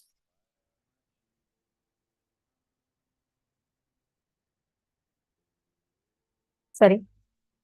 Whenever you again and again put yourself through this, it is the exact same cycle. Completion always comes from powerfulness. You understand that whether people hated you, rated you, judged you, abused you, attacked you, they conspired against you, whatever they did, you will realize that nothing can touch you because your consciousness, your Paramashiva. And from that space, when you forgive, it is a different thing altogether. That is why Swamiji says, I am too busy loving the people who love me that I don't have time to hate the people who hate me. Because in Swamiji's dictionary, Swamiji says, I am too busy accepting the friend request. I have no time to accept enemy requests. I don't accept enemy requests. See, only if you accept someone as your enemy, they become your enemy. Na? Swamiji says, I don't even accept people as my enemies. So there is no, so the whole thing, the ground on which people can attack Swamiji is loosened. Understand, when you move on, the concept of completion, the concept of forgiveness or the concept of understanding, the concept of letting go, the concept of moving on, all of these is completely different. Ma Krista, Ma Katie Lux, Ma Krista Menard, this for you are. Ma Elizabeth Ferdman. See, you might have had the most painful moments in your life, right? Some situations would have cost you very painful incidents, painful things in life. Now, completion is not about you trying to judge, you trying to say, oh, if I complete with my mother, will she become right? Will I become wrong? No. The answer is no. Ma Krista Menard, Ma Elizabeth Ferdman, and Ma Katie Lux. Are you all there? Could you all come on camera? I'm not actually seeing you all on camera. Okay. Listen to this carefully. You can experience completion with your relationships, some places where you feel even you've been abused. Listen to this very carefully. The most important thing here is there are two parts. One, you are thinking just because you go and complete, the other person might become right, you may be wrong. No. Even if you think, oh, let me complete just to heal my pain, that is also wrong. Then it's coming from incompletion. Completion is you experiencing the space that you are Paramashiva. Because you are Paramashiva, that Paramashanta Swarupa in you, nobody from outside can take away something from you. Swamiji will tell. Once one participant from Inner Awakening asked Swamiji that how does Swamiji deal with all abusers and attackers? Swamiji faces so many attacks and persecution that keeps happening. But Swamiji said, you will never see Swamiji saying, oh, it's okay, I will bear it, I will go through it. Swamiji never talks like that. You know why? Swamiji tells, not once any of these attacks touch Swamiji. He exists as Paramashanta Swarupa of Paramashiva. Whether someone is there offering flowers at his feet or whether someone put thorns in his path, that does not touch Swamiji or shake who he is. That is completion. You going back to your original state of Paramashiva is completion. Completion is not about you judging someone right or wrong. Just because you complete with your mom and you feel she's done only wrong things to you in your life does not make her right. Or just because you don't complete does not make you right or wrong. Understand, you completing is you going back to your original state, your natural self of who you are, what you are. And forgiveness, Unfortunately, the concept of forgiveness is loaded with our misconceptions, I would say. It is nothing to do with religions. It is about the misconceptions. Listen very carefully. Swamiji explains the most profound truth here. The moment you say forgiveness, you're already overloaded with the pain that, oh, I would have gone through whatever I went through, still I should move on. No. Completion is you coming to the conclusion that you are Paramashiva. Because you are a Paramashiva, you never had that suffering in the first place. Because you never had that suffering in the first place, the suffering it does not belong to you. You are just dropping a delusion. That is the Satya. That is the Parama Satya. That is how we exist. That is our original self. Once you complete forgiveness, moving on, letting go, all these so-called concepts becomes a byproduct of it. Naturally, when you complete, you no more cognize someone as your enemy because there's no definition of enemy in your inner space. You just feel everything is manifestation from within. How many of you here feel like peace? How many of you here want to experience the true love, fulfillment, completion? Who all want to experience it? Jan Changaya, I read your message. See, this kind of experiences, living around Swamiji will make us continuously, your life will be so delicious. Like literally in every aspect, Swamiji will be there with you. He would guide you, not just guide you. See, like in programs, the darshan, what we're experiencing is just one dimension of Swamiji. When Swamiji, when you experience Swamiji, literally, he's there with you as your own father. And he'll just be there for everything. He'll be there and be with you and continuously your life itself feels so miraculous. Normally, life is logical. But with Swamiji, life is magical. And the best news is, even when we think Swamiji may not know me, many people think, oh, I'm Chinese, Swamiji may not even know me. I'm somewhere, I had never even come to a physical program, so Swamiji may not know me. No, Swamiji knows you. Swamiji knows each and every one of you. Only because he knows you are even here. Understand? Just remember this. How many of you are clicking with this?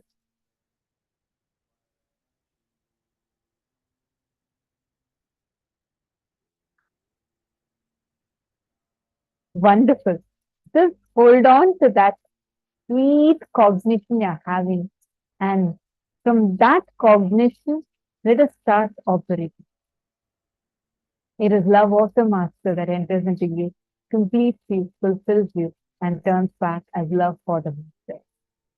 Love of the master is from the space of bioenergy, pure Kundalini, unpolluted. So naturally, that awakens your Kundalini, your core opens up. Now, let us start working on manifesting fulfilling relationships. For the purpose of this assignment, take any one relationship where you want to experience true love for that person. But currently, you're facing a lot of conflict. Now, we're going to show you a few questions, 5 questions.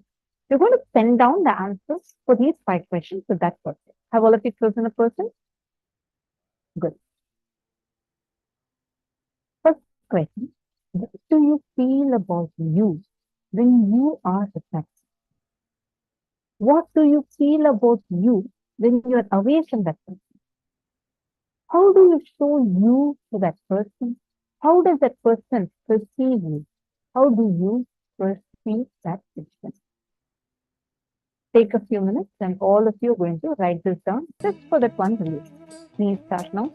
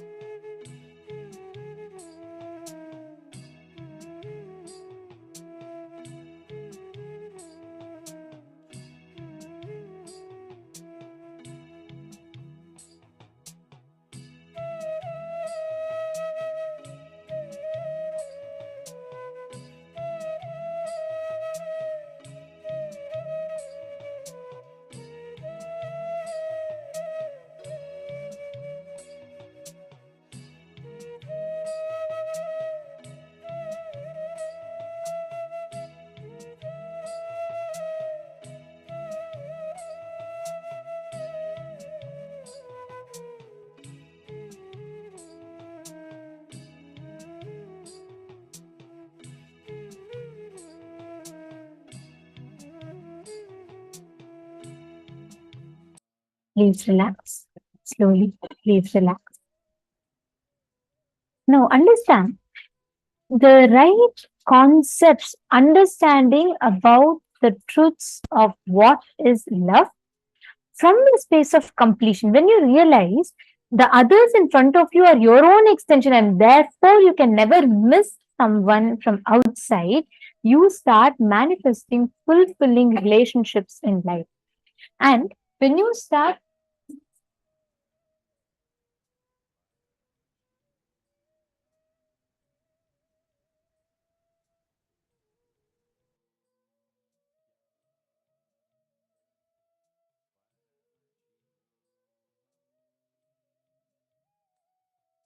now understanding that there's no one from outside that can add or subtract from you, that will give us the fulfilling relationship, like Swamiji revealed. Take a few minutes, review what you have written, and see if you have authentically answered the 5 questions.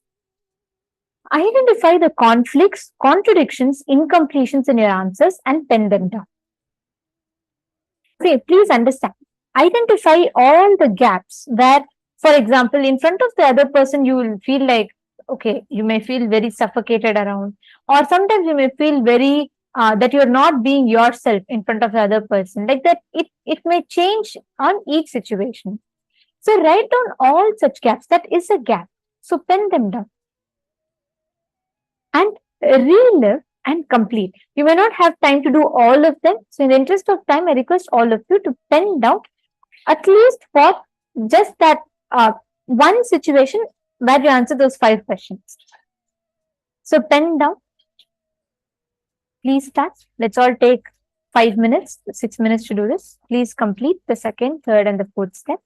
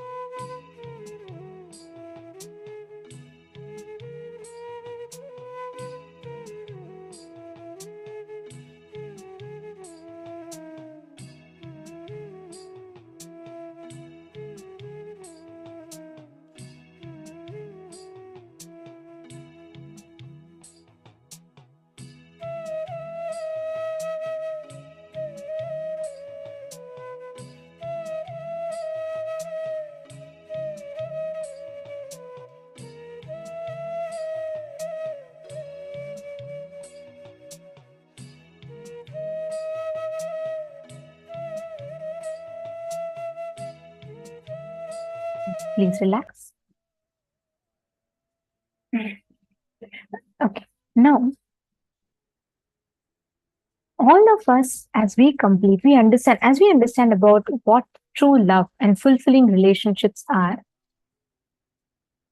we are going to be entering into one of the most important truths. We are going to be, or I should say, one of the most important initiations that we are going to be receiving today. The first thing we've understood from morning till now is how all relationships, when you see it as a possibility, you are liberated. When you see it as a pattern, you are bound. You are stuck in the same loop again and again. Then we also learned about the space of oneness through which you can experience all the relationships in life.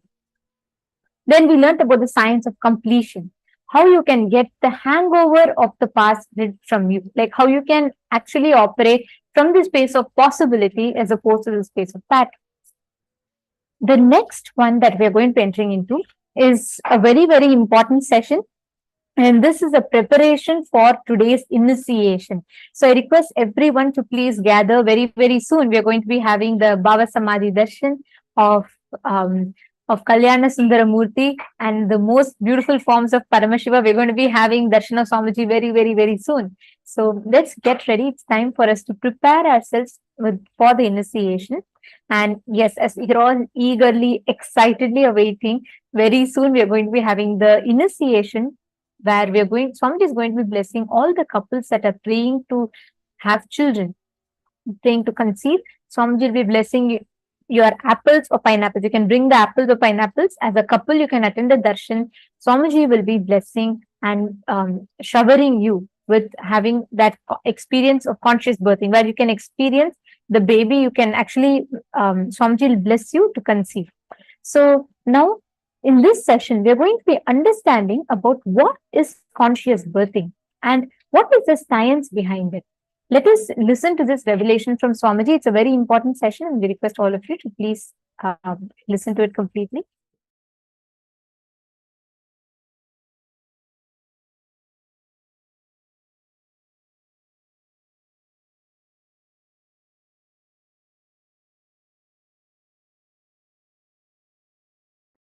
Consumerism is not the purpose of the human existence.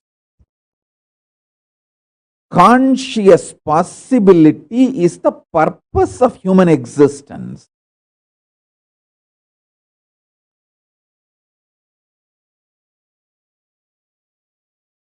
The Hindu civilization again and again and again rededicated itself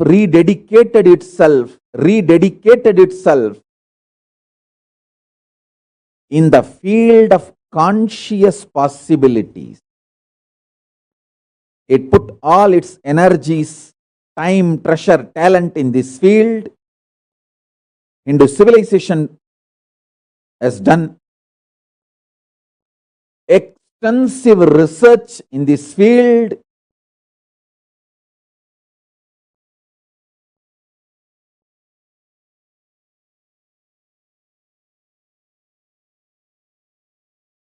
Invented, discovered, rediscovered, reinvented multiple dimensions of conscious possibility.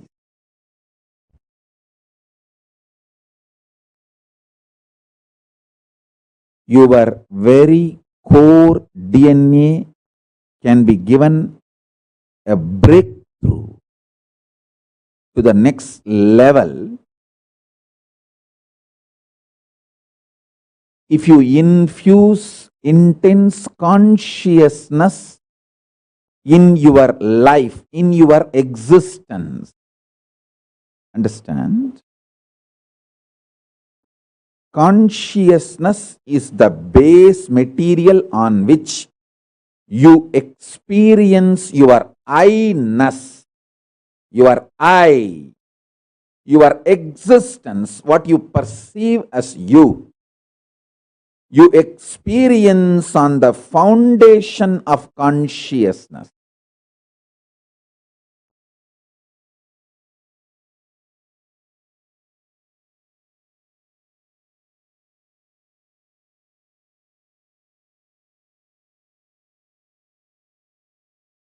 Life is not just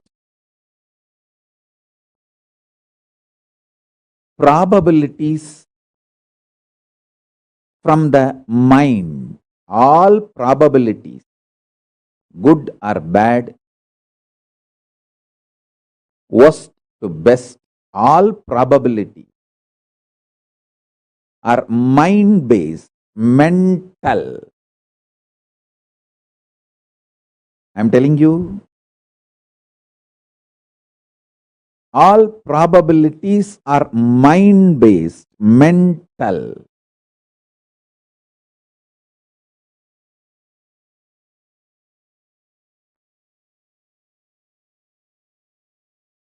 People who live and end up with this mind-based probabilities live as mediocre, middle class and die.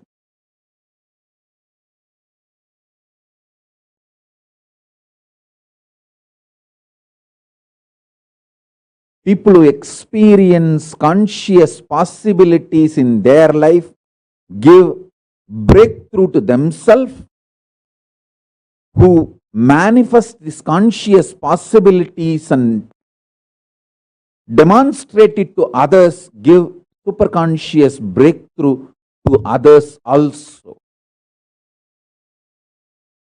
Understand these examples I am giving. You will understand this. 3 important methodology, dimensions through which my Guru Arunagiri Yogeshwara has taught me. He gave me the science of these 3 methodology to revive the conscious possibility for the world. 1, Varnashrama Dharma, sovereign order of KAILASA, is fundamentally based on Varnashrama Dharma. Brahmacharya, Grihastha, Vanaprastha, Sannyasa, Brahmana, Vaishya, Kshatriya, Shudra, Varnashrama Dharma, centric revival. In that methodology, lots of conscious possibilities can be taught and revived to the human beings. Second is the Gurukul, where a powerful ecosystem is created and one group of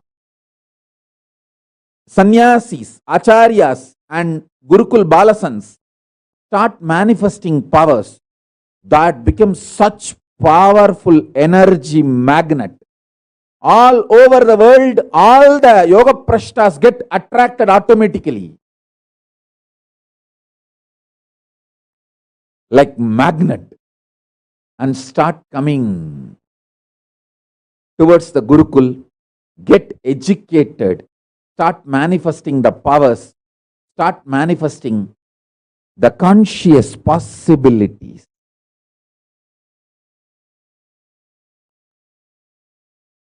And the third is directly bringing superconscious beings from KAILASA, making them embody, creating an atmosphere, right garbha, womb, right happening, embodying those great superconscious beings from KAILASA directly, keeping a powerful ecosystem and ambience for that incarnations to flower. Understand? This science was alive in Adishaiva tradition and even in Tibetan Buddhist tradition, bringing the incarnations. Not only my Guru taught me, Arunagiri Yogeshwara taught me, he gave me the wide proof that this science existed. Only very recently, people forgot this science existed. Now with my Guru's grace, I am reviving it. My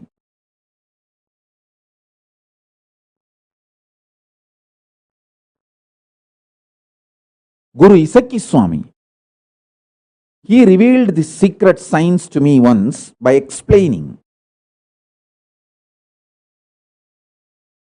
In the Guru Parampara of Fundamental Adinam, they used the same title, Jnana Prakasadesika Paramacharya Swamigal. I asked him why everyone uses the same title. He said, just few beings who reached the Sayujya Mukti with Paramashiva again and again assume the body and maintain the Guru Parampara unbroken. That is why all of them are given the same name, Jnana Prakasadesika Paramacharya Swamigal. Same way with Madurai. Few beings. That is why there are some names will repeatedly come in the 293. I am 6th Nithyananda. In that list, if you see, I am the 6th Nithyananda. There are some 20 names repeatedly will appear. Because our ancestors know the science of reincarnation, bringing those great, highly evolved beings to planet Earth, making them embody and manifest the conscious possibilities. Reincarnation is neither concept nor theory or philosophy. It is a science. Greater science of Hinduism.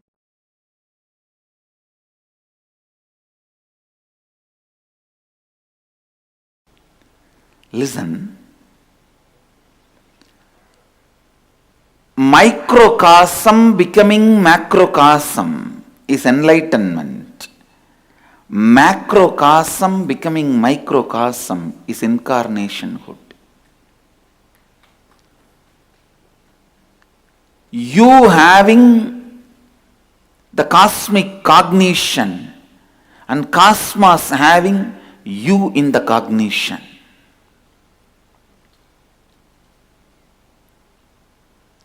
You dissolving into these great truths and these great truths dissolving into you. Both of them are totally different. Listen, catch it. Catch it. Listen. With Upanishads, not only those great truths will provoke you to dissolve yourself into those truths, even they will dissolve into you. Listen, even they will dissolve into you. Provoking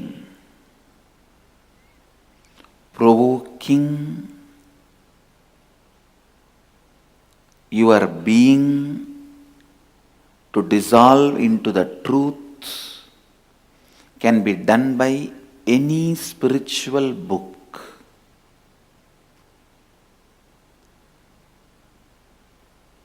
Even if you read some stotras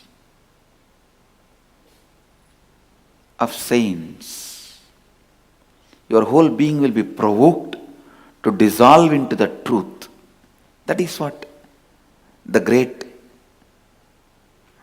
bhaktas did. The saints of Vedic tradition preaching devotion, the intensity of the passion and emotion is used beautifully to merge with the cosmos. Meera, Jnana Sambandhar, Ramadasa, the great devotees, Chaitanya Mahaprabhu, here in Karnataka, Akkamma Devi, in Andhra, Annamacharya, Tamil Nadu, Jnana Sambandar, Manikkavasakar. I can go on listing.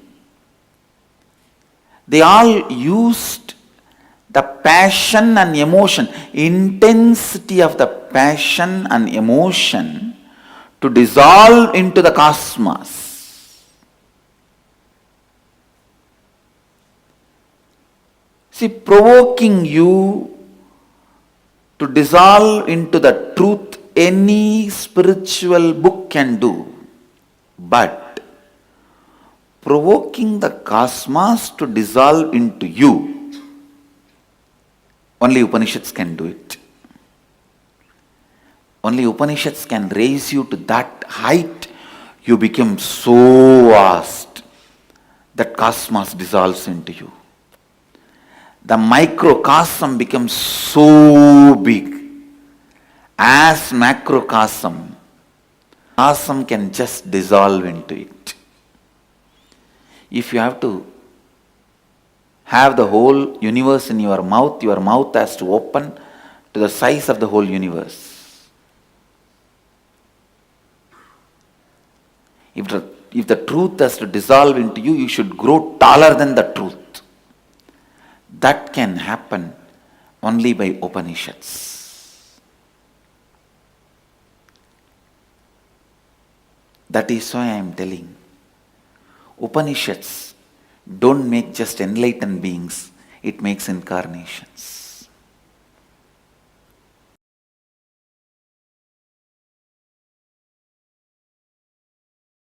I am here to make you all experience, make us all radiate Paramashiva,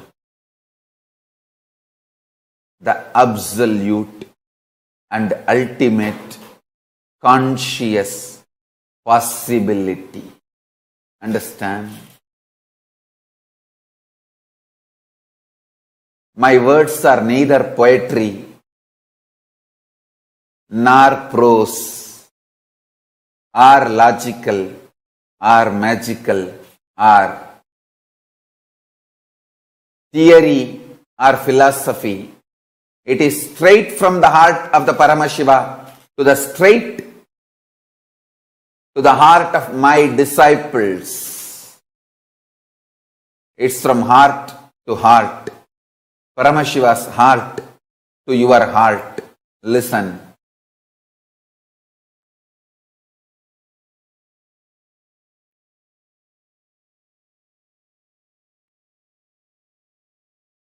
My Guru, Vibhudanandapuri, Kuppammal, she used to say, I am the explosion happened in Arunachala Linga, the Arunachaleshwara. And she used to say, she brought that explosion through Mahakala Bhairava. In Arunachaleshwara temple, there is a beautiful Mahakala Bhairava with 8 hands on the banks of Brahmatirtham, the temple tank. And she said, she brought through that Mahakala Bhairava's deity and kept it in Brahmatirtham to cool off, to settle. Then brought it to my mother's womb. And she says, my mother's womb and my father's body both were prepared at the same time. Then through father's body, the male component was brought into my mother's womb, and I was given form and manifested.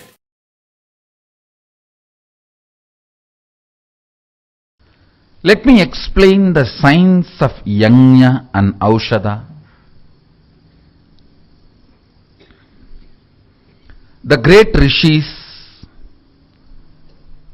the scientists of the inner world, mantra drashtas of the Sanatana Hindu Dharma, people like Vyasa, Agastya, Kapila, Ankirasa, Bharadvaja, all these great beings, they sit together. Whatever reality they want to cause, strong thought current which expresses those reality, they bring that thought current and energy into these 5 elements. Bringing that thought current into these 5 elements is yajna. They bring those gods, goddesses who are embodiment of that thought current. For example, if they want to manifest huge wealth, they bring down the energy of Lakshmi into fire and please her by offerings and receive the boon from her for the manifestation of wealth. If they want the divine city to be constructed, then they bring the energy of Vishwakarma and offer the offerings, take the boon to manifest the huge creativity and construction. So for each action, they bring that energy and please it by offerings and make that thought current into reality. And the thought current which they manifest, when it become reality, means when that blessings, that boon is given, that energy is consolidated into an aushadha, a herbal product, and shared. Whoever receives that aushadha manifests that reality. Now, I am going to do 2 things. Understand, this Putra Kameshti Yagam was performed by Dasaratha,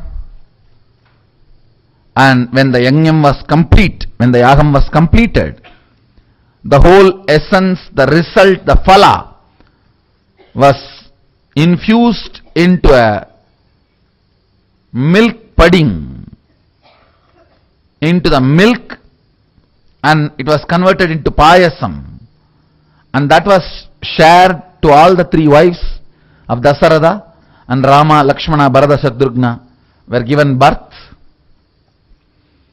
Same way, Meenakshi's parents have conducted the Putra Kameshti Yajna, and it was so powerful.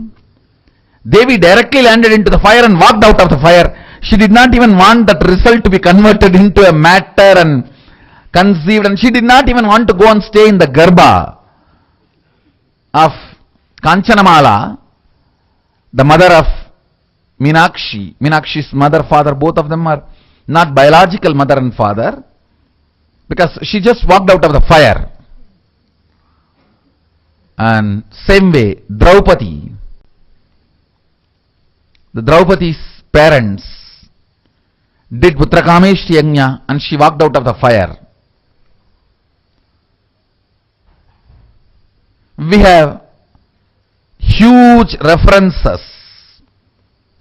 I was trying to find who is the first person who did the Putra Kameshti Yajna, and I saw it is Sadashiva himself. Because the science of creating the Putra, inheritor, without physical relationship. See, the Manmata's wife Rati has cursed Adishakti, Parvati, that you will not have physical relationship. Of course, the curse is nothing, they could have just thrown out. Anyhow, Sadashiva's form is beyond gender and sex. So without physical relationship, he has to create now Subramanya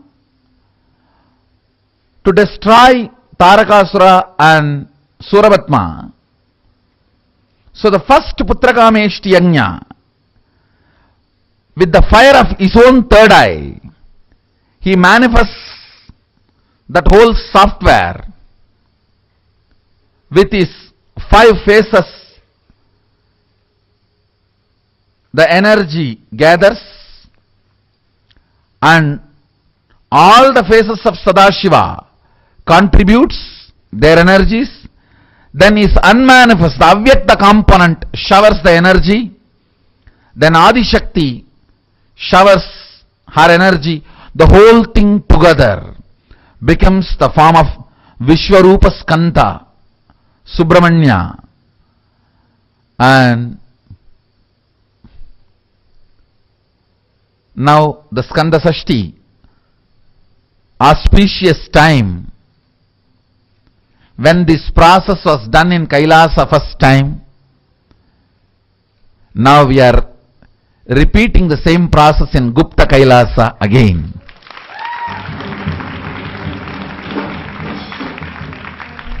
Now I am going to bring that same software through the third eye fire, manifest it, and once that energy is pleased and blessings are invoked, bring all that blessings into Aushada and share it with you all. So now the process is 2 level. One, release of that energy itself is going to be too powerful. Second, mapping it on the Aushada and sending it to all of you. Understand, all, anyone who has the intention to have a child, your physical qualification, disqualification is immaterial. Doctors, medical science has no place here. Understand, in Hindu tradition, birth has nothing to do with sex. Birth and sex is separated in Hindu tradition. Best births are always Putrakameshti Yajna and Aushada based. It was never normal physical sexual relationship based.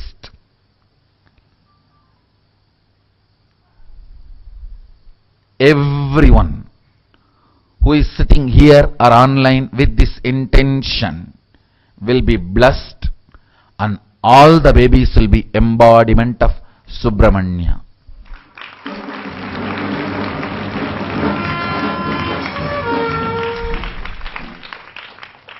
It may look very funny in the modern day if somebody says sex and giving birth to a child is separate, they both are not connected in Vedic tradition. Many things I say will look funny till it becomes reality. Materialistic world people, many things they say it will become funny once they become reality. Understand? What they declare, when it becomes reality, it becomes funny. What I claim, till it becomes reality only, it will look like funny.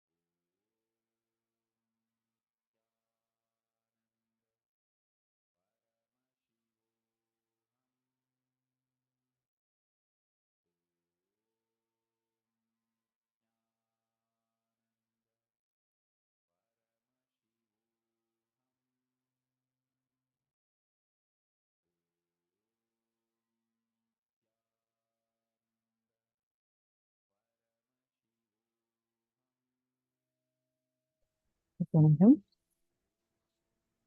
This is a very initiation. All of us are going to be receiving. Swamiji so beautifully explained to us about what this conscious birthing is and how this conscious birthing happens and in what level it is given in Sanatana Hindu Dharma. Today, all the participants, especially the couples, are sitting together with the hope, prayer, and a deep yearning to have a child. Today, Swamiji is going to be blessing all those couples, all the participants, whoever wants to conceive a child. Get your apples and pineapples ready. Each of you need to have either an apple or a pineapple, but each one has to have one and have that ready, because today we are going to be receiving that as an initiation. Take a few minutes and all of you quickly get that and settle down.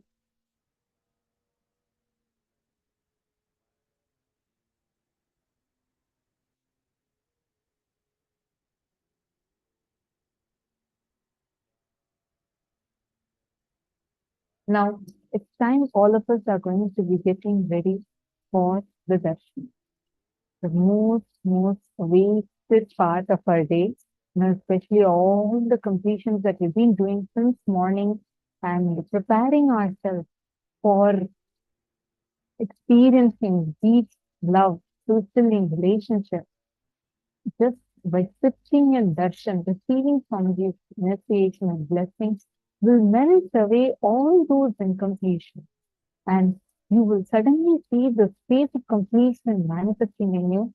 That is why it's highly recommended for you to sit as an entire family and receive the darshan, because during the initiation, especially during the initiation, all of you together would experience a space of completion. All of you will experience the transformation that happens inside of you.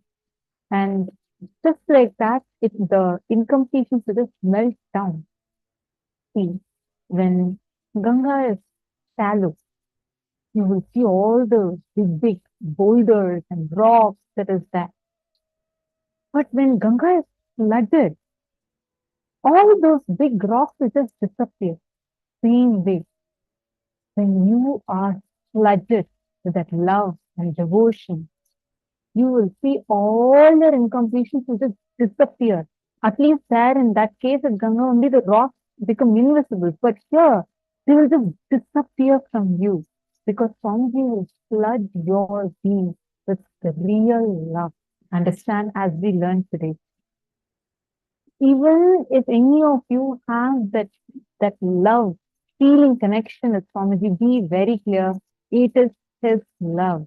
It is the love of the Master that enters inside you, fulfills you, completes you, and flows back as love for the Master. And today, the greatest of blessings is that all of us are sitting here at the presence of Swamiji and attending this auspicious darshans together as a family. Every one of you that have come here as a couple, as a family, or even if you're just sitting with some relation in your life, like even your pet, anyone that you're sitting with, not just you, along with you, your whole family is going to get the benefit of it.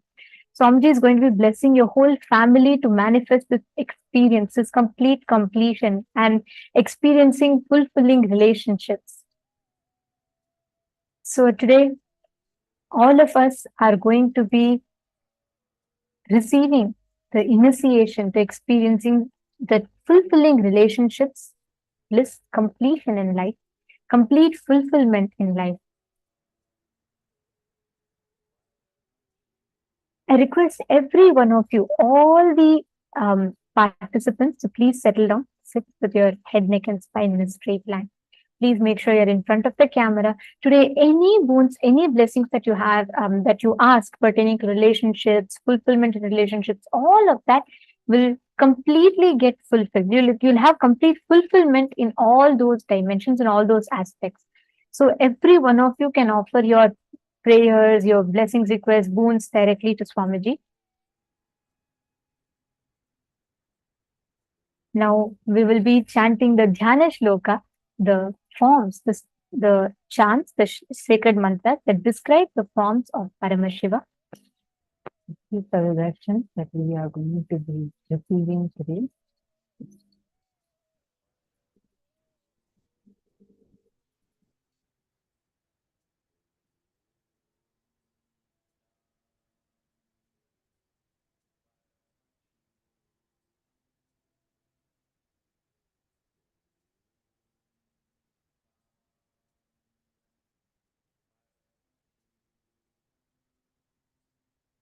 First is the Jana Loka of Bhagavan Kalyana Sundaramurti. Sindura param trinetram yuga bhuja sahitam harake bhusham devyair vastrairvintangam varasamusita vesha shubhangam Vande Kalyanamurtim Karatala Kamale Devi Hastam Tathanam Haste Tankam Rizanta Tatamadhavaram Vahadbhatte Gangendu Chudam.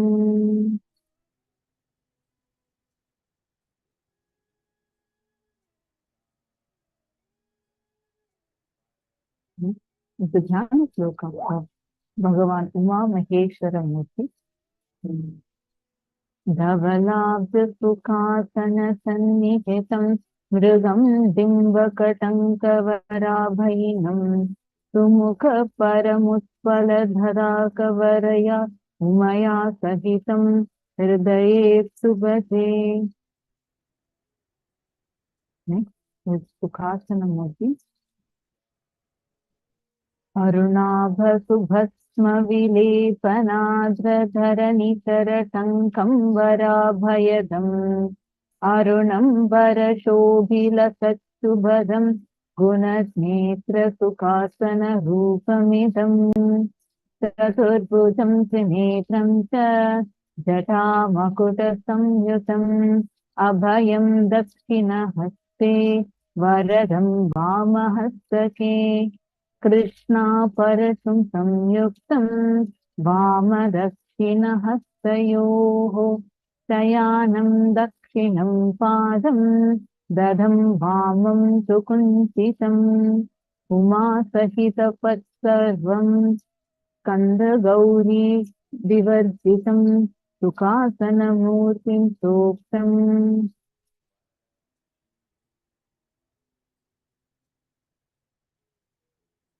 This is quickly come and settle down, and we also have a very exciting news. We are going to be celebrating Krishna Janmashtami with Swamiji.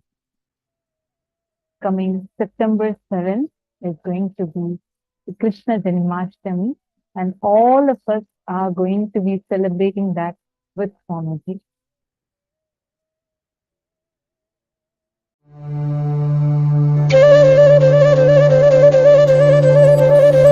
Vasudeva Sudam Devam Gamsachanura Mardanam Devagi Paramanandam Krishnam Vande Jagadguru. He is the most powerful, greatest embodiment of the cosmos, Sadashiva, ever happened in the cosmos, and the greatest devotee of Sadashiva.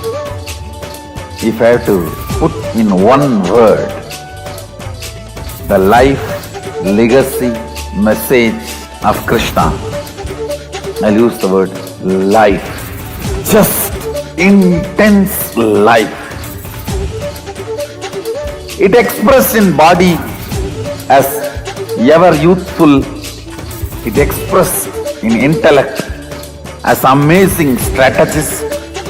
It expressed in emotion as a most beautiful, pure romance.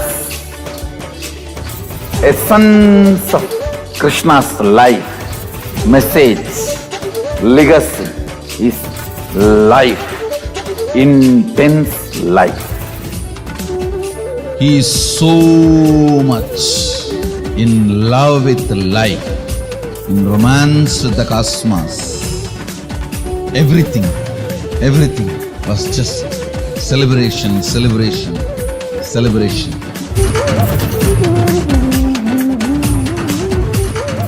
Celebrate today whole day.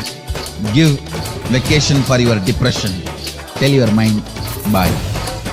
And celebrate, celebrate, celebrate.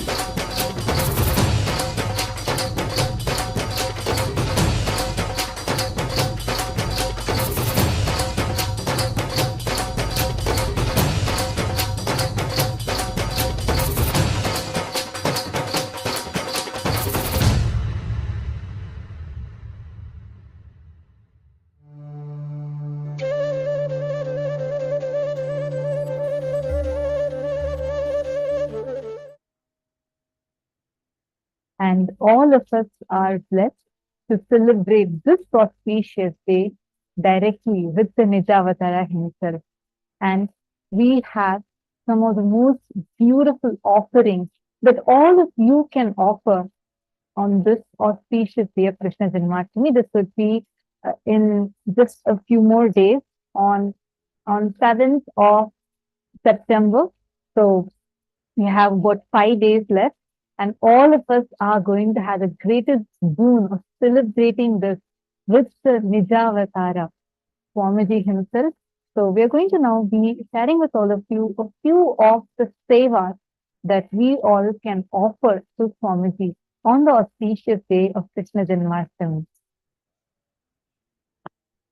This Krishna Janmashtami is going to be a wonderful time for all of us to receive the darshan, and we are going to be having a very, very special, amazing Bhava Samadhi darshan, experiencing Bhagavan Shri Krishna himself.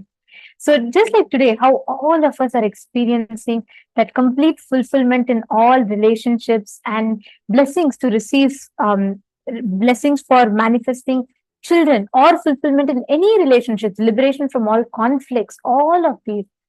On Krishna Janmashtami, it is going to be just celebrations, complete celebrations.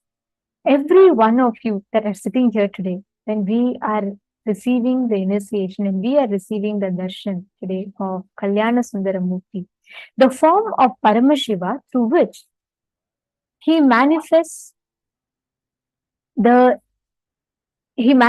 ultimate fulfillment, he manifests completion in all relationships in life. It is in each of these forms, actually, Kalyana Sundaramurti, Uma Maheshwara Murti, Gauri Leela Samanvita Murti, Gauri Varaprada Murti, in these forms of Paramash, he manifests each time to marry Devi Parashakti. And every time when he has to marry Devi Parashakti, he assumes the form of Kalyana Sundaramurti. And connecting to this form of Kalyana Sundaramurti gives us complete fulfillment in all relationships, and it completely liberates us from any kind of conflicts that we're having in any relationships. And especially if you're attending as a couple and if you're attending as a family together, for all of you, the whole family, you all as a group will be receiving the energy, the blessings, and the benefits of attending this session. As a family, all of you will experience tremendous completion and healing. And yes, many of you are asking about the Apple Baby initiation. You all can, all those who want to receive the Apple Baby initiation today, if you are here as a couple and you want to receive the initiation today, please go ahead, place the apple or pineapple in front of the camera, and Swamiji will be energizing it. Swamiji himself will be energizing it and blessing you to conceive a child. So you all can, all the couples that that would like to receive the blessings, we will be showing the form for all of you through which you can sign up. Yes, that is Jnanapara Vidya, that is enough. Yes. If just receiving the initiations in Swamiji's presence, that alone is enough. And rest Swamiji will take care. Okay, can I request every one of you to please put the apples or pineapples right in front of the camera in such a way that it is visible. Swamiji can see it. Ena, if your spouse is currently not here, but you would like to receive initiation, you can go ahead. As long as you can go ahead, Ma. So you're asking if if your partner is unable to join at this moment, that is fine. You can get the blessings, and you can also get the blessings for 2 apples, and you can even give one for the partner once they return. So the apple gets energized and it stores energy. Like Swamiji said, both apple and pineapple are the fruits that can hold this energy. And when when the couple consumes it, you will be able to conceive a child. All that healing will happen for you to conceive a child. So yes, here's a link for all of you. Whoever want to receive this initiation today, please go ahead and you all can sign up in this link, tinyurl.com/blessings for child.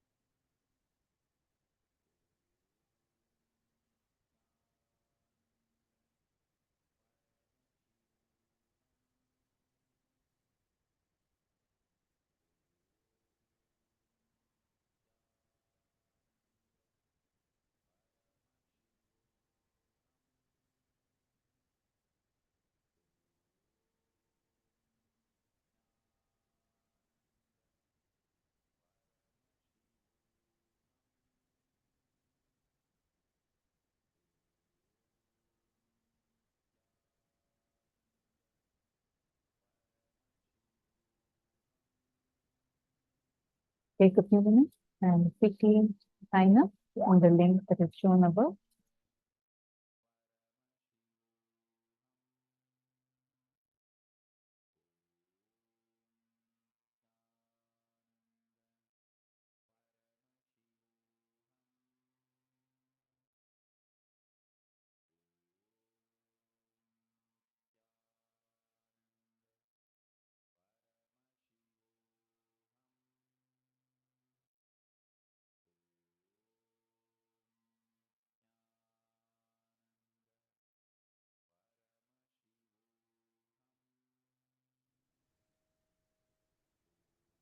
Now, as all of us are waiting, let us all get ready to receive the darshan of Kalyana Sundaramurti, Uma Maheshwaramurti, Gauri Varapradamurti, Gauri Leela Samandhitamurti, Nimeshamurti forms of Paramashiva.